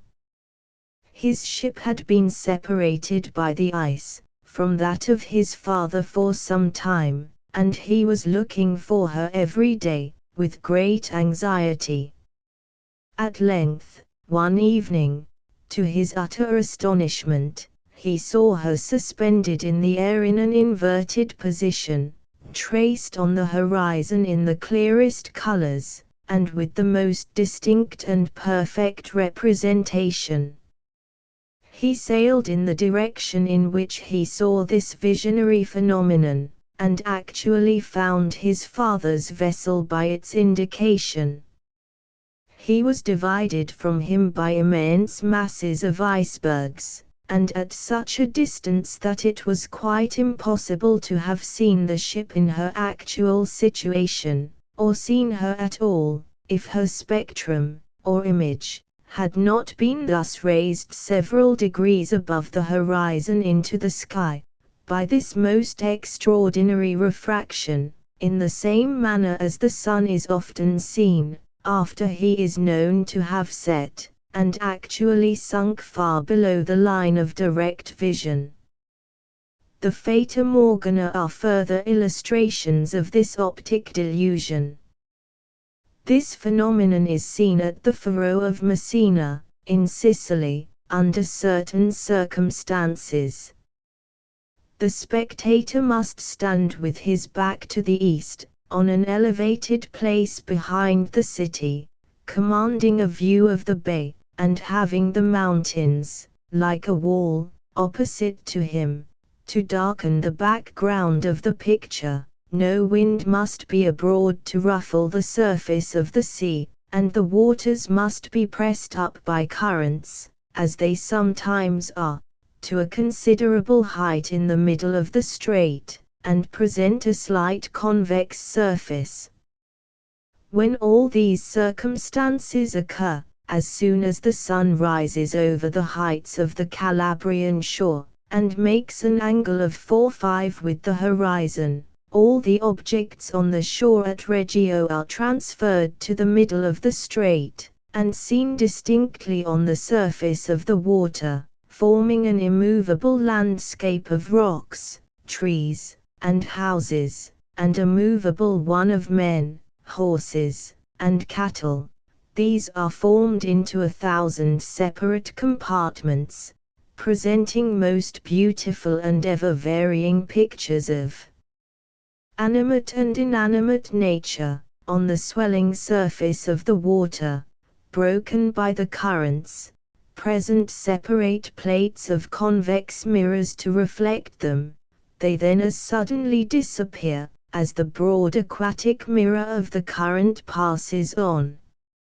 Sometimes the atmosphere is so dense that the objects are seen, like Captain Scoresby's ship, snatched up into the regions of the air, 30 or 40 feet above the level of the sea, and in cloudy weather, nearer to the surface, bordered with vivid prismatic colors. Sometimes colonnades of temples and churches, with cross-crowned spires, are all represented as floating on the sea, and by a sudden change of representation, the pillars are curved into arcades, and the crosses are bent into crescents, and all the edifices of the floating city undergo the most extraordinary and fantastic mutations. All these images are so distinct, and produce objects seemingly as palpable as they are visible, as sensible to touch as to sight, that the people of the country are firmly persuaded of their reality. They consider the edifices as the enchanted palaces of the fairy Morgana, and the moving objects as living things which inhabit them.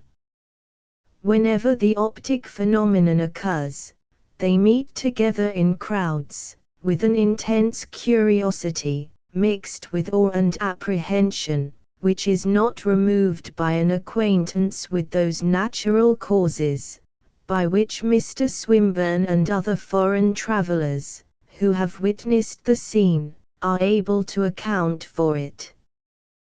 The lakes of Ireland are equally susceptible of producing those vivid delusions, and the imagination of the people, as lively as that of the Sicilians, clothes them with an equal reality.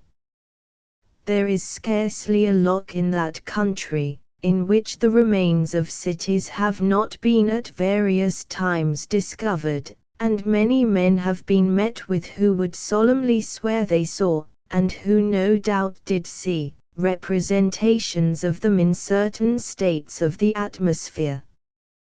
The most celebrated is that which occurs on the lake of Killarney.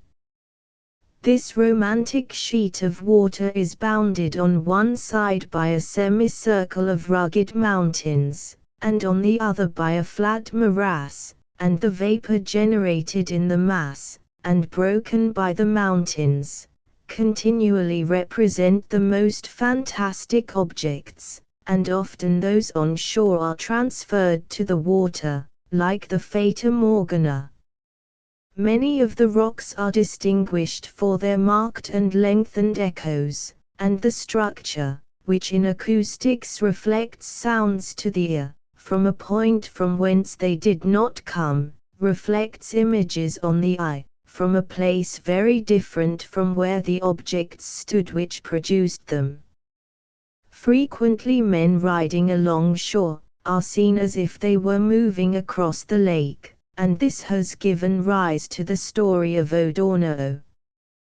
This celebrated chieftain was, according to the tradition of the country, endued with the gift of magic, and, on one occasion, his lady requested him to change his shape, that she might see a proof of it.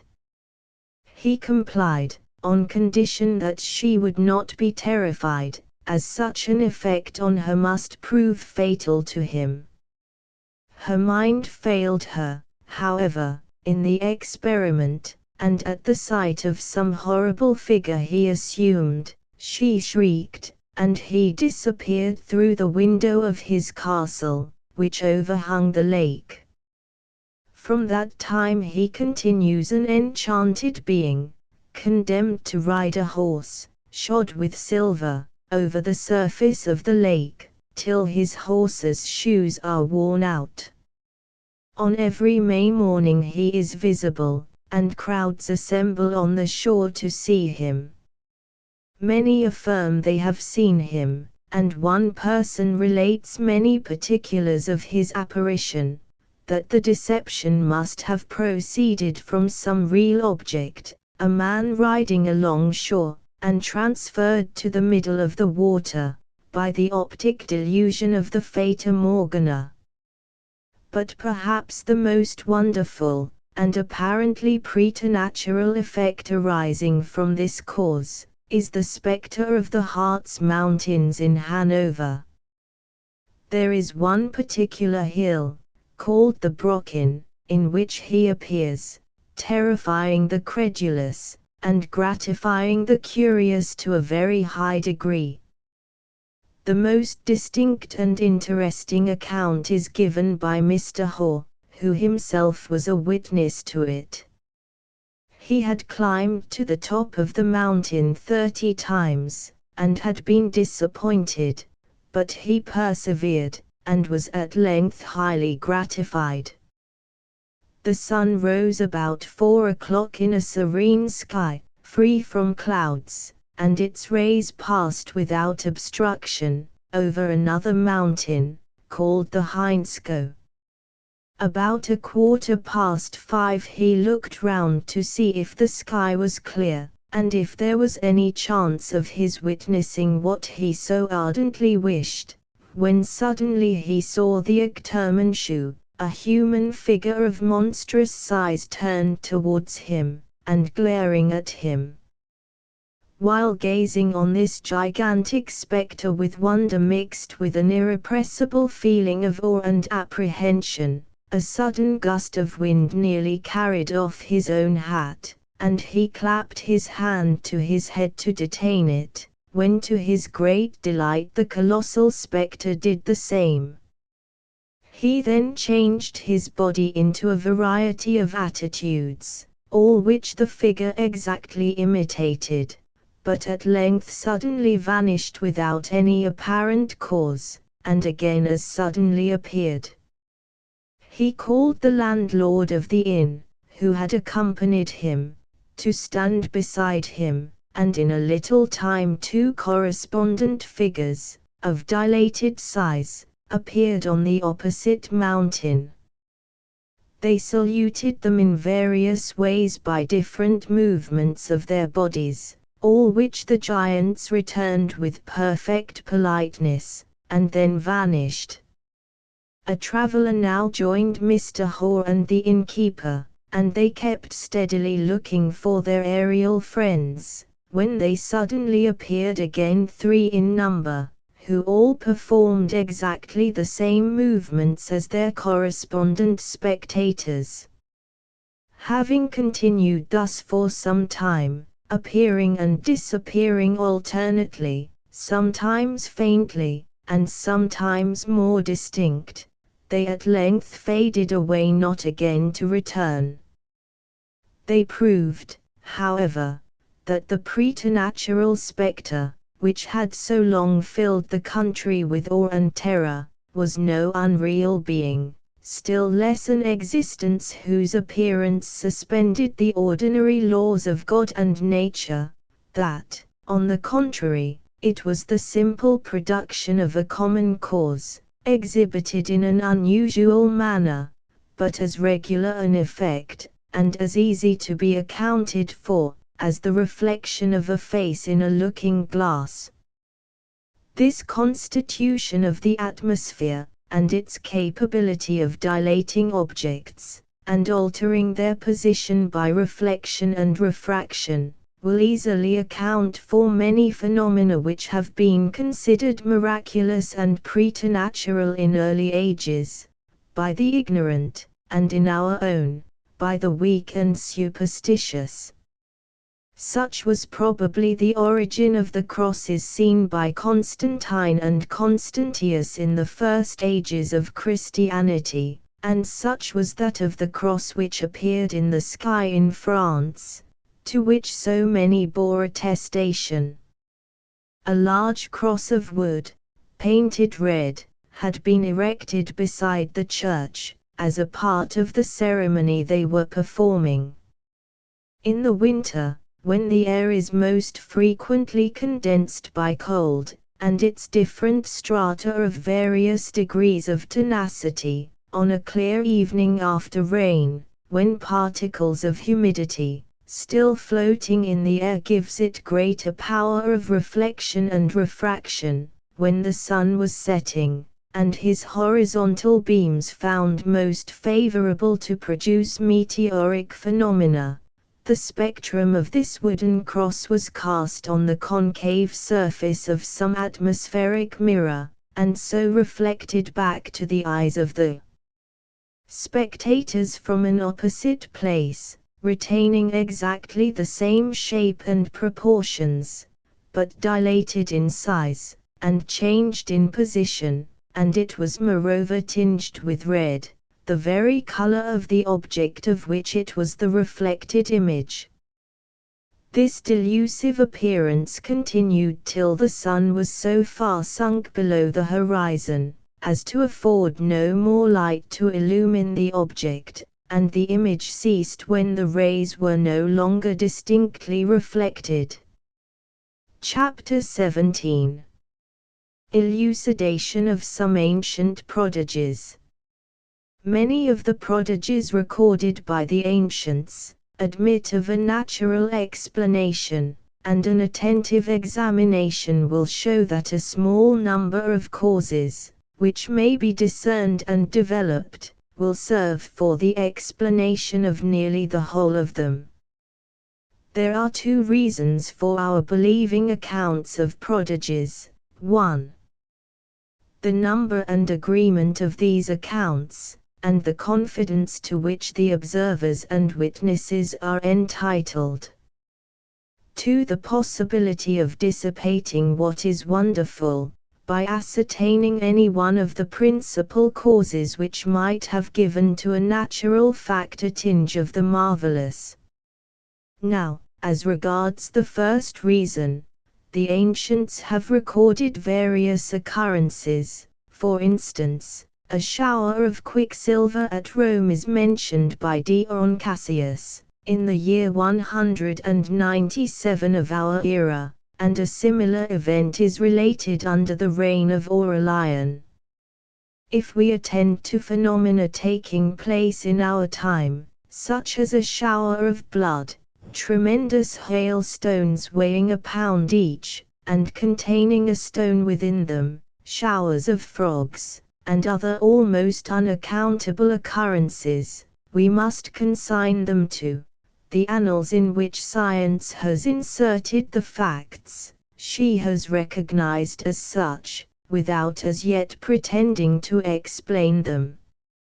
Respecting the second reason, the deceptive appearance which nature sometimes assumes, the exaggeration, almost unavoidable, by partially informed observers, of the details of a phenomenon, or its duration, improper, ill-understood, or badly translated expressions, figurative language, and a practical style, erroneous explanations of emblematical representations, apologues and allegories adopted as real facts.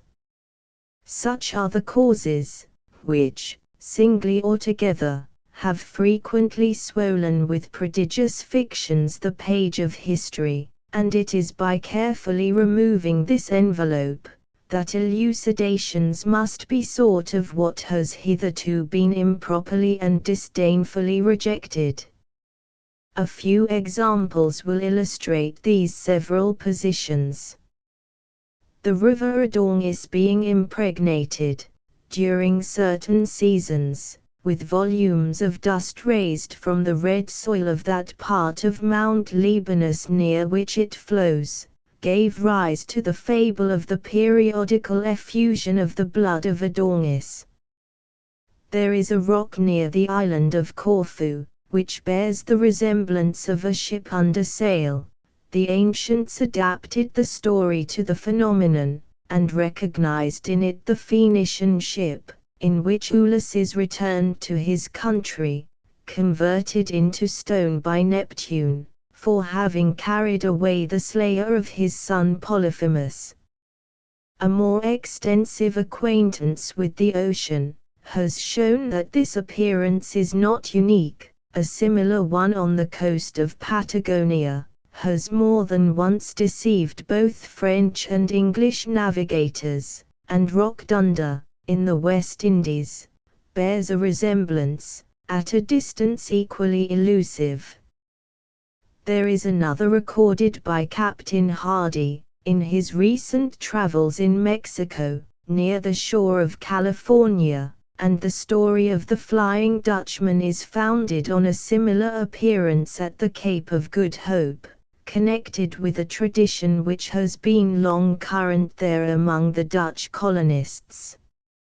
Another instance is afforded by the Chimera, the solution of which enigma, as given by Ovid, is so fully substantiated by the very intelligent British officer who surveyed the Caramania a few years since.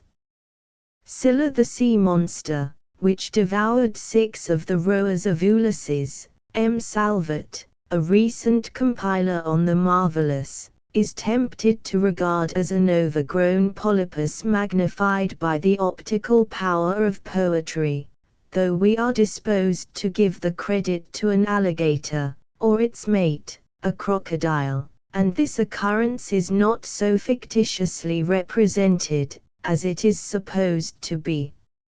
Magical pretensions of certain herbs, etc.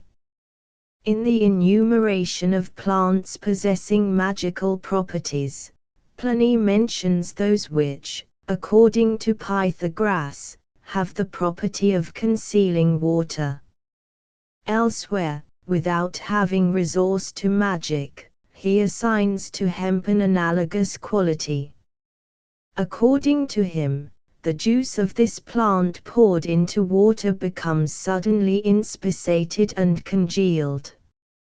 It is probable enough that he indicated a species of mallow, the hemp-leaved marshmallow, of which the mucilaginous juice produces this effect to a certain point, and an effect which may also be obtained from every vegetable as rich in mucilage. Of vegetable productions, many produce intoxicating effects, such as berries of the nightshade, 132, scammony, and various species of fungi. These unquestionably have been made subservient to demonological purposes, which, with the ignorant, have passed off for supernatural agency. The priests, to whom the little comparative learning of the Dark Ages attached, knew well how to impose upon the credulous, but imposition was not always their object. An extent of benevolence prevailed which contemplated the relief of their fellow creatures afflicted with sickness. It was maintained by the Egyptians that, besides the gods, there were many demons which communicated with mortals, and which were often rendered visible by certain ceremonies and songs. That genii exercised an habitual and powerful influence over every particle of matter, that 36 of these beings presided over the various members of the human body, and thus, by magical incantations, it might be strengthened, or debilitated, afflicted with, or delivered from disease. Thus, in every case of sickness, the spirit presiding over the afflicted part was first duly invoked. But the magicians did not trust solely to their vain invocations. They were well acquainted with the virtues of certain herbs, which they wisely employed in their attempts at healing. These herbs were greatly esteemed, such, for instance, as the cynocephalia, or, as the Egyptians themselves termed the acerites, 133, which was used as a preventive against witchcraft, and the nepenthes which Helen presented in a potion to Menelaus, and which was believed to be powerful in banishing sadness, and in restoring the mind to its accustomed, or even to greater, cheerfulness, were of Egyptian growth. But whatever may be the virtues of such herbs, they were used rather for their magical, than for their medicinal qualities. Every cure was cunningly ascribed to the presiding demons, with which not a few boasted that they were, by means of their art, intimately connected. There can be no question, as attested by the earliest records, that the ancients were in possession of many potent remedies. Melampus of Argos, the most ancient Greek physician with whom we are acquainted, is reputed to have cured one of the Argonauts of barrenness, by exhibiting the rust of iron dissolved in wine, for the space of 10 days.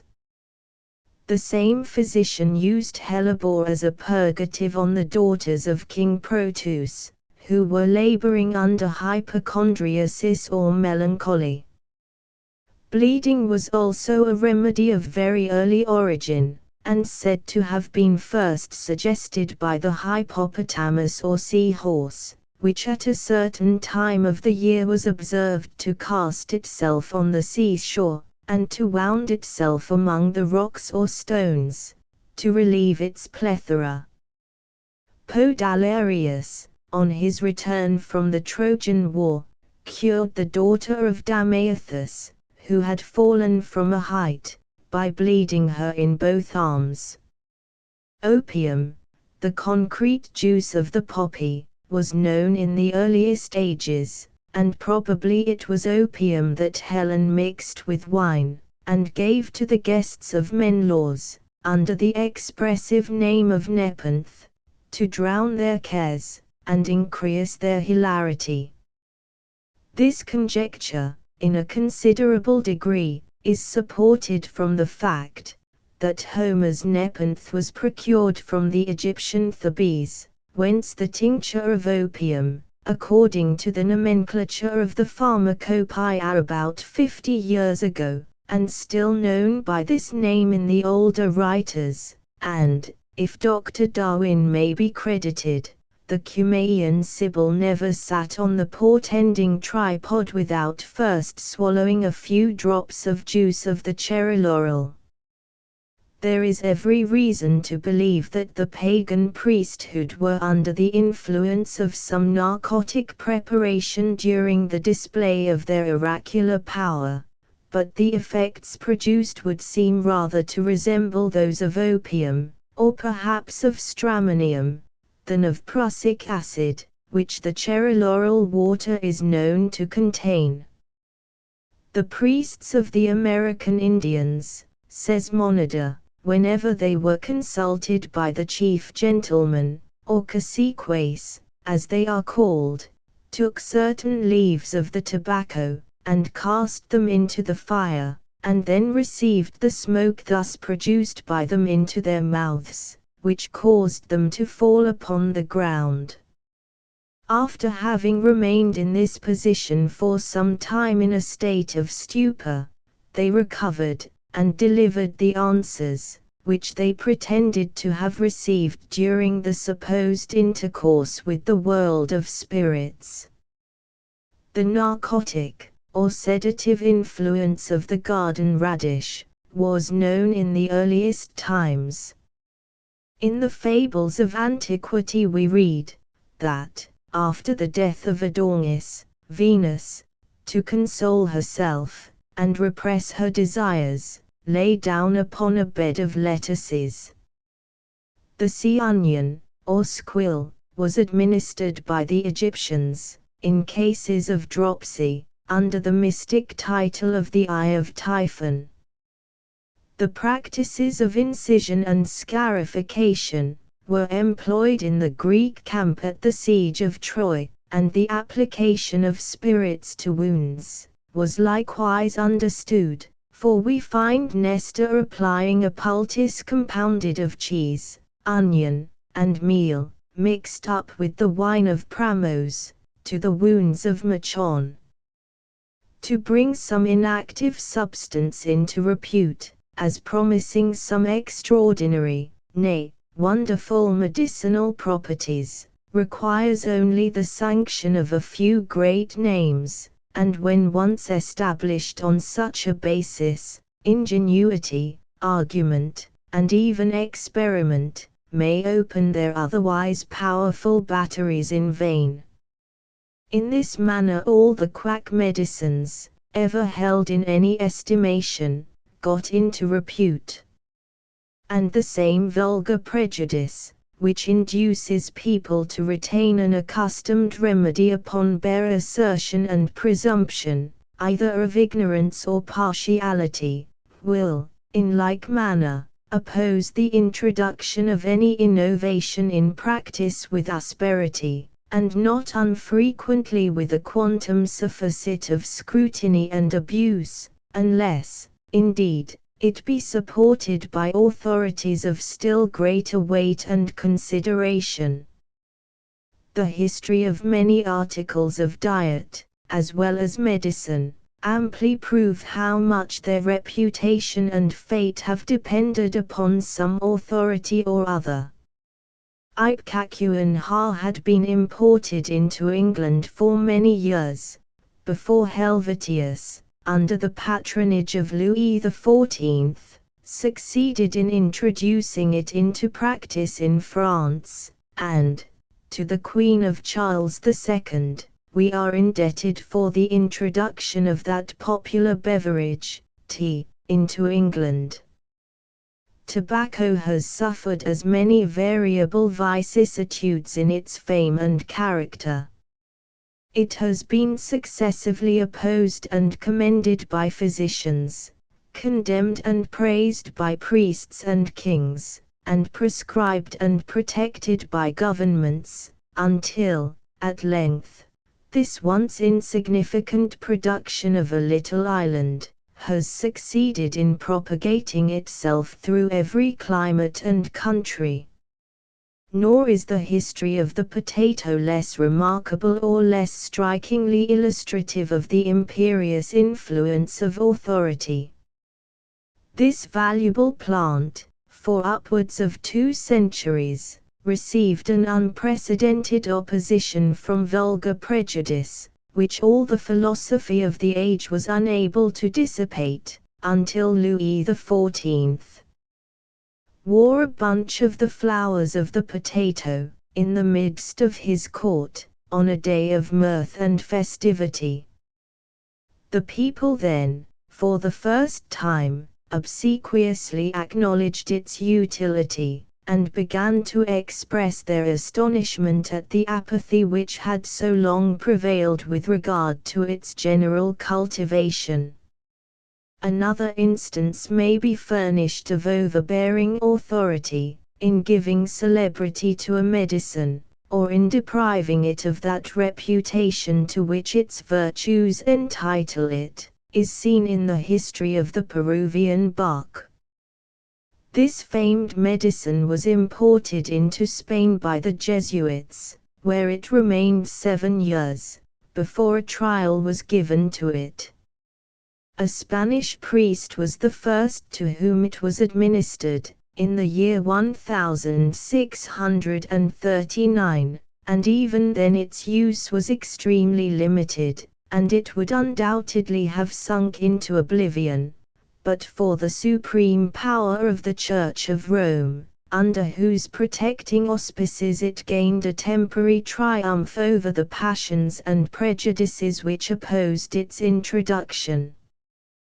Pope Innocent X, at the intercession of the Cardinal de Lugo, who was formerly a Spanish Jesuit, ordered the bark to be duly examined, and on the favorable report, which was the result of this examination, it immediately rose into high favor and celebrity. The root of the male fern, a nostrum for the cure of the tapeworm, was secretly retailed by Madame Nuflo. This secret was purchased by Louis XV for a considerable sum of money. It was not until this event that the physicians discovered that the same remedy had been administered in the same complaint by Galen. The history of popular remedies in the cure of gout is equally illustrative of this subject. The Duke of Portland's celebrated powder was nothing less than the Decentauron of Silius Aurelianus, or the Antidotus it Jobus Centauri Generibus of Aetius, the receipt for which a friend of his Grace brought with him from Switzerland, into which country, in all likelihood, it had been introduced by the early medical writers, who had transcribed it from the Greek volumes, soon after their arrival into the western part of Europe. 134, the active ingredient of a no less celebrated preparation for the same complaint, the Eau Medicinale de Husson, a medicine brought into fashion by M. de Husson, a military officer in the service of Louis XVI, has been discovered to be the meadow saffron. Upon searching after and trying the properties of this herb, it was observed that similar effects in the cure of the gout were ascribed to a certain plant, called Hermodoclylus, by Oribasius, an eminent physician of the 4th century, and Aetius, who flourished at Alexandria towards the end of the 5th century, but more particularly by Alexander of Tralles, a physician of Asia Minor, whose prescription consisted of Hermodoclylus, ginger, pepper, cumin seed, aniseed, and scammony, which he says will enable those who take it to walk immediately. On an inquiry being immediately set on foot for the discovery of this unknown plant, a specimen of it was procured at Constantinople, and it actually did turn out to be a species of meadow saffron, the Colchicum autumnale of Linnaeus. The celebrated fever powder of Dr. James was evidently not his original composition, but an Italian nostrum, invented by a person of the name of Lyle, a receipt for the preparation of which is to be found at length in Colborne's Complete English Dispensary for the year 1756. The various secret preparations of opium which have been extolled as the discovery of modern days, may be recognized in the works of ancient authors. The use of prussic acid in the cure of consumptions, lately suggested by M. Migendie, at Paris, is little more than the revival of the Dutch practice in this disorder, for Linnaeus informs us that distilled laurel water was frequently used in the cure of pulmonary consumption. 135. We shall conclude these observations with a few remarks on what are termed patent medicines, nostrums, or quack medicines, and their boasted pretensions in general. There is, in fact, but one state of perfect health, yet the deviations from this state, and the general species of diseases are almost infinite. Hence it will easily be understood, that in the classes of medical remedies, there must likewise be a great variety, and that some of them are even of opposite tendencies. Such are both the warm and cold bath considered as medical remedies. Though opposite to each other in their sensible effects, each of them manifests its medical virtues, yet only in such a state of the body as will admit of using it with advantage. From these premises, it is evident that an universal remedy, or one that possesses healing powers for the cure of all diseases, is, in fact, a non-entity, a mere delusion, the existence of which is physically impossible, as the mere idea of such a thing involves a contradiction. How, for instance, can it be conceived that the same remedy should be capable of restoring the tone of the muscular fibers, when they are relaxed, and also have the power of relaxing them when they are too rigid, that it should coagulate the fluids when in a state of resolution, and again attenuate them when they are too viscid, that it should moderate the nerves when in a state of preternatural sensibility, and likewise restore them to their proper degree of irritability when they are in a contrary state. The belief in an universal remedy has long been abandoned, even among the vulgar, and long exploded in those classes of society which are not influenced by prejudice, or tinctured with fanaticism. It is, however, sincerely to be regretted, that the daily press continues to be inundated with advertisements, and that the lower, and less informed class of the community, are still imposed upon by a set of privileged impostors, who frequently puzzle the intelligent to decide whether the impudence or the industry with which they endeavor to establish the reputation of their respective poisons, be the most prominent feature in their character. In illustration of this last observation, it may further be observed, that most of the nostrums advertised as cough drops, etc., are preparations of opium, similar, but inferior, to the well-known pegoric elixir of the shops, but disguised and rendered more deleterious by the addition of heating and aromatic gums.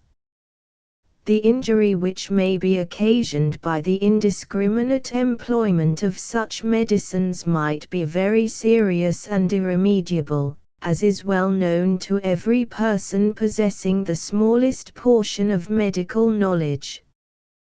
The boasted, though groundless pretensions of certain illiterate empirics to cure diseases which have eluded the skill and penetration of the faculty, is another absurdity into which people of good common sense have been most woefully entrapped. The lessons of experience ought to prove the most useful, as purchased at the greatest trouble and expense, but if people choose to run over a precipice with their eyes open, they leave themselves nothing to regret, and the public less to lament, by their fall. It was justly observed by the sagacious and intelligent Bacon, that a reflecting physician is not directed by the opinion which the multitude entertain of a favourite remedy, but that must be guided by a sound judgment, and consequently, he is led to make very important distinctions between those things which only by their name pass for medical remedies, and others, which in reality possess healing powers.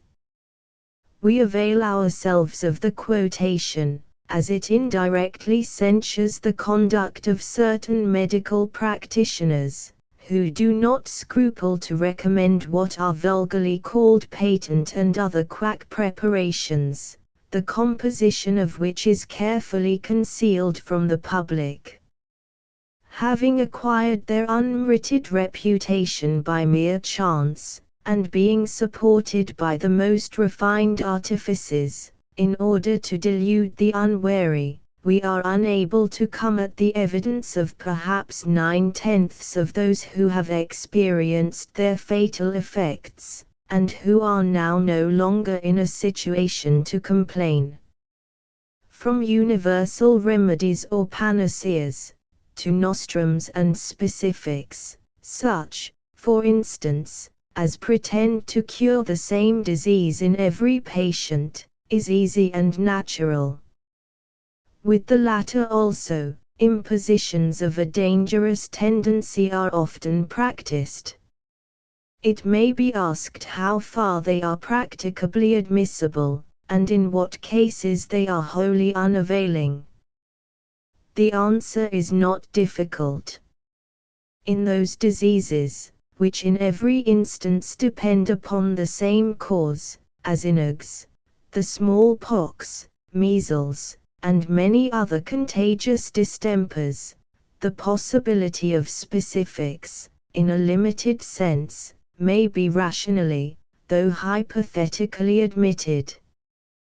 But in either maladies, the causes of which depend on a variety of other concurrent circumstances, and the cure of which in different individuals, frequently requires very opposite remedies, as in dropsy, various species of colds, the almost infinite variety of consumptions, etc. A specific remedy is an imposition upon the common sense of mankind. Those who are but imperfectly acquainted with the various causes from which the same disorder originates in different individuals, can never entertain such a vulgar and dangerous notion.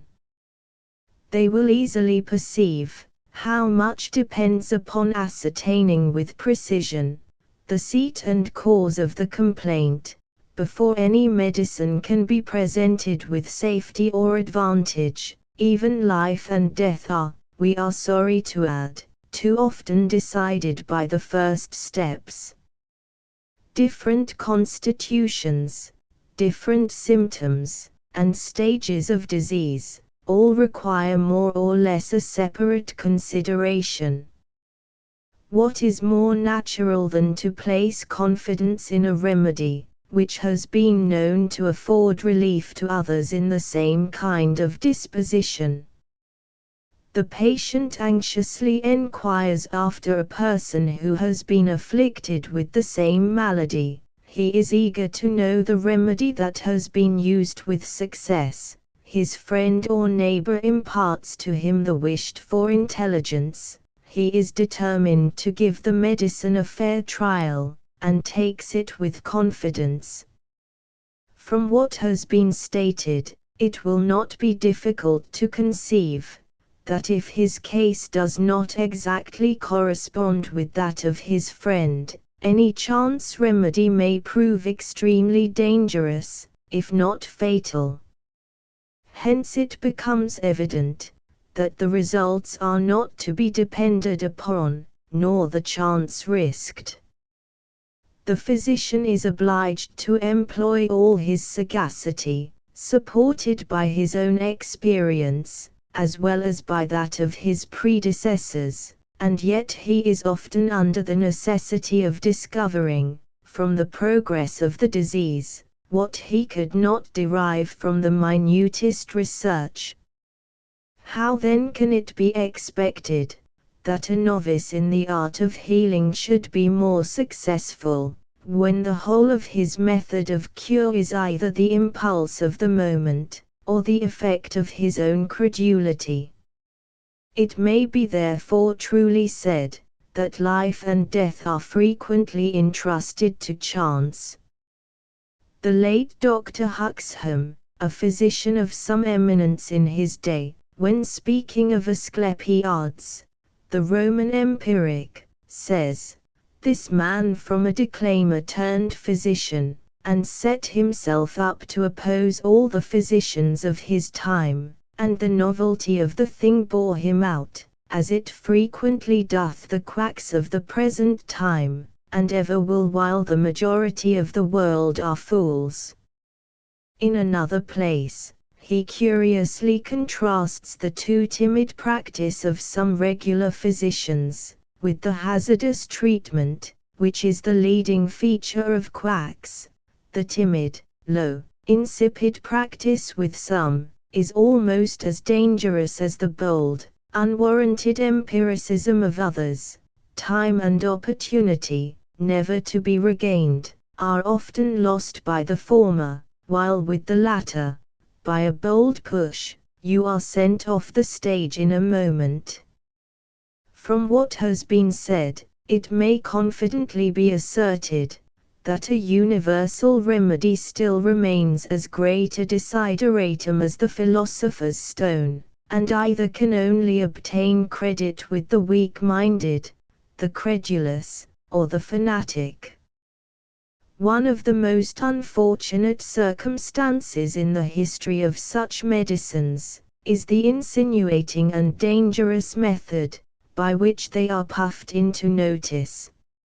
And as we have little of the beneficial effects which they daily must produce, by being promiscuously applied, people attend only to the extraordinary instances, perhaps not 1 in 50, where they have afforded a temporary or apparent relief. It is well known, that the more powerful a remedy is, the more permanent and dangerous must be its effects on the constitution, especially if it be introduced like many patent medicines, by an almost indefinite increase of the dose.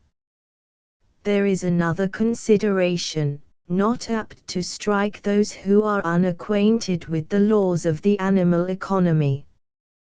When it is intended to bring about any remarkable change in the system of an organized body, such means are obliged to be employed as may contribute to produce that change without affecting too violently the living powers, or without carrying their action to an improper length.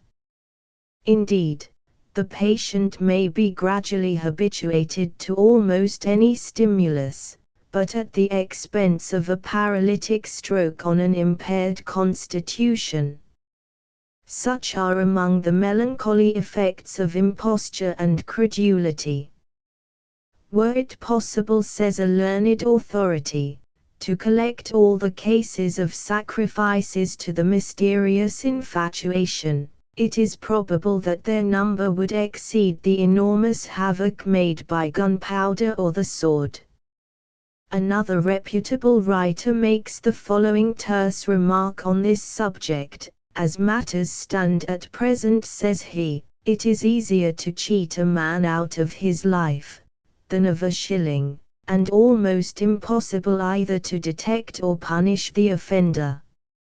Notwithstanding this, people still shut their eyes, and take everything upon trust, that is administered by any pretender to medicine, without daring to ask him a reason for any part of his conduct. Implicit faith, everywhere else the object of ridicule, is still sacred here. Footnotes 132. The berries of the belladonna or deadly nightshade produce, when eaten, a furious madness, followed by sleep, which lasts for 24 hours.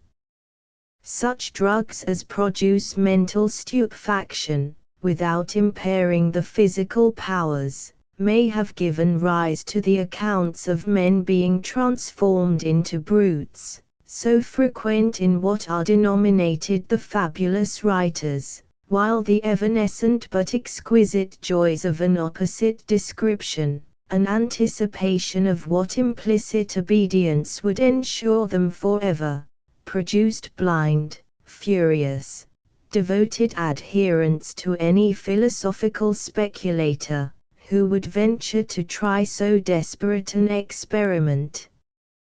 133. The rowan tree or mountain ash is used by the Scottish peasantry with the same view, and a small twig of it is sewed up in the cow's tail, to preserve the animal and its produce from the influence of witches and warlocks.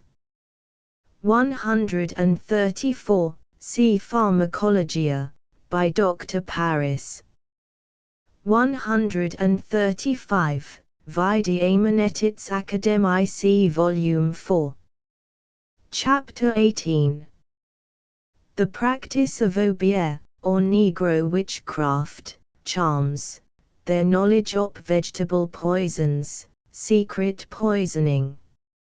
Obeah, a pretended sort of witchcraft, arising from a superstitious credulity, prevailing among the Negroes, has ever been considered as a most dangerous practice, to suppress which, in our West India colonies, the severest laws have been enacted. The obeah is considered as a potent and most irresistible spell, withering and paralyzing, by indescribable terrors and unusual sensations, the devoted victim. One Negro who desires to be revenged on another, and is afraid to make an open and manly attack on his adversary, has usually recourse to this practice. Like the witch's cauldron in Macbeth, it is a combination of many strange and ominous things. Earth gathered from a grave, human blood, a piece of wood fastened in the shape of a coffin, the feathers of the carrion crow, a snake or alligator's tooth, pieces of eggshell, and other nameless ingredients, compose the fatal mixture. The whole of these articles may not be considered as absolutely necessary to complete the charm, but 2 or 3 are at least indispensable. 136. It will of course be conceived that the practice of obeah can have little effect, unless a Negro is conscious that it is practiced upon him, or thinks so. Winking sad smiley. 137. For, as the whole evil consists in the terrors of a superstitious imagination, it is of little consequence whether it be practiced or not, if he only imagines that it is.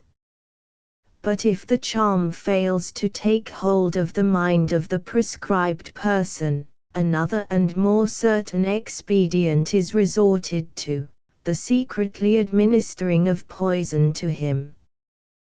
This saves the reputation of the sorcerer, and effects the purpose he had in view.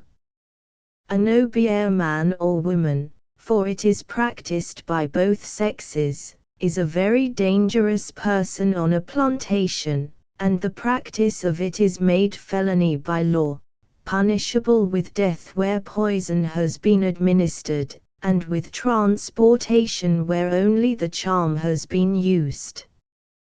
but numbers have, and may be swept off, by its infatuation, before the crime is detected, for, strange as it may appear, so much do the Negroes stand in awe of those open-air professors, so much do they dread their malice and their power, that, though knowing the havoc they have made, and are still making, they are afraid to discover them to the whites, and, others perhaps, are in league with them for sinister purposes of mischief and revenge.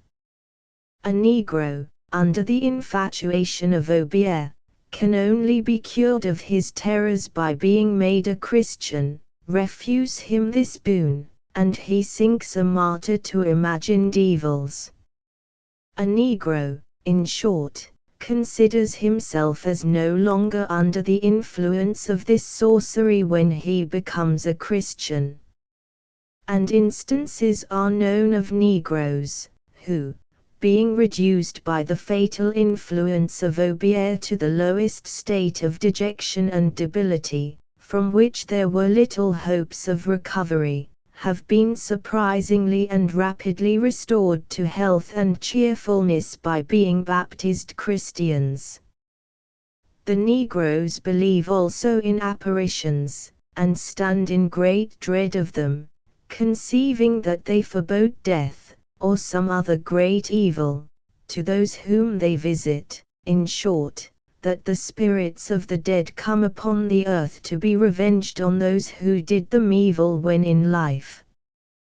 Thus we see, that not only from the remotest antiquity, but even among slaves and barbarians, the belief in supernatural agencies has been a popular creed, not, in fact, confined to any distant race or tribe of people, and, what is still more surprising, there is a singular and most remarkable identity in the notion or conception of their infernal ministry. In the British West Indies, the Negroes of the Windward Coast are called Mandingos, a name which is here taken as descriptive of a peculiar race or nation. There seems reason, however, to believe that a Mandingo or Mandingaman is properly the same with a Noberman.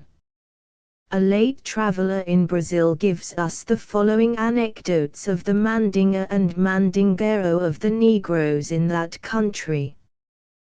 One day, says Mr. Costa, the old man, a Negro named Apolinario, came to me with a face of dismay, to show me a ball of leaves, tied up with a plant called saipo, which he had found under a couple of boards, upon which he slept, in an outhouse. The ball was about the size of an apple. I could not imagine what had caused his alarm, until he said that it was Mandinga which had been set for the purpose of killing him, and he bitterly bewailed his fate, that at his age, anyone should wish to hasten his death, and to carry him from this world, before Our Lady thought fit to send him. I knew that two of the black women were at variance, and suspicion fell upon one of them, who was acquainted with the old Mandingueiro of Ingenho Velho, therefore she was sent for.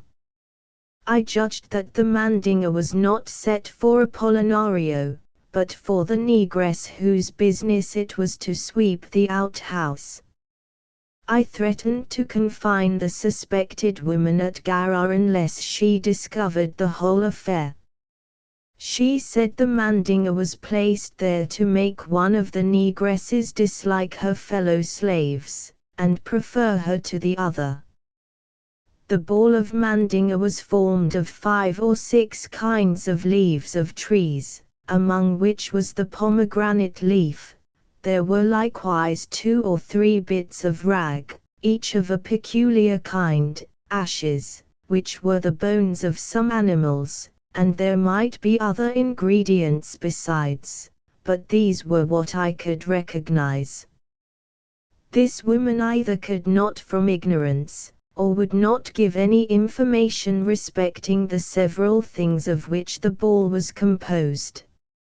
I made this serious matter of the Mandinga, from knowing the faith which not only many of the Negroes have in it, but also some of the mulatto people. There is another name for this kind of charm, it is called Phytico, and the initiated are called Phyticerus. Of these there was formerly one at the plantation of Saint Jome, who became so much dreaded, that his master sold him to be sent to Maranham.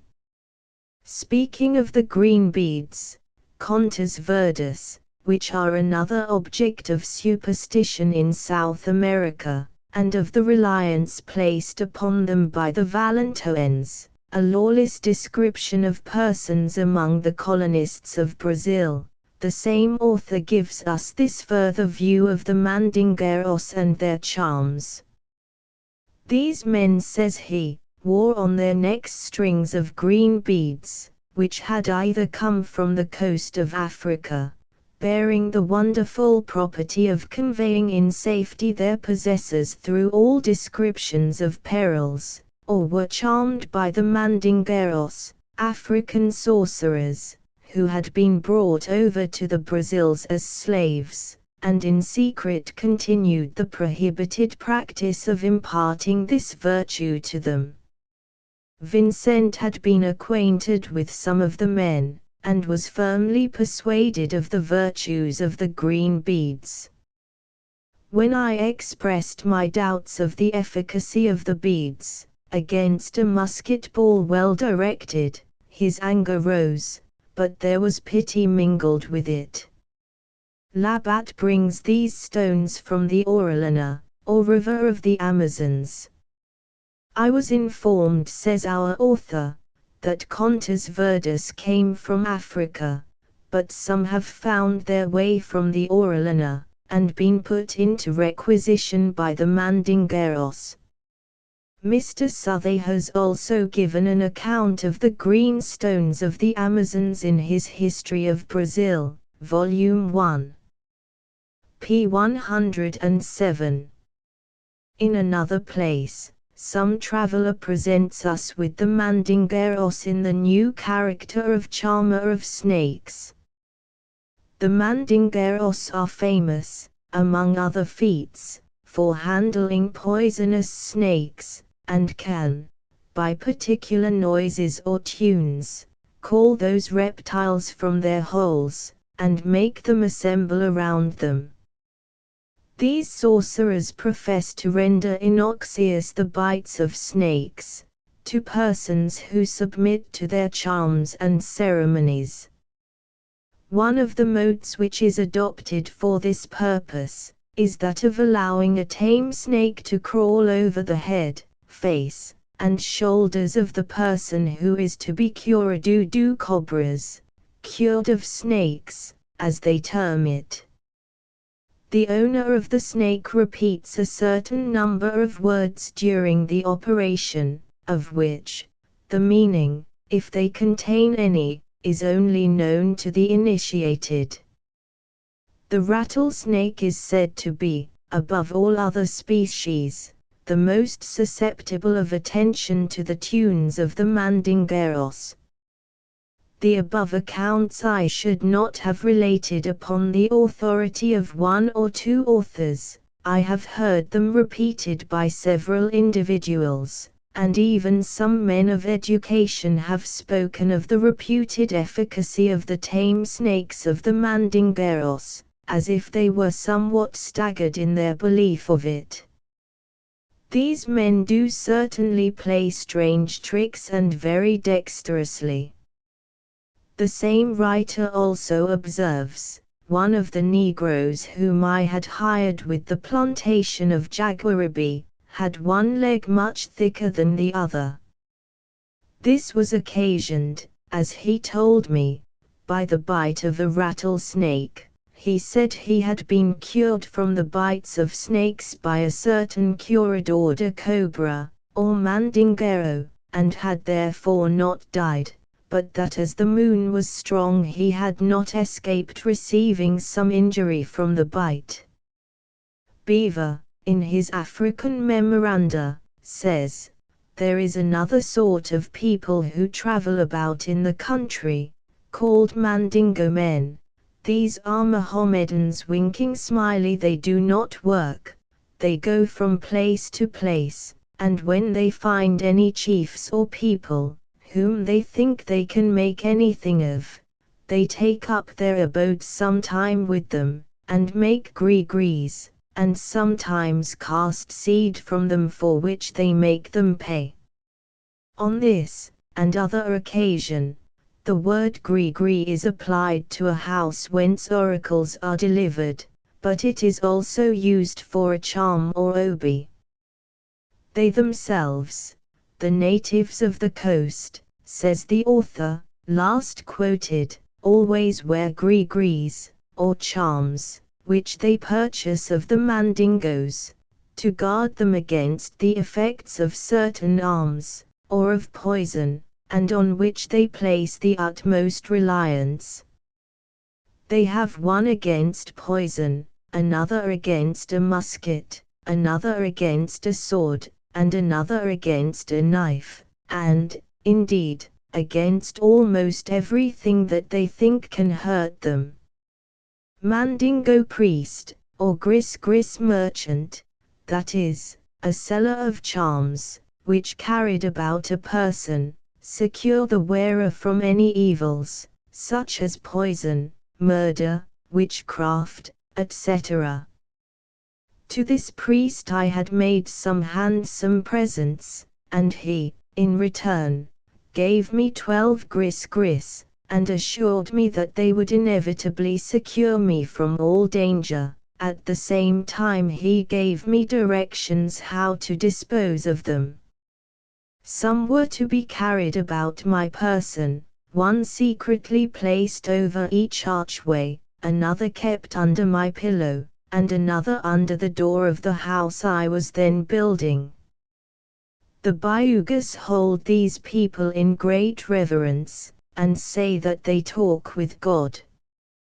Mr. Long, in his History of the West Indies, states that, under the general name of Obermen is also included the class of mule men, or those who, by means of a narcotic poison, made with the juice of an herb, said to be the branched kalalyu, a species of solanum, which occasions a trance of a certain duration, endeavor to convince the deluded spectators of their power to reanimate dead bodies.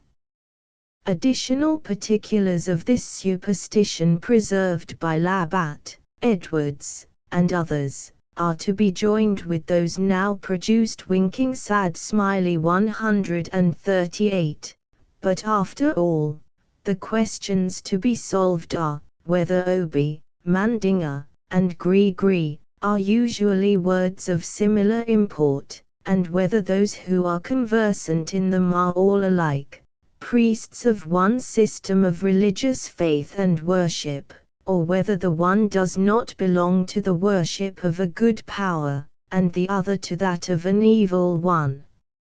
It is remarkable, that while the etymology of obi has been sought in the names of ancient deities of Egypt, and in that of the serpent in the language of the coast, the actual name of the evil deity or devil, in the same language, appears to have escaped attention.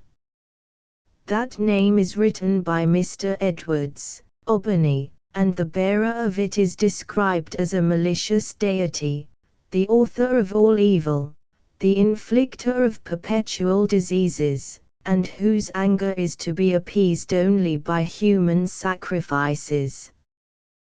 This evil deity is the Satan of our own faith, and it is the worship of Satan which, in all parts of the world, constitutes the essence of sorcery.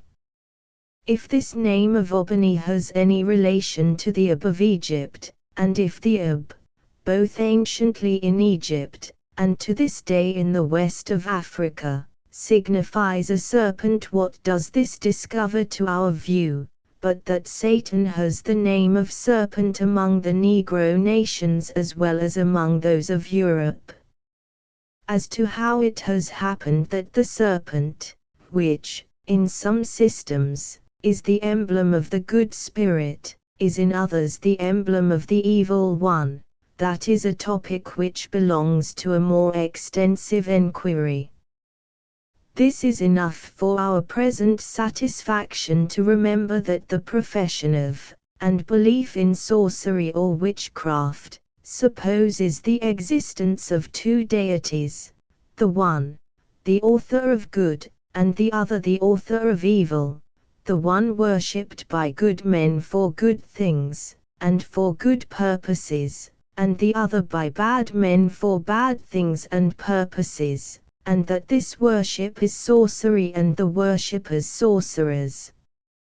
It will be seen above, that since African charms are to prevent evil, and others to procure it, the first belong to the worship, and are derived from the power, of the good spirit, and the second are from the opposite source.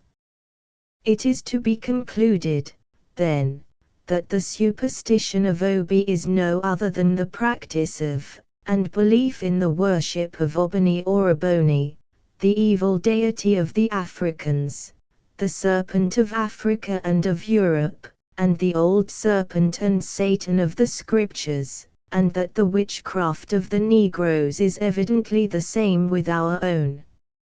It might indeed be further shown, that the latter have their temporary transformations of men into alligators, wolves, and the like, as the French have their loups-garous, the Germans their war-wolves, wolf-men, and the rest. 139. The Negroes practicing Obier are acquainted with some very powerful vegetable poisons, which they use on these occasions, and by which they acquire much extensive credit. Their fetiches are their household gods, or domestic divinities, one of whom is supposed to preside over a whole province, and one over every family. This idol is a tree, the head of an ape, a bird, or any such thing, as their fancy may suggest. The Negroes have long been held famous in the act of secret or slow poisoning. If doubts and difficulties envelope the discovery of poisons, whose distinguishing character is the rapidity of these effects, how much greater must be the uncertainty when we are required to ascertain the administrations of what are called slow poisons. This subject, indeed, is so closely entwined with popular superstitions, that it is difficult to separate truth from falsehood. In Italy, for example, it was formerly said, that poisons were made to destroy life at any stated period, from a few hours to a year. This, however, turns out to be a mere fiction, and, it is well understood, that we know of no substances that will produce death at a determinate epoch. The following case of the late Prince Charles of Augustenberg, nevertheless, shows that the idea of slow poison is still very prevalent, even among the physicians of continental Europe. Prince Charles of Augustenberg, Crown Prince of Sweden, and the predecessor of Bernadotte, in that station, fell dead from his horse on the 22nd of May, 1810, while reviewing troops in Scania. His death, during that stormy period of public affairs, excited great attention, and an opinion soon spread abroad that he had been poisoned.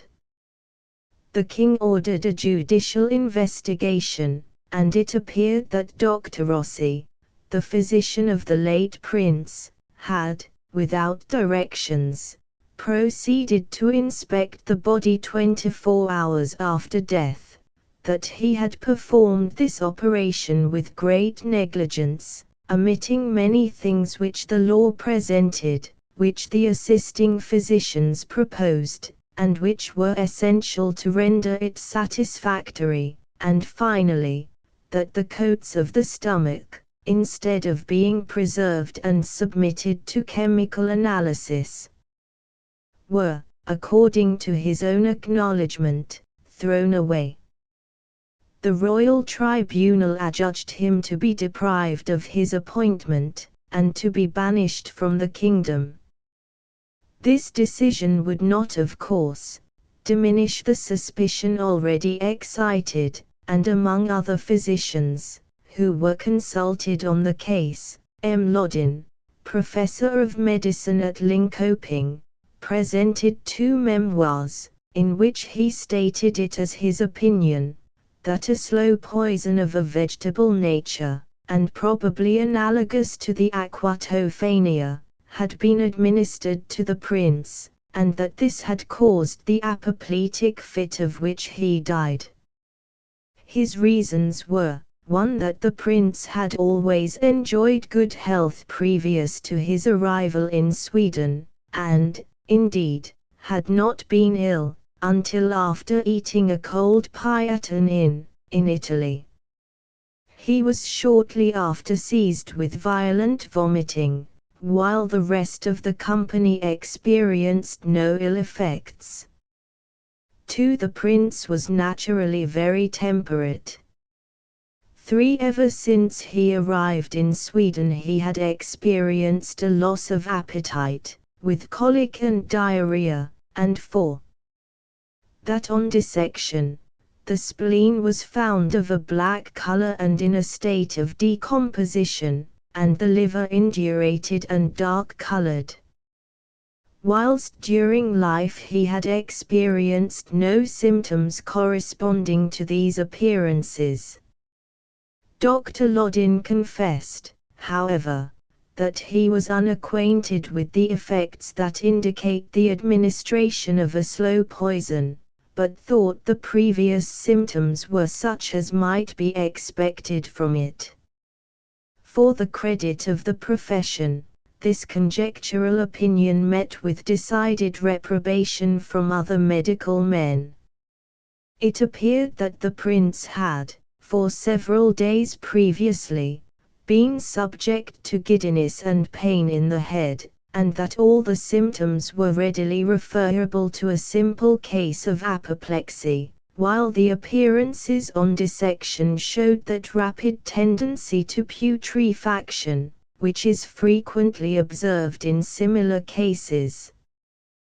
The public are highly indebted to Professor Beckmann for a very elaborate article, in which he has concentrated nearly all that is known concerning secret poisoning.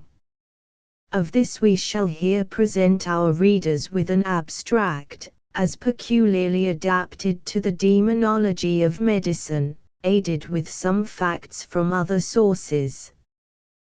Professor Beckmann considers it unquestionable that the ancients were acquainted with this kind of poison, and thinks that it may be proved from the testimony of Plutarch, Quintilian, and other respectable authors.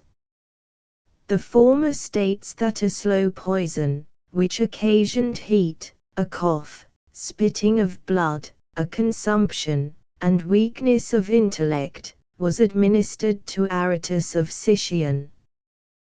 Theophrastus speaks of a poison prepared from aconite, which could be moderated in such a manner as to have effect in 2 or 3 months, or at the end of a year or 2 years, and he also relates that Thrasias had discovered a method of preparing from other plants a poison which, given in small doses, occasioned a certain but easy death, without any pain, and which could be kept back for a long time without causing weakness or corruption.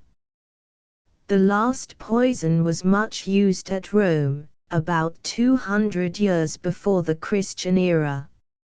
At a later period, a female named Locusta, was the agent in preparing these poisons, and she destroyed, in this way, at the instigation of Nero, Britannicus, son of Agrippina.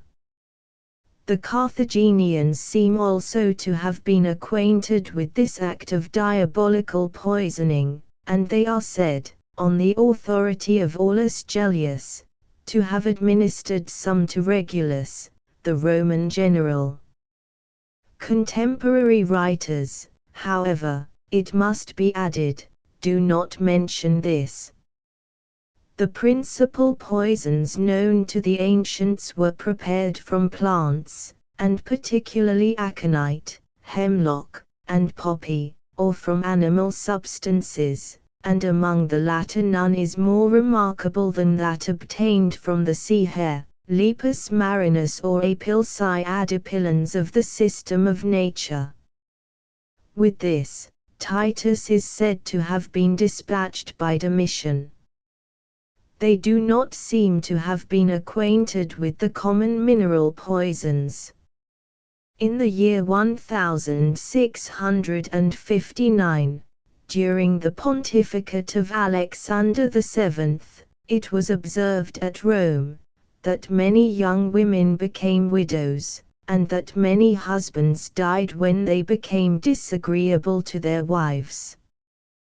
The government used great vigilance to detect the poisoners, and suspicion at length fell upon a society of young wives, whose president appeared to be an old woman, who pretended to foretell future events, and who had often predicted very exactly the death of many persons. By means of a crafty female their practices were detected. The whole society were arrested and put to the torture, and the old woman, whose name was Spara, and 4 others, were publicly hanged. This Spara was a Sicilian, and is said to have acquired her knowledge from Tophania at Palermo. Tophania, or Tophania, was an infamous woman, who resided first at Palermo and afterwards at Naples. She sold the poison which from her acquired the name of Acqua della Tofana. It was also called Acquetta di Napoli, or Acquetta alone, but she distributed her preparation by way of charity to such wives as wished to have other husbands. From 4 to 6 drops were sufficient to destroy a man, and it was asserted that the dose could be so proportioned as to operate in a certain time. Labat says that Tophania distributed her poison in small glass phials, with this inscription, "Manor of Saint Nicholas of Bavie," and ornamented with the image of the saint. She lived to a great age, but was at last dragged from a monastery, in which she had taken refuge, and put to the torture, when she confessed her crimes and was strangled. In no country, however, has the art of poisoning excited more attention than it did in France, about the year 1670. Margaret d'Aubray, wife of the Marquise de Brinvilliers, was the principal agent in this horrible business. A needy adventurer, named Godin de Saint Croix, had formed an acquaintance with the Marquise during their campaigns in the Netherlands, became at Paris a constant visitor at his house, where in a short time he found means to insinuate himself into the good graces of the Marchioness. It was not long before this Marquise died, not, however, until their joint fortune was dissipated. Her conduct, in openly carrying on this amour, induced her father to have Saint Croix arrested and sent to the Bastille. Here he got acquainted with an Italian, of the name of Exili, from whom he learned the art of preparing poisons. After a year's imprisonment Saint Croix was released, when he flew to the Marchioness and instructed her in the art, in order that she might employ it in bettering the circumstances of both. She assumed the appearance of a nun, distributed food to the poor, nursed the sick in the Hotel Dieu, and tried the strength of her poisons, undetected, on these hapless wretches. She bribed one Chaucy, Saint Croix's servant, to poison her own father, after introducing him into his service, and also her brother, and endeavored to poison her sister. A suspicion arose that they had been poisoned, and the bodies were opened, but no detection followed at this time. Their villainous practices were brought to light in the following manner. Saint Croix, when preparing poison, was accustomed to wear a glass mask, but, as this happened once to drop off by accident, he was suffocated and found dead in his laboratory. Government caused the effects of this man, who had no family, to be examined, and a list of them to be made out. On searching them, there was found a small box, to which Saint Croix had affixed a written paper containing a request, that after his death it might be delivered to the Marchioness de Brinvilliers, who resides in the street Neuve Saint Paul, as everything it contains concerns her, and belongs to her alone, and as, besides, there is nothing in it that can be of use to any person except her, and in case she shall be dead before me, to burn it, and everything it contains, without opening or altering anything, and in order that no one may plead ignorance, I swear by God, whom I adore, and all that is most sacred, that I advance nothing but what is true. And if my intentions, just and reasonable as they are, be thwarted in this point, I charge their consciences with it, both in this world and the next, in order that I may unload mine, protesting that this is my last will. Done at Paris, this the 25th of May, in the afternoon, 1672. De Saint Croix. Nothing could he a greater inducement to have it opened, than this singular petition, and that being done, there was found in it a great abundance of poisons of every kind, with labels, on which their effects proved, by experiments on animals, were marked. The principal poison, however, was corrosive sublimate. When the Marchioness heard of the death of her lover and instructor, she was desirous to have the casket, and endeavored to get possession of it by bribing the officers of justice, but as she failed in this, she quitted the kingdom. La Chaussee, however, continued at Paris, laid claim to the property of Saint Croix, was seized and imprisoned, confessed more acts of villainy than was suspected, and was in consequence broke alive upon the wheel. In 1673, the Marchioness fled to England, and from thence to Liege, where she took refuge in a convent. Disgrace, an officer of justice, was dispatched in pursuit of her, and having assumed the dress of an abbé, contrived to entice her from this privileged place. Among her effects at the convent there was found a confession, and a complete catalogue of all her crimes, in her own handwriting. She was taken to Paris, convicted, and on the 16th of July, 1676, publicly beheaded, and afterwards burnt. The practice of poisoning was not, however, suppressed by this execution, and it was asserted, that confessions of a suspicious nature were constantly made to the priests. A court for watching, searching after, and punishing prisoners was at length established in 1697, under the title of Chamber de Poison, or Chamber Ardent. This was shortly used as a state engine, against those who were obnoxious to the court, and the names of individuals of the first rank, both male and female, were prejudiced. 2 females, La Vigro and La Voisin, were burnt alive, by order of this court, in February, 1680. But it was abolished in the same year. Professor Beckmann relates the following, as communicated to him by Linnaeus: Charles XI, King of Sweden, having ruined several noble families by seizing on their property, and having, after that, made a journey to Tornio, he fell into a consumptive disorder, which no medicine could cure.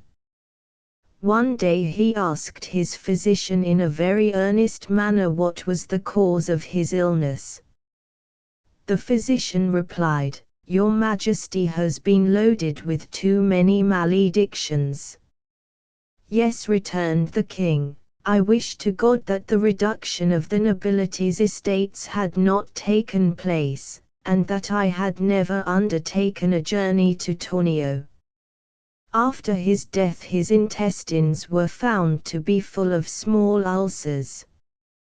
There has been a great diversity of opinions as to the nature of these poisons.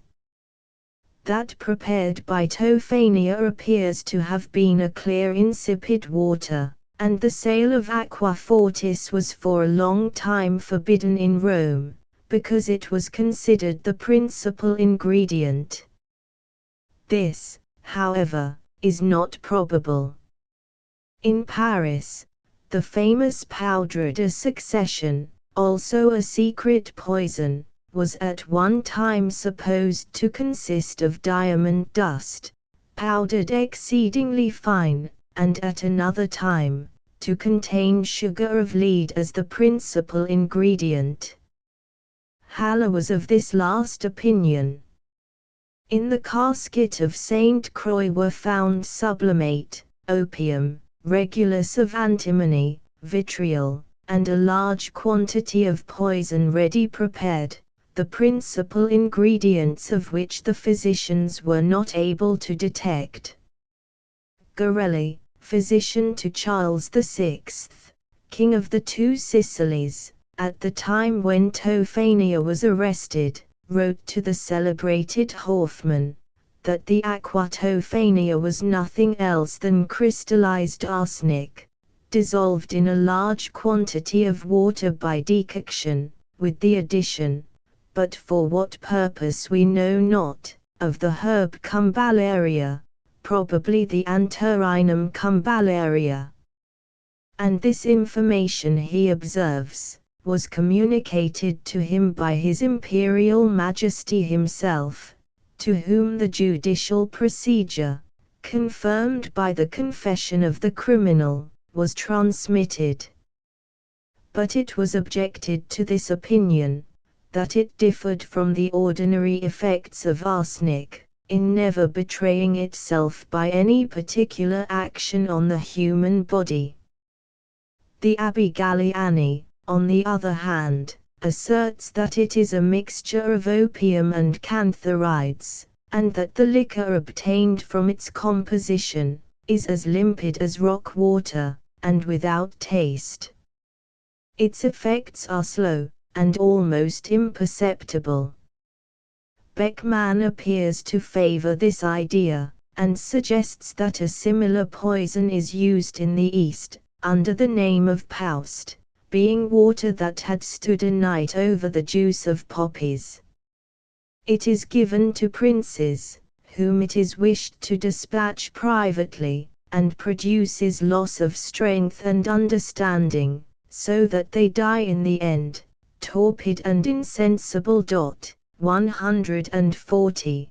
The following extract will show that secret poisoning has penetrated into the forests of America. The celebrated chief, Blackbird of the Omors, gained great reputation as a medicine man. His adversaries fell rapidly before his potent spells. His medicine was arsenic, furnished him for this purpose by the villainy of the traders. 141. Footnotes. 136. Various etymologies have been suggested for the word obi.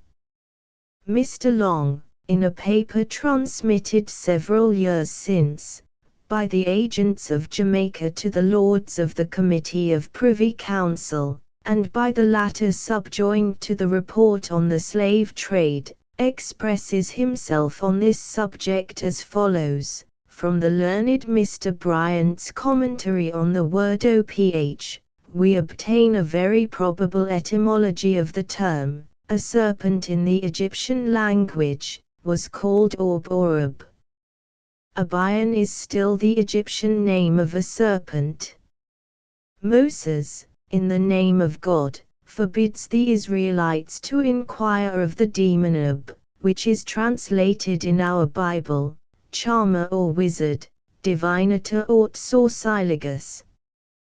The woman of Endor is called Ub or Ub, translated Pythonissa, and Ubawis, he cites Horus Apollo, was the name of the basilisk or royal serpent, emblem of the sun, and an ancient oracular deity of Africa. Their etymology, if admitted, connects the modern superstitions of the west of Africa, with the ancient ones of the east of that continent, from which source they have also been spread in Europe. They are humble parts of the great system which is adorned with the fables of Osiris and Isis, and they comprise not only the Obi of Africa, but the witchcraft of our own country. That superstition is everywhere connected with the worship of the serpent, and with the moon and the cat. Skulls and teeth of cats are among the principal ingredients of the African charms or obis. 137. Mr. Long gives the following account of the furniture of the house of an obi woman, or African witch in Jamaica. The whole inside of the roof, which was of thatch, and every crevice of the walls were stuck with the implements of her trade, consisting of rags, feathers, bones of cats, and 1,000 other articles. Examining further, a large earthen pot or jar, close covered, contained a prodigious quantity of round balls of earth or clay, of various dimensions, large and small, whitened on the outside, and variously compounded, some with hair and rags, or feathers of all sorts, and strongly bound with twine, others blended with the upper section of the skulls of cats, or set round with cats' teeth and claws, or with human or dog's teeth, and some glass beads of different colors.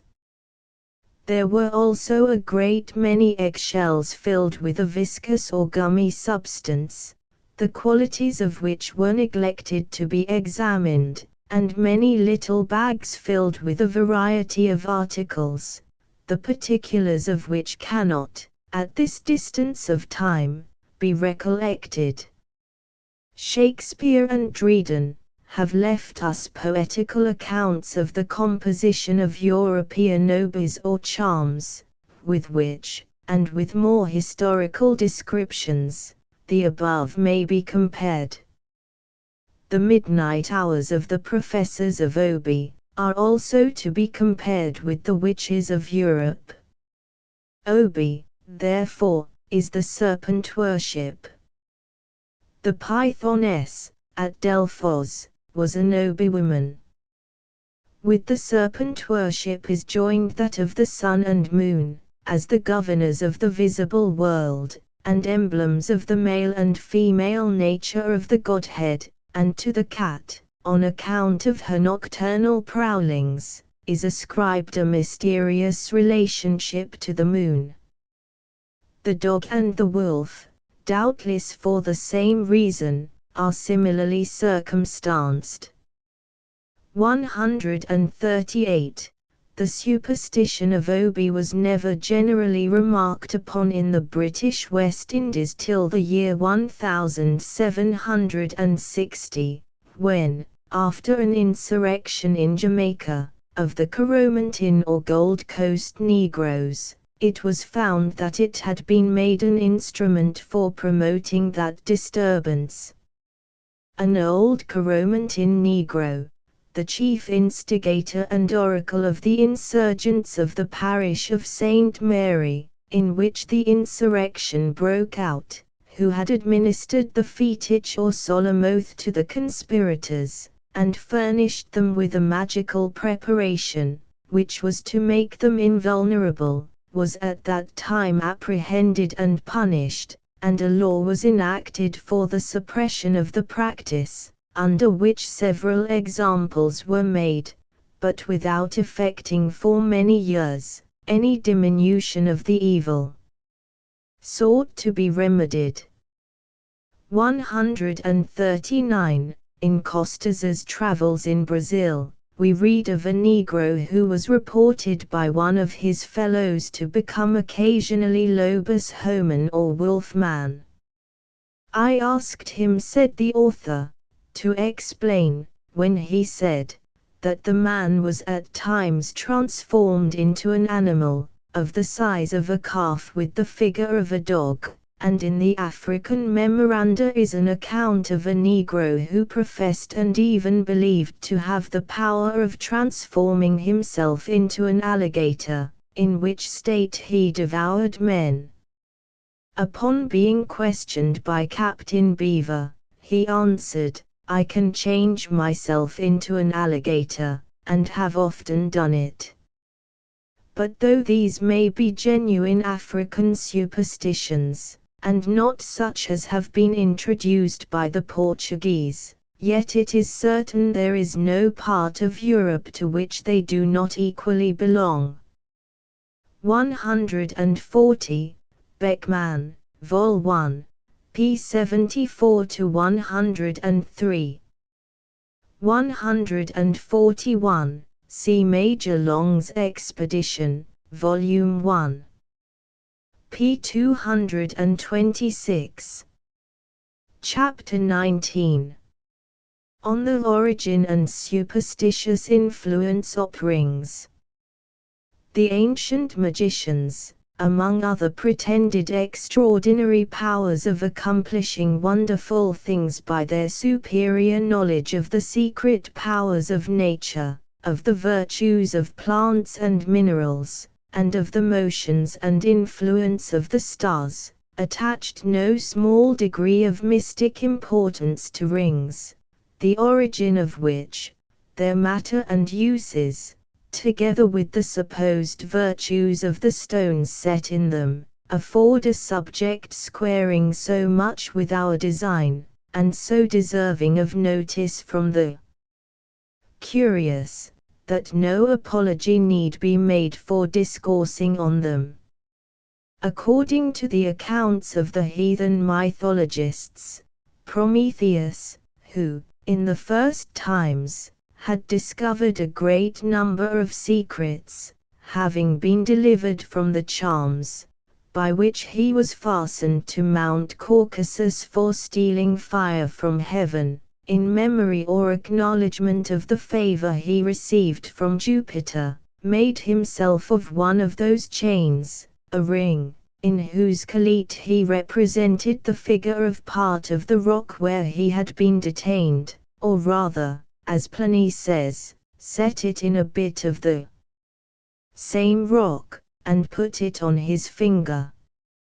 This was the first ring and the first stone. But we otherwise learn, that the use of rings is very ancient, and the Egyptians were the first inventors of them, which seems confirmed by the person of Joseph, who, as we read, Genesis, chap. 11, for having interpreted Pharaoh's dream, received not only his liberty, but was rewarded with his prince's ring, a collar of gold, and the superintendency of Egypt. Josephus, in the third book of Jewish Antiquities says, the Israelites had the use of them after passing the Red Sea, because Moses at his return from Mount Sinai, found that they had forged the golden calf from their wives' rings, enriched with precious stones. The same Moses, upwards of 400 years before the wars of Troy, permitted the priests he had established, the use of gold rings, enriched with precious stones. The high priest wore upon his ephod, which was a kind of camel, rich rings, that served as clasps. A large emerald was set and engraved with mysterious names. The ring he wore on his finger was of inestimable value and celestial virtue.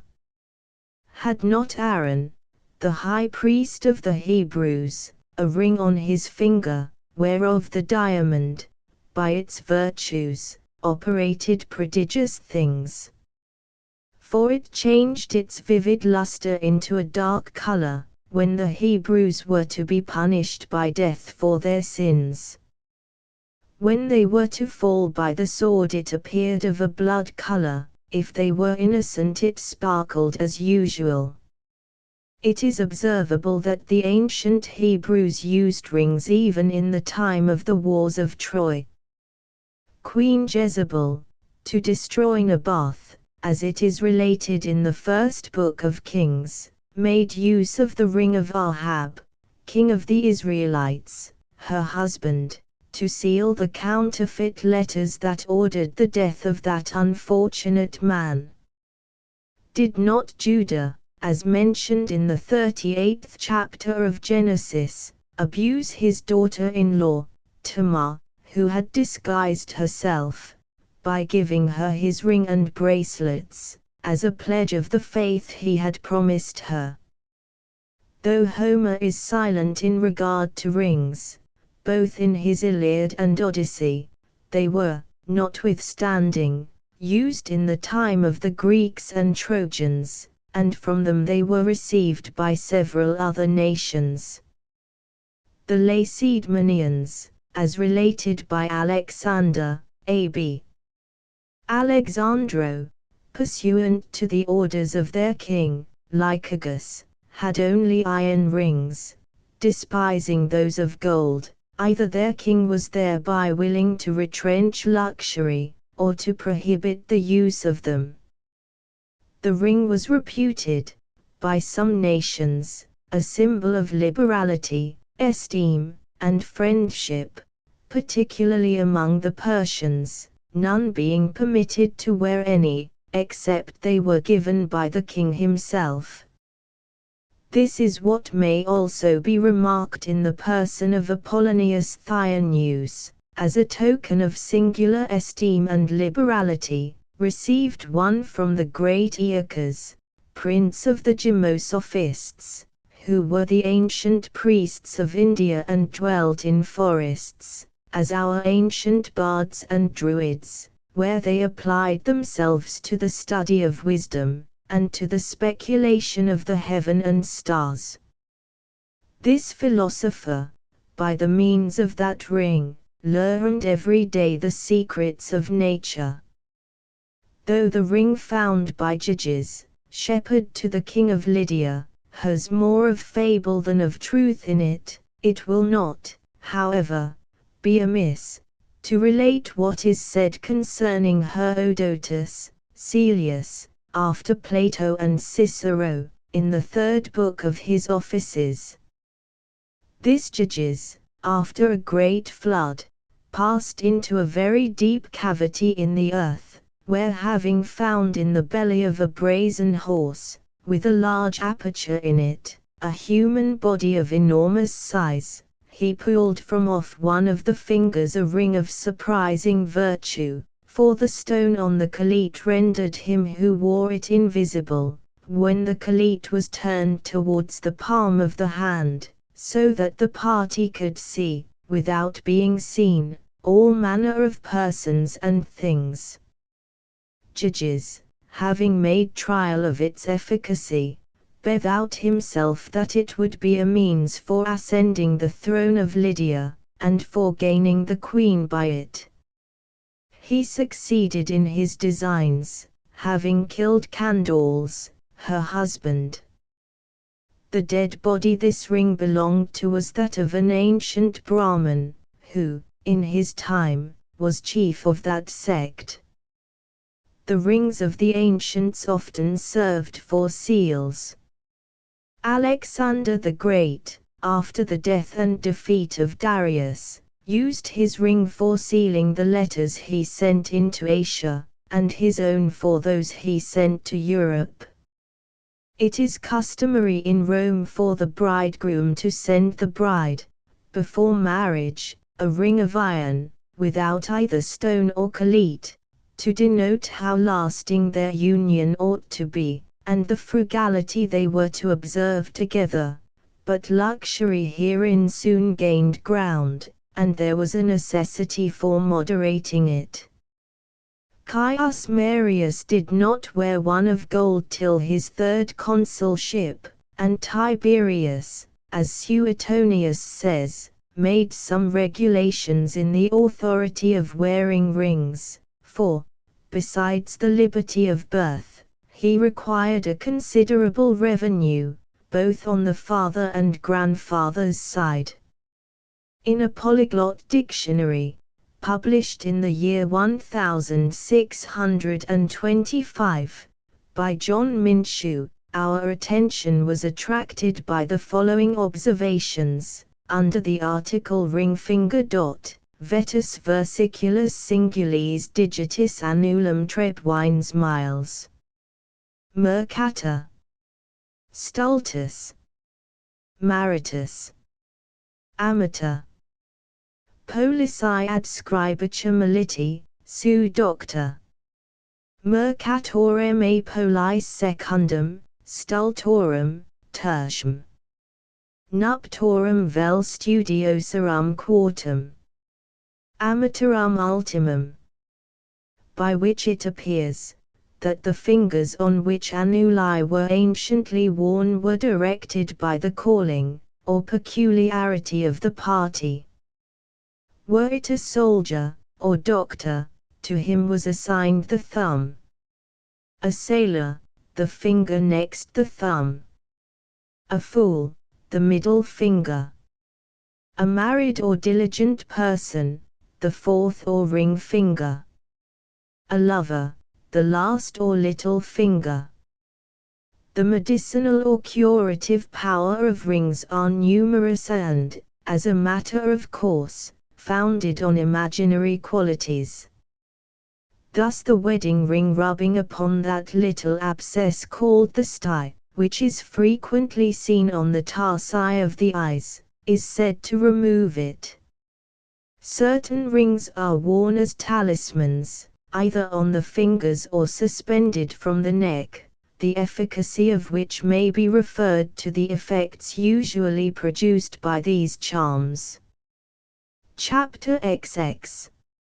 Celestial influences, omens, climacterics, predominations, lucky and unlucky days, empirics, and sea astrologers, among other artifices, have used their best endeavors, and employed all the rules of their art, to render those years of our age, which they call climacterics, dangerous and formidable. The word climacteric is derived from the Greek, which means by a scale or ladder, and implies a critical year, or a period in a man's age, wherein, according to physiological juggling, there is some notable alteration to arise in the body, and a person stands in great danger of death.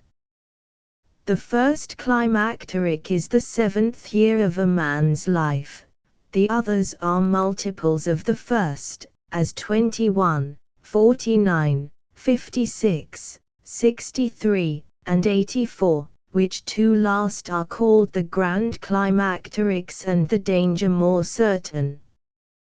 The foundation of this opinion is accounted for by Mark Fissimus as follows: there is a year, he tells us, assigned for each planet to rule over the body of a man, each of his turn, now Saturn being the most maleficent, malignant, planet of all. Every 7th year, which falls to its lot, becomes very dangerous, especially those of 63 and 84, when the person is already advanced in years. According to this doctrine, some hold every 7th year an established climacteric, but others only allow the title to those produced by multiplication of the climacterical space by an odd number, 3, 5, 7, 9, and c. Others observe every 9th year as a climacteric.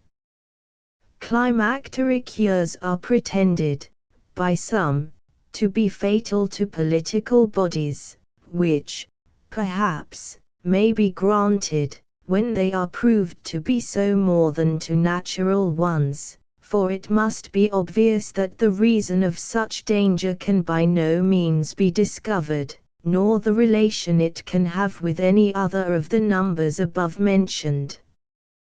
Though this opinion has a great deal of antiquity on its side, Aulus Gellius says, it was borrowed from the Chaldeans, who possibly might receive it from Pythagoras, whose philosophy teemed much in numbers, and who imagined a very extraordinary virtue in the number 7. The principal authors on climacterics are Plato, Cicero, Macrobius, Aulus Gellius. Among the ancients, Argal, Magrus, and Sir Matthews. Among the moderns, Saint Augustine, Saint Ambrose, Beda and Boethius, all countenance the opinion. There is a work extant, though rather scarce, by Hevelius, under the title of Annus Climactericus, wherein he describes the loss he sustained by his observatory, and sea being burnt, which it would appear happened in his grand climacteric, of which he was extremely apprehensive. Astrologers have also brought under their inspection and control the days of the year, which they have presumed to divide into lucky and unlucky days, calling even the sacred scriptures, and the common belief of Christians, in former ages, to their assistance for this purpose. They pretend that the 14th day of the first month was a blessed day among the Israelites, authorized, as they pretend, by the several passages out of Exodus, v18, in the first month, on the 14th day of the month at even, ye shall eat unleavened bread, until the 21st day at even v40. Now, the sojourning of the children of Israel, who dwelt in Egypt, was 430 years. 41 And it came to pass, at the end of the 430 years, even the self-same day it came to pass, that all the hosts of the Lord went out from the land of Egypt. 42 It is a night to be much observed unto the Lord for bringing them out of the land of Egypt, that is that night of the Lord to be observed of all the children of Israel, in their generations. 51 And it came to pass, the self-same day, that the Lord did bring the children of Israel out of the land of Egypt by their armies. Also Leviticus, chap. 23, v5. In the 14th day of the first month at even, is the Lord's Passover. Numbers, chap. 28, v 10. 430 years being expired of their dwelling in Egypt, even in the self-same day they departed thence. With regard to evil days and times, astrologers refer to Amos. Chap. 5, v 13. Therefore, the prudent shall keep silence in that time, for it is an evil time. And chap. 6, v 3. Ye that put far away the evil day, and cause the seat of violence to come near. Also Psalm 37, v 19. They shall not be ashamed in the evil time, and in the days of famine, they shall be satisfied. And Jeremiah, chap. 46, v 21. Also her hired men are in the midst of her, like fat bullocks, for they are also turned back and are fled away together. They did not stand because the day of their calamity was come upon them, and the time of their visitation. And to Job cursing the day of his birth, from the 1st to the 11th verse.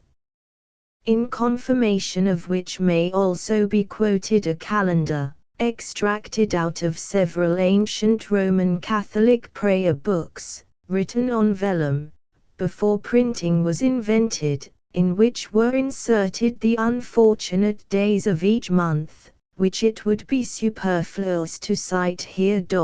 142. Roman history sufficiently proves that the nature of lucky and unlucky days owes its origin to paganism, where it is mentioned that that very day 4 years, the civil wars were begun by Pompey, the father, Caesar Maiden.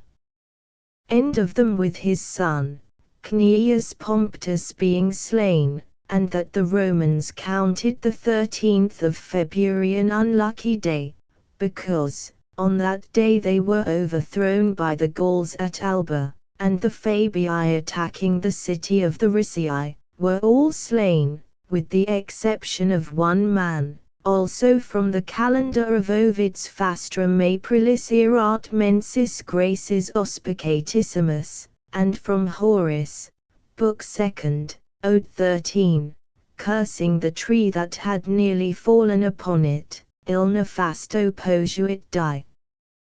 The pagans believed there were particular months and days which carried something fatal in them, those, for instance, upon which the state perhaps had lost a great battle, and under this impression, they never undertook any enterprise on these days and months. The 24th of February in the bisextile years was considered so unlucky, that Valentinian, Amiam. Marcel. Lib. 26 cap. 1. Being elected emperor upon it, durst not appear in public under the apprehension of suffering the fatality of the day. Many other particular days might be quoted upon which generals of armies have constantly been favored with fortune. Timoleon, corn. Nepos, won all his famous battles on his birthday. Solomon, Duvadier. Hist. Des Turks, won the Battle of Mohawk, and took the fortress of Belgrade, and, according to some historians, the Isle of Rhodes, and the town of Buda on the 26th of August. But we find, in like manner, the same day lucky and unlucky to the same people. Ventidius, at the head of the Roman army, routed the Parthians, and slew their young king Pacorus who commanded them, on the same day that Crassus, another Roman general, had been slain, and his whole army cut in pieces by the same people. Lucullus having attacked Tigranes, king of Armenia, notwithstanding the vain scruples of his officers, who desired him to beware fighting on that day, which was noted in the Roman calendar as an unlucky one, ever since the fatal overthrow of the Romans by the Cimbri.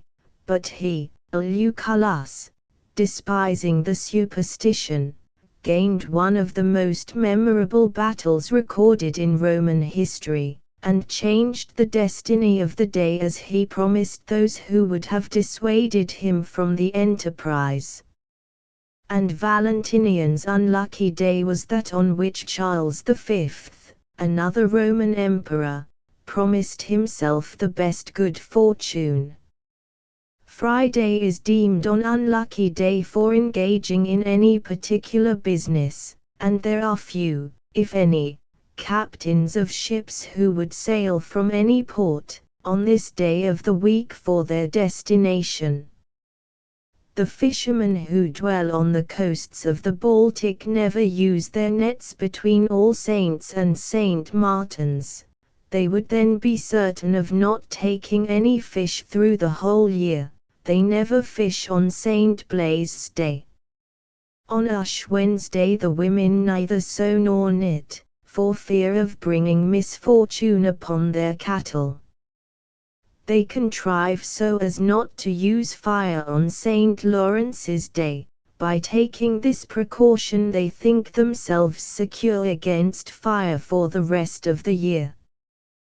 This prejudice of lucky and unlucky days has existed at all times and in all nations, but if knowledge and civilization have not removed it, they have at least diminished its influence.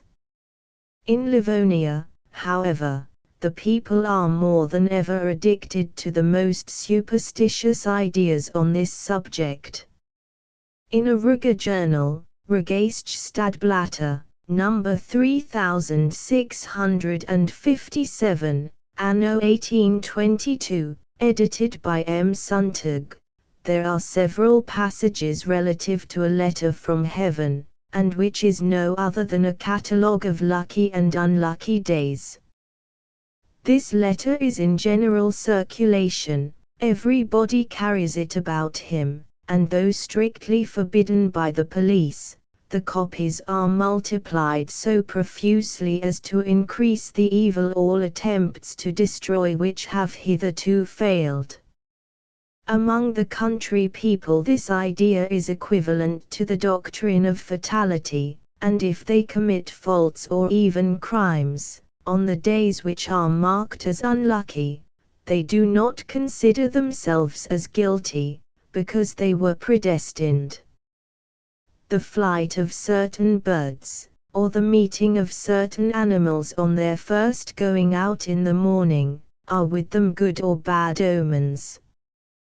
They do not hunt on St. Mark's, or St. Catherine's Day, on penalty of being unsuccessful all the rest of the year.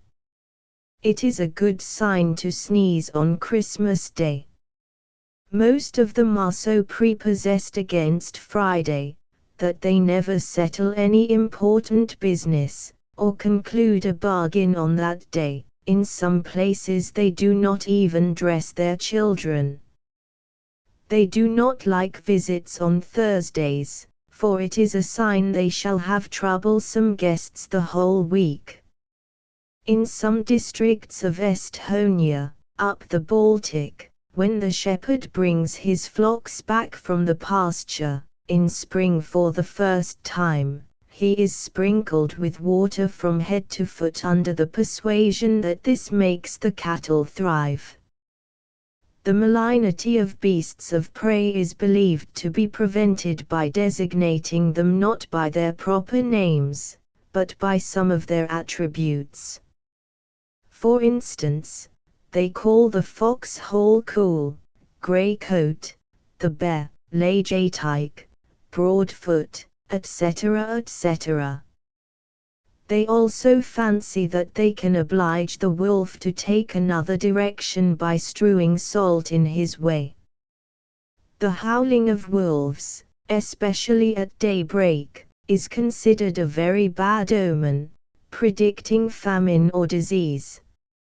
In more ancient times, it was imagined that these animals thus asked their god to give them food, which he threw them out of the clouds. When a wolf seizes any of their cattle, they can oblige him to quit his prey, by dropping a piece of money, their pipe, hat, or any other article they have about them at the time. They do not permit the hare to be often mentioned, for fear of drawing it into their cornfields. To make hens lay eggs, they beat them with an old broom. In families where the wife is the eldest child of her parents, it has been observed that they always sell the first calves, being convinced that, if kept, they would not thrive. To speak of insects or mischievous animals at meal times is a sure way to make them more voracious. If a fire breaks out, they think to stop its fury by throwing a black hen into the flames. This idea of an expiatory sacrifice, offered to a malevolent and tutelary power, is a remnant of paganism. Various other traces of it are found among the Estonians. For instance, at the beginning of their meals, they purposely let fall a piece of new bread, or some drops of liquor from a bottle as an offering to the divinity. It is very offensive to the peasants, for anyone to look into their wells. They think it will cause the wells to dry up. When manna is carried into the fields, that which falls from the cart is not gathered up, lest mischievous insects and blights come upon the corn. When an old house is quitted for a new one, they are attentive in noting the first animal that dies. If it be an animal with hairy feet, the sign is good, but if with naked feet, some fowl, for instance, there will be mourning in the house, it is a sign of misery and bad success in all their undertakings. These, with a scrupulous adherence to lucky and unlucky days, are the prevailing popular superstitions in the three duchies, a great number of which, especially among the Estonians, are connected with their ancient mythology.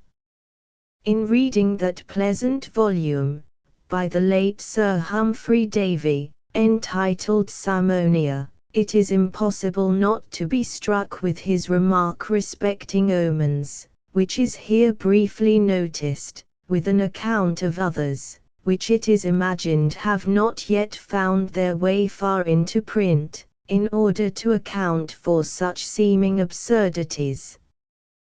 The search after food, 143, as we agreed on a former occasion, is the principal cause why animals change their places. The different tribes of wading birds always migrate when rain is about to take place, and I remember once in Italy, having been long waiting, in the end of March, for the arrival of double snipe, in the Campagna of Rome. A great flight appeared on the 3rd of April, and the day after, heavy rain set in, which greatly interfered with my sport.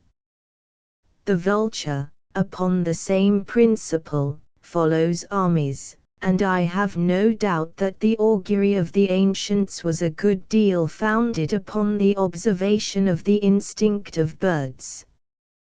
There are many superstitions of the vulgar owing to the same source.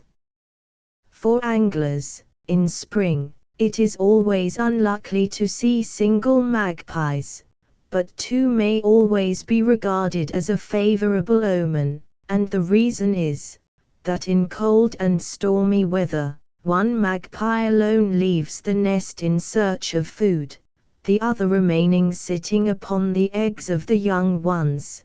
But, when two go out together, it is only when the weather is mild and warm, and favorable for fishing. This reasoning will, in general, be found correct, and may be applied to solve many of the superstitions in the country, but the case of the magpie is entitled to a little more consideration. The pianet, as we call her in the north of England, is the most unlucky of all birds to see singly at any time. This, however, does not often happen, except a short time during incubation.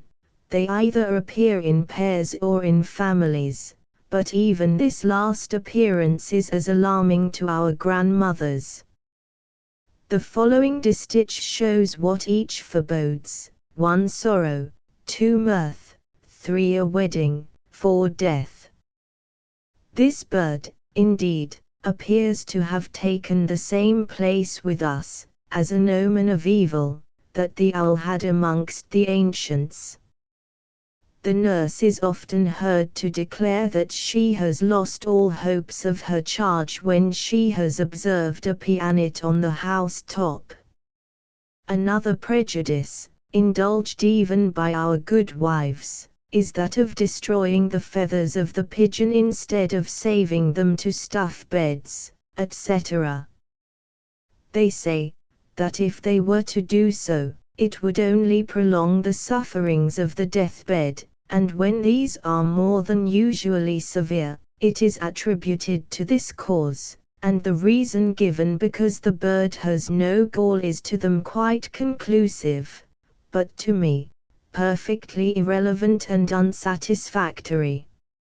A belief amongst boys, that to harm or disturb the nests of the redbreast or swallow is unlucky, appears very general throughout the kingdom, and the keen bird nester, who prides himself on the quantity of eggs blown and strung bead fashion, here often gets mortified by finding his trophies destroyed by the housewife who considers their presence as affecting the safety of her croquet ware.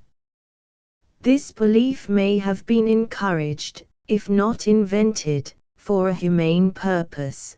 But how are we to account for the efficacy of the Irish stone in curing swellings caused by venomous reptiles, by merely being rubbed upon the part affected? The fullest faith in the practice appears to have prevailed in the country at no distant period, and is yet far from extinct.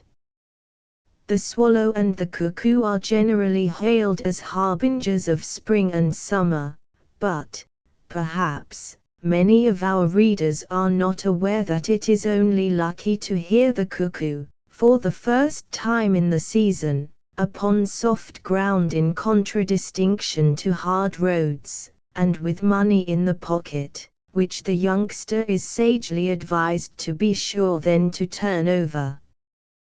Perhaps the season of the year may satisfactorily explain all these observances. Several superstitious customs are mentioned regarding bees, some of which are not practiced in the north, yet it is fully believed that the death of the stock of hives too often foretells the flitting of the bee master. Wet cold years, unfavorable to the insects, are also equally so to the farmer upon thin clays, which border the moors, where bees are mostly kept. Has the use of the mountain ash, rowan tree, pyrus or cuparia, gayana, as a charm against witchcraft, ever been accounted for? The belief in its efficacy must be very old if we are to credit some of Shakespeare's commentators, who give this word as the true reading in Macbeth, instead of aroint the witch. It often happens that the careless observer has, for the first time, his attention called forcibly to some appearance of nature by accidental circumstances, if at all superstitious. he immediately prognosticates the most disastrous consequences from that which a little observation would have convinced him was but a phenomenon a little more conspicuous than usual. The northern lights are said to have caused much consternation when first observed, and they have lately been viewed with more than ordinary interest, as it appears from the Newcastle Chronicle, the last autumn, 1830, when they were more than usually brilliant. Some of the inhabitants of Weardale were convinced they saw, on one occasion, very distinctly, the figure of a man on a white horse, with a red sword in his hand, move across the heavens, and are, no doubt, now certain that it foretold the present eventful times. Even this belief may be accounted for on such accidental coincidences, or even philosophically, by assuming as a fact that this phenomenon is the result of an electrical change in the atmosphere, and that such a change usually precedes rain. Now, if such happen in spring or in summer, and before such a quantity of rain as is found to affect the harvest, it may too often betoken scarcity, discontent, and turbulence, as such are the times when all grievances, either real or imaginary, are brought forward for redress. The origin of the superstition of sailors, of nailing a horseshoe to the mast, is to me unaccountable, unless it may have been, like the following trial of the credulity of the superstitious by some person for amusement. Sailors sometimes make a considerable pecuniary sacrifice for the acquisition of a child's caul, the retaining of which is to infallibly preserve them from drowning. Some years ago, a pretty wide district was alarmed by an account of the beans, Faber vulgaris var. Equina, being laid the wrong way in the pod that year, which most certainly foreboded something terrible to happen in a short time, and this produced much consternation amongst those who allow their imaginations to run riot.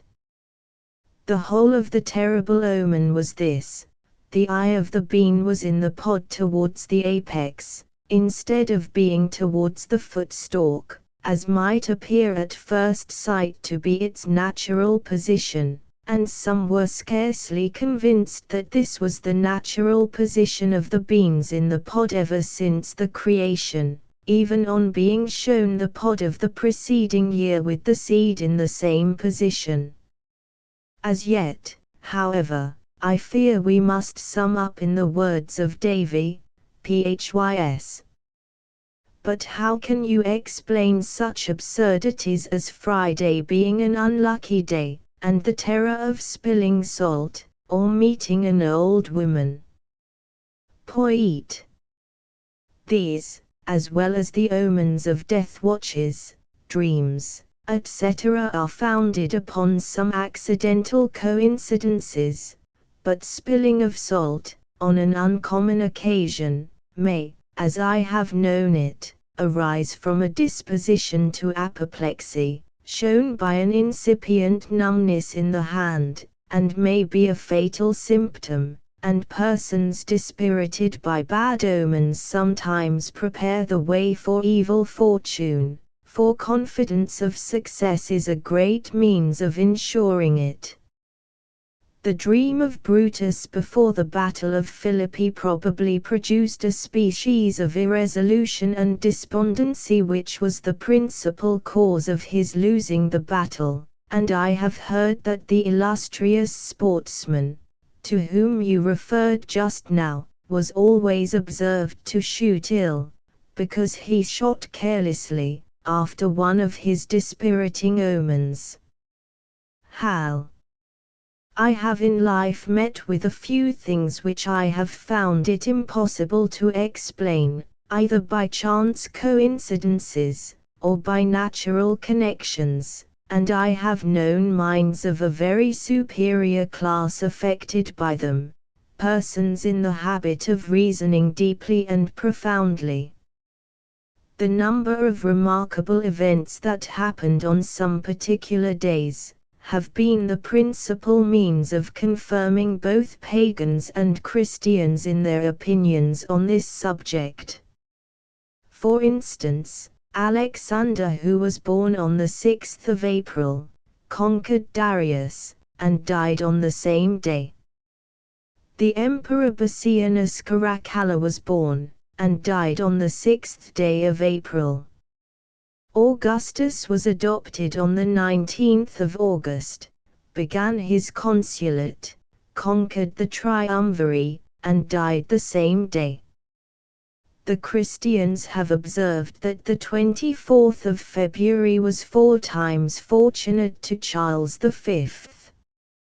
That Wednesday was a fortunate day to Pope Sixtus V, for on a Wednesday he was born, on that day made a monk, on the same day made a general of his order, on that day created a cardinal, on that day elected pope, and also on that day inaugurated. That Thursday was a fatal day to Henry VIII, King of England, and his posterity, for he died on a Thursday, King Edward VI on a Thursday, Queen Mary on a Thursday, and Queen Elizabeth on a Thursday. The French have observed that the feast of Pentecost had been lucky to Henry III, King of France, for on that day he was born, on that day elected King of Poland, and on that day he succeeded his brother Charles IX, on the throne of France. There are critical days observed by physicians, in continued fevers, a doctrine which has been confirmed by the united testimony of Daheen and Cullen, and these are the 3rd, 5th, 7th, 9th, 11th, 14th, 17th and 20th. By critical days are meant any of the above days, on which the fever abates or terminates favorably, or on which it is exacerbated or terminates fatally. Natural astrology is confined to the study of exploring natural effects, in which sense it is admitted to be a part of natural philosophy. It was under this view that Mr. Goad, Mr. Boyle, and Dr. Mead pleaded for its use. The first endeavors to account for the diversity of seasons from the situations, habitudes and motions of the planets, and to explain an infinity of phenomena by the contemplation of the stars. The Honorable Mr. Boyle admitted that all physical bodies are influenced by the heavenly bodies, and Dr. Mead's opinion, in his treatise concerning the power of the sun and moon, etc., is in favor of the doctrine. But these predictions and influences are ridiculed and entirely exploded by the most esteemed modern philosophers, of which the reader may have a learned specimen in Roholdt's Tractate Physic, Part 2. C. 27. The diseases of men, women, and children were supposed at times to be more immediately caused by the influence of the 7 planets. In order to comprehend this exploded doctrine, we shall here set down the pretended governing and days, at what time they are supposed to have the most influence. Symbol, Sol, Sol, or the sun governs on Sunday.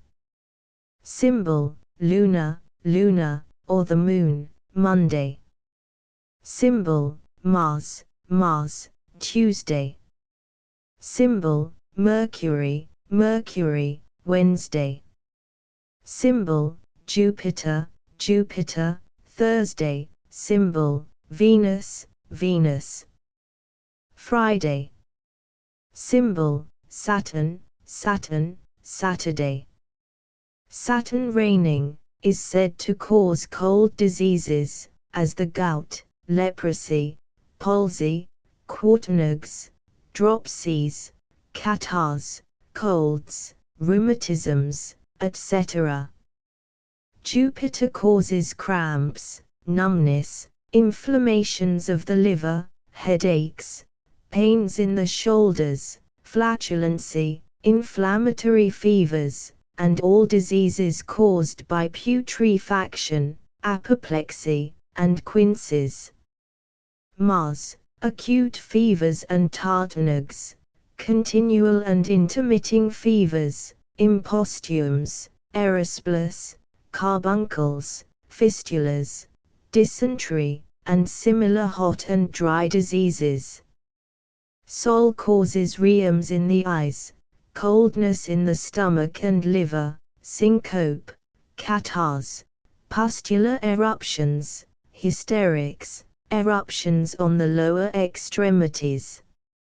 Venus causes sores, lientry, hysteria, sickness at the stomach, from cold and moist causes, disorders of the liver and lungs. Mercury causes hoarseness and distempers in the senses, impediments in the speech, falling sickness, coughs, jaundice, vomiting, catarrhs. The moon causes palsy, colic, dropsy, imposthumes, dysenteries, and all diseases arising from obstructed circulation. The means laid down for the prevention of these diseases are rational enough, at least some of them, such as temperance, moderate bleeding, whether or not indicated we are not told, the use of laxatives at seasonable times, when a friendly planet, opposite to the malignant planet you were born under, has dominion, by which the effect of its influence will be much abated, and a power given to nature to oppose its malevolency, which, if well heeded, may be a main prevention of dangerous diseases. Thus every planet in the heavens carries with it a diseased aspect, without, as it would appear, possessing any repelling or sanative powers to correct or ward off the sickly influence it is supposed to entertain over the life and limbs of frail mortals, that, in the sense of this absurd doctrine, or rather jargon, when Jupiter has dominion, it will be necessary to bleed and take calomel to guard against, not to attack it when it has taken place, inflammation of the liver, and when Mars presides, to send immediately for Van Buchel to frighten away an imaginary fistula, absurd and ridiculous nonsense, too prevalent even at the present day, for what can bleeding and physicking at the spring and fall of the year be called but operations without reason, under supposititious stellar influence? Observe also to gather all your physic herbs in the hour of the friendly planet, that temporizes with what you were born under, and in so doing they will have more strength, power, and virtue to operate in the medicines, but neither physic nor bleed on the 3rd of January, the last of April, the 1st of July, the 1st of August, and the last and 2nd day of October, for those astrologers, with whom physicians join, conclude it perilous, by reason of the bad influence then reigning, and if it change not the distemper into another worse, it will augment it, and put the party in great danger of death, if he or she in this case be not lucky to escape. It would be a waste of words to offer a single comment on such egregious stuff.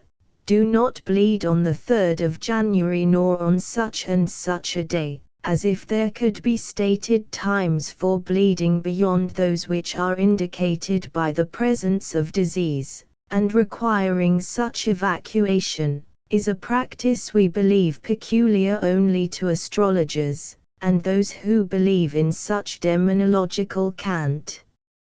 It is no less, however, a singular fact that men distinguished in every other respect for their learning, should most particularly have indulged in the superstition of judicial astrology. At the present time a belief in such subjects can only exist with those who may be said to have no belief at all, for mere traditional sentiments can hardly be said to amount to a belief. It was astronomy that gave rise to judicial astrology, which, offering an ample field to enthusiasm and imposture, was eagerly pursued by many who had no scientific purpose in view. It was connected with various juggling tricks and deceptions, affected an obscure jargon of language, and insinuated itself into everything in which the hopes and fears of mankind were concerned. The professors of this pretended science were at first generally persons of mean education, in whom low cunning supplied the place of knowledge. Most of them engaged in the empirical practice of physic, and some through the credulity of the times, even arrived at a degree of eminence in it, yet although the whole foundation of their art was folly and deceit, they nevertheless gained many proselytes and dupes, both among the well-informed and the ignorant.